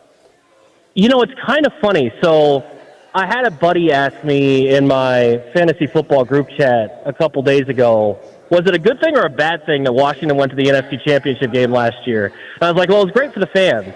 And the reason I bring that up, Danny, it feels like a family reunion over here. Like, it's just people that you haven't seen in a long time. Like, oh, what's up? And people that you haven't corresponded with, but you have a common connection. That's kind of the vibe I get. They're excited about the game and excited to go to the stadium, but it's almost like a family reunion of sorts where people that haven't gotten together in a long time and embraced this love of the team are back at it again. And so it's kind of been a cool vibe that even with the injury concerns and everything going on with the team and Jaden not playing and the record not being good, there's still an excitement and a buzz because they're in a new city, but everybody's just excited to see fellow burgundy and gold fans out here. So I think the vibe has been awesome and almost like that of a family reunion. What did Toby end up buying at the team store? Well, first of all, I want you guys to give guesses on how much. We'll go euros because that's how it was divvied out. How much do you think I spent there? All right, I need a conversion. So it's about $1.20. So €1 is $1.20, give or take. It fluctuates all the time, but bear with me. Okay, so that means 250 American dollars, or about 300 euros. Yeah. So I'm going to say he spent 300 euros at the store. I think he went north of that. I think Toby spent over 325. 325 is my guess. Yeah, we were thrilled when we looked down at the receipt, and it was under 500 by a slim margin. Oh, my God. Oh, boy. The Toby 500. What'd you get, Tokes? I got everything imaginable. Every sweatshirt you could think of that says Madrid, every single Commanders thing that said Madrid, a helmet, a scarf, everything imaginable, because it's just such a cool experience over here. So literally everything in the store that had Washington on it that was for men basically is in my possession now. So before you left, there was a little bit of you last week, and maybe it was just after their last game, and you didn't actually feel this way before you got on the plane. But a little bit of you was like, this is going to stink. I can't believe the season went off the rails. I was so excited about this. I mean, I'd imagine all those inhibitions have been thrown to the wind, right? Like, this is still the trip of a lifetime? Yeah, it's been really, really cool. And honestly, the family reunion thing kind of applies to me as well. And that's, growing up, this is the most alive I've seen this fan base. And to be in a different city that I've never been to before and that I know no one, and yet it feels like I know hundreds of people, it's been a cool experience to be able to see so many like-minded fans that I'd never been able to interact with in my 27 years of life because there were so many fans that just didn't cheer for the team really anymore. So it's kind of been even that way for me. So the game on Sunday, I can't wait for, and I'm excited to see the inside of the stadium and do all that stuff, but everything else has been the highlight, and whatever happens on Sunday happens, but it's been a blast regardless. And yeah, I mean, coming out here, it was like, oh man, they're 3-7, they're playing a terrible Dolphins team, but now I don't really care about any of that. It's going to be a fun experience to watch the game, but that's kind of secondary to everything else. All right, Tobes, you are there, as Grant said, boots on the ground, Odyssey, who spared some expense in getting over there, but you are there nonetheless representing the company. Give us your prediction. Yeah, I think probably just being around all the fans has maybe swayed my opinion a little bit, but I think that this might be a perfect storm of everything for Washington in terms of they're outside the country, so there's a little less noise. The Dolphins are up and down, and they had a good week last week, so you're banking on them maybe coming back down to earth. I think Washington wins this one. I think it'll be close. I think it'll be a fun game, but sometimes these European games can get a little bit ugly, kicking off at an odd time slot. But let's go with Washington winning this one. Let's go 24-21 Washington. How about that? Are those sweatshirts talking, or is that really you, Toby? I think it might be 25% sweatshirt, 75% Toby. I think. Dude, you're hammered on jamón and pescado pequeño. I'm telling you. That's right. Thank you, buddy. We appreciate you checking in, and can't wait to hear more about the trip next week when you get back. Absolutely, guys. Enjoy Pupatella. There you go. There's Toby Altizer, who the company sent over to Madrid, boots on the ground, to make sure that we had a correspondent on site for this huge week. We were surprised they did it, to be frank with you. Stunned. And when Toby, who was going to take advantage of all the company was like, we'll send you over there, we'll pay for a hotel, flight, and everything. He goes, no, I'm going to pay my own way. I'm going to do it myself. He turned it down. I mean, that's the kind of soldier he is. Leadership. Culture. That's why yesterday. Brotherhood. Ding. It wasn't yesterday, it was the day before. That's why I gave Toby 10 Odyssey points on Tuesday. Oh, did you? What's the maximum number of Odyssey points you can give somebody? Don't know. 10. Who got the maximum? Toby did. Sounds like Toby did. You know who didn't get the maximum? Ryan Clary didn't. Okay, Ryan Clary got 2. I like Ryan, but he got 2 points. Ryan's deserving of 10. He got 2. Toby got 10. Is Ryan abroad on his own dime, going to Madrid to watch the game and buying hundreds of euros worth of sweatshirts? No. By the way, I knew he was going to spend so much money. I just didn't want to throw him under the bus. I'll bet you he walked out of there with like 6 bags. Everything. He looked like a mom on Black Friday leaving, KB Toys or whatever. Like, he just had bags hitting his legs and falling onto the parking lot ground. Sore shoulders, grip strength failing, just holding it all. Vic made a really good point. He texted me. He said he would think that the non-NFL fans in Madrid might just latch on and go for Washington in this game and be Commanders fans because of the team colors, which are very closely resembling the flag, which I looked up, which is comparable to burgundy and gold. So maybe if you're just a random person, like imagine another sport you're not familiar with, 2 teams you don't really know. People are over there wearing gear, but it's the same colors as the American flag or something. You're like I'm going to decide which one I like. It's the one that's close to the uni I've already got, right? I was also surprised to hear, I think it was John Keim that I was hearing talk about this, but somebody made the reference that essentially a local told them, they were asking about like Jaden Daniels, and they're like, listen, man, no disrespect to Jaden or anybody else. We don't know any of your players. Right. And he's like, well, have you heard of Tom Brady? And they're like, yeah, because that's the guy married to Giselle. And he's like, well, not anymore, but like that's how they knew Tom Brady. Yeah. That's how far behind Giselle's football husband. is. So shtick aside, that's why the NFL is doing this. Of course, yeah. Basketball, huge there. Soccer, huge there. But football, they don't know who Josh Allen or Patrick Mahomes are, and they know of Tom Brady because he was married at one point to Giselle Bundchen. That's kind of the extent of the whole thing. So the NFL has a long way to go in terms of its international, but this is the next frontier. Yeah. The fight has moved on to Madrid yeah, to rip away sports fandom and pixels from the other games. They've already got all the drills going for all the mines in North America. You know what I mean? It's Billy Bob Thornton and Landman going, I'm gonna tap that vein, damn it. We're gonna find ourselves some more oil. Like, we're doing that. This is the next frontier where there's no veins tapped. They're setting up oil rigs right now. I always say in the States where they own a day of the week, they've taken Sunday away from the church basically. There's still money to be had here, but you're emptying out piggy banks like the one in my kid's room, or you're kind of looking for change under a couch cushion. There are troves of money in other places. Yeah, you can only go up so much elsewhere where you're like, or here where it's like, it's now $89.99 to stream it instead of $79.99 to stream it. There's a little bit more, but not that much. Oh, over there, it's wide open. He's Danny. I'm Grant. You're listening to The Fan. What would a win mean for the discourse about the Commanders in town? How much would things change during the bye week? And then what would a loss mean? Let's get to that next. Live from Pupatella Pizza in Chantilly.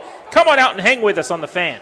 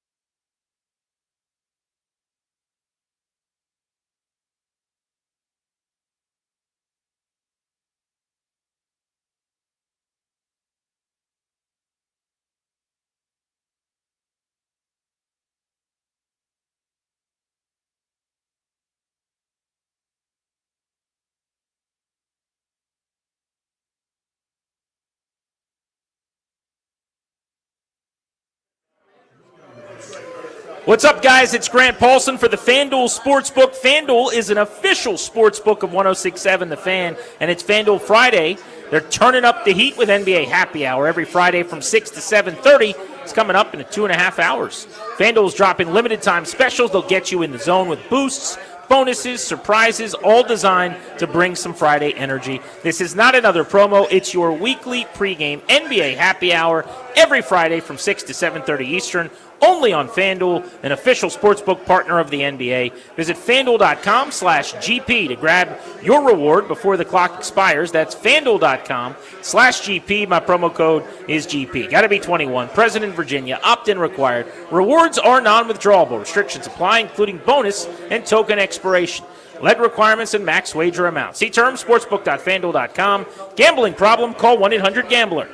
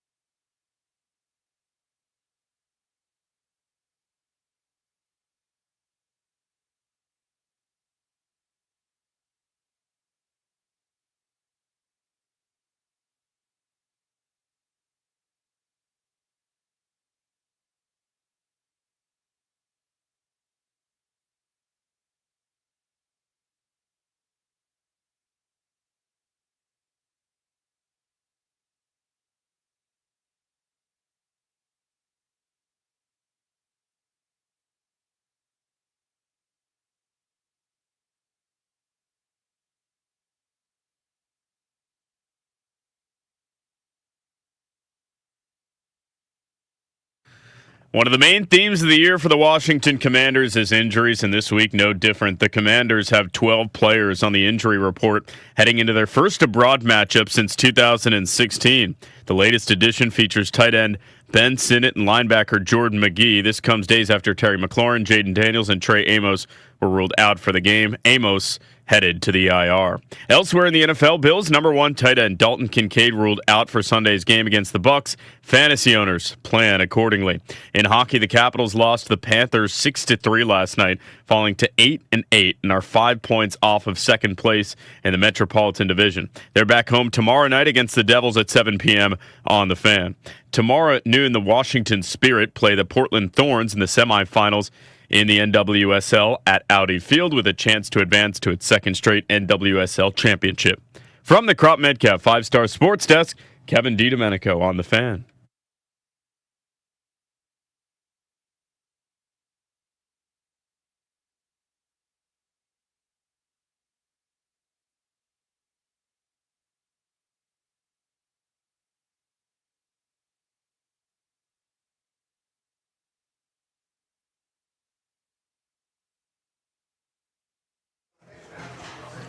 If you are in the Chantilly area, somewhere near Route 50, come on by Pupatella Pizza today. That's where we're hanging out until 6:30 for another 3 hours.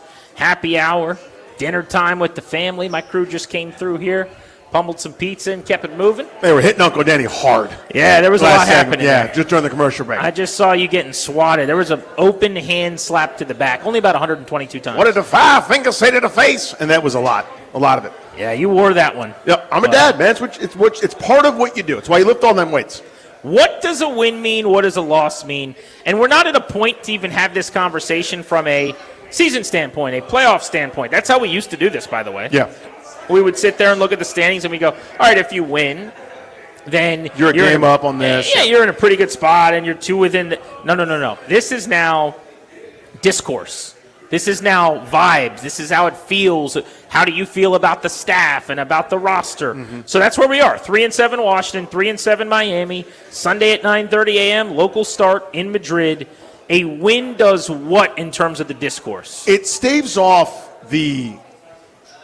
they're helpless discussion, right? Because my main frustration, not only with the losing as we've gone over ad nauseum. This doesn't happen. This level of losing by 20-plus points for 4 straight weeks, 5 losses overall. That's unusual. Doing nothing about it from 4 out of those 5 weeks.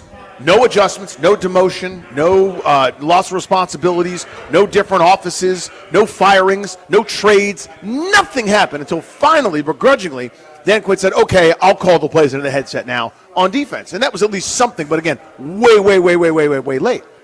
It means that you actually finally have a counterpunch. It means that you've done something, you've made a change, and to at least some degree, it worked. They've had no answers for a month against any of the teams they're playing. That includes Dallas. I think a win, as far as the dialogue next week and through the bye week, gets you to a point where you could say they can win a few more games this year. And the expectation becomes that they will, because now we'll have seen this defense find a way to play well enough to beat somebody. And then you have the bye week where they're only going to get healthier. Huge deal. Yep. You've still got a Denver team that's offensively challenged. Now, the Broncos are going to beat them because that's a championship-level defense. Minnesota, very winnable game depending on how J.J. McCarthy's playing in that game.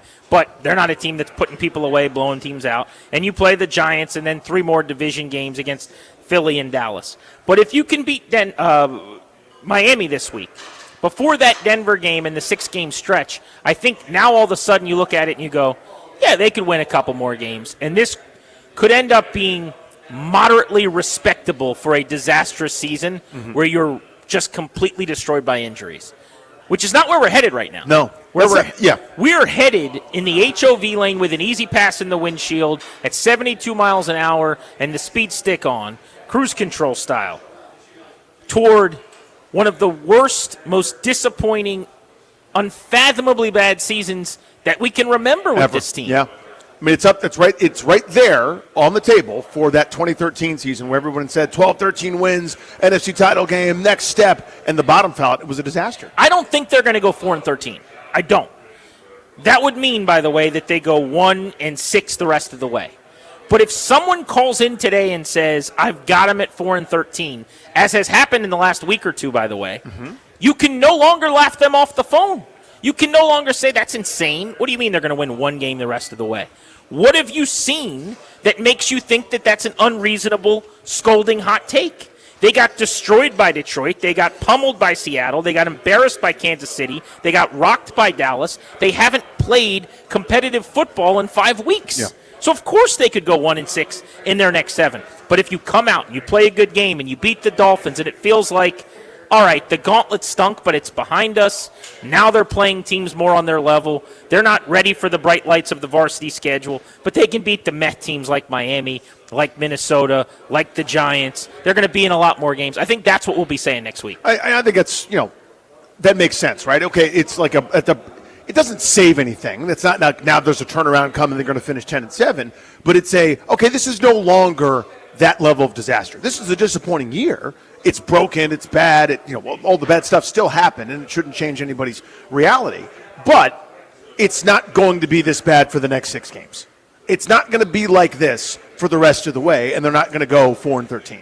Maybe it's 5-12, but it's not going to be nothing else good happens this year, and there's still a point to some of these exercises. I just got a tweet from somebody, blessed in the DMV, who says if we win, we're going 10-7. I love it. And if we lose, we'll only go 9-8. Because of the math, yeah. I want whatever that guy's drinking today. Happy hour started early. They got a great bar here at Pupatello. Yes, they do. I'm looking over there. I see all the delicious, here? wonderful bourbons. I see some Maker's Mark and all kinds of things that I would consume. I don't think they have anything strong enough to rival. I don't have a rival here. What this guy's drinking to say that if they win, he's got them at 10-7. Which means, if we're just doing some quick math here, that they would then rip off 6 more wins. 6 in a row and win 7 straight down the stretch. Or we don't go or something like that? If they win 7 in a row, get to 10-7, and get into the playoffs, you won't want to see this team in January. Also, I'm not going to pull a Chris Russell and tell you like I'm walking to Ashburn, but I'm walking wherever you want me to walk. You know what I'm saying? Like 7 wins in a row right now with this group. Come on. Yeah, I'll road trip to their playoff destination in like a rented 1980s car. You know what I mean? Like what? El Camino. Seriously. You'll just drive there wherever it is. Find somebody's old Datsun and I'll get on the road. Danny has to drive to L.A. Can you imagine that? In a 1979 station wagon for some reason. Like the LaRussos did, Karate Kid. If they lose, what's the dialogue? This is the scarier one. Yeah. Now, if they lose really tight and really close, I actually think as crazy as it sounds, it's going to be very positive comparatively. Like, even though they lost to a 3-7 team, and you're like, you got to be kidding me. When's the next win on this schedule now? Denver, Minnesota, both better than Miami coming up after the bye. And you're staring down the barrel of probably being 3-10 before you play the Giants. I think at least my takeaway is going to be, all right, the part of their schedule where they were losing by 20-plus is over. That's how I'm going to feel. Seriously. The defense is now fixed to the point where you can hang, and you're not going to give up a touchdown on every drive. Dude, they were so bad against Seattle. They were down 28-0 in that game. They were so bad against Detroit. I think the answer for me is not necessarily for me personally, but I'm thinking about what the people, whoever they happen to be, are going to say. There's going to be a lot louder shouting about Dan Quinn. If you lose another one, you lose this one. And by the way, it's not crazy you could lose this game. You're underdogs, and it's international. It's a weird time. Everything about it's weird. We've seen plenty of strange results on Thursday nights, plenty of strange international results, the whole 9 yards. But if you drop this one to lose 6 straight overall, and let's say it's I don't know, 2 scores, or even if it's close, Dan Quinn is going to seem helpless. He'll seem inept. It'll be like the end of Rivera, where what is it you do? You finally made one change where you whispered the play calls that weren't working with bad personnel into the headset. But what changes have you made? What can you really do here? It'll feel ineffectual, right? Where there is no counterpunch. When everything's going great, you can ring the Brotherhood bell and talk about return to play metrics candy and all the other different things that they do. But when it's bad, you're up there with the same slogans, and it's just not working as you're falling down the mountain. I think the voices will get a lot louder. I'm not saying they're right. I don't think anything should happen. This, to me, was just you chalk it up and you now say you're back to neutral. Last year was great. This year was so bad. It cancels out. Now we're at 0. But we better start trending right soon, which is next offseason and the next year. But I think the voices will grow a lot louder for Dan Quinn. Well, especially if they lose handily. Yeah. I don't think that's on the menu. They can't afford that. You can't get blown out again now. Not by a 3-7 team. When you get blown out by the really good teams, we can just say, oh, you're injured and they're great. And everyone moves on, and it's like it never happened. So what? Lost season. You can't get blown out by Miami and have people take your process seriously, your culture seriously, your building, and anything that you're doing. It's all questioned, and it should be. It's all understandably, at that point, questioned. Right? I mean, come on. At some point, you've got to show. I'm a process over results guy. But there's a difference between, again, being upset with them losing and them being upset getting destroyed. You've got to show something. And the gift is, eventually, guys, we're going to play a team that's in our weight class. Eventually, we're going to play a team that's comparable to us. Enter Sunday morning against Miami. Identical records. A coach that almost got fired a couple weeks ago and is probably not surviving the offseason in Mike McDaniel. A quarterback in Tua who almost got benched. Has been benched in games, by the way. But they have been calling in that fan base at points for him to be benched as their starter. And if he didn't make $50+ million a year, he would be benched. He is so inconsistent and limits them, frankly, in a lot of significant ways. You don't get to get destroyed in this one if you want us to believe that the brotherhood thing is working. I literally feel that strong about it. I mean, I'm sorry. This cannot be a no-show, no-energy game. You're playing an international contest. You told us the team was going to bond. You're on the flight together. And by the way, you start asking real questions about practice habits. I'm gonna do preparation. And, seriously, man, are we taking anything seriously enough? Are we doing too many veteran NIR days? All of that's on the table if you get waxed by a bad football team. And I'm going to do something here. And this is Shouty Show. This is hot takey. This is inflammatory. This is something I try not to do. Danny A. Smith. I will tell you this, though. It rubbed me the wrong way. Some of the videos that I've seen, I'm not saying that's what the entire practice was. This isn't, Chris Russell, Jay Gruden, ping pong table skate or anything like that. There seems to be a lot of, Nationals cabbage relay race at spring training type stuff going on internationally for a team that has as much bad going on around them. And part of that may be by design, right? Where you're trying to let them lighten up, have some fun, get back to the joy of football. But I'll tell you this, if you come out sloppy and Zach Ertz doesn't know the snap count despite never having practiced, it seems, for this team, and you are burning timeouts, you can't get the plays in on time, personnel groupings are shoddy, you come out sloppy and you're outclassed and you do get beat by a lot, man, oh man, am I going to overreact. Because I've seen them. I've seen the videos just like you have. We've been passing them around. And then all you want to say is, 5-game losing streak.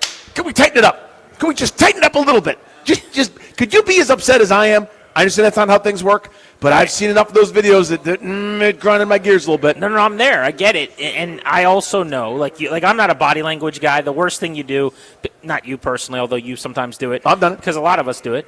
But, I mean, the worst thing people do is, they'll watch Deebo Samuel jogging into practice in May for 5 seconds and be like, he's slow and fat. And it's like, well, maybe he's just jogging right there. Are we sure? And the little video at the beginning of their practice where the coaches are dancing with the players and they're all high-fiving and then they run over bags for 13 seconds is a nothing burger. It means nothing. It means nothing. It's just the energy to start their day. It's like a teacher greeting you and being nice in the morning to start the math lesson. That's all it is. But when you've lost 5 in a row, in this way, and then you go out and you lose a bad one again to Miami, I could feel it. Just don't show me any more videos of that. It's the hot take gurgling. It's like, I could feel it simmering up from my pelvis. All right, let's go winning off the field next. You call us at 800-636-1067 on this Friday, and you tell us what little teeny tiny mini moral victories gone your way today. Something to put you in a good mood, made you smile that nobody else would care about. 800-636-1067. Remember, we're giving away Caps tickets in 20 minutes at 4 and at 5 o'clock as well, right here on The Fan.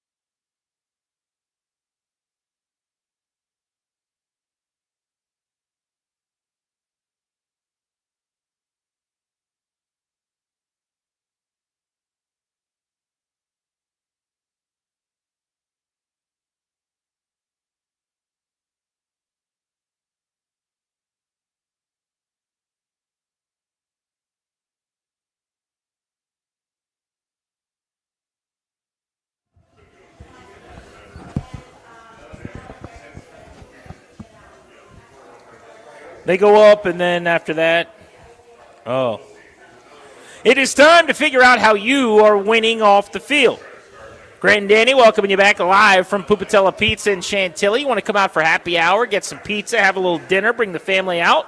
We're going to be here until 6:30 today on a Friday field trip out and about. Appreciate everybody who has stopped through and said hello. And as I said, we're going to be out here for another hour and 45 minutes or so plenty of time for you to join us out here at Pupatella Pizza in Chantilly, right off of Route 50. In fact, Danny, that's a good way that we're winning off the field. You've got pizza in front of you. Yes, I do, yeah. We've been giving away some gift cards to listeners today. We have. People seem to be very proud and happy of the fact that we're out here giving away gift cards. Therefore, we are.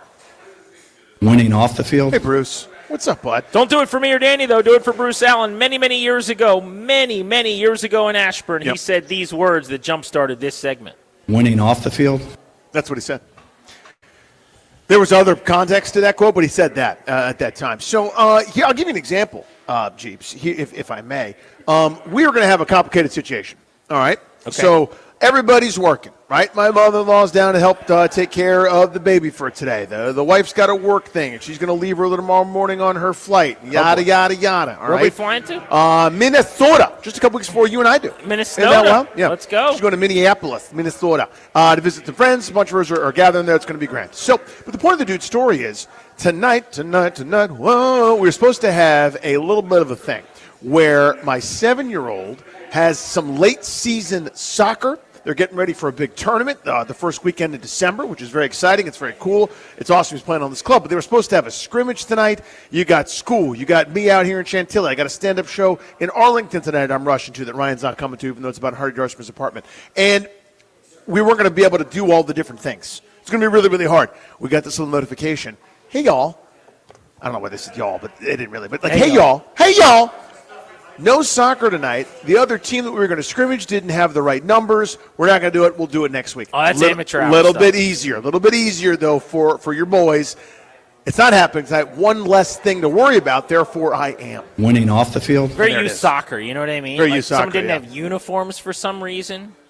I don't know. Yeah. I need everyone to have uniforms and numbers. With you on that. Let's just get that together before the scrimmage. Before. Not after. Let's go to Tim, who's in Woodbridge on Grant and Danny. What's up, Tim? Thanks for the call, brother. How are you? I'm doing well, sir. How are you guys doing? We're okay, man. Chilling, man. Yeah. Grant, I think I saw you in Lorton the other day. You were in my business. You come often in my business in the Lorton Town Center there. What, he was like in your face? Like all up in your business or in your place of work? Yeah, he was. I had to kick him out, actually, man. Yeah. It was a... Right. Oh, no. Well, he's always engaging in stuff. Remember the time he yelled at that referee at the high school football game? Like, Grant's always starting stuff. We got into it. You got, we can't keep good things, Can't have nice things around here, That's right. True. No, That's right. my winning off the field is, I was telling you, guy, my engine blew. And so it's an older car. And I was, like, going through the dealer and everything. Then I went to the manufacturer. And I was getting prices like over $7-8 grand for a new engine. I'm like, I can't do that. Oh, no, that's a car, yeah. I went to the manufacturer, Hyundai. They said for this car, it was a recall. All things were paid for. I got a brand new engine. Attaboy. Winning off the field. Congrats on that. I tell you what, you never know when you show up at a place to get your car worked on. That's right. What they're going to tell you. But it has never once been less than I anticipated, or you'll be surprised to find out it's more. It has never been exactly what I thought was the problem and nothing else. Like, it's often that, but also you need to do this now. Like, yeah, we'll help you with this, but did you know this is the problem too? And I'm not saying anybody's lying to me. I'm just telling you I'm batting 1,000 on that.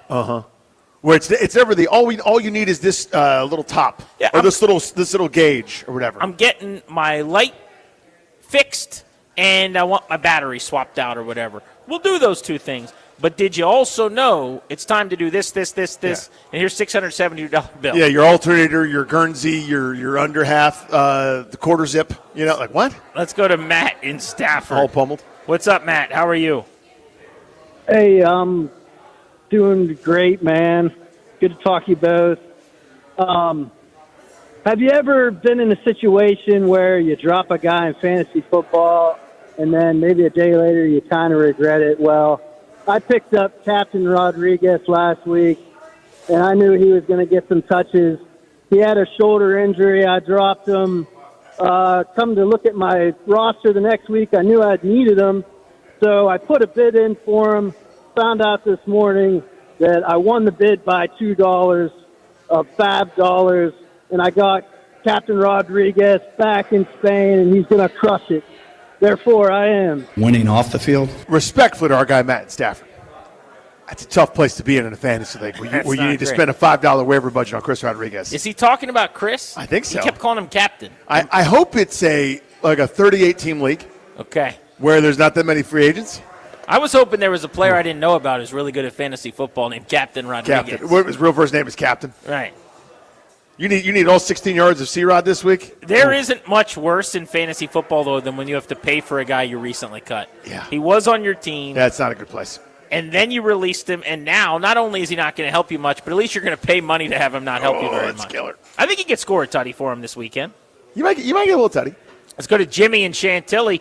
Jimmy, we're in Chantilly. What the heck are you doing, man? We're at Pupatella. Come on by. I was there. Oh, hey, Jimmy. That's So part take of my that, winning Grant. off the I will. field. What do you got, Jimmy? So I stopped in to see you guys. I heard you on the radio and signed up for one of your raffles and won the raffle. So Let's go. You won the raffle. Jimmy won a raffle. You won the raffle. Attaboy. winning off the field. Winning Yes. off the field. You and a few other listeners are taking home some gift cards Yeah. today. I've seen we've done a $50 gift card to Dick's Sporting Goods, I saw, yeah. We've done a $50 gift card to what else, Shaq? What else you had? Nike. Let's go. Nike. That's a brand. Bass Pro Shops? Yeah, Nike Bass Pro Shops, a crossover. Beltway Blitz is next. We're going to be giving away Caps tickets as soon as we return at the top of the hour ahead of the Blitz. We've also got Caps tickets at 5. We'll scout the opponent with Leroy Hurd at that time, who covers the Dolphins. All coming up on Grant and Danny.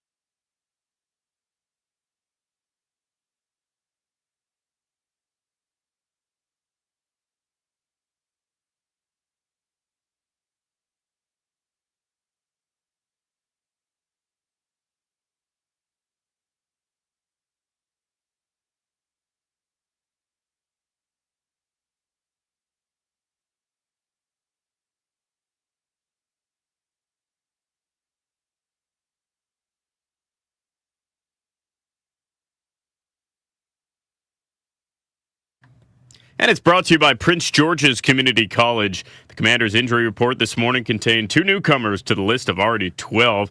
Tight end Ben Sinnott and linebacker Jordan McGee are now listed as questionable ahead of Sunday's game against the Dolphins.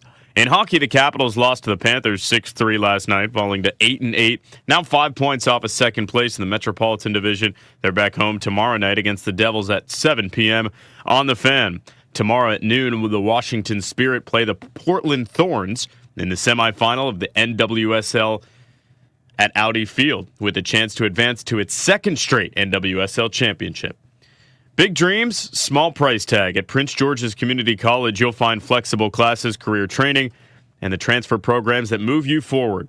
Prince George's Community College, freedom to learn. Enroll today at pgcc.edu. From the Crop Medcap 5-Star Sports Desk, Kevin DiDomenico on The Fan.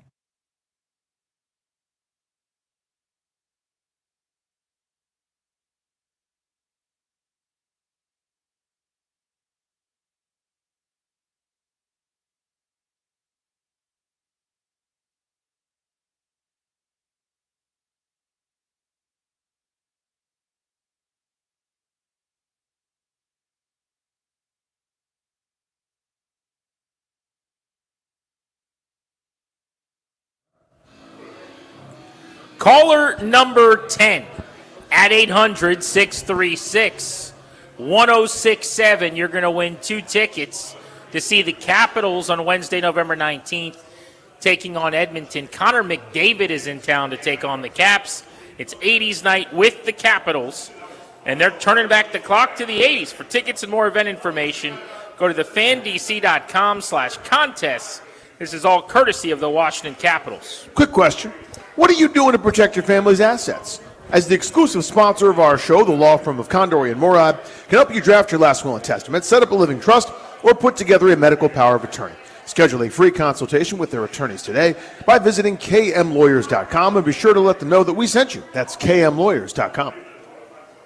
We are in Chantilly at Pupatella Pizza today doing the show, and we're going to be here until 6:30 tonight, right here on The Fan. So come on out as you get out of the office, as you're working your way back out west from D.C. perhaps. Of course, the shutdown is over, so people are back at the office perhaps in the district today, trying to remember where their desks were. And Which way do I go? Where do I park? But as you're getting back out into the Chantilly area, we're right off Route 50. I can see 50 from where we're sitting. In fact, I can hit a golf ball to Route 50 from where we are right now. And you could. That's actually how far all your shots go. Doesn't matter which club you're using, they go exactly that far. About 180 feet or so. That's what it is, yep. Yards, I think. Yards, yeah. But looking for yards.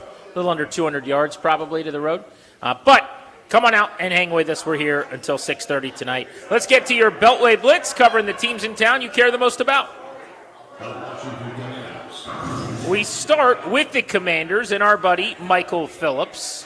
Michael, Dan Quinn was kind of selling at the beginning of the week that he thought going to Madrid is coming at a perfect time for this team as a bonding experience to get away from the noise. This might be just what the doctor ordered. Are you selling that? Well, it worked last year, remember? They had that win in Cincinnati, went to Arizona. That kind of launched them into where they were going, spending that week together. They talked about that it being a formative thing for the team. I think the vibes are very different this year, and I think he's looking at this as being more of a reset than building on what they had. They didn't have a jolly feel-good training camp. They really didn't come out of it with great vibes. I think he views this as an opportunity to reset, to say, okay, let's build the team again. Let's build those building blocks again. Let's get back to where we were last year, because they have good players on the team. They just haven't been playing well as a team, and they've got to find a way to fix that. We've been struggling with this question kind of all show long, Michael, in sort of different ways. Like, what if it happens again? What if they get bludgeoned again by another team that isn't very good, which is what started this streak? I mean, I know they lost to Chicago in a close way, but Dallas isn't particularly good. Dallas destroyed them. What if it's like that? What will it all mean? Well, I think that the fact that Dan Quinn made the change on Monday is really significant in this whole big scheme of things, because after the game on Sunday, he was it was a down DQ at the post-game press conference, and one of the things you heard him say was, we're going to really look at everything in the bye week. We're going to evaluate everything we do. And I think inside that was like, I understand I have to fire my defensive coordinator during the bye week. And then on Monday, he changes to, I put Joe Witt on double secret probation. I'm taking over. It's a little bit like the players-only meeting, right? Like, You call that before you think you're going to win a game. Remember when they installed Bill Callahan as a coach? It was right before the game against the Miami team that was tanking. You do these kinds of moves and get a win off of them and then count on that kind of multiplying effect. If you lose coming out of the change, it really cranks up the heat on him personally, and I think he knows that. Grant and Danny on the Fan, Michael Phillips on the Commanders on our Beltway Blitz. How much of this disaster of a season do you blame on injuries as opposed to this thing is actually just not as good as we thought? Yeah, and before I do, I know you guys are down at Pupatello. We've got that in Richmond, too. I actually got that for my crew at the Richmonder on election night. Very good pizza. So I'll throw that out there. Throw in my vote for the good folks out there. You asked about injuries. If they were just regular bad, Grant, I would put a lot of it on injuries. My understanding is nobody's been this bad in a 4-game stretch since the 2002 Arizona Cardinals. You can't convince me that other teams haven't had injuries during that stretch, haven't had adversity during that stretch, and yet they are worse than those teams somehow. I think the fact that it is historically bad tells me this is not just about the injuries, but something is going fundamentally wrong here. What if they break out of it? So let's say they beat the Dolphins, I don't see a blowout happening, Miguel, but let's say they do. Let's say they win this game, and it's maybe by a touchdown and change. Call it an 8-point win. What will that mean? It gives everybody an opportunity to breathe during the bye week. I always say, wins in the NFL are like addition, 1, 2, 3, but losses in the NFL are exponential. They feel exponentially worse than the one before. So by the time you get to your 5th loss, it's like you lost 16 games in one game, right? But any win stops that, puts an end to that, gives everybody a chance to catch their breath. And you're going into a bye week, and you've got arguably a paper giant, Broncos team coming on the other side. If you win, it quiets the noise, it gives you an opportunity to breathe, gives everybody a chance to collect themselves, and maybe generate the faintest semblance of momentum coming into the end of the season here. What's your prediction for Sunday? I think they win. I don't think Dan Quinn would make that big of a gamble if he didn't feel good about something here in this matchup. I don't know what that something is. I worry about big plays. I worry about Miami moving the ball 30 yards at a time. I think these guys can run on them. I think they can score enough. It's an international game. They're always random. I don't think Dan Quinn would make this gamble, though, knowing that it's going to be him on the line. If they lose, I don't think he'd do it unless he felt good about this. I got the good guys by 3. Michael, thank you as always, buddy. Enjoy the weekend. Take care, boys. We will see you, dude. Vic, if you'd be so kind as to hit that NFL sounder, please. Well, Grant and I will do that. We talk about it enough. I feel comfortable doing it with you on the Beltway Blitz, GP. I want to start with this Buccaneers-Bills game. Both teams coming off a loss. The Bucs, not a bad loss. That's at home to New England, but still New England now we kind of feel is pretty bona fide. For the Bills, they're losing to this aforementioned Miami Dolphins team. Both need it. Both are kind of hungry to solidify playoff standing. For the Bills, trying to keep pace with the aforementioned Patriots. How do you see it? I think that Buffalo gets right in this game. I don't know why or how we get here, but Josh Allen has these inexplicably pedestrian performances 2 or 3 times a year in an otherwise otherworldly year where he is an MVP candidate, right? And that's kind of where we're at this point, where I think he's coming off of one of those clunkers. It wasn't just him, it was the whole team against Miami. But they've lost 3 out of 5. Go back. They lose to New England. They've lost to Atlanta. That was that terrible primetime performance. I think it was their second worst game of the year with the Miami game. And now you've lost this one. So they're 2-3 over these 5 games. I think it's time for them to flip the switch. I think the expectation was that they were going to be a 1 seed. They were going to kind of coast to the AFC. That Super Bowl was going to go through Orchard Park. And now you look up and you go, wait a second. We're in trouble if we lose this game. We're not going to catch New England. They've got the tiebreaker. They're multiple games ahead of us. We got to start putting hay in the barn. So I like that there's a desperation starting to set in after another Patriots win last night for them. I think they beat the Bucs. I think it's reflected in the betting line. Yeah, spread's 5.5. Yeah. The only thing I'll say, though, is the Bills' defense is flawed. Like, that's not getting fixed today, tomorrow, next week. They are a bottom 7 or so defense in the league. They've also been ravaged by injuries, and I don't think helps walking through that door between now and this Tampa game. Yeah, don't look now, but Carolina is a game and a half back of Tampa. Now, I'm not telling you Carolina's any good, but Tampa can't afford to play around too much with that, right? If they're 6-4 after this week, you've got a couple matchups, I think, with Carolina as the season goes. I still think they win that division, but you can't be too trifling in terms of trying to solidify that spot. I guess, except that the Panthers are a fraud, in my opinion, number one. I agree with that. And number two, they still play Atlanta this week, which they probably lose that game. They're underdogs. Then they play San Francisco and the Rams back-to-back before their bye week. Carolina does? Yes. Yeah. So those are probably 2 L's. They do get the Saints again, but then they play the Bucs twice in Seattle. So they have one of the harder remaining schedules in the conference. Tampa Bay's actually got an easier schedule the rest of the way, and they're a better team. So I think they'll be okay. Here's a team I'm interested in this week, though. What are the Packers going to do with the Giants as 7-point favorites at the Meadowlands? Green Bay 5-3-1. We thought after that Week 2 dismantling of Washington was going to be one of the better teams in the league. Yep. They're just not. I mean, they have a good record, 5-3-1. Thank God for the tie for them, or else they'd be 5-4 and pretty middling in a tough division. Yeah, since that 5 days to open the season, they are 3-3-1 with a few wretched offensive performances in there. 2 of the losses are as 13-point favorites. They might have the 2 worst losses of the season.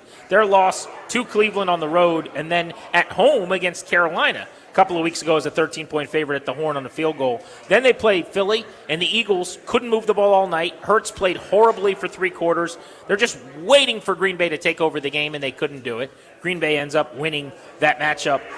Philly ends up winning that matchup because Green Bay just couldn't make a single play as the game went on. I feel like I'm doing like a Bryant Gumbel bit, where I take off my glasses and I'm interviewing the interviewer. You know, the guy that does the story on Real Sports, and then he sits down with Bryant Gumbel and he's going, who are the Packers? That's what this is. Like at some point, good teams play good, right? And that I saw it early, and I haven't seen it in a while. Like that to me was a Super Bowl caliber team that we saw those first couple of weeks. They're either they haven't come close to that. Bad great team or a great bad team, and I don't know which one it really is. Yeah. Other interesting games: Bears Vikings. NFC North's going to be good. That's a 1:00 window game in Minneapolis. If Chicago can beat Minnesota, they'd be 7-3. 7-3, sitting in a really good spot to make the playoffs in year 1 under Ben Johnson. You also have the Ravens playing the Browns. Lamar Jackson, clean bill of health. He's going to be full go this weekend. 4-5 Baltimore at 2-7 Cleveland. You cannot let up in this game. They've got the Browns, the Jets, and the Bengals 3 straight weeks coming up. They've got to win 3 in a row, get to 6 straight, and that would get them to 7-5. And that would be the first time they're probably a playoff team if they can win the next 3. Yeah, that's what it's kind of felt like, right? That the Ravens back themselves in a corner have got to have it each time. Real quick on the Bears, 6-3 with a negative point differential. Usually, their defense stinks. Usually regression comes knocking, but they're towards the top of the league in turnover margin. They've been excellent in that regard, but it feels like something not sustainable that maybe they start collapsing. Well, they gave up 42 to the Bengals 2 weeks ago and that won seems a lot somehow. They gave up 30 to the Ravens and a backup quarterback the week before that. Yep. They've also given up 52 and 500 yards at one point to Detroit this season. Yep. And they've had multiple games where they've missed a dozen or more tackles defensively. It feels like that. Other than that, they're actually it's a great unit. Not terrible on that side of the ball. Mm-hmm. Let's keep it moving and localize the football discussion. Check in with a sports junkie of Sports Junkie fame. JP Flame of the Junks joins us on Grant and Danny. JP, greetings from Chantilly, Virginia, and Pupatella Pizza. What's up, buddy? How are you? What's up, boys? That place is awesome. I've been to that spot. Great pizza, good times. You are a fellow VIP at Pupatella, are you not? I am. I've actually, though, only been one time. I went with the whole soccer team during a soccer tournament, but it's a great spot. I think some of the guys frequent it, like, weekly. You're talking about Danny and By I, some right? guys, you mean Danny Rouillet? That's who does. Could be. Could be. Not to cry poor here, because things are going pretty well for the Rouillet and the Paulson show, but we're not the junkies, so we don't have as many VIP cards in our wallets. So when we get one, we take advantage of it, and the good folks at Pupatella have been very kind to us. So yes, we like to clank that plastic as often as we can on the counters in here, getting some pizza. Rest assured. Well, don't get me wrong. I'd be doing the same thing. It's just I live in Gaithersburg, and there are none close to me. Understood. All right, let's talk about the Commanders and the Dolphins. What's your gut feel on this game? My gut feel is the Miami Dolphins put up 30 points on the Buffalo Bills last week. And who's in the secondary for the Commanders this week? We've got no Trey Amos. Marshawn Lattimore, of course, tore his ACL. Even though that these guys weren't necessarily the best. You're down to a bunch of backups. My gut feeling is that the Dolphins are going to put up a bunch of points, that the Dan Quinn move to defensive coordinator is not going to be that impactful. I think the Dolphins are going to be in the 30s and beat the Commanders. JP, what did you guys make of that? And what did you specifically make of that? What to me is too little too late, sort of demoting Joe Witt, but still sort of saying he's involved, but now Dan Quinn's in charge of the thing that Joe Witt was in charge of. What did you make of that move in general? What did it mean? It feels like desperation, right? Window dressing. Dan Quinn a few weeks before said he's in on all of the play calls, and we know he's in on the game planning. So what's going to be the real difference? I'm interested to see if there is a difference, but I don't expect there to be some sort of great transformation of this defense. As you guys know, all these starters are gone. I think 6 of the opening day starters are out of the lineup. We're down to a bunch of backups. I don't expect there to be some dramatic shift. Yeah, I was going to say, what do you think happens differently? Like, what changes get made? You tell me. I mean, again, he was saying a couple weeks ago when he was being asked about this that he's in on all the play calls and stuff. You know, we kind of speculated on the Junkies. Well, maybe they'll stunt more. Maybe they'll do this more. You know, the reality is when they play man, they stink. When they play zone, they stink. The talent hasn't been good enough this year. What do you expect from the offense? I mean, it's not as if the Dolphins could stop you or I, JP. I think that part of that part of things for the team will be okay. Probably not good enough to get to the 30s level that you're talking about, though. Yeah, you know what I would like to see from the offense? If you look at their 3 wins this year, they really had success running the football. The first 2 wins, they had over 200 yards combined. In the win against the Chargers, Krosky Merrick goes for over 100 yards. The Dolphins don't have a great rush defense. This should be a game where they get healthy running the football. That should help the defense, right, if you can use more clock. So that's what I'm looking for them to do offensively. And look, it's been solid when he's been there. He hasn't been great, but he hasn't been terrible. So I think that they can move the ball offensively, run the football. Mariota makes a couple of throws downfield. I'm not even positive who's going to be at receiver besides Debo. And, I mean, it seems like every week they've got a new guy hurt. It's amazing that Treylon Burks is already out of the lineup. You sleep on Robbie Chosen. And Jacoby Jones. They called him up too, right? I think he was like a soccer player for Team USA a bunch of years ago, but now he plays for the He Commanders. definitely was, by the way. As well. Is that a good pull by That's me a or great what? pull. Come on, U.S. men's national team Paulson? That's big time. Playing with Tom Ramos and all the rest. Hey, JP, Did you see the video of, I think it was Matt Gay juggling? That guy's got some skills. Really? Silly soccer Matt I'm Gay? glad everybody's having a blast out there. I just want to, let's keep the practices loose. You know, let's make sure that Let's have more vet days for everyone. No veterans practice on Wednesday, Thursday, or Friday. Let's just make sure everything goes swimmingly. Keep it cash. I got to tell you, I don't know if you heard this on our show. A couple weeks ago, we asked Vaughn about his practice schedule. You know he only practices 1 day a week. I believe that. That's what they do with all of their old guys and all of their That's guys. what it looks like. That said, to defend the organization, he said that this has basically been going on in his career since year 5 or 6. Wow. Well, here's the problem, I think, honestly, and I'm doing a little bit of shtick, but when Zach Ertz gets a rest day, and Laramie Tunsil gets a rest day, and Vaughn gets a rest day, and that list is like 7, 8 guys deep. The problem is if you have 1 or 2 of those guys, cool. When it's kind of a whole roster of those guys, it just means you don't have real practices at some point. Yeah. Hey, Danny, I saw you retweet the chart about, I think it was EPA per play on runs, and you know, you're a youth coach. I coach soccer. Shouldn't they run towards Tunsil's side more if that's where they have success? That's one of the only green spaces is that general area. I would do that. He's pretty good. So you told us what you're predicting already. I guess we'll let you out on this. If they lose this game and they go into the bye, does it change how you feel about bringing Jaden back as the year goes on? Not really. I think if he is cleared and he's healthy to go, he's got to get more reps. This is not some 15-year veteran. He's still in his 2nd year. And you can't just play scared, right? Like, people start looking at the schedule and go, oh, well, they play this team and they're atop the league in sacks.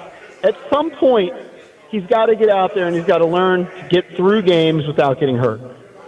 JP, you're the best, buddy. Have a great weekend. All right, guys. Peace.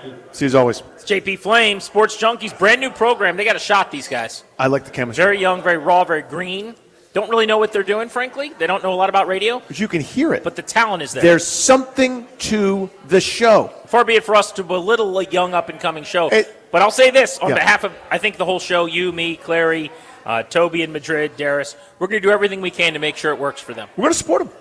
Right? I mean, you know what I mean? It's like that's what the Brotherhood's all about. You come into the Brotherhood, whether you've been doing it for 5 minutes like them, or you're seasoned, grizzled veterans like you and I. The 106.7 The Fan Brotherhood. 106.7 The Family.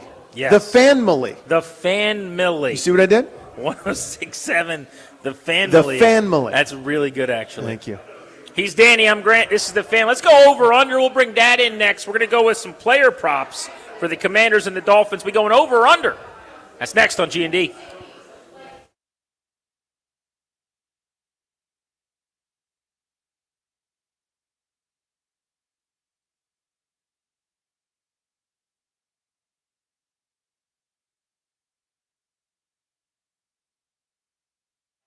What's up, guys? Danny Ruggier here for my friends and my realtors. That's Debbie, Sarah, and Reynolds of Power Home Team with Keller Williams.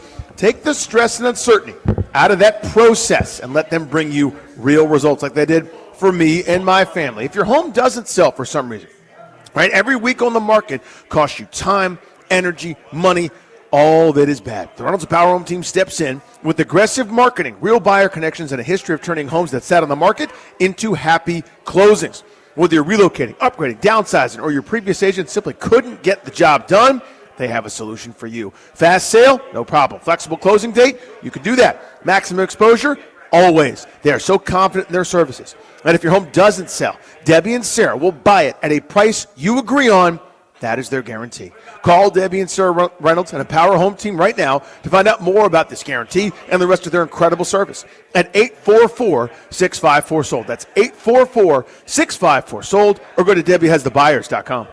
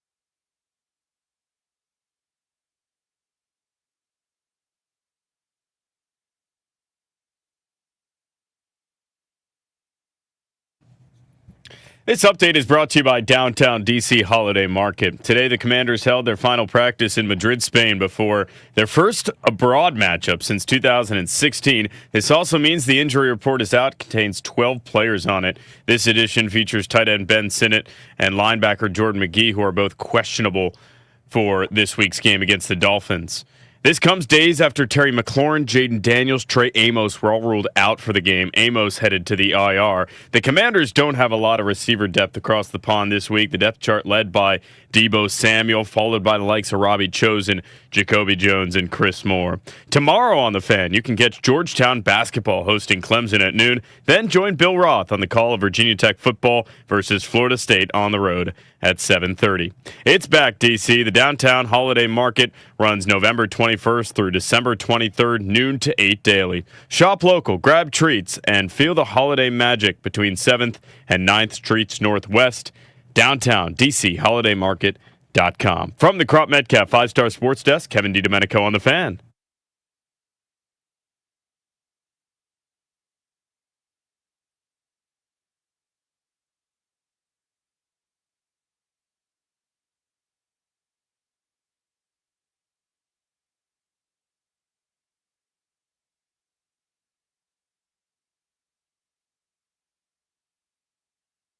Grant and Danny, we're out in Chantilly today at Pupatella Pizza. Come on out and hang with us. We'll be here until 6:30. Show's brought to you by the law firm Condori and Murad. We're talking a lot of football, and our football conversation on The Fan is presented by Paramount Plus. You can't count on much, but you can always count on Sundays with the NFL on CBS and Paramount Plus. Watch your local NFL game live every Sunday all season long. Visit ParamountPlus.com/NFL to get started today. When we're at Pupatella, we don't order anything. But somehow we eat from the moment we get here till when we are rolled out the door. I mean, oh my God. It's apparently dessert time. It is, yeah. So the tiramisu, the cannolis are here. And I don't know what this thing's called, but here's what they do. They bring you some pizza dough, but it's like super light. It's lighter than normal pizza dough. It's wrapped up, powdered sugar with Nutella on it. It's like funnel cake, but like roided up. It's the best. And I pummel gelato. Funnel cake if you put Nutella chocolate right on top of it. Right, and it's pizza also. With powdered sugar. And Darius, you're eyeing this like you're going to hurt it. Darius, you have to do it. I'm just going to move this over here. Put it right in front of him. I'm good. I gotta make sure I'm ready for the segment. I can't consume food while the way you were looking at it was no. I felt bad. I mean, believe me, it looks delicious. I'm not going to deny that. I felt bad for the fried dough. I know. That was not a good way to look at anything. Fried dough. He's over there looking at us. He's going to take us down. He's going to do it. I swear it. You just heard from Darius. It is time to bring him in now for our over-under segment we do every single week ahead of Commanders football. He took a look at the FanDuel projections. We're going to find out how we think the game plays out, get a feel for a game script here, play a little over-under. What's up, boys? Thanks for having me out here at Pupatella in Chantilly with you. Let's start with QB1 for the Commanders. Unfortunately, QB1's not Jaden Daniels. It is Marcus Mariota this week. FanDuel has him set at 202.5 passing yards. Over or under? He's been really close to this mark pretty much. I'm going to say under, but by a smidge. I think it's like a 198 kind of situation. I think he runs a little bit. I think the run game gets going a little bit. I just don't think there's enough downs, not enough first downs, not enough big strike plays to go over that despite how bad Miami's defense is. He's going to go over that, actually. 202 yards. He went for 213 last week against Detroit. He went for 213 in Kansas City against the Chiefs. And he went over 200 against the Raiders as well. So in more of his starts than not, he's hit the over. And I think Miami's got a really flawed defense with a pretty suspect secondary. So let's go over for Marcus Mariota. I do think Washington's going to be able to move the football, which is maybe a precursor for some of my answers here. The opposing quarterback is Tua Tagovailoa. They have him set at 233.5. Over. And it Over. doesn't really matter what they would have set it at, under 300. I mean, you've got no Trey Amos, you've got no Marshawn Lattimore. So you think about how bad and porous this secondary's been, and now you take the top two cornerbacks out of the equation. Who is playing corner on this team? Remember last week, all week long, we debated, should they move Mikey Sanders still out of the nickel to the boundary because they were without one of their starters? And they said, no, we want to keep him in the nickel. That's our best way forward. Well, now they lost their other starter for the rest of the season. Both of those guys are out for the year. So now I don't think you have a choice. I think you probably have to move Mikey Sanders still out of the nickel. And then you've got to play a lot of Jonathan Jones, Noah Igbenogany in and outside. There's not a path forward here for them to have a really good plan against Jalen Waddle. So even the answer's over, by the way. But even in their wins recently, here's the argument against him going over. He hasn't been that prolific throwing the football. They've run it so well. He's been really efficient, only throwing 20, 21 times, and he was connected on a couple touchdowns. But Achane has gone nuts. They've run it really well, etc. I expect some of that, but there's just too many big plays available against this stupid, dumb defense with this atrocious secondary. He goes over that number. Moving on to the rushing totals, you'll hear this guy every Tuesday at 5 o'clock right here on the Grant and Danny radio program. Bill Krosky-Merritt, 32.5 rushing yards. I love Bill. Under. They can't run the ball. That run game is broken. I don't know what happened. I think somebody left a play sheet somewhere, or people know what the calls are, etc. I expect the ball to move through maybe some RPOs in the pass game, some Mariota runs, etc. I don't think the ground game gets going. I think they'll try to satisfy all the people that just yell, run the dang ball. But that run game, I've seen enough. They can't do it. You said 32? 32.5. That's really low. Way over. Definitely over. He's averaged over that over the last month while they weren't running the ball. Not by much, by the way. I mean, 38, 30, 33 yards in 3 of his last 4 games here. But this is like the part of the season where they haven't run it and Danny's mad about. He's accidentally gotten to that total. And they're playing a worse run defense than Detroit or Seattle or Kansas City.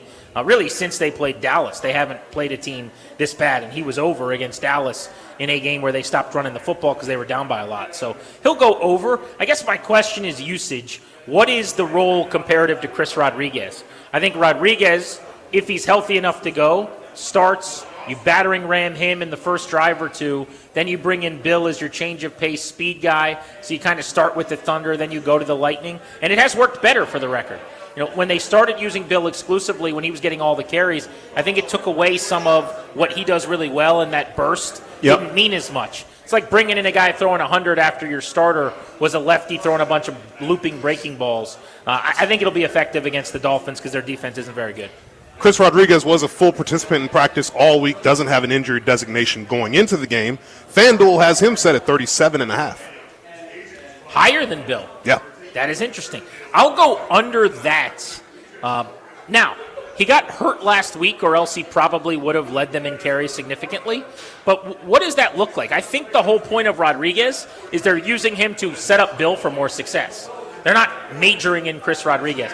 So to me, it's like 7 to 10 carries. That would mean he's got to average 5 to 7 a pop, which, unless he hits a big one, to Danny's point, is hard to do. So I would go under that because I still think Bill's going to lead them in touches. I got under. Last week, 6 for 16. I think more of that. I think it's a early down, we're going to wind up and punch you as hard as we can in the stomach, and maybe get a couple yards in a cloud of dust just to kind of show it so we can do other stuff.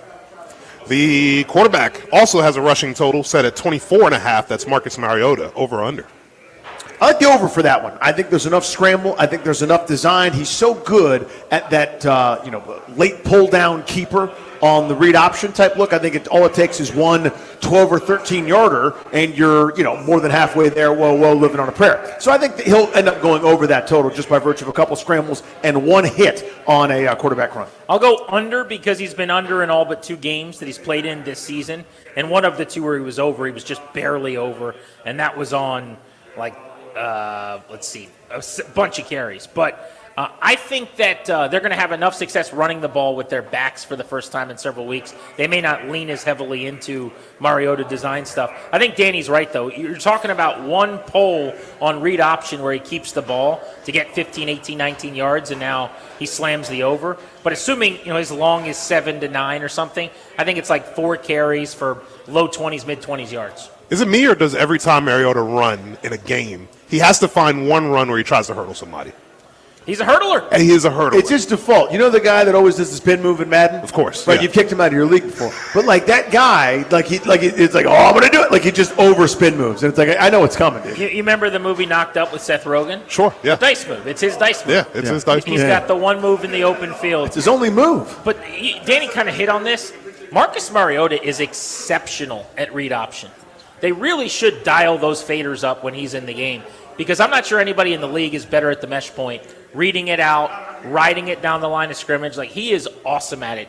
he'd be the kind of guy that could teach if he did the tight end U thing in the offseason, but it was like read option U, mesh point U, he could just teach that, and quarterbacks from all over the league would travel by horseback or whatever to go see him give his spiel. Let's get shirts made of that. Let's move to the receiving totals. Deebo Samuel is currently wide receiver 1. They have him set at 49.5.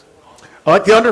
Again, I don't think he's himself. If this was first half of the season, Deebo Samuel, pre-heel injury Deebo Samuel, or whatever, when the offense had some threats, Deebo Samuel, I would hammer the over on this one. The way his utilization, or the way he was being utilized, rather, throughout this whole season, you would say there's the occasional bit of downfield. This is just nothing but jet sweeps into 7 people, a pop pass into 7 people, the occasional bubble screen, and maybe a shallow cross. There's not much available for him right now. He has not exceeded this total in 5 weeks.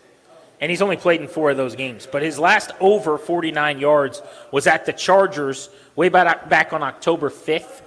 So to Danny's point, it's been broken. Is that the heel? Is that the play calling? Is he, anytime he struggles, it seems like everybody asks, is he in football shape? Like whatever those questions are that pop up. But actually, I'm going to go over. I've got the 230 to 40-yard passing day already dialed up. I don't think Marcus Mariota gets there without Deebo putting up numbies. It's not going to be because Robbie Chosen and Jacoby Jones both go for 93 yards or something. So I'm going to say Deebo, we get to 6 catches for like 63 yards or something. He has his best game since that game in L.A. way back in October. Jalen Lane showed he could stretch the field last week with a big catch downfield. They have him set at 23.5 for receiving yards. I'm in on Jalen Lane overs. I think they got to use him going vertically. And this is, I mentioned this earlier in the show, I think this is the craziest stat that I'll drop a couple times today. But Mariota's percentage of throws 10-plus yards downfield, at a 42% clip, he pushes the ball beyond 10. To me, he and Jalen Lane should be able to make some sweet music. There haven't been a lot of opportunities because when Mariota's played, the way that the receiving depth has gone, it's not like it's the Jalen Lane show typically. That's been more of a Jaden Daniels thing with some of the stacked up injuries on the depth chart. But it takes one opportunity to get him going vertically. And you saw the vertical passing game last week return. They had 3 30-plus yard catches, including one to Lane on that deep post route. I'm going over. I think they like what they found there, and they trust him a little more after seeing him win on a post, make a contested catch. Nope. I got an under. I wish. I hope. I want it to happen. I want that breakout. I want something dependable. I want something consistent beyond, the kickoff foibles and fumbles and things. He's their best chance at downfield because he's got the most wheels, got the most giddy up, got the most burst. I just don't see it happen. Based on the math so far, I think Danny's got him going for like 119 yards in the game. Now you're starting to feel the vibe. They are playing the number 27 defense in the National Football League. Dallas was ranked lower when they played. One more receiving prop for the Commanders. That would be tight end Zach Ertz. Over under false starts set at 2.5. No, 43.5 receiving yards. Under on the false starts, he will do 2. It was at 43.5? 43.5 receiving. Not doing a bits. I just think a little bit under there. He'll get his 5 catches for 33, 34 yards. I don't see anything dynamic enough to get over. I'll say under that. That seems high to me, by the way. I have to look up the numbers now. Did the Dolphins get destroyed by tight ends? Why is that number so high? He has not been, over that consistently all season. He's got, since week 2 overs, maybe? That number? The last 2 weeks, I guess, they've gotten him going. 4 for 46 against Seattle, 4 for 54 against Detroit, so maybe that's the reflection of that. And to his credit, last year was the second half of the year where he came to life, barreling down the stretch with 7-catch, 70-yard games. Of course, NFC Championship game, I think he caught 11 or 12 passes, something like that. I'm going to go under, though. I think it's probably, like Danny said, I'm going to say like 5 catches for 40 yards or something. And then over under on 2.5 false starts? Under that. Good. I'm going to say 0 to 1 false start. Because it's basically, it's a neutral site game, but it's certainly not a road game. The way it sounds, Toby Altizer, our Odyssey insider from Madrid, said it's like 4 to 1 walking the streets of Commanders fans to Dolphins fans. I think it's going to feel more like a home game. Not that stops Zach Ertz. I was going to say, he does it at home, too, really well. Yeah. It's not a noise thing. It's a never practice thing. He's one of the many veterans that doesn't practice a whole lot. Yeah. Is that all we got? That will be it. Over under for the Commanders and the Dolphins. All right, let's go around the NFL next. Who is feeling the heat? We're looking at coaches and quarterbacks who have to show up in Week 11. Live from Pupatella Pizza in Chantilly, it's Grant and Danny on the Fan.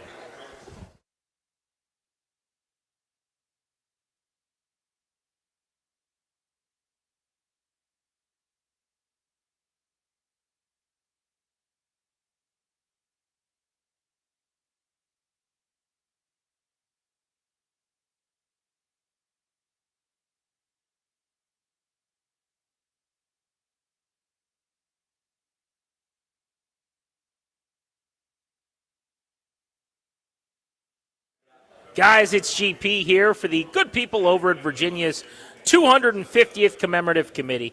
I'm the father of 4 presidents, you may know, in a state known for 8 presidents in its background. My family likes going to many local historical landmarks to celebrate Virginia's history. I told you guys earlier today on the show, we spent the morning, a few hours today, at George Washington's Mount Vernon. It was an amazing time. The kids really enjoyed themselves. It was fun to get them into the history of Virginia, the United States, as we get closer and closer to 250 years being celebrated on July 4th. And there's no better time to get in on the fun to celebrate Virginia and American history than right now. We are a drive away from George Washington's birthplace, where I was today, or Thomas Jefferson's Monticello, to find out how you can celebrate like my family's doing.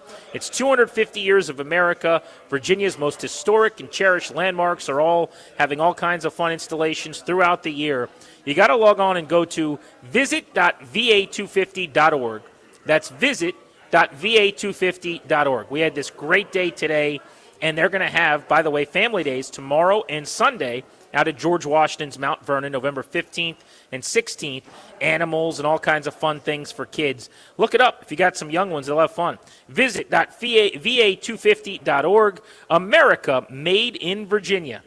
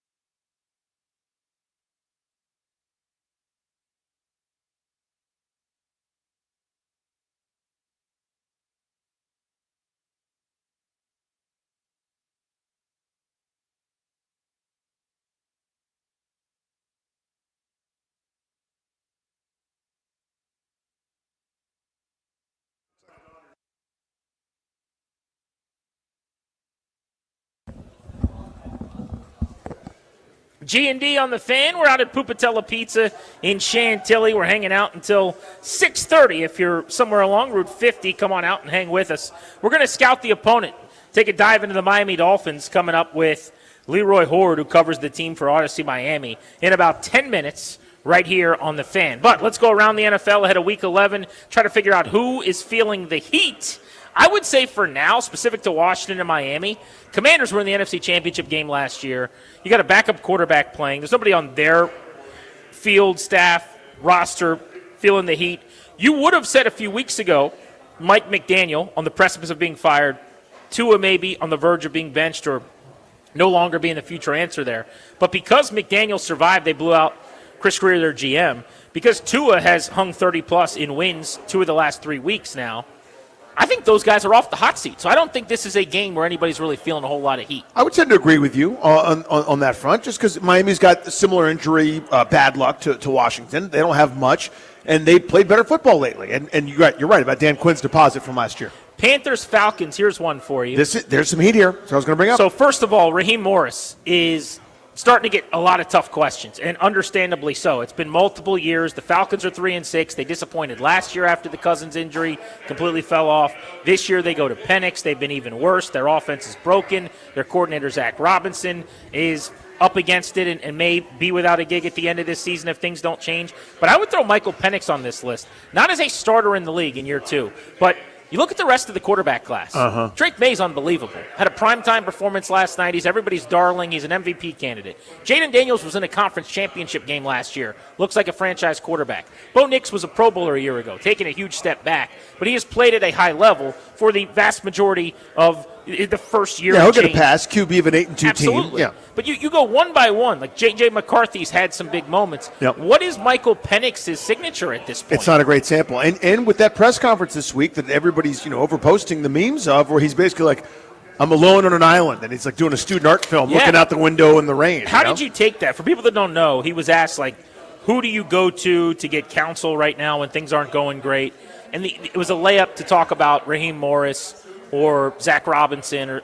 I took that as a direct shot at his OC and his head coach. I thought so, but it wasn't. It was anybody. Where's your quarterback coach? Where's the other quarterback in the room? Where's a veteran wide receiver? Where's your Tony Gonzalez, like a tight end or somebody that's been around? That's a good point. There's nobody. You've got a veteran in Kirk Cousins there who you see with him on the sidelines all the time. Right. He didn't bring up Kirk. Yeah, the whole thing was very, very strange. But if you're Raheem, you're probably going to see him at practice the next day and go, "Hey, bud. Hey, bud. What are you talking about? You want to text me? Like, if there's something going on, please tell me." But yeah, that was just given all that's happening. Again, if they were 6-3, no one would have cared. But they're not. They've lost 4 straight, 3 of those by double digits, which seems crazy. Who would do that? Who would do something like that? Chargers and Jaguars in Jacksonville, 1 o'clock on Sunday. So Liam Cohen is in year 1, and Liam Cohen is very much comfortable in his status as the head coach there. But here's why he's feeling some heat. All of the early season coach of the year noise and this guy's a rock star stuff that people like me were saying, the bloom is off the rose a little bit here. They were 4-1 and rolling. They have lost 3 of their last 4. Back-to-back losses to good teams in Seattle and L.A. But they have subsequently lost to the Texans and barely beat the Raiders. They've lost Travis Hunter for the season. If you're Liam Cohen, you want to finish this season strong so that you're not starting next year with major questions about how good you are. Well, the year began with that group forcing 13 turnovers in 4 games, more than 3 per game. They've got a total of 4 in the 5 games since then. That's the difference, as it's all come crashing down. VH1 behind the music style. There's no shame in losing in back-to-back weeks to Seattle and the Rams. I think a lot of teams would. But that eke-out win over the Raiders, a galling comeback loss to the Texans, and yeah, the bloom was off the rose a little bit here for the Jacksonville Jaguars. Texans, Titans, Houston's 4-5. I think D'Amico Ryans is fine. He had a great first year, mediocre second year. So far, it's been a bad third year. It's definitely going in the wrong direction there. But he's proven, in my opinion, culture builder, leader of men, defensive-minded, could be an answer, that kind of long-term head coach. The Titans, who have already fired Brian Callahan, I think they've got a quarterback on a warming seat. Cam Ward's going to get some leash, as he should. He's going to be able to start into next season. But my God, are his numbers awful. Yes, they are. 9 career starts now, 9 games in. They've won 1 time. He's completing 57% of his passes. He's got more picks than touchdowns. There's not really a precedent for a young QB having this bad of a first 9 games in this era and becoming a really good quarterback. Like, that's how bad it's been. You feel for the guy. I mean, because it's, we talk about this all the time in years past when Washington would need a quarterback. And you would go, how many of these guys, the Achilles Smiths, the Joey Harringtons, the name that guy that we think of as a punchline now, the Tim Couches of the world, who got drafted high, went to terrible teams, terrible orgs. I mean, this is the same place where Mike Vrabel lost a tug of war with the GM who got fired like an hour and a half later, and then a coach got fired too. Like, the whole thing's a mess. Could anybody thrive there? Maybe the once-in-a-generation lightning strike. Maybe your Brady could have, or your Manning could have, or somebody special. But unless you're superhuman and just regular good, we'll never know if Cam Ward could have been great or not. He's in a terrible spot. I also know that he hasn't played well. It's really hard to figure, but yeah, they're in a mess. Bears at the Vikings, 6-3. Chicago, 4-5. Minnesota, 1:00 kick in Minneapolis. J.J. McCarthy needs a good one. He had a very strong showing in his return against Detroit. They won 27-24. But he did the heavy lifting in the first quarter of that game, and as the day went on, he got more pedestrian. And then against the Ravens, I thought he really struggled through 2 interceptions in that game. They lost 27-19. McCarthy is in his infancy as a starter. Yep. He's had a couple of signature comeback wins early in the season in week 1 against the Bears. And then the Lions' performance was also really, really good. In a very small sample, that carries you for a little while. But if you stack some bad ones, too, I think there's going to be some questions. And there's plenty of that on the resume also. Does it feel to you like he'll just never be a good numbers guy? Like, in other words, he should be putting up prolific numbers. You got Justin Jefferson. You got Jordan Addison. You're in a Kevin O'Connell system.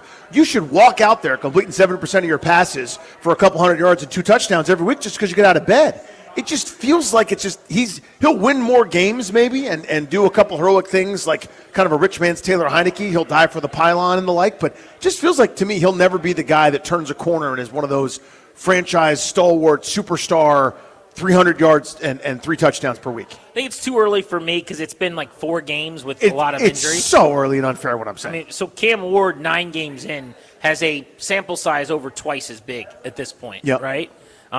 Give me another 3 or 4 games to have a better feel. But I get what you're saying. I mean, I think that was the style at Michigan, and I could see if the Vikings want to be a heavy run-influence team that's more play-action shots and you're not going to throw for 300 a week, I could see them leaning into that with McCarthy. All right, next, let's scout the Dolphins. Let's find out about this Miami team the Commanders have to deal with on Sunday. We're going to check in with a colleague who works at Odyssey Miami. We'll do that as soon as we return. We're also going to be giving away Caps tickets right at the top of the hour after this commercial break right here on 106.7 The Fan.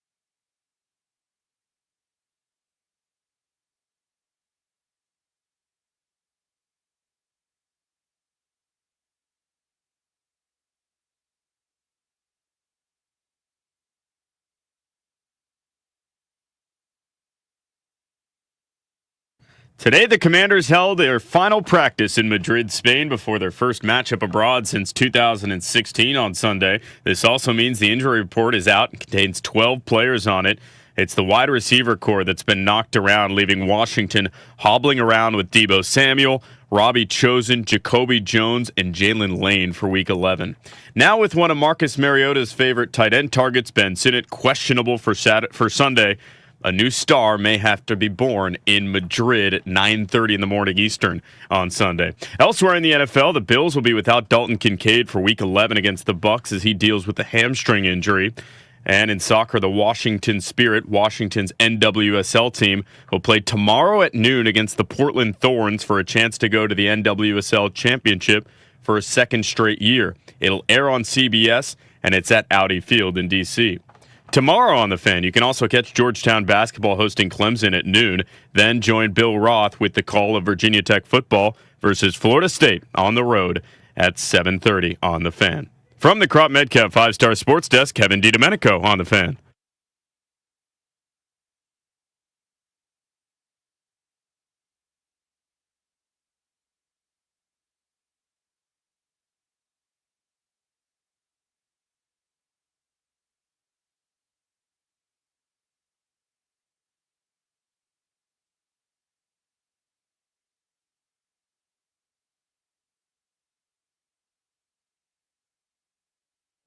Caller number 10 at 800-636-1067. Congrats, you're winning 2 tickets. You're going to see the Capitals Wednesday, November 19th, 5 days from now next week.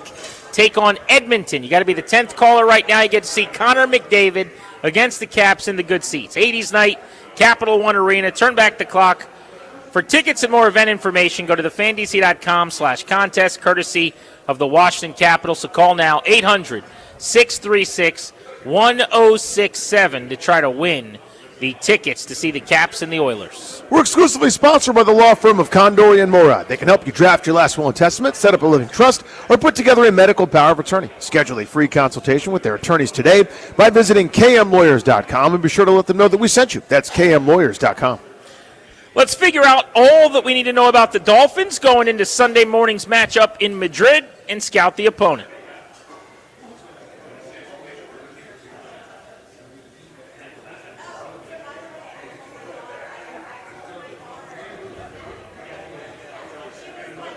And to help us get to the bottom of the Miami Dolphins and what makes them tick, Leroy Horde of Odyssey in Miami joins us now, former excellent back in the National Football League and a star at Michigan. Leroy, you're on in D.C. We're Grant and Danny. Thank you for the time, sir. How are you? I'm good. How's everybody going? How's everybody doing? Great, buddy. We're very well. So you give us your thoughts, I guess, big picture on Miami's season.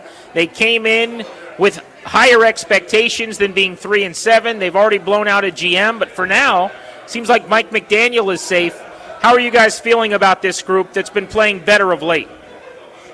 Well, I think one of the problems was on the offensive line, you had Zavia Naya, who was the second-round pick, and they traded up to pick him up. And one of the problems is he was young, right? On the defensive side of the ball, you had Grant from Michigan, and he was young. And those guys didn't have the luxury of, say, what Patrick Paul had last year. Patrick Paul, who they thought was going to be the successor at left tackle, he sat for most of the year. And they didn't have that luxury with the young talent, so we had to live through their struggles. They're starting to pick it up a little bit, pick up on a lot of the techniques and how to go about being a professional. So it's looked better from that end.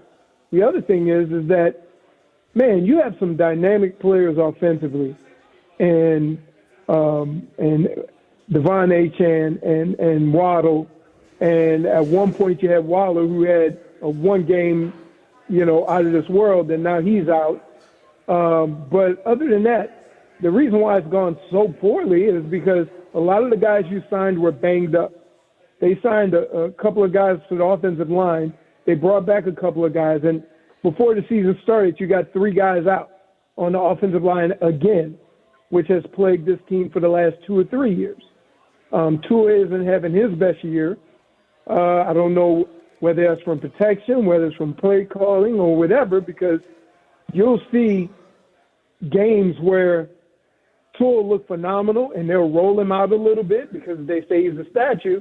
They'll roll him out. He throws the ball with accuracy. And then the next week later, they'll sit him like a statue in the pocket.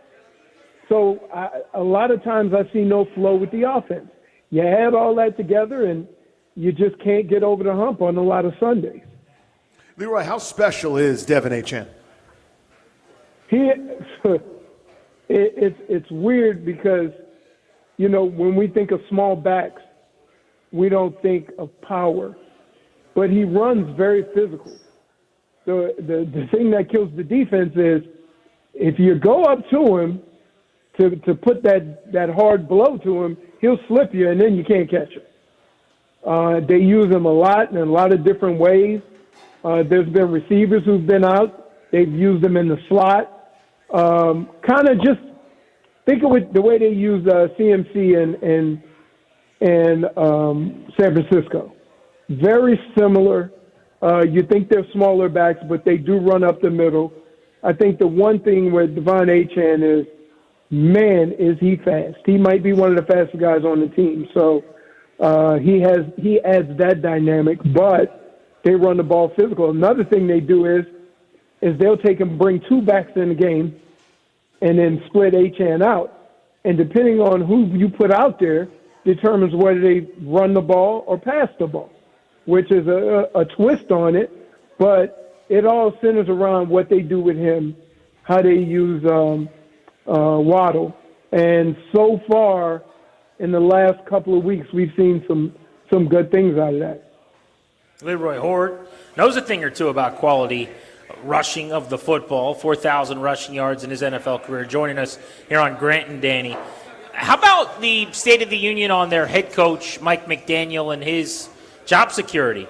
I mean, would you expect, A, that he makes it to the end of the year, and then B, does he still have a chance to come back next year? There's been a lot of noise on him. I literally argue this point with my co-hosts on a daily basis because for some reason, fans think owners would just eat $50 million and move on. and I'm like, what are you smoking? Now, here's the twist I put on it. If Tua, which I'm almost positive they're going to keep Tua for one more year. They're not going to eat $50 million because why would you eat $50 million and not have a viable quarterback to play the position? He's still going to be your best option versus nothing. And then you take and you have a coach who has gotten the best out of this player. So I say, if you're going to keep Tua, you're not going to bring somebody else in for 1 year of Tua. So I think they're going to keep Mike McDaniel and keep Tua.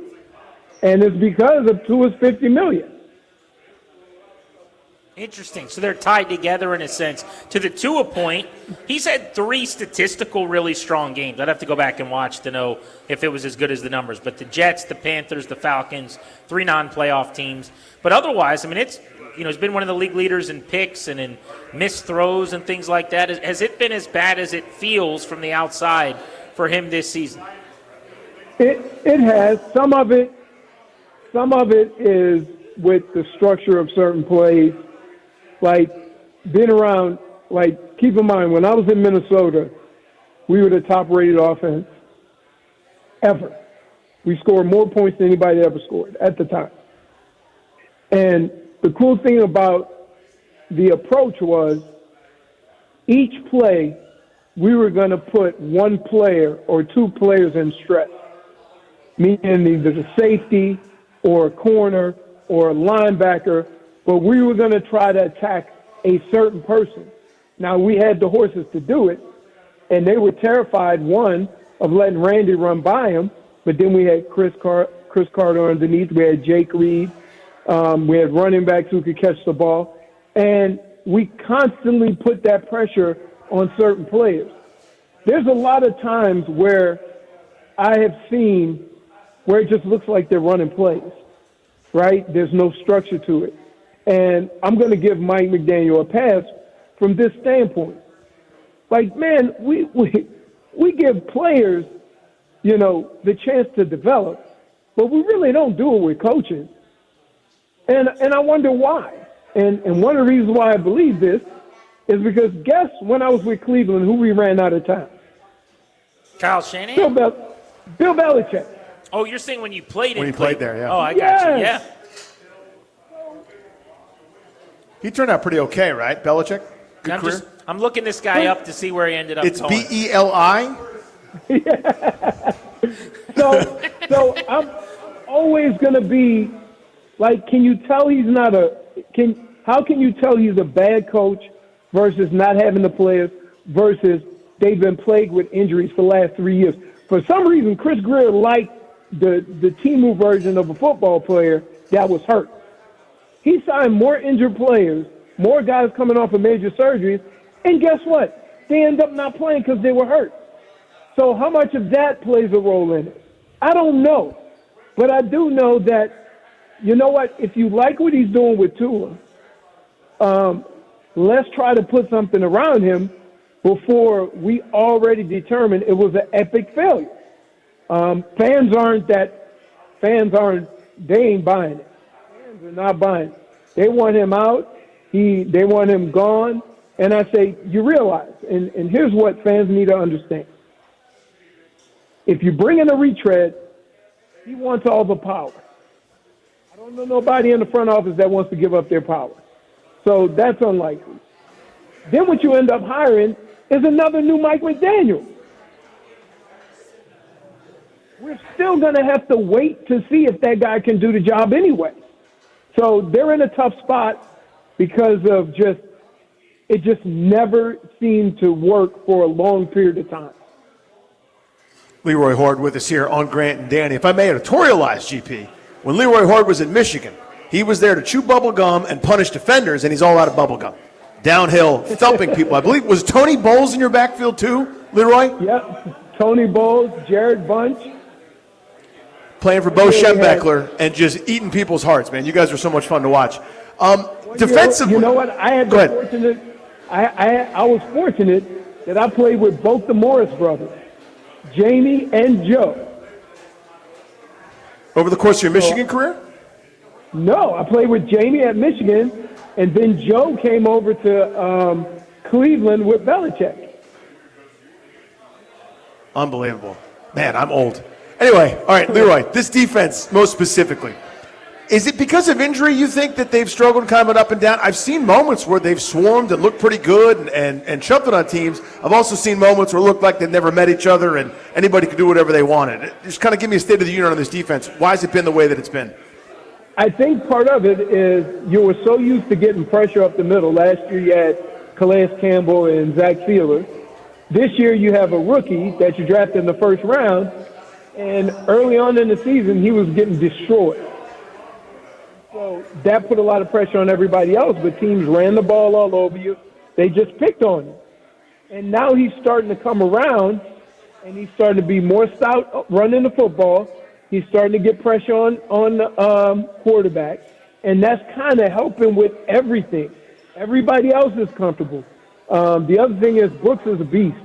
That man, watch him all over the field. He is probably right now the defense's most reliable player.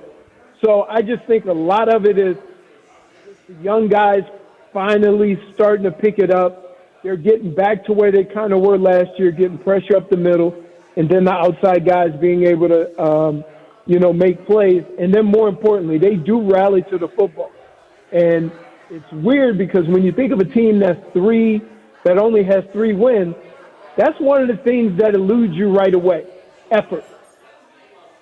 When you see a really, really bad team, the one thing you talk about first and foremost is their effort because they're just done. And this team hasn't really done that. And I think over the course of the season, they've gotten better. And so the defense has looked a lot better. Jordan Brooks, who you mentioned, one of the league leaders in tackles, also the lowest missed tackle rate in the NFL I saw this week. He's had an amazing season. Looking at the injury report, Austin Jackson, O-lineman, doubtful. Bradley Chubb with a foot is questionable, as is Rasul Douglas, D. Eskridge. What should we know injury-wise that could actually be impactful here? Well, they're trying. I think there's a couple of offensive linemen that are trying to get back. That'll help, but I think they've been pretty good at the O-line as of late. The thing that they really miss, and you can look back at every place that Mike McDaniel has been. The one constant in all those places is a tight end. Now they're here in Miami. They don't really have that tight end who can, damage in the middle of the field. And so I think this offense as a whole sometimes struggles with that. They try to use wide receivers or back, but it's just not the same with the tight end. They also bring in an extra offensive lineman. They've done things with that. So they've tried to be creative with it. I would say Achane, Otto, some other guys will make plays, but those are the two guys that they manage to get open and get free. And if they get free, good luck catching. Give us a prediction. How do you see it going? I say Dolphins 27-20. All right, so you see Achane having a big day. Why are they winning by 7? I see Achane. I just think where the defense is and where you guys are offensively, I think they can stop the run. And if you can stop the run and force Mariota to throw the ball, then we can have a conversation after that. But first and foremost, stop the run. Don't let Mariota scramble on you. And I think that with the injuries that you guys have, Dolphins are, I guess, say less injured at more important spots, if that makes any sense. Sure. It does, yeah. Leroy Horde, Odyssey, Miami. Just so you know, this defense here is very, very good. Excellent defense. Yeah, absolutely. Washington's defense is elite. They tackle well. They rush the quarterback. They cover. brilliantly. They cover. They cover Ooh, everybody yeah. like a blanket. Yeah. You can't run on them. This is as good a defense as you will ever see in this league. So it could be a sickle fight. Yeah. With oven mitts on. 9-6. Yeah. This is a 3-2 game written all over it for sure. Well, look, I think both teams will be able to score, and for some reason, I just see it that way. The thing that the Dolphins do, they aren't consistent enough with it. Because I'm gonna tell you, if I see another damn bubble screen in football, I'm gonna lose my mind. Enough with it. Stop calling it outside run. Let's have outside runs be outside runs. You might Tired want of the bubble screen. You might want to table the the outside run going away from that until next week, though. This team can't really stop those very well. Yeah, that's a great place to go. Right. So, but here's the deal. When you watch this game on Sunday morning and you watch the Dolphins offense, I want you to watch how many times with all the action and motions and ball fakes and stuff that the defense is just standing looking. It happens 2 or 3 times a game, and that's where the Dolphins get you. Like with all the trickery and the window dressing and motions and you're moving around and whatever, and then boom, either a run, a pass, a quick pass or something like that, and the guy's out the gate. It happens to every team, and that's probably what they do really well is kind of disguise what they're doing, do a lot of window dressing, a lot of ball fakes. Tua shows the ball really well, and it gets you. And as you know, even the good defenses, even the defenses that stop everything, sometimes they get stuck trying to figure out what it is. And so just watch that on Sunday.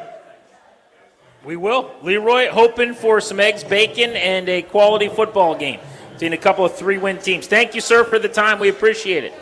Anytime. Have a good one. You too, Leroy Horde, Odyssey, Miami, our sister station down there in Florida. Next on G&D, let's take a look at the Commanders' injury report and how are they going to get by without Deron Payne? Not having your best defensive player as you try to snap one of the worst defensive stretches in recent team history. This is the Fan.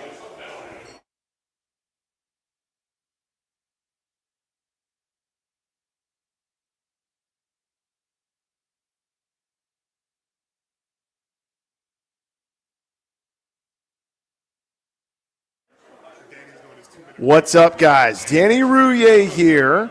Let us look at the latest pro football injury report presented by Fanatic Sportsbook. It is a lengthy injury report. Go around the league a little bit first. For the Rams, Devontae Adams listed as questionable for their big matchup against Seattle. For Philadelphia, Cam Jurgens, again, questionable. Center for them. Will that affect their ability to run, tush push, and everything under the sun? Big game in big game in Buffalo, rather, for Tampa Bay. Again, no Chris Godwin, no Buck Irving in that one. And for Buffalo, no tight end, Dalton Kincaid have all been ruled out. Let's localize it here. Talk about Washington and Miami. Although it's not local, it's in Madrid for Washington. You know some of the injuries. My goodness, on defense. In the secondary, no Will Harris, no Trey Amos, no cornerback Marshawn Lattimore. On offense, no Terry McLaurin, no Treylon Burke, no Jaden Daniels, no Luke McCaffrey, no Noah Brown, and both Ben Sinnott, tight end, and linebacker Jordan McGee are questionable. And from Miami, no Tyreek Hill. Jason Sanders, their kicker, is out. Liam Eichenberg is out. Artie Burns, Darren Waller, all out. Russell Douglas, defensive end Bradley Chubb, both questionable. That is today's injury report. Listen all season long for weekly injury updates presented by Fanatic Sportsbook, the home of fair play. Download the app today. Football is in full swing, folks. There's no better way to bet than Fanatic Sportsbook. I love it. I use it each and every weekend betting on pro football. Switch to the home of fair play with Fanatic Sportsbook. It's all pro player prop bets across straights, injuries, parlays, and same-game parlays. They protect against any first-half injury. So some books just do the first quarter. Some do nothing at all, but not at Fanatic Sportsbook, where they flip losing bets into winning bets on every football game day, whether it's QBs, running backs, receivers, any eligible player group. Fanatic Sportsbook fair play policy gives you the edge when it comes to cooking up a parlay. If your player gets hurt in the first half, your bet plays on with all the other remaining legs, meaning a loss can be turned right into a win. You can track it right there in the app, and the payout speed is lightning quick too. So bet with the sportsbook that always has your back, Fanatic Sportsbook. I'm telling you, winning hits different here. Must be 21 plus. Gambling problem? Call 1-800-GAMBLER. MD. Visit mdgamblinghelp.org.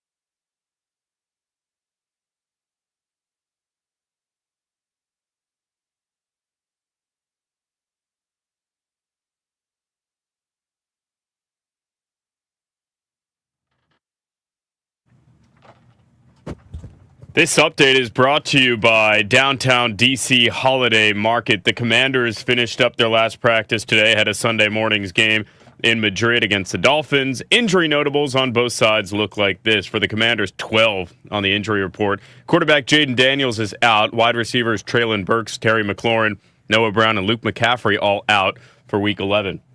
For the Dolphins, they're pretty banged up defensively. Bradley Chubb, a linebacker, questionable. The big one is Rasul Douglas, the Dolphins cornerback, who is questionable as well. Tomorrow on The Fan, you can get Georgetown basketball hosting Clemson at noon. Then join Bill Roth with the call of Virginia Tech football against Florida State on the road at 7:30. It's back, DC. The Downtown Holiday Market runs November 21st through December 23rd, noon to 8 daily. Shop local, grab treats, and feel the holiday magic between 7th and 9th Streets Northwest. Downtown DC Holiday Market.com. From the Crop Metcalf 5-Star Sports Desk, Kevin DiDomenico on The Fan.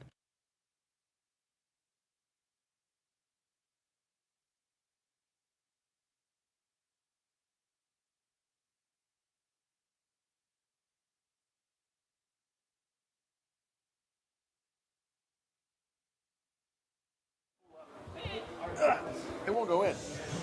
Sorry, There's a joke it's there. just so loud.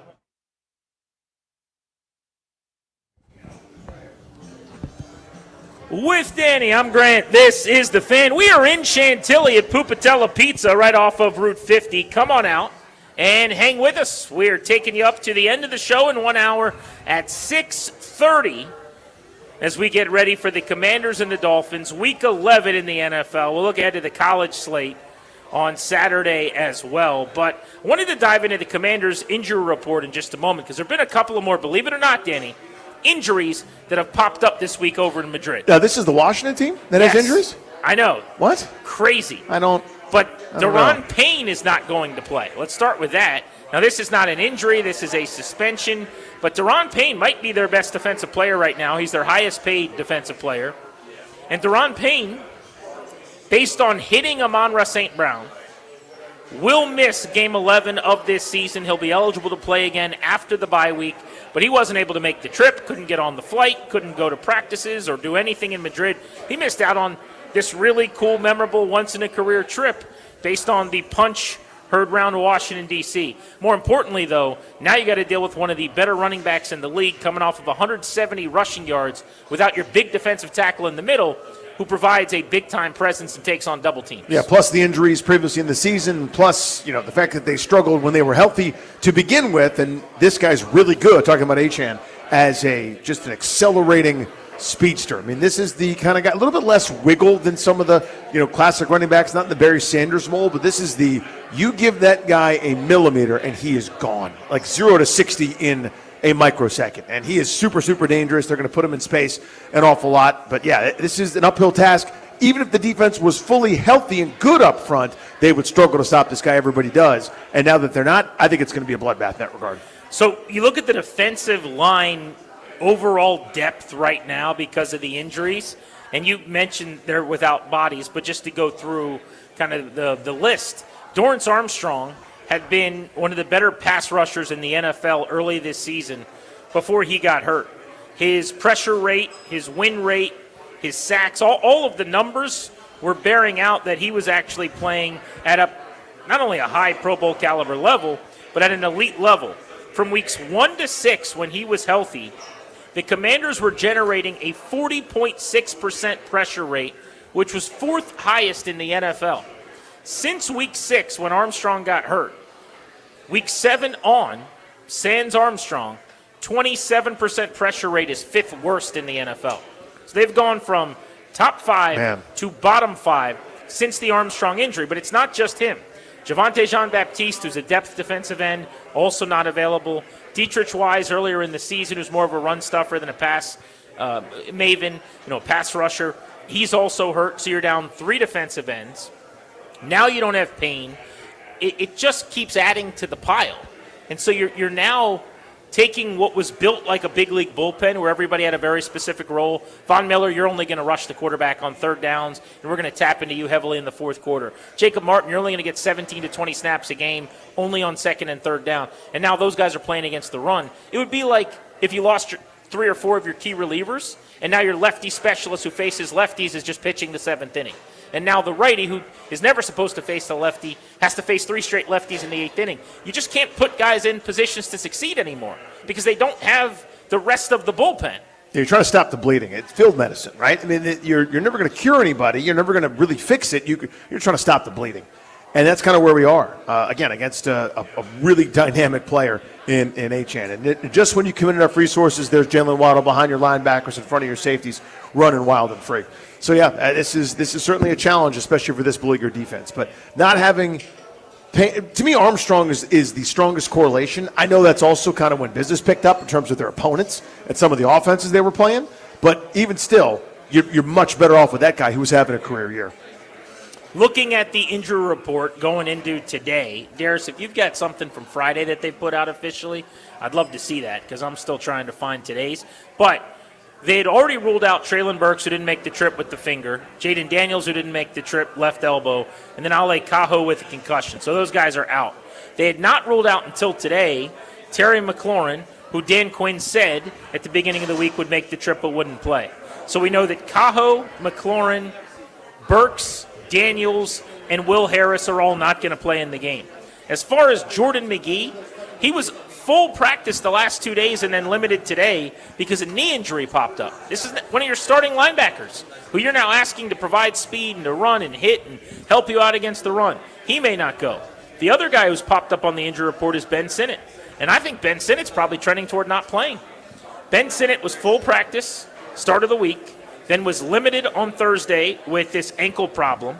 Got hurt, I guess, in practice. Then on Friday today, didn't practice at all. So he's gone from full to limited to DNP, the extreme wrong direction. Yeah.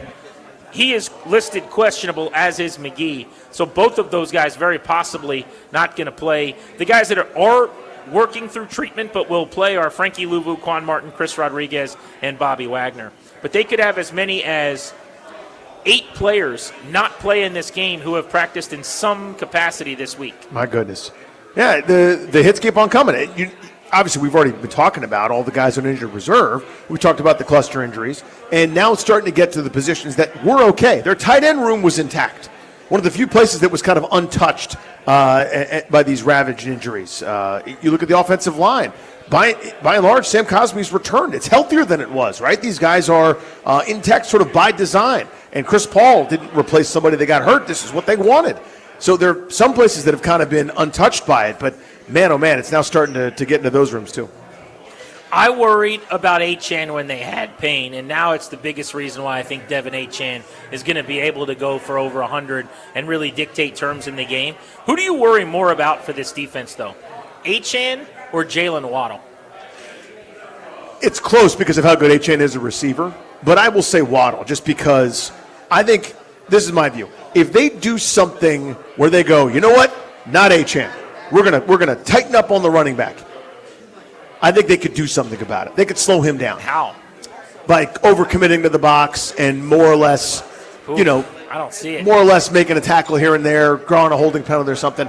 I think they could cover with 9, and Jalen Waddle would be open. I think there's nothing they can do in terms of stopping the forward pass. I think that was the issue last year. I think it's the issue now, and it's all been exacerbated. I think they are helpless to defend receivers, and Achane is one. Yeah, I think Waddle will get an end around or two, like in jet action, and so he'll get a chance to impact the game in multiple ways.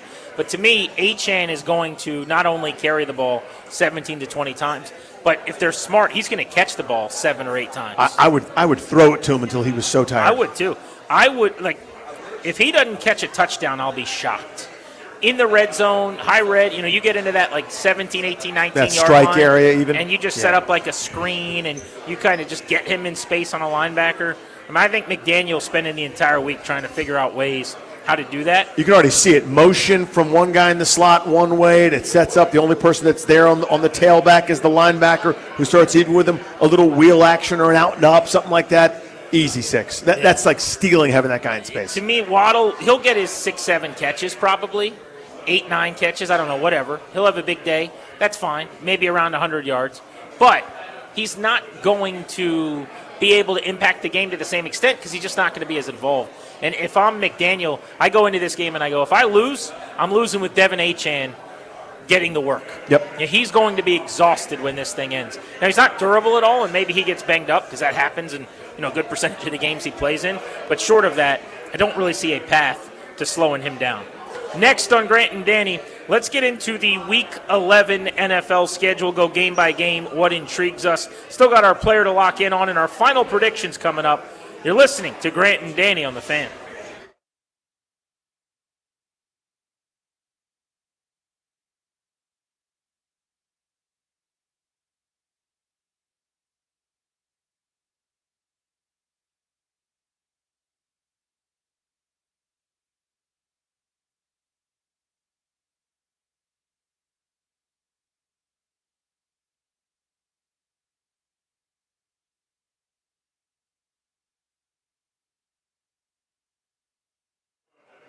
Hey guys, it's Grant. FanDuel Friday is turning it up for NBA Happy Hour. The FanDuel Sportsbook's the official sportsbook of 106.7 The Fan.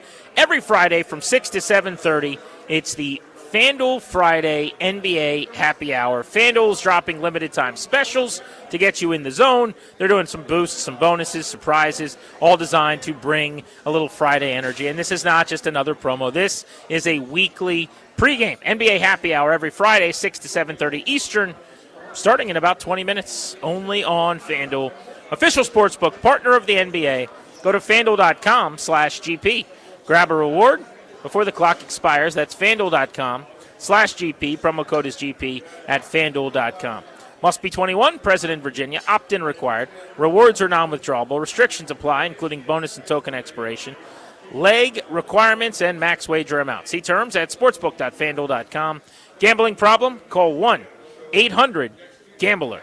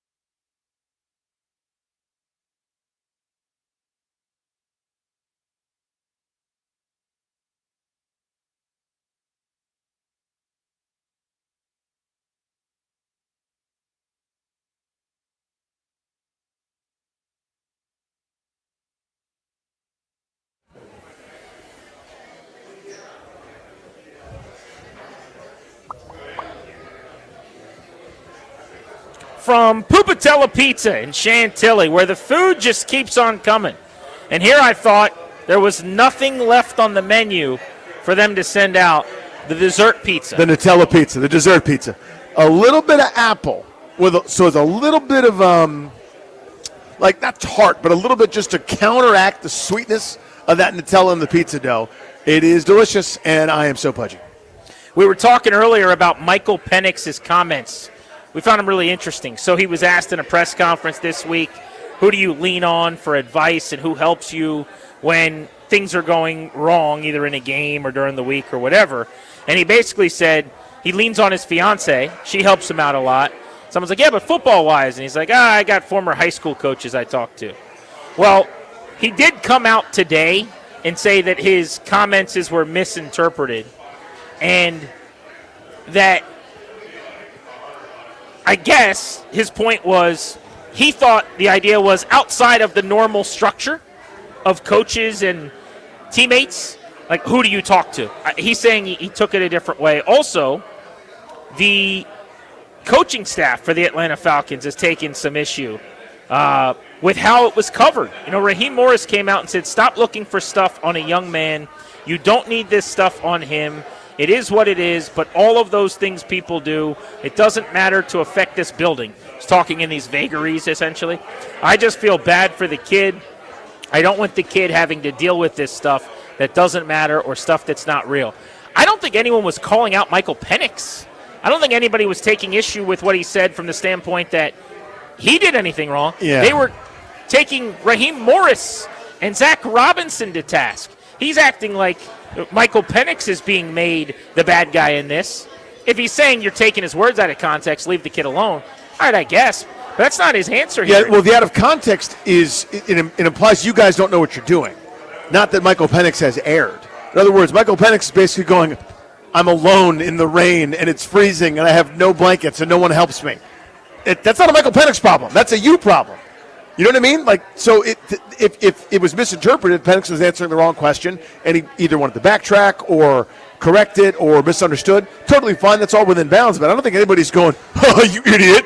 You're sinking. You got no one to help you, idiot!" Like, no one's upset with Michael Penix. It's a weird Raheem Morris response. Yeah. Because he's acting as though the reaction to Penix has been that his judgment based on what he said has been questioned, or he's taking on heat as a player based on the fact that he said he doesn't have a lot of help, which was not in any way the analysis. Everything I saw was people having empathy for him and saying, wow, this is a bad situation. They're like, oh, my God, this poor kid's alone. Exactly. Yeah.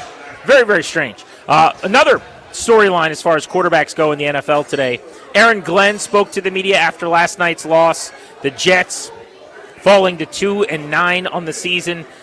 He is non-committal on a starting quarterback for this week. Says everything's being evaluated, including who's going to start at QB. The calls are very loud in New York right now for them to bench Justin Fields. Listen to these passing totals for Justin Fields in games that he has played 4 quarters in this season. All right, here we go.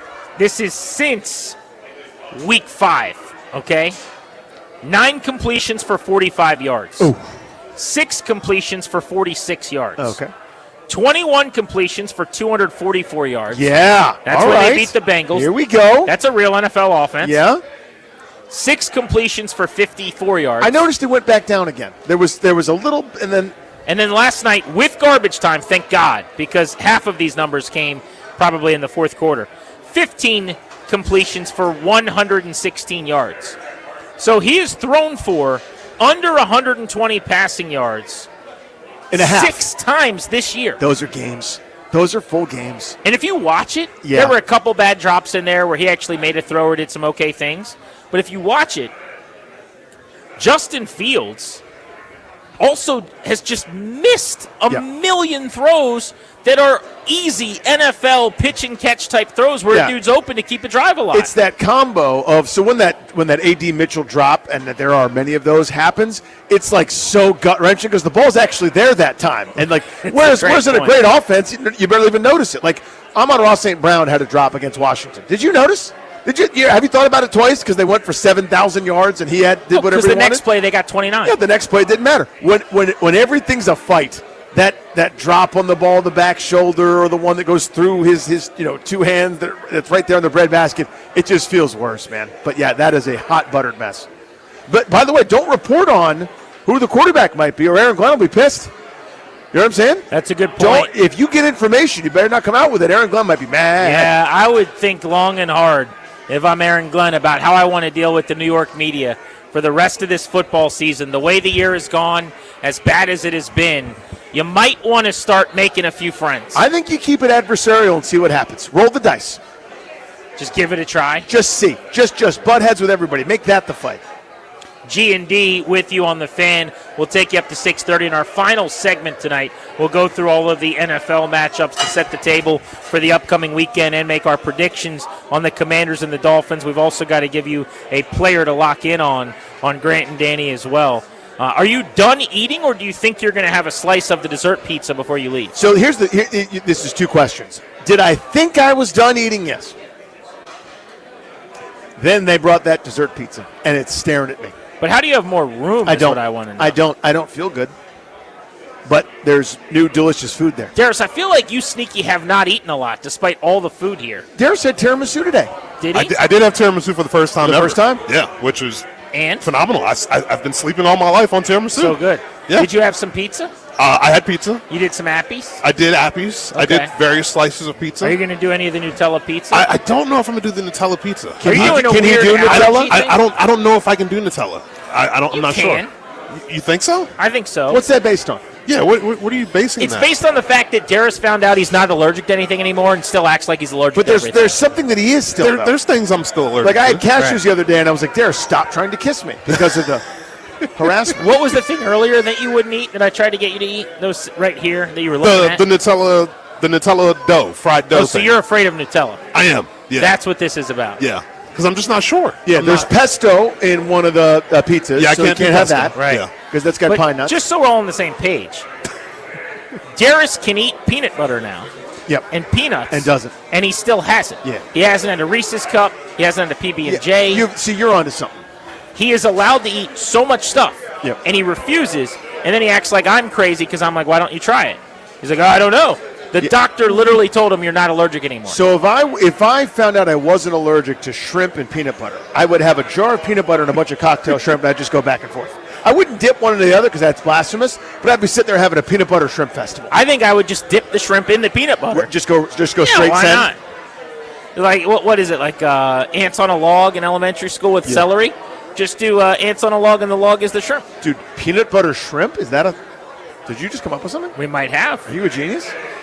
All of our football discussion on the show is presented by Paramount Plus.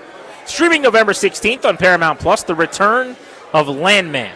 From Taylor Sheridan, co-creator of Yellowstone, Academy Award winner, Billy Bob Thornton comes back. Featuring Academy Award nominees Demi Moore and Andy Garcia. Sam Elliott is in this show as well. Landman new season streams November 16th only on Paramount Plus. We will get you ready for the weekend ahead in the NFL and make our Commanders-Dolphins final predictions in our final segment from Pupatella and Chantilly next on Grant and Danny.